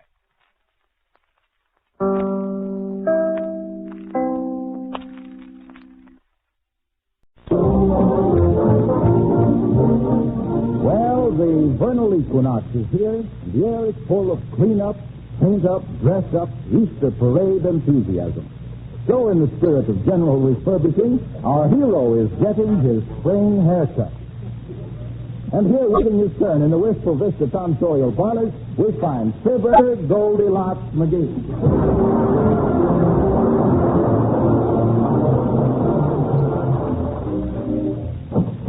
Thank you. You're next, sir. Okay, Bob. Give me a haircut. Yes, sir. Shall I go right ahead, or do you want an estimate first? Well, I did let it get a little long at that. I guess my hair grows fast because I got such a fertile brain. You're a new barber here, ain't you? Yes, sir. I used to have a shop in the South Seas. That's why you see. Oh, a beach comber. No, just a Hawaiian clipper. Yes. Oh, your hair's getting a little thin on top, isn't it? Oh, it ain't never no such a thing. There ain't a man in my whole family that ever went bald. Linen service, anything today, Frank? Oh, yes. 2 dozen towels, 6 aprons, 10 bars of soap, and another carton of bear's grease dressing. Are you fit for conversation? No, I guess not today. I still got 18 minutes of the European situation, 7 minutes of who'll win the pennant, and 4 minutes of Will Roosevelt run for a third term. How about 5 or 6 minutes of the weather ain't what it was when you were a kid? No, thanks, not today. Okay. Hey, what is it? 6 minutes of who independent and weather and all stuff like that there. We barbers subscribe to a conversation service. Every day they supply us with 15 or 20 minutes of monologue with a few jokes. Enough to last one haircut and shave. Oh, still you. Yeah, I will. Take plenty off the top, Bud. What do you mean, plenty off the top? I'm just a barber, not a magician. You had plenty off the top when you came in here. Well, you really think I'm losing my hair? Why, shucks, I ain't. Hold there, Frank. How long do I have to wait for a shampoo? I got a heavy gig tonight and I want to smell good. Oh, hello there, Johnny. What you doing? Getting a fitting for a toupee? No, I ain't. I'm getting a little tired of being told I'm getting bald. Hey! I says, no, I ain't getting measured for a toupee. I don't need one. And even if I did, this is no climate for a convertible top.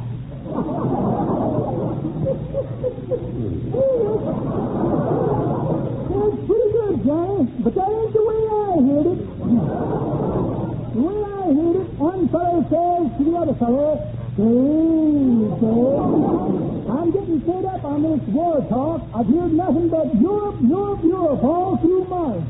Well, says fellow, you're lucky you live over here. You don't have to hear them march, march, march all through Europe.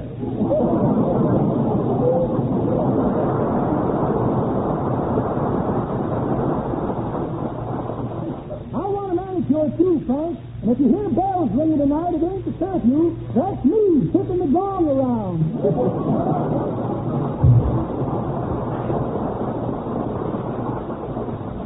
There, Bud, goes a gentleman of the old school. He's still a sophomore. Very good, very good. About through with this haircut, Bud? Yes, sir, all through.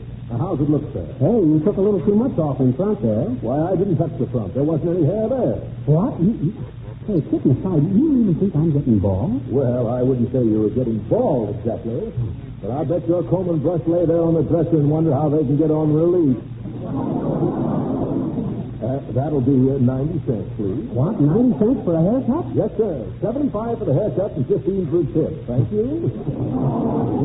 90 cents. That guy's running a wrong kind of a clip joint. Hey, I wonder if I am losing my hair. Hello there, Chipper. What are you looking so worried about? Oh, the barber just told me I was getting bald, Bill. You think I am, Billy? Well, frankly, I do, Fibber. I was telling Don Novus yesterday that your face looks a lot lower than it used to. Oh, yeah? Oh, how about you? That shiny dome of yours that aroused an awful maternal feeling in ostrich.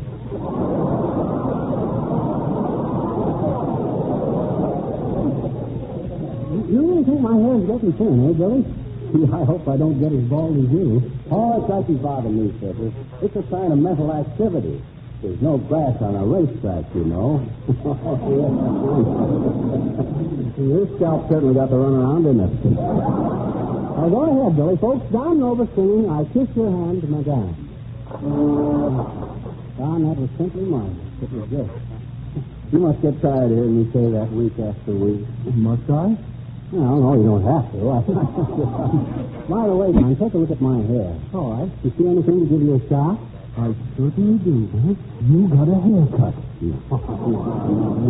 You think I'm beginning to lose my hair?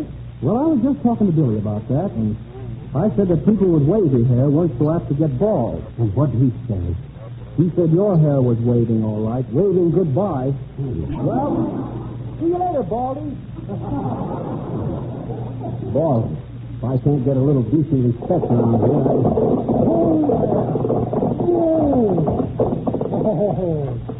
Hey, buddy. Buddy, are you Fibber McGee? You betcha, Bud. Where'd you get all the horses? I just drove them in from Washington, D.C. Your congressman sent them to you. Hey, wait a minute. There's some mistake. Why is my congressman sending me a herd of horses? He said you wrote him a letter and asked him to send you a bunch of seeds. I didn't say seeds. I said seeds. Oh, I'm sorry.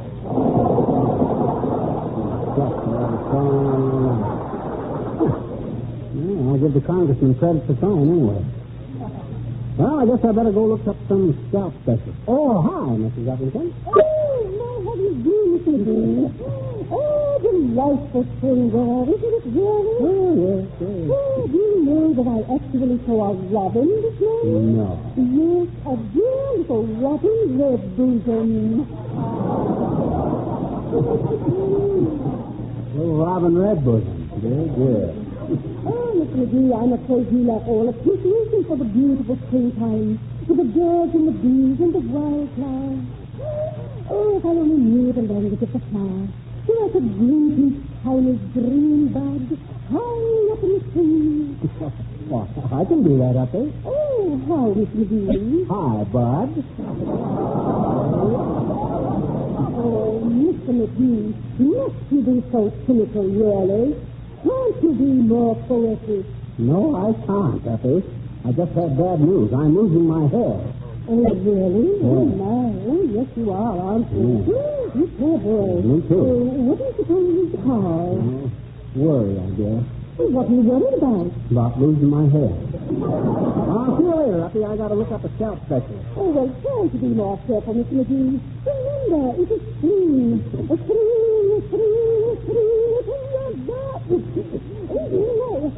it makes me feel so good. Yes, Yeah, what that is? I should like to go out in the early morn and dance among the dewdrops like a beautiful little fawn. Some fawn, eh, folks? Oh, I know. You think I'm just being a silly girl. It's so nice to see you again, Mr. McGee. Goodbye.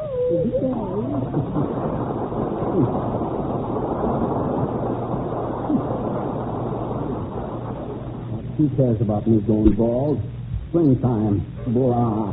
Hey, John. Huh? Excuse me. What did I hear you say you was getting bald? Yes, you did, Bud. Why? You a scalp specialist? No, I'm a tattoo artist. Now, how about me tattooing a little sentiment on your bald spot? Kind of an epitaph, kind of. You mean hair today and gone tomorrow? Something like that there? Yeah. But how about I tried 100 tonics, but I couldn't save my hair. Now my head is just like heaven, but there's no parting there.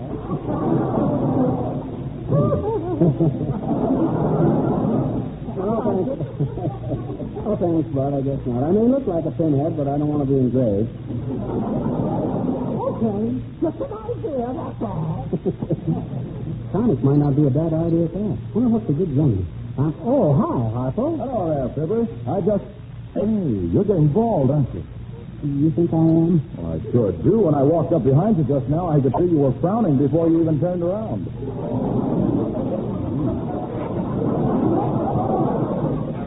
So, hey, how do you keep your hair so healthy looking, Harpo? Well, I guess I owe it all to my mother. When I was a little boy, she used to spend whole mornings and afternoons just brushing my hair. Brush, right down to the root. Just working her fingers to the bone, eh? How'd she ever have time to do her housework? Grab it, Harpo. Why, she had plenty of time for her housework because she used Johnson's self-polishing glow coat. The no rubbing, no buffing polish for floors and linoleum that shines as it dries. Ain't he wonderful, folks? So you owe it all to your mother, eh, Harpo? Yes, I do, Fibber. I remember I used to say to her, "Say, Mommy." Hey, wait a minute. Take that lollipop out of your mouth. Well, I'd say, Mommy, why don't you ever talk about how tired you are? And why don't you have rough, grubby hands like the other little boys' mamas? Sweet little tyke, wasn't it? And then Mommy would take me on her knees and tell me all about how easy and quick it is to use glow coat. And that's how she always had time to brush my hair. Oh, we were great pals. Well, Mother's best friend is your boy, they tell me. Have you told her she better rush out and grab off some of them money-saving special giant-sized cans before they're all gone? No, don't worry. She knows all about that. She also knows that you get a pint and a third for the price of a pint. Well, I got to be going, Fibber. And say, try not to worry too much about that baldness. We all knew it would happen. Yes, I know. Huh? You did? Why, sure. Everybody said you were bound to come out on top. Well, so long, pal. Oh, here's a scalp specialist right here. Dr. Harry Story. Oh, I'll try him. Hi, sis. Can I see the doctor? Oh, dear me. I don't know why not, mister. He's 5'11".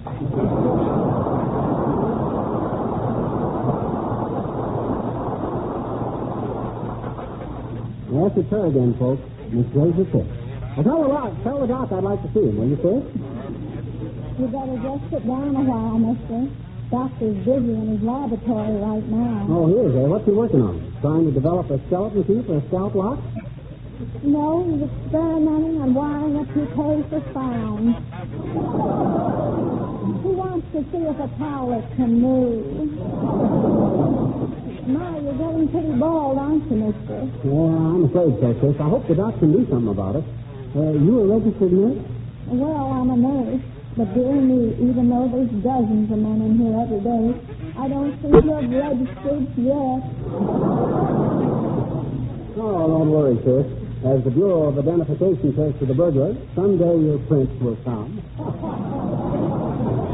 Wow.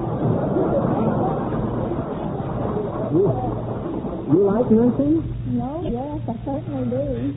I always said if I went into nursing, I'd want to reach the highest place in my profession. And here I am, assistant to a scalp doctor. But how come you choose this particular branch of the profession?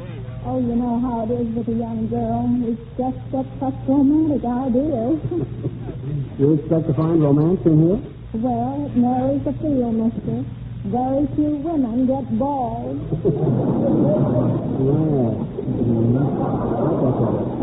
But I suspect you won't find no dream man, sis, unless you're looking for one that's thick in the middle and thin on top.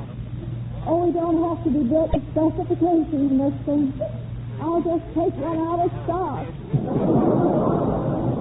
Well, just the same, the guys you're liable to meet in this office will no doubt be middle-aged, fat, and gray-haired. Yes, I know. But any man who gets to middle age and is still fat is probably pretty prosperous. And if he has gray hair, it's probably cause to worry. And there's only two things men worry about, the women and money. And if he has any money and still wants to worry about a woman, well, I guess I know my duty, mister. Well, you seem to have the situation now. Hello, doctor.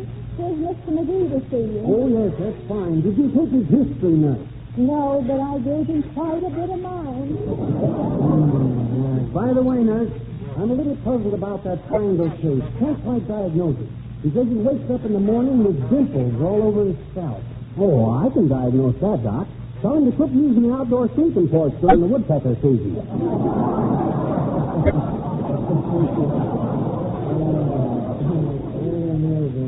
I see you're suffering from alopecia areata yourself. Yeah, who? You think you can do something for me, Doc? I ain't hopeless, am I? Not with my system, my boy. We can grow hair on a football helmet. Let me see now. I think your case calls for Formula 27. It's an old Indian remedy for baldness. Oh, well, that's my chief worry. Yes, here we are. Take your tonic home with you, McGee, and these tweezers. Tweezers? What's them for? This tonic is so efficient it grows eyebrows on the bottom. Use it liberally, but only on the scalp, remember. Yeah? One of my patients, a radio actor, spilled them in his bathroom the other day with tragic results. What'd he do? Grow a mustache on the wash bowl? No. Then he spilled a few drops in the bathtub, and now I'm afraid he's definitely typed as an actor. How so come, Doc? Well, you understand, when I say he's now playing the part of a polar bear on a certain Sunday evening program.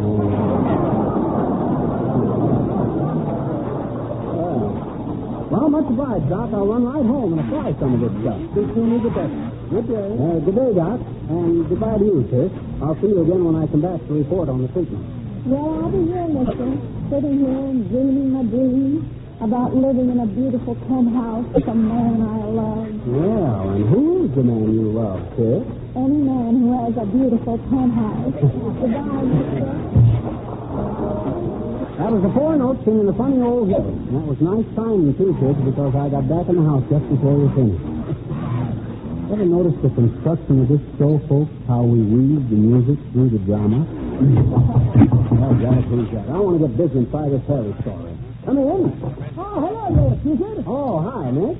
Susan, what is this I'm hearing about your hair doing a strip tease on your cane, Mom? Or am I labeling under a Miss Apple dumpling? No, that's right, Nick. I never noticed it myself till everybody started telling me. I thought it was okay, but you know how it is.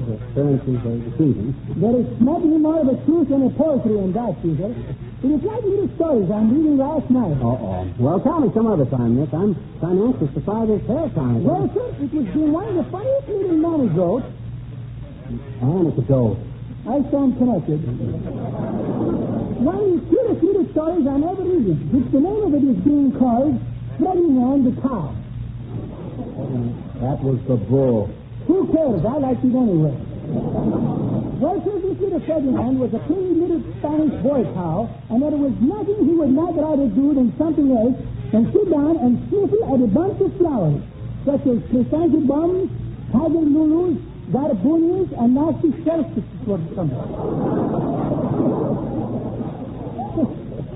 Yes, I know, Dick. He didn't run and play like the other little bulls. It worried his mother, too, didn't it? Sure. Many it. But if he wanted to sit and make his nose gay with a flower, it was perfectly okay with her, I'm thinking.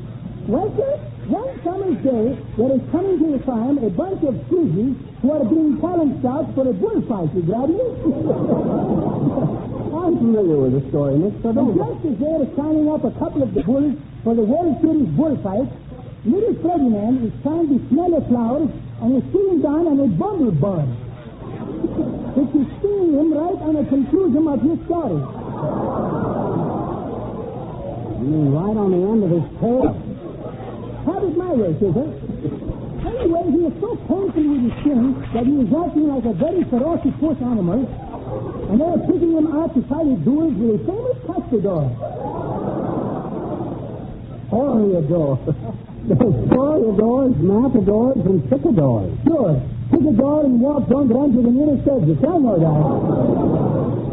Well, sir, Susan, what is happening on the days of the fight will make your hair stand on his hind feet.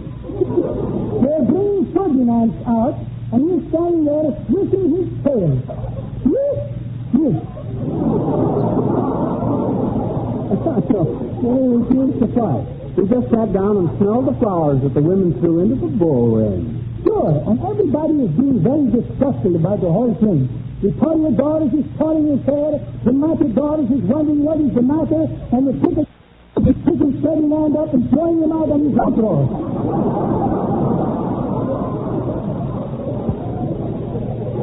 But Ferdinand don't care. He's very happy at going home again where he can have his small time playing the flowers again.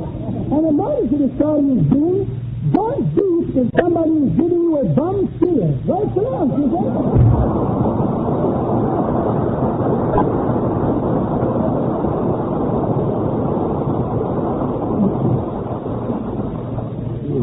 Thank goodness now I can go to work on this hair time.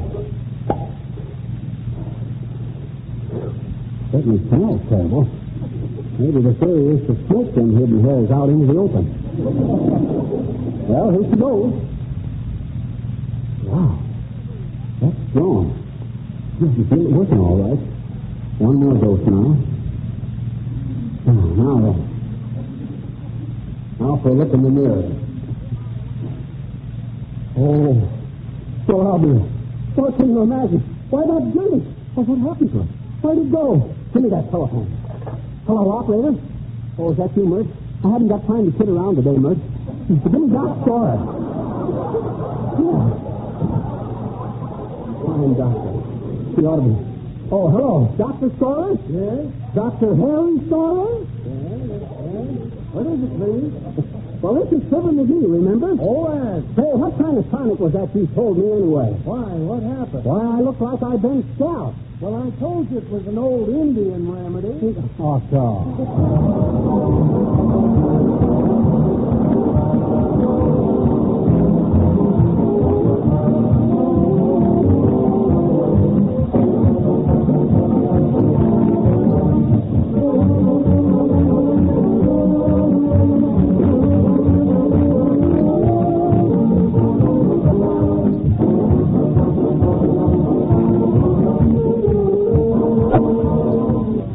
It was nice to have Daisy Pitts with us again, but it's for that scalp, Doctor. Hello, Susan. Can I have my present now?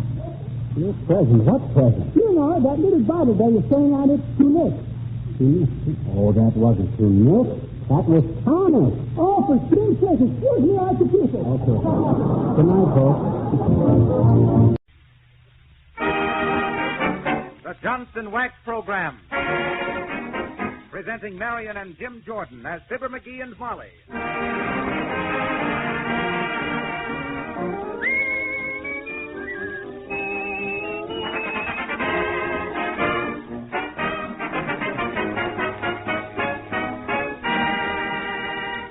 Ted Weems and his orchestra open the show with You Know That I Know.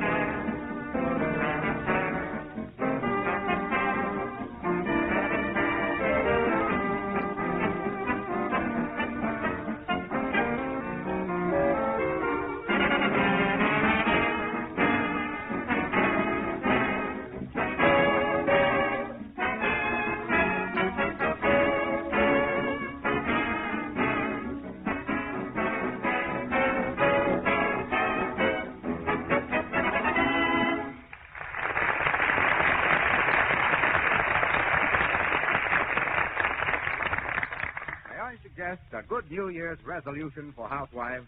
Resolved for 1937 to do away with the drudgery of floor cleaning by protecting linoleum and floors with Johnson's Glow Coat. Your home will look brighter and more attractive, and your work will be very much easier once your floors are sparkling with a beautiful Glow Coat polish. You don't have to do any rubbing or buffing when you use Johnson's self-polishing Glow Coat. Just apply and let dry. And watch the floor take on a grand polish without help from you. How long does it take Glow Coat to dry? Only 20 minutes. Ask your dealer tomorrow for Glow Coat, made by the makers of Johnson's Wax and spelled G-L-O-C-O-A-T. Johnson's Glow Coat.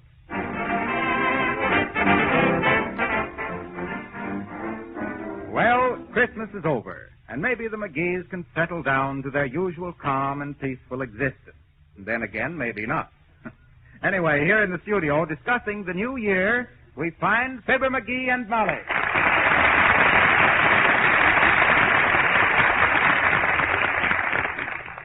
You know, McGee, I see you haven't the slightest conception of what the holidays mean. Oh, yes, I have. You mean the New Year gives you a chance to make a new start? Sure, that is if you have any idea where you're going.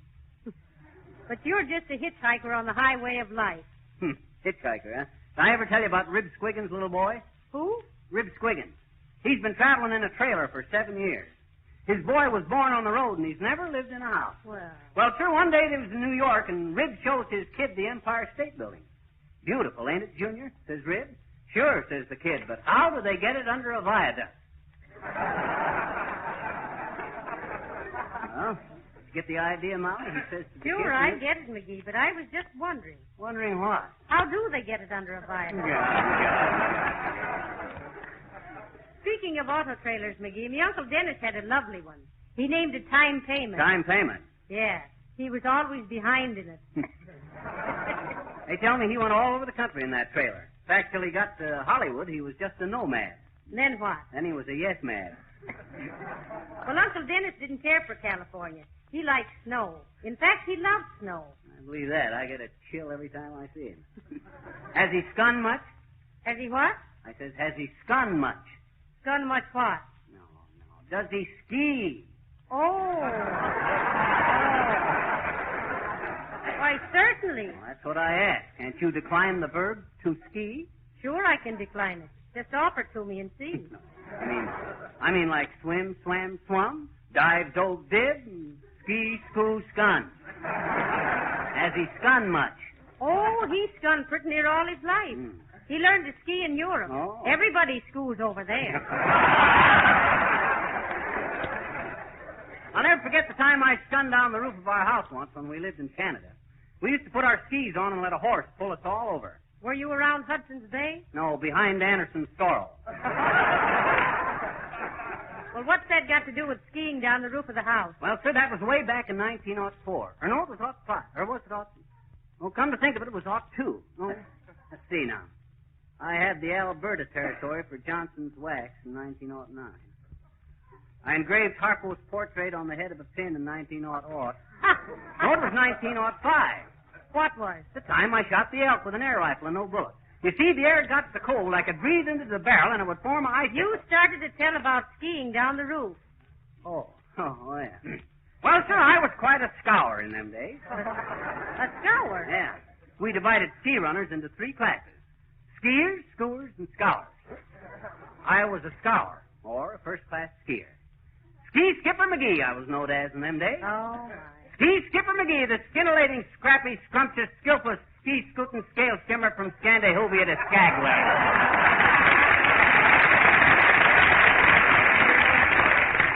Well, sir, one day I was adjusting my skis, tightening the straps, and rubbing a little Johnson's Wax onto the bottom of them, when I looked around and... Oh, it's Elmo Tanner, and he's all excited. Say, did either of you see a little white dog with blue eyes and one red ear, and he wiggles when he walks?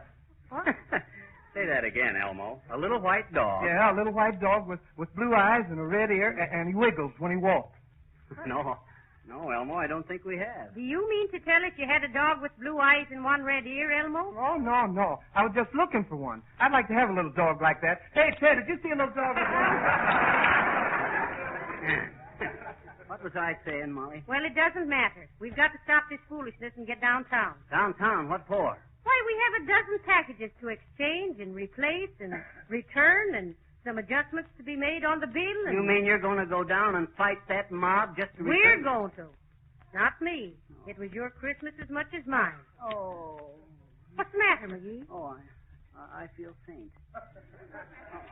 Got a kind of a fever. A chill. Feel my forehead. All right. Ouch! Quit frowning. You pinched my finger. Some frown, eh, kid? I don't feel any fever. Did it come on you all of a sudden? Yeah, just like a flash. I begun to get dizzy. Seems real strange that talking about work should bring it on. I think I better take you home and put you to bed. Oh, no, Molly, it ain't that bad. Ted! Oh, Ted Weems. Come here a minute. What's the matter, Molly? McGee's a sick man, he says. I'm taking him home and putting him to bed. Oh, I feel terrible. You better go right into this next number, Ted, that Man in the Moon number. We're not playing any number called The Man in the Moon. Where'd you get that idea, McGee? Well, it says here in the script, The Chap in the Moon.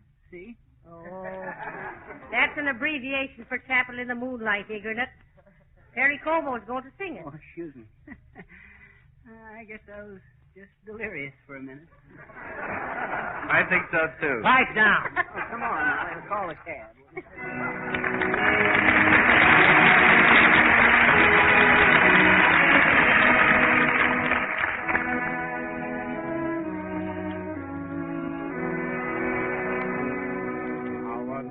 To hear the organ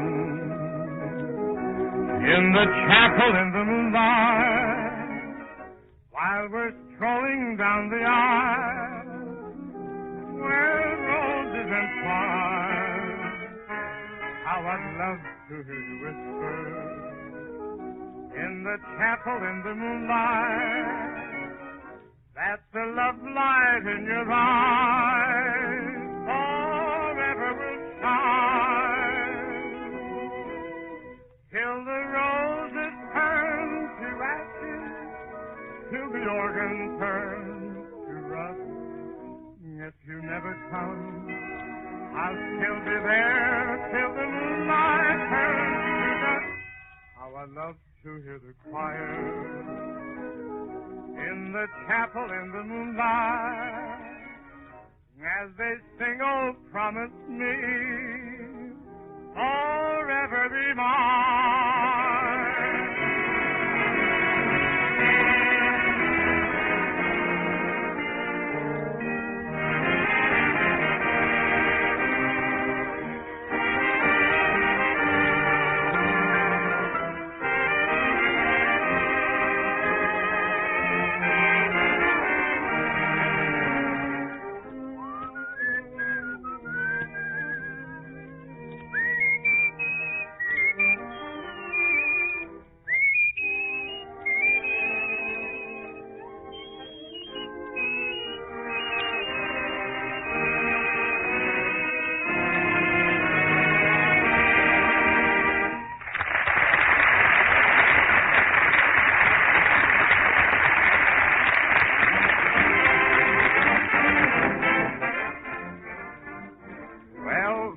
Illness was suspiciously sudden, if you'd ask us, considering that Molly had so much work for him to do.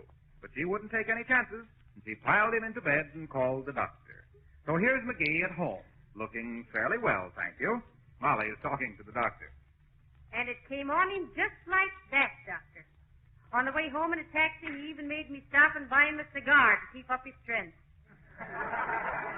Is it serious? Well, I can tell you better in just a minute when I see his temperature. Say, take that thermometer away from that radiator. Oh, I was just holding it up to the light, Doc, so that I could read it. What's it say, Molly? Heavenly days, 109 and a half. And you imagine that, Doc, and I closed last night at 98. You better take 1,000 shares at the market. I'm going up. He's out of his head. Has he ever been in it? Let me see your tongue, McGee. Oh, what for, Doc? You must have seen thousands of them. Stick out your tongue. Oh, sorry.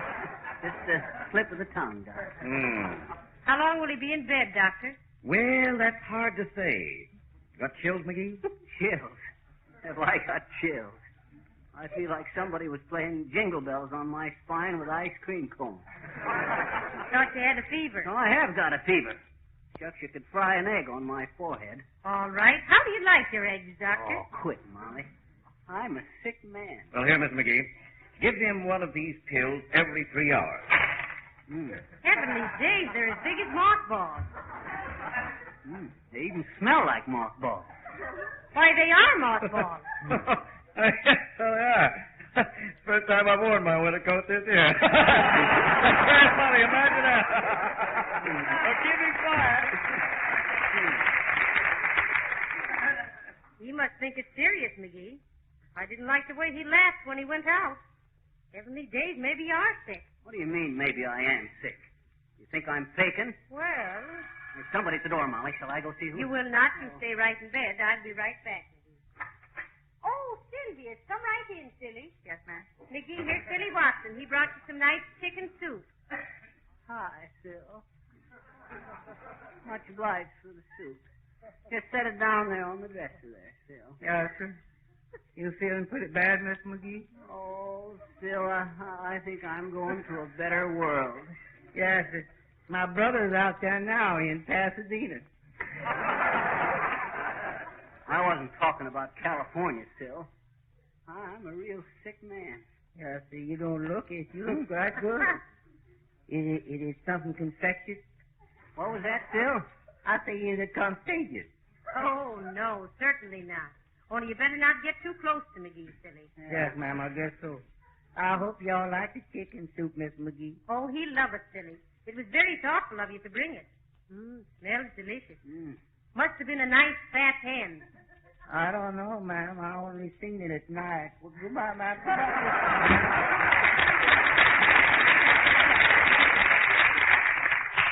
Now then, McGee, let me raise you up and give you some nice chicken soup. No, I hate chicken soup. Besides, I'm too sick to eat it. I'll just lie here and rest. You mean you'll just rest there and lie? Why, Molly, if I wasn't so weak, I'd resent that. Say, don't you think a small glass of brandy with a little lemon juice in it would do me good? We haven't any lemon. I knew that. Haven't we? Oh, dear, now who is it? I'm beginning to believe it wasn't worth the effort to be through all this. Oh, McGee, here's Mr. McTavish from next door. Hi, Mac. Have a chair. I just come over to inquire as to your condition. Will you be up later in the day? Oh, I don't think so, Mr. McTavish. That's too bad, lass. Will you be up by morning, laddie? Well, not before morning, Mac. Not in my condition. Nice of you to be so interested. Aye. I suppose you're to have perfect peace and quiet. Oh, yes, indeed. Then you won't mind my taking your radio for the evening. Hey, what's the idea? Wait a minute here. Why is that? Well, of all the... Well, he had his nerve coming in here Easy, Molly, easy. At least he didn't bring any chicken soup. Excuse me, lad. I came near forgetting. Here's something for your improvement. Why, Mr. McTavish, he can't shoot dice while he's sick in bed. Besides, these dice are no good. There's no spots on them. Aye, but there are no dice. There are a couple of bouillon cubes. Bouillon cubes? Aye. Bouillon cubes? What flavor? Chicken. Good day to you. Bouillon cube. Bouillon cube. That's the first soup offer we've had that's been on the square. Oh, dear. Why don't people leave us alone? Where did I put that detective story magazine? Oh, McGee, here's a little girl from across the street. Her mother heard you were ill and sent her over with this. Oh, what is it, little girl? Chicken soup, I betcha. Well, for the white can't son. McGee means thank you, dear. It was real sweet of your mother to think of it. He loves chicken soup. You betcha, sis. You tell your old lady, or your mother, that just what I needed. For what? Get my strength back. Where'd it go? Where'd what go? Huh? I says, where did what go? Yeah, I don't know, do you? Do I what? No. No, what? Huh? I said, oh, well... McGee, don't excite yourself. And tell your mama McGee thanks her very much. Now, you betcha, sis. It was a great idea. Chicken soup. Full of vitamins. What? I says it's full of vitamins. No, them are noodles, I betcha. I mean, it's full of nourishment. Huh? Well, maybe we better drop the whole subject. What subject? The chicken soup. Okay. So long, mister.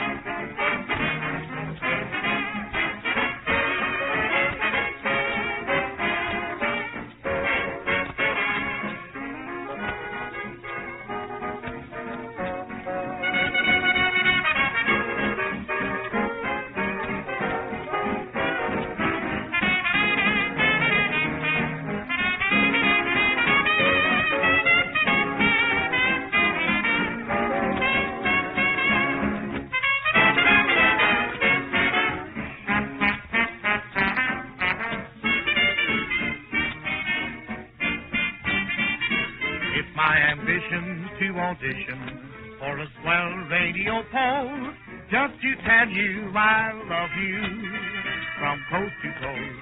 It's not the money in it, honey, that I keep thinking of most. It's a chance to romance you from coast to coast. Sometimes I start to pour out my heart in writing, but to a mind the words sound more exciting. So if I get work on the network, honey, I'll sing you a toast. When I broadcast, I love you from coast to coast.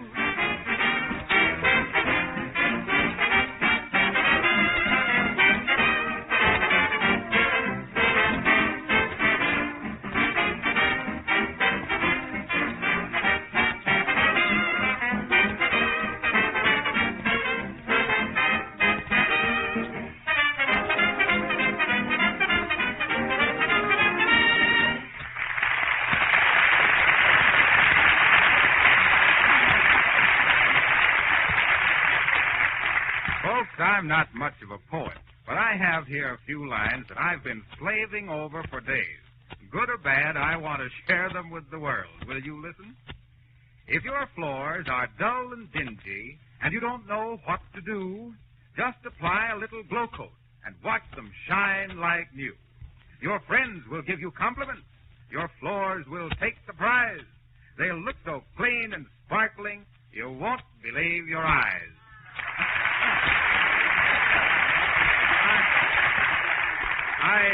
I should have put a line in that verse about Glow Coat drying in 20 minutes without rubbing or buffing. And I should have mentioned that Glow Coat is made by the makers of Johnson's Wax and is spelled GLO-COAT. And I should have mentioned that you save money when you buy the larger sizes, but then you already know those things.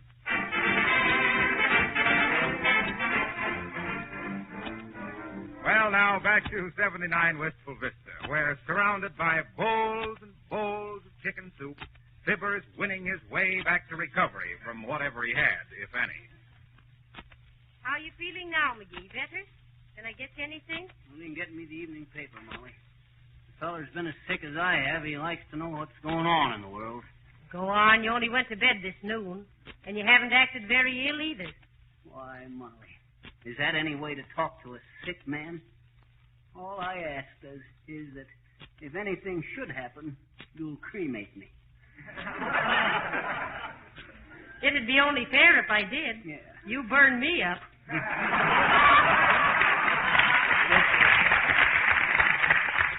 Just sprinkle my ashes on the icy sidewalk so folks won't slip. Sprinkle them everywhere but in front of Harpo's house. Don't talk that way.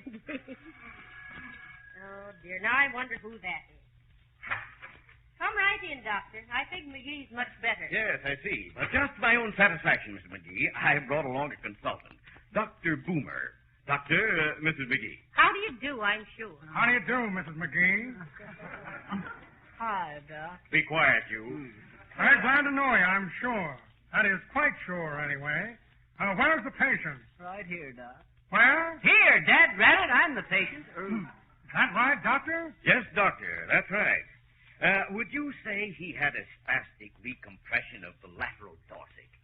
Well, now, Doctor, I don't know. Notice the reflex combustion of the medulla oblongata. Yes. Quite restricted, Doctor. Oh, definitely restricted, Doctor. Shall we test his reflexes? Might be a good idea, Doctor. Have you a hammer, my good woman? Hey, wait a minute. What do you want a hammer for? Looks like it's tapped for you, McGee. Try to get your hammer right away, Doctor. Hey, listen here, you two plumbers. If you think you're going to play knock-knock with me, you got another... Interesting case here. Interesting case, Doctor. Pathologically, an outstanding case of reverted appendectomy. With just a slight prolapse of the upper carbohydrates. Is that serious, Doctor? That all depends. Isn't that what you'd say, Doctor? Yes, Doctor, it all depends. well, I'm glad it ain't anything definite. Here's the hammer, Doctor. It's a little heavy, but the only one I could find. Do you need a chisel? Not till the first of the month, madam.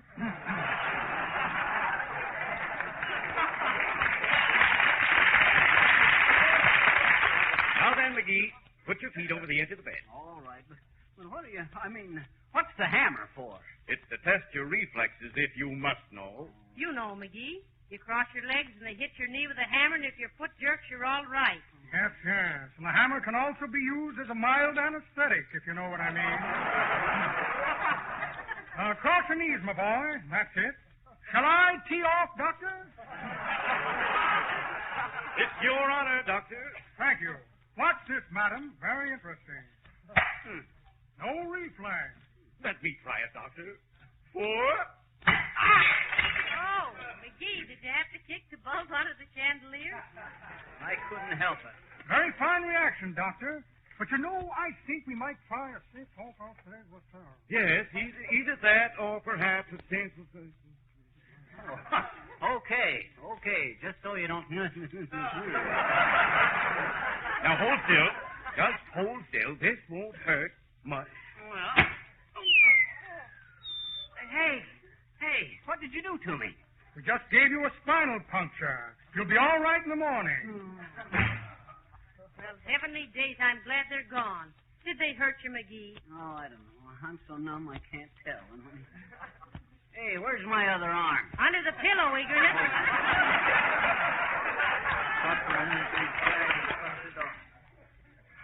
Give me that hammer. Maybe it's sent back again. Well, if it is, I'll just... Oh, it's Mrs. Wearybottom. Come right in, Mrs. Wearybottom. We were just talking about you, Mrs. Wearybottom. McGee, you'll never guess who's here. Mrs. Wearybottom. How did you know? Sit down, Weary. Oh, thank you. I thought I'd drop in and see how you were and maybe cheer you up a little bit, Mr. McGee, before the worst happens. Because if the worst happens, and you never know in a case like this, I'd never forgive myself.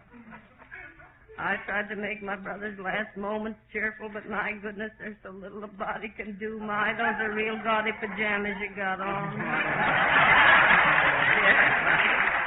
I like them real well. I think yeah.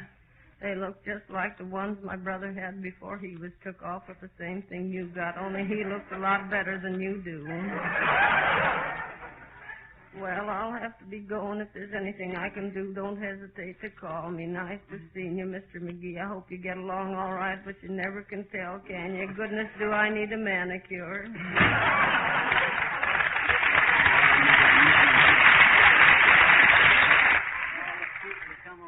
Heavenly days, I never spent such a Monday in my life. Monday?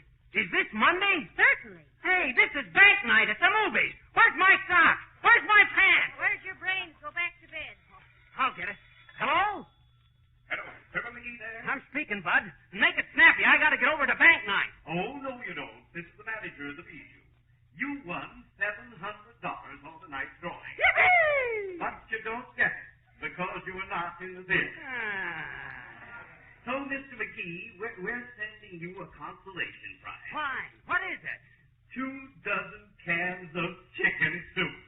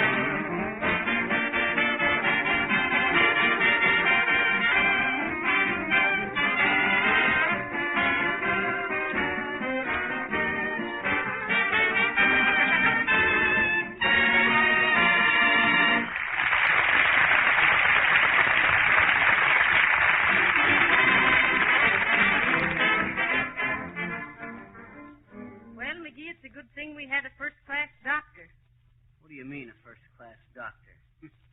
That guy thinks a rigid diet is a planked steak. Isn't it wonderful, though, that so many sick people listen to me on the radio? You mean, isn't it wonderful how many people listening to you on the radio get sick? Good night. Good night, all.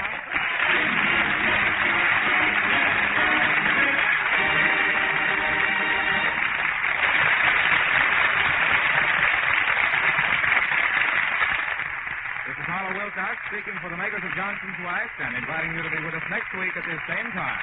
Until then, good night. We're Funeral, Fair, Love and Wars, and the Gold Diggers of 1937. This is the Red Network of the National Broadcasting Company.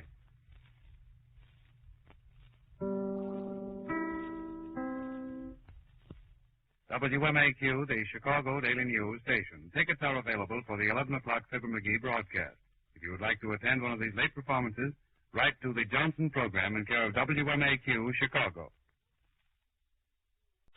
From the new NBC studios in San Francisco, Kraft presents The Great Gildersleeve.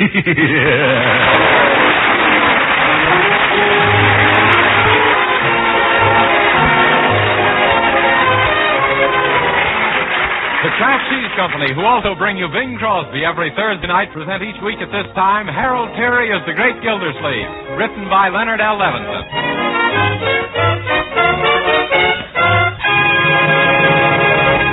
Ladies and gentlemen, up and down the coast of America, the United States Maritime Commission is launching better than one new Liberty ship a day. Before the end of the year, they'll be turning out 3 a day. Did you ever wonder how they name all these ships? Well, one of them is about to be called the SS Throckmorton P. Gildersleeve. So let's visit Uncle Mort, Leroy, and Marjorie and see what it's all about.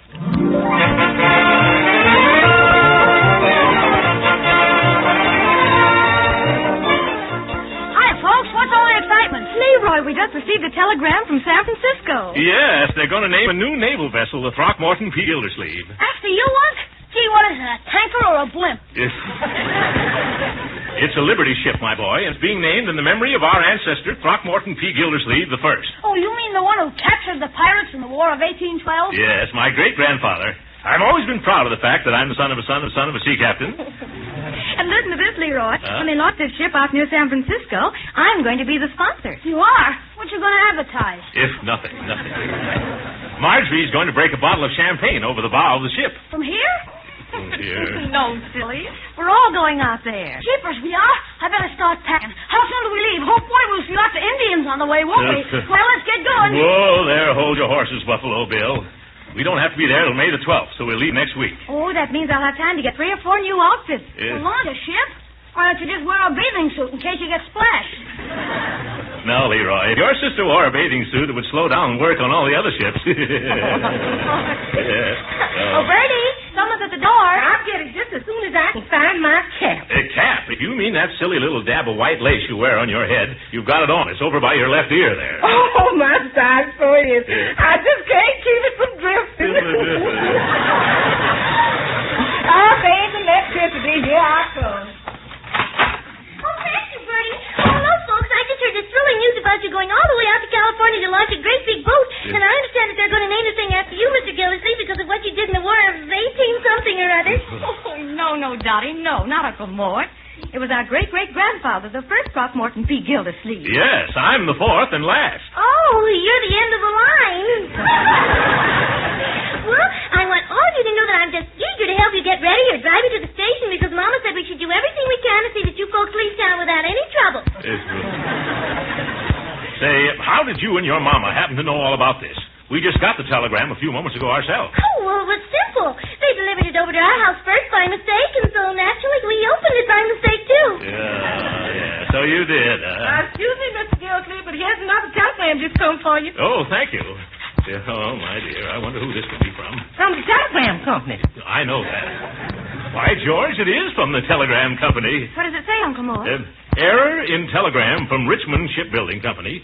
Line reading launching on May 12th should read May 2nd instead. May 2nd? Why, that's next Saturday. And this is Wednesday. We've got to leave here today. Oh, this is going to be one of my bad Wednesdays.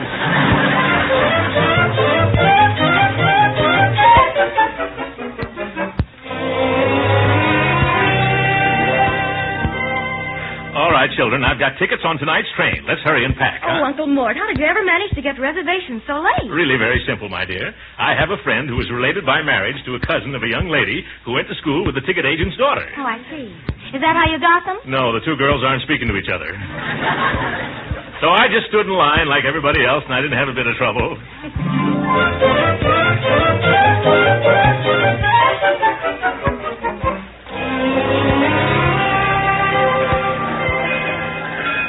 Well, it's been very nice of you to come down and see us off, Daddy. Yes, I appreciate your driving our car back to the house for us, my dear. Oh, well, I'm only too glad to. All I hope is that I remember which hand is for the brake and which is the clutch. Oh, but you don't have to worry. I know how to work the gears with my feet all right if I don't have to put it in reverse. Dottie, are you sure that you know how to drive a car? Oh, positively. I read all about it in a book. A book?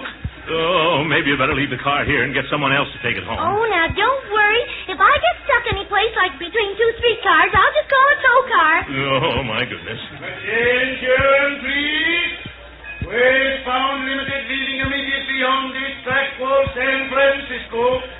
All aboard. Oh, good gravy. That's us. That's our train. Goodbye, Dottie. Come on, Marjorie. Hurry up, Leroy. Oh, Mr. Gildersleeve, wait for me. Is Bertie coming along, too? Bertie, what are you doing down here? You forgot this, Mr. Gildersleeve. But, Bertie, I don't need this old vest. Oh, yes, you does. You can't go to the coast without it. Well, why can't I? Because your railroad ticket is in the pocket. What?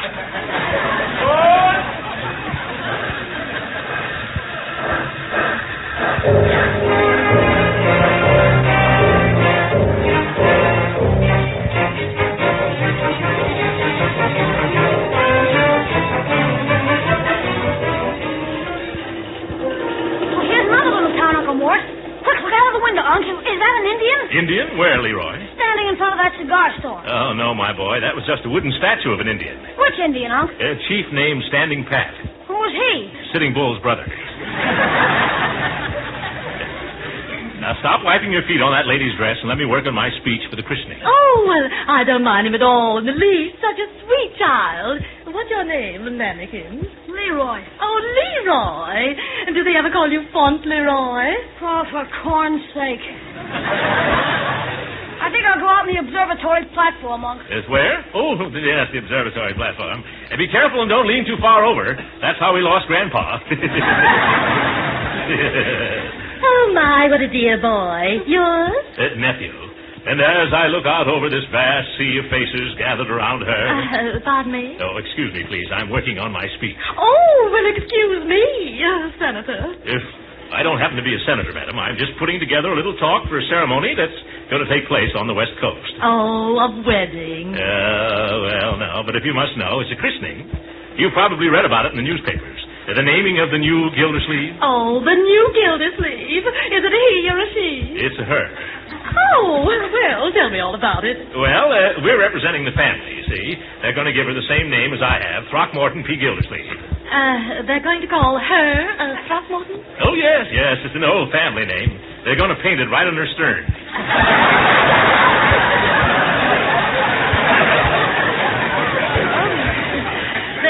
They are. Oh, yes. I'm looking forward to the ceremony very eagerly. It's quite colorful, with the bands playing and the whistles blowing and the champagne flowing. Well, now, I can't say that I approve of drinking champagne at a serious moment like that. Oh, we wouldn't think of drinking it. We'd just smash the bottle across her nose. Oh, Mr. Gildersleeve, I hope you're joking. Joking? That's the procedure, madam. Sock her with a quart and push her into the bay. Oh, dear. Won't she drown? Oh, of course not. She floats.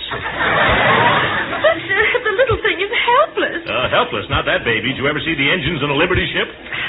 No. What's that got to do with a tiny infant? I don't know. Who's talking about infants? Why, you were.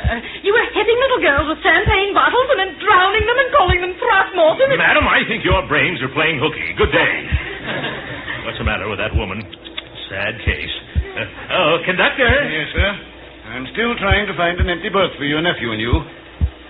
Say, I see on my list there's a Lieutenant Copeland who's occupying a drawing room all by himself. Oh. He's right up ahead in this car. Really? Which room's he in? Drawing room D. Oh, that's fine.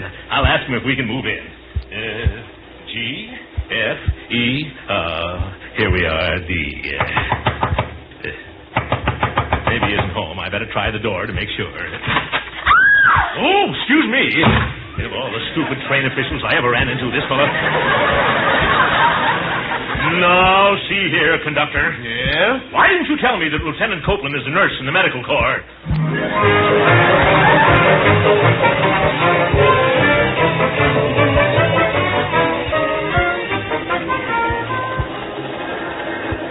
Oh, suffering swordfish. 8 o'clock in the morning, and I hadn't had a wink of sleep all night. Come on, Leroy, wake up. Wake up, Leroy. Oh, good morning, Uncle Mort. Did you have a nice rest? Young man, how could I rest squeezing an upper berth with you? Oh, gee, why not? Because you played baseball all night. Baseball? Yeah, all you do is pitch and toss and knock the covers off. Oh, I didn't mean to, Unc. Yeah, all right, my boy. I know you didn't mean to. Now, let's get dressed, huh? Oh, great jumping jeeps. What's wrong? Look, our clothes fell out of the little green hammock. Yeah, they're spread all over the place. Oh, lift up your foot, Unc. My foot? All right, why? You were wearing your hat as a slipper. Where'll I put it? Let me see. I don't see any place to hang it. Better hang it on my head. You see my shoes any place, my boy? No. Have you looked under your pillow? By George, that's where they were. And I thought the mattress was lumpy. I better put my trousers on first, huh? What's the trouble? The legs in these pants seem to have shrunk overnight. Unc, that's your coat. What?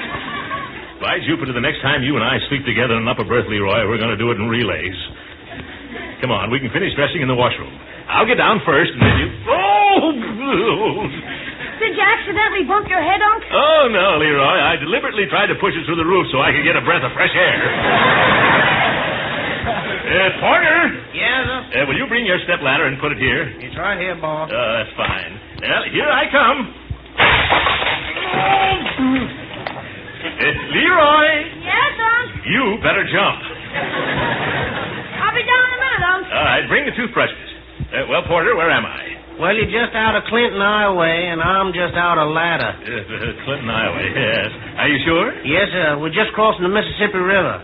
And now about that ladder. Oh, Leroy, look, there's the Mississippi. Jeepers, what a mess of water. Yeah. Say, from now on, we ought to see a load of Indians, huh? Yeah, possibly, my boy, possibly. Now, come on, let's get washed up. Yeah, my ladder's washed up, sure enough. What's he mumbling about? As soon as we pull into Clinton, we'll get Marjorie and take a nice brisk walk on the platform so we'll have an appetite for breakfast. I got a swell appetite already. Yes. Not so much noise, young man. What did you say, Unc? I said not so much noise. Okay. Yes. Mustn't make uncouth noise. No, sir. Yes. Coming into Clinton. Come on, Leroy. I'll shave later. Oh, look, there's Marjorie. Marjorie! Good morning, Uncle Mort. Hello, Leroy. Have a good night's rest? Leroy did. He slept like a log and rolled like one, too. Come on, family. Let's stretch our legs, huh? Clinton, Iowa. Oh, well, just 2 more days and we'll be in sunny California. Gee, Unc, here's another train. That's the eastbound limited, my boy. Same as the one we're on, only going the other way. We'll ride on that on the way back. Hey, I wonder if I'll have time to get some postage stamps. I think so, if we hurry.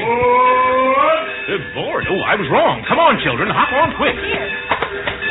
I can't understand this. We were supposed to stop here 10 minutes. Oh, well, the engineer's probably in a hurry to get home. Let's go into the diner. I'm awfully hungry. Yeah, me too. That's an idea. Good morning. Table for 3. Right this way, please. Say, Uncle Mort, do you mind if I ask you a silly question? You better wait till I've had my breakfast. What is it? Does the Mississippi River run on both sides of Clinton, Iowa? Why, of course not, my boy. What makes you think so? Oh, just look out that window. There's Old Man River again. But that's impossible. But it's there just the same. Well, I see it. But still, it can't be unless... Whoa, Stuart! Yes, sir? What train is this? The Eastbound Limited. Oh, my goodness, we're headed right back home again.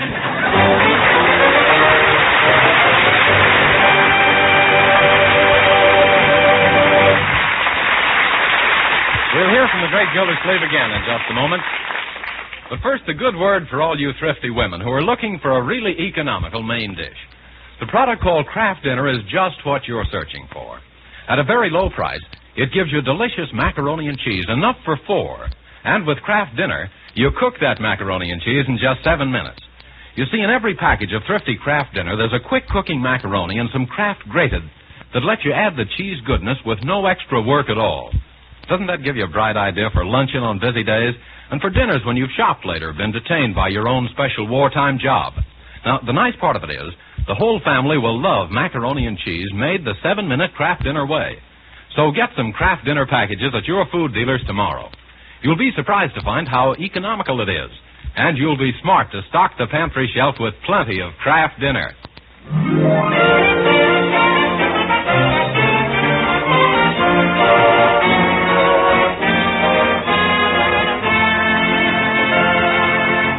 And now let's return to our friend, the Great Gildersleeve, who's making a long-distance telephone call to Summerfield from an airport somewhere in Illinois. Hello. Bertie, are you there? No, sir, I'm scared. Where's you, Miss Gildersleeve? I'm in Illinois, Bertie. We're flying to the coast. Flying and talking in the telephone at the same time? Well, let's think up next. No, Bertie, we're not flying now. We're about to take off. Take off what? Never mind what. We've lost our baggage and we need some new clothes. Well, why did you take off the others? We didn't. We got off the train, but we forgot to take off our clothes. And now we're ready to take off in an airplane, and oh, good grief, Bertie, it's too complicated to explain at $3 a minute. Is everything all right at home? Oh, yes, it's just fine, except for your car. Don't tell me Dottie's wrecked it. Oh, no, she didn't even move it. Oh, then it's still at the station? Yes, but not at the railroad station. It's at the police station. But why? The police don't think it's safe to drive. Why not? Well, how you going to drive a car with the windshield all covered with stickers? My windshield was not covered with stickers. It is now. Traffic summonses. The no parking variety. Oh, my goodness. Are the police angry? Oh, no. It's the fire department that's perturbed. Well, why are they mad? Because they couldn't find the fire plug until after the fire engine burned down. Oh, what's that got to do with my automobile? Oh, your car was hiding the plug. Oh, why didn't Dottie drive it away in the first place? She just couldn't get it started. Why not? Because you took the keys along with you. Oh, now I see it all. Hurry up, Uncle Mort. All right. Goodbye, Bertie. Goodbye. Just keep on having a nice time. Yeah.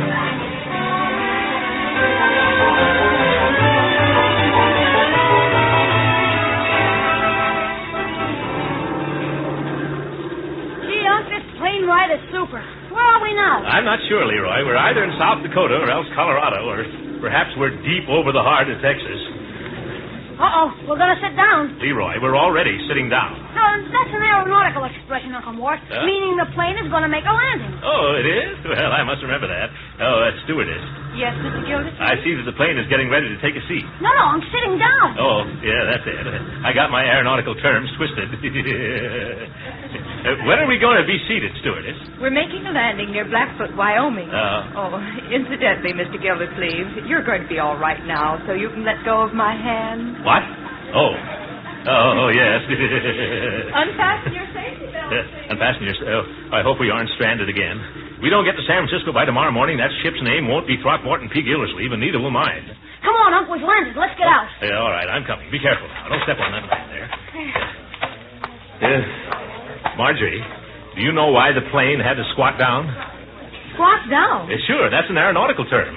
Well, I understand there's a group of flyers from the ferry command who have to travel in a hurry. Oh. So we're giving up our seats to them. Oh, well, I don't mind doing that, but when do we get another plane? Tomorrow morning. But we've got to be in California tomorrow morning. But how can we get there? Well, maybe if we could...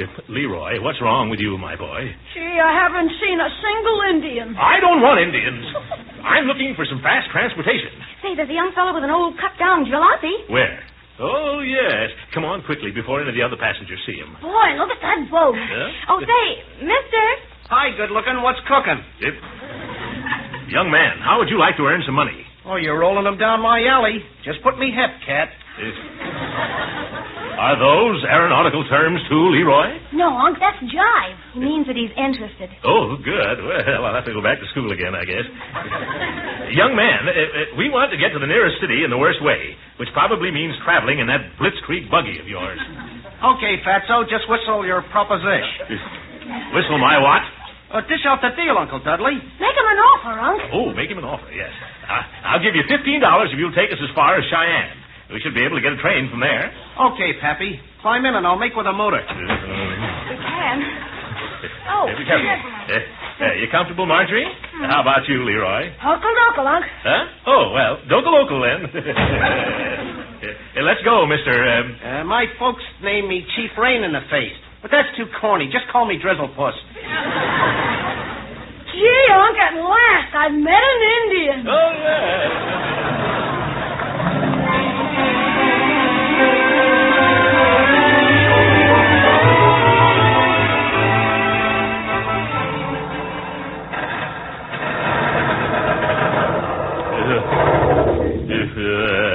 My goodness, now I know how malted milk feels. Gosh, kids, I'm sorry my Jeep won't jive no more. What's the trouble, Driz? Can't this motorized churn take it? It just can't take you, Puffy Pants. You've dragged the back seat so low it needs a wheel in the middle. Well, cheer up, Uncle Mort. At least he's delivered us near a railroad station. Yeah. Station? Why, that's just a water tank, Marge. Yeah, and there's a westbound train watering up. Oh, what are we waiting for? Let's get out of this galvanized gaboon. Hey, Jelly Pot, what about the O-Day? I almost forgot. Well, here you are, Driz Puss. 5, 10, 15 simoleons. Hey, wait for us. Goodbye, Grip Hand. Give us a rumble anytime you make Summerfield. Hurry, Uncle. Yeah, I'm coming, my dear. Thank goodness I made it. Are you two all right? Yeah. Let's get inside and find the conductor. I hope I have enough money to pay for our tickets. Oh, here he comes right now. Well, hello there, Mr. Gildersleeve. Hello, kids. Huh? Where have you well folks been keeping yourselves since Clinton, Iowa? Well, what do you know? We're back on the same old train.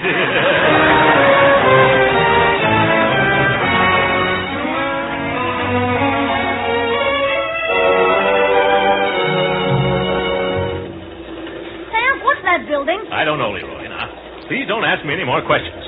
I'm rehearsing my speech for the launching today.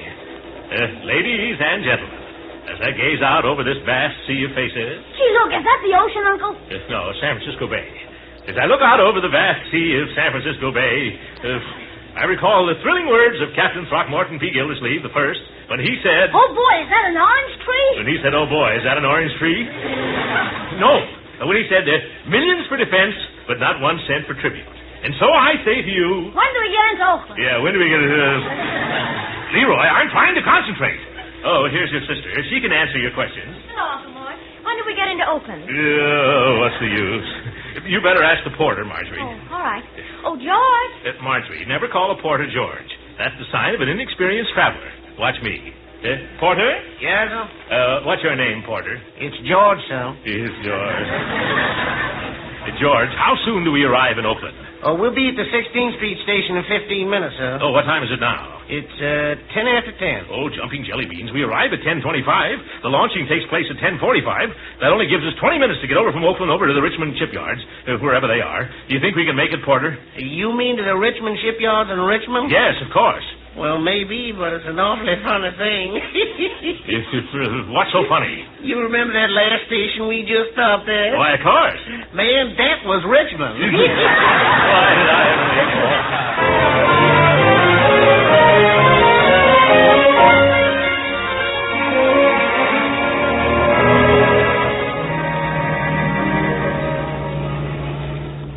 Oh, Uncle Mort. Can't the driver go any faster? He probably could, my dear, but there's a company rule that he's got to stay with his taxicab. How much farther, cabby? Just a matter of minutes, folks. Take it easy. Why don't you turn on the radio? Because there isn't enough room in here to dance. Turn on the radio, indeed. Gee, I'm hungry, Unc. What are we going to eat? Right after the ceremony, my boy. They always have a beautiful big luncheon party for the launching party. Oh, you know, I'm so nervous I hope I don't miss the bottle with the boat. Huh? I mean, the box with the boat. Oh, now, relax, Marjorie. Look at me. I'm going to deliver a 20-minute oration. And I'm just as clam as a calm. Just remember the motto of the Gildersleeves, my dear. What is it, Uncle Mort? In the excitement, I guess I've forgotten the motto. Here. What's the idea of stopping, driver? Get going. We haven't got any time to lose here. But, mister, we're at the gate of the Richmond shipyard. Oh, splendid. Children, we made it with 17 seconds to spare. Jeepers, look at the size of the place. Yeah. Leroy, this is one of the fastest shipbuilding plants in the world. Go ahead, driver. What's stopping you? That big gate. Oh, the big gate. Pardon me, I forgot. Mr. Guard, it's all right. We're the Gildersleeve party. For the launching, you know. Can I see your invitation, please? Oh, of course, invitation. Where did I leave it? Let me see. Oh, Uncle Mort, don't tell me we have to go clear back to Summerfield for that invitation. Take it easy, my dear. I've got it here someplace. Can't get in without an invitation. Huh? No, sir. I see. Think, Throckmorton, think. Oh, I know. It's in the suitcase. Yes. It's so nervous I can't seem to... there we are. It's open. Leroy, help me dump out these shirts and stuff. Okay, huh? Unc. Yes. Timetables, magazines, stationery, bedroom slippers, nightshirt. Have you looked in the drawers, Unc? There aren't any drawers in it. Oh, I see what you mean. Yeah, well, here it is, right here. Here you are, sir. Okay. Drive right through, then straight down. Oh, guard, have you seen anything of some people named Gildersleeve? Yes, Mr. Foley. Here they are. Oh, hello there. I'm Tom Foley, the superintendent. Well. Hurry, we're late. I'll just stand here on the running board. Straight ahead, driver. Thank you very much. Thank goodness, what happened to your baggage? Have you been in an accident? No, Brother Foley. We've been in trains, planes, cabs, cars, and wash tubs, but so far, no accidents. All right, driver. Pull right into that parking place. Come on, Miss Forrester. We haven't a moment to lose. Up this stairway. You follow us, Mr. Gildersleeve. All right. Gee, take a squint at all the ships. Later, my boy, later. As I look at this vast sea of faces, I remember the words of the first Throckmorton P. Gildersleeve, who said, what did he say? Here are your flowers, Miss Forrester. Oh, they're beautiful. Oh, my goodness, I've forgotten something. I'll have to go back to town. What is it, Mr. Gildersleeve? I didn't get a bottle of champagne. Come back here. It's all set. Oh, that's Now, let us through, please. Thank you. Come on, right here now. Stand aside. Give me the bottle of champagne, Lloyd. Thank you. Here you are, Miss Forrester. Now, you know what to say, don't you? Yes. All right, just make it snappy. Now, quiet, please. Be quiet. I christen thee Throckmorton P. Gildersleeve. That's good. Oh, look at her.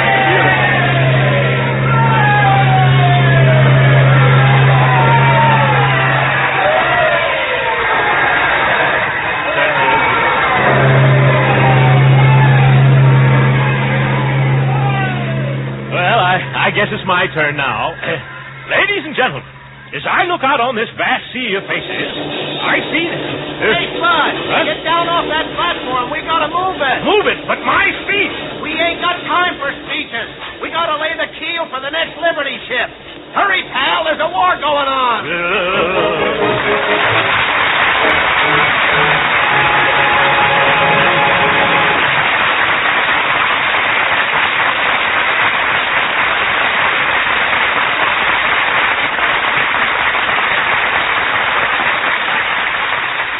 The Great Gildersleeve will be with us again in a few minutes.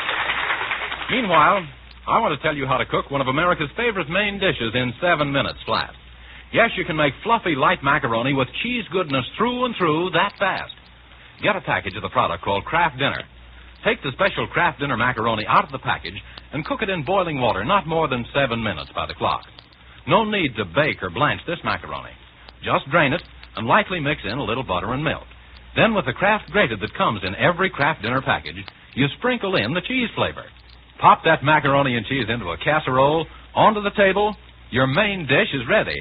And with Kraft Dinner, your delicious macaroni and cheese is one of the most economical main dishes you can find. Doesn't Kraft Dinner sound like what you've been looking for days when you're rushed to get luncheon or dinner, and to help out the budget, too? Well, get them tomorrow. Every Kraft Dinner package contains the makings for 4 servings of delicious macaroni and cheese. Better get several packages so that the pantry shelf will be all set for hurry-up meals. Remember the name, Kraft Dinner.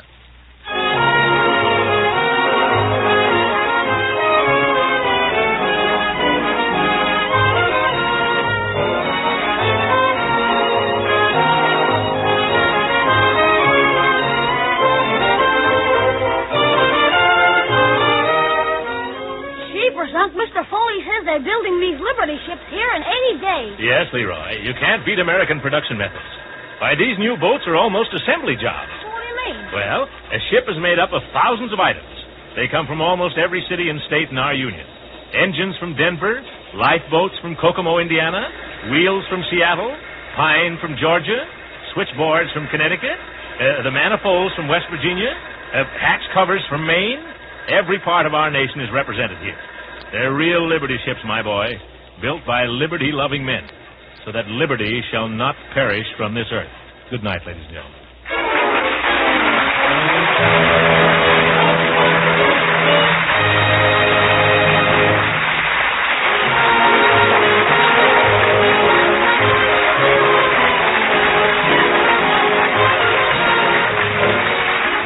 Original music heard on this program was composed and conducted by William Randall.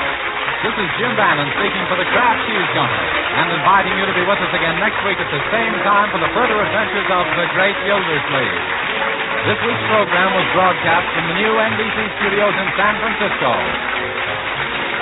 This is the National Broadcasting Company.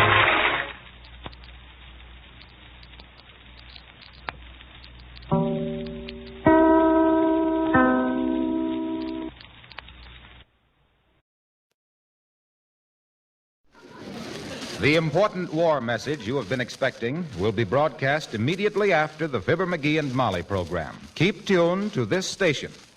And here's the Johnson Wax program with Fibber McGee and Molly.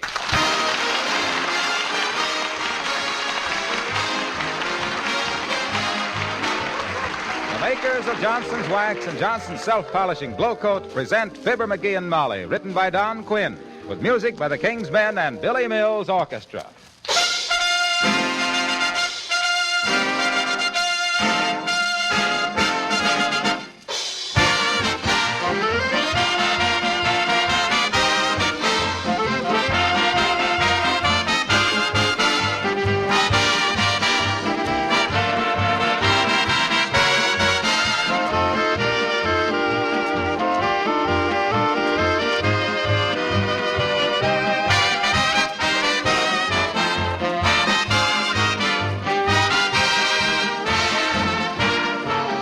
Last week, I was glancing over one of the country's leading newspapers, and I noticed an article called Keeping Your House in Tune with the Times. You know, it made me feel right at home, for this is what I read.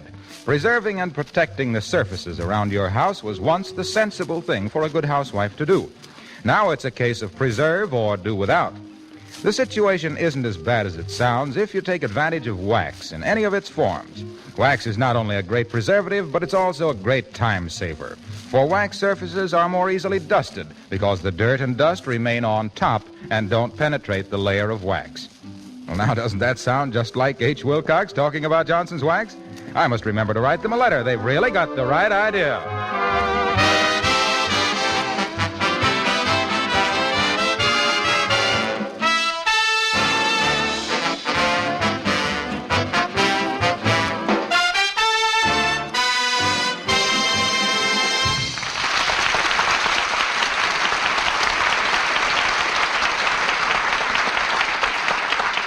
There comes a tide in the affairs of men when they think they can write a book. Well, the tide is in at 79 Wistful Vista. And here, busily filling page after page of scratch paper, we find that persistent proponent of pithy prose, that peerless perpetrator of punchy paragraph, Mr. McGee of Fibber McGee and Molly.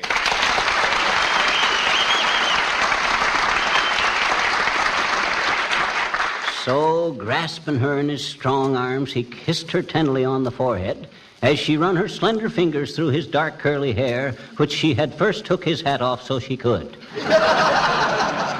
Then, as a knock came at the door... McGee, I never heard such drivel in my life. What are you reading? I ain't reading, I'm writing. You're what? I'm writing a book. So that's what you've been doing the last few days. That's it. And I thought you were going over the household accounts. Household accounts, my clavicle. Don't you worry about them, Molly. When the dough starts rolling in from this book, we'll have so much money the government won't know what to do with it. Now, let's see. Where was I? Oh, yes. I was just getting to the place where my heroine, Maisie Laprine, has just met Lieutenant Fragwell. Just met him? Yeah. Last I heard, he was taking her into his strong, curly arms and was kissing her. Well, it was love at first sight. You see, he was coming down the street on roller skates while she was cleaning the front steps, and she swept him off his feet. Oh. I got some cute dialogue there. Oh, I'll bet you have. But the plot really gets toward a little later on. This is a love story that'll have every woman in America dripping mascara. Oh, my. Where's my fountain? Oh, here it is. Running her fingers through his dark curly hair, which she had first took his hat off so she could. Then as a knock come at the door. Boy, is this realistic. Then as a knock come at the door. Look, Arthur, I hate to disillusion you, but that was a knock at the door. Well, it's plagiarism, that's what it is. Come in. For goodness sakes, Abigail Uppington. How do you do, my dear? And Mr. McGee. My dear Mrs. Uppington, what a charming surprise. Do come in.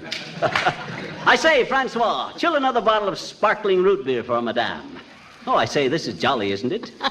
When was it we met last? On the French Riviera, was it not? Ah, remember that romantic evening over the gaming tables at Monte Carlo? The night Fifi de Goumenac shot the Duke? Ah, how gay. I remember how the stars shone down like a million jewels on the velvet canopy of night. Let's start over, Mr. McGee. I wasn't here when the game started. Listen, don't mind him, Abigail. He's writing a book and he thinks he's E. Phillips Ippenheim or somebody. Ah, yes. Fine chap, Ippenheim. I remember one afternoon we were sitting in a gay little cafe in the Latin Quarter. I remember it because I didn't know any Latin and Ippy didn't have a quarter. Ah, you know, it's great how those little experiences... Come off your high horse, dearie, before it throws you. Oh, I find this very interesting, Mrs. McGee. Didn't think I could write a book, eh? I didn't think you could write, period. Oh, he's been working like a little beaver, Abigail. You betcha. Chew a tree down and build a dam for the lady, little beaver. Okay, deride. Laugh, if you will, my fine feathered friends. But the time will come when you'll point to my picture in magazines and say, I know that man. That's Earl Stanley McGee, the author. Who? Earl Stanley McGee. That's my nom de prune. I think you mean nom de plume, Mr. McGee. I mean nom de prune. I'm going to show the writing business some new wrinkles. Say, when you get the manuscript finished, dearie, let me give it to Uncle Dennis. Oh? Is he acquainted with some publishers, my dear? Well, I think he is. I've often heard him say he knows every bookmaker in the country. You know, I suppose, that you should have a literary agent, Mr. McGee. A literary what? A literary agent. Someone to act as middleman for you, to make good arrangements with some publishing house, to protect your rights. You artistic people are so unbusinesslike, you know. Oh, yes, I suppose we are. We authors live in a world of dreams, Abigail. We're shy, impractical creatures. We should be shielded from the cruder, the harsher aspects of life. Oh, my. Could you face the crude fact that your fountain pen is dripping on your pants leg, dear? Huh? Oh. Hey, Uppy, I thought you joined up with the wax. When do you go? Oh, I don't go, Mr. McGee. I was declined with thanks. Oh, that's too bad, Abigail. I'm so sorry. Now, that's a shame, kid. They should not have turned down a big, sensible girl like you. What was wrong? Mr. McGee, there was a time when I would have approached the answer to that question with some trepidation. Yes? I would have evaded a direct reply with all the delicate finesse at my command. Yes? But the cold, brutal fact remains that I'm too darned old. Oh, goodbye.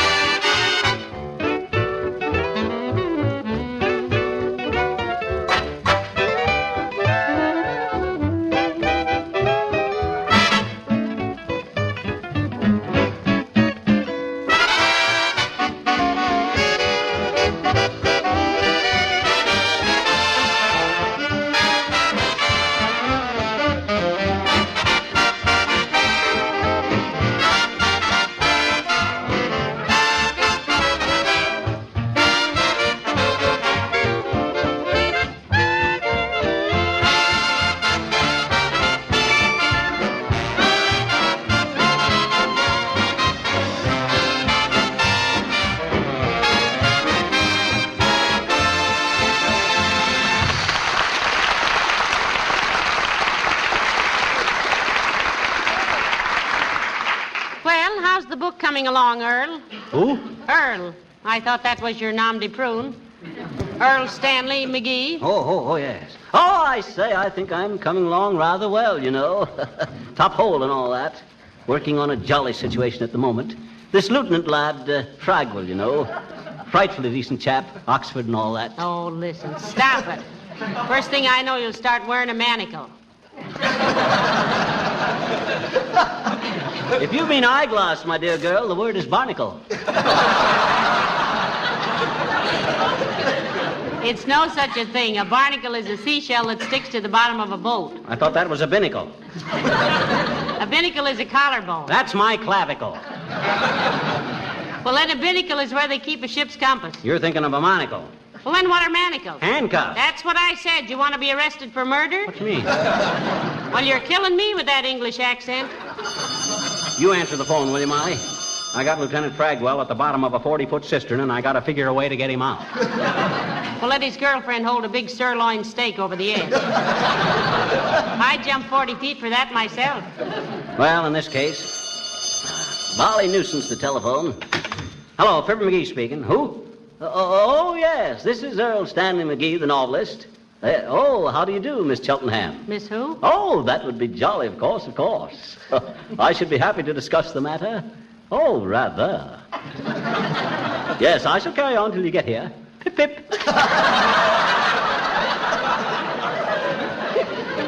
You keep carrying on like that, and I'll get the pip myself. Who's Miss Cheltenham? She's an agent, a literary agent. She's going to sell my book. Ain't that wonderful? How'd she ever hear about you? Through a Ouija board? Oh, the word gets about these things. Hey, I got to get busy. Now, don't let anybody bother me. Lock the door. This may mean millions. Yeah, but how are you getting Lieutenant Fragwell out of the cistern? Easy. I just start the next chapter by saying, once safely out of the cistern, Fragwell made his way to the nearest Barumba. What's a Barumba? That's an Abyssinian word meaning railroad. Do the Abyssinians know that? They will when they read the book. Now, remember, Molly, I got to work fast. I ain't home to anybody. If the doorway bell rings, don't tell them... I'm afraid Lieutenant Barumba will have to wait in the Fragwell for a minute, dearie. Come in. Hello there, kids. What you doing? I'm trying to write a book if I can get some peace and quiet around here. Well, you go right ahead, Johnny. Me and daughter won't let anybody bother you. Fine. Wanted to be a storybook writer once myself, but the grammar got me. Oh. Teacher says I didn't know a subject from a pelican. You mean a predicate? I do? Ain't a predicate one of them little salty crackers that you get with a glass of beer? That's a pretzel. Well, they're dangerous things. Grandpa had one go off right in his face once. Didn't know it was loaded. It was an old horse pretzel that he had... Now, wait a minute. Don't you mean horse pistol? I sure do, daughter. Grandpa was in the horse pistol for 3 weeks. The day nurse and night nurse... That's a hospital. Yes, sir. Most hospital folks Grandpa ever lived with. I think you mean they were hospitable. No, they took his chewing tobacco away from him when he went in. Grandpa always said... Look, old-timer, look. Can't you stop changing the subject? No, I can't, Johnny. Teacher always told me I couldn't tell a subject from a pelican. Listen, but you don't mean pelican. Why don't I? Because a pelican is a big bird. You're telling me, Johnny. Teacher gave me a bird so big it blew me out of school and I never went back. Well, I won't bother you, Johnny. So long, daughter.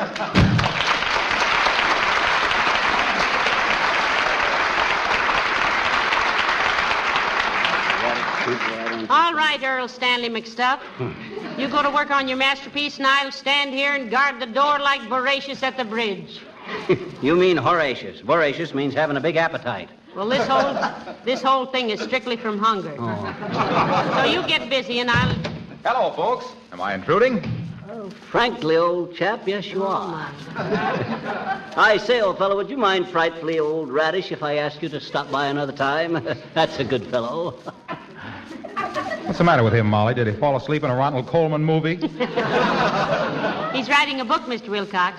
He thinks that phony Piccadilly accent gives him a certain air. It does. Why don't you open a window? Oh, now I say, old broom. Stop it, Mickey. You sound like some dentist that just fitted you with the London Bridge. Molly, what's this about him writing a book? Well, let me tell you about it, Junior. You see, my hero, Lieutenant Fragwell of the Navy... The Navy? Yeah. Hey, could you say something about battleship linoleum and then sneak in a few words about Johnson's glow coat? This is a novel, Wilcox, not an advertising folder. Anyway, he falls in love with a girl named Maisie Laprine because she reminded him of his mother. And you remind me of my mother. Oh. McGee reminds you of your mother, Mr. Wilcox? Yes, when he's happy and excited like this, he acts just like my mother used to when she was telling somebody about Glow Coat. How easy it was to use, now it shines as it dries. Are you going to let me tell about my book? Oh, excuse me, go ahead. Well, just as Fragwell and Maisie are on their way to the house to get married, up comes a messenger in a cloud of dust. So what's a little dust? With Johnson's Glow Coat, dirt and dust wipe right up with a damp cloth. And anyway, Glow Coat protects You better let him go on, Mr. Wilcox. He's turning green. Oh, pardon me. Well, then what, Fibber? It's a message for Lieutenant Fragwell to report for duty. The marriage is off. He's been called back into the service. Well, the surface is an important thing. If you protect the surface of your linoleum against dirt and wear, it'll almost last forever because Glow Coat is the I didn't finest... say surface. I said service. C-E-R-V-I-S-E. Service. You see, Fragwell is a West Pointer. Now, hold on. Wait a minute, McGee. If Lieutenant Fragwell was in the Navy, why did he go to West Point? Ah, wouldn't Hitler like to know that?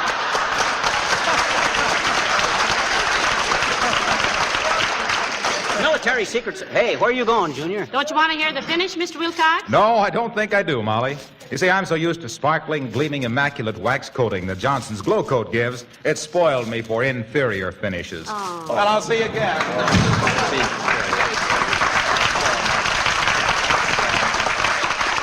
Of all the unappreciative, inferior finishes, my clavicle. I tell you, the ending of my book has got a wallop that'll tear your heart out. Well, what is it? I don't dare tell. But get this, Molly. After the book ends, I'm inserting 3 pages of crossword puzzles. Oh. Just to give the readers a chance to calm down. This book has got such a smash climax that I don't want to be responsible for people going hayseed. You mean Haywire? I thought Haywire was a movie actor. That's Hayworth. What is Hayworth? Buy the bail? I'll buy the bail if it's cheap Oh, enough. stop What it, are we you- talking? Come in, thank goodness. Good afternoon. I'm sorry, sis. Whatever it is, we don't want any. We got all the linens we need. And if it's magazines, you're wasting your time because Are you Mr. McGee? Yes, I am, sis, and let me tell you again. I am Virginia Cheltenham, the literary agent. Oh, gee,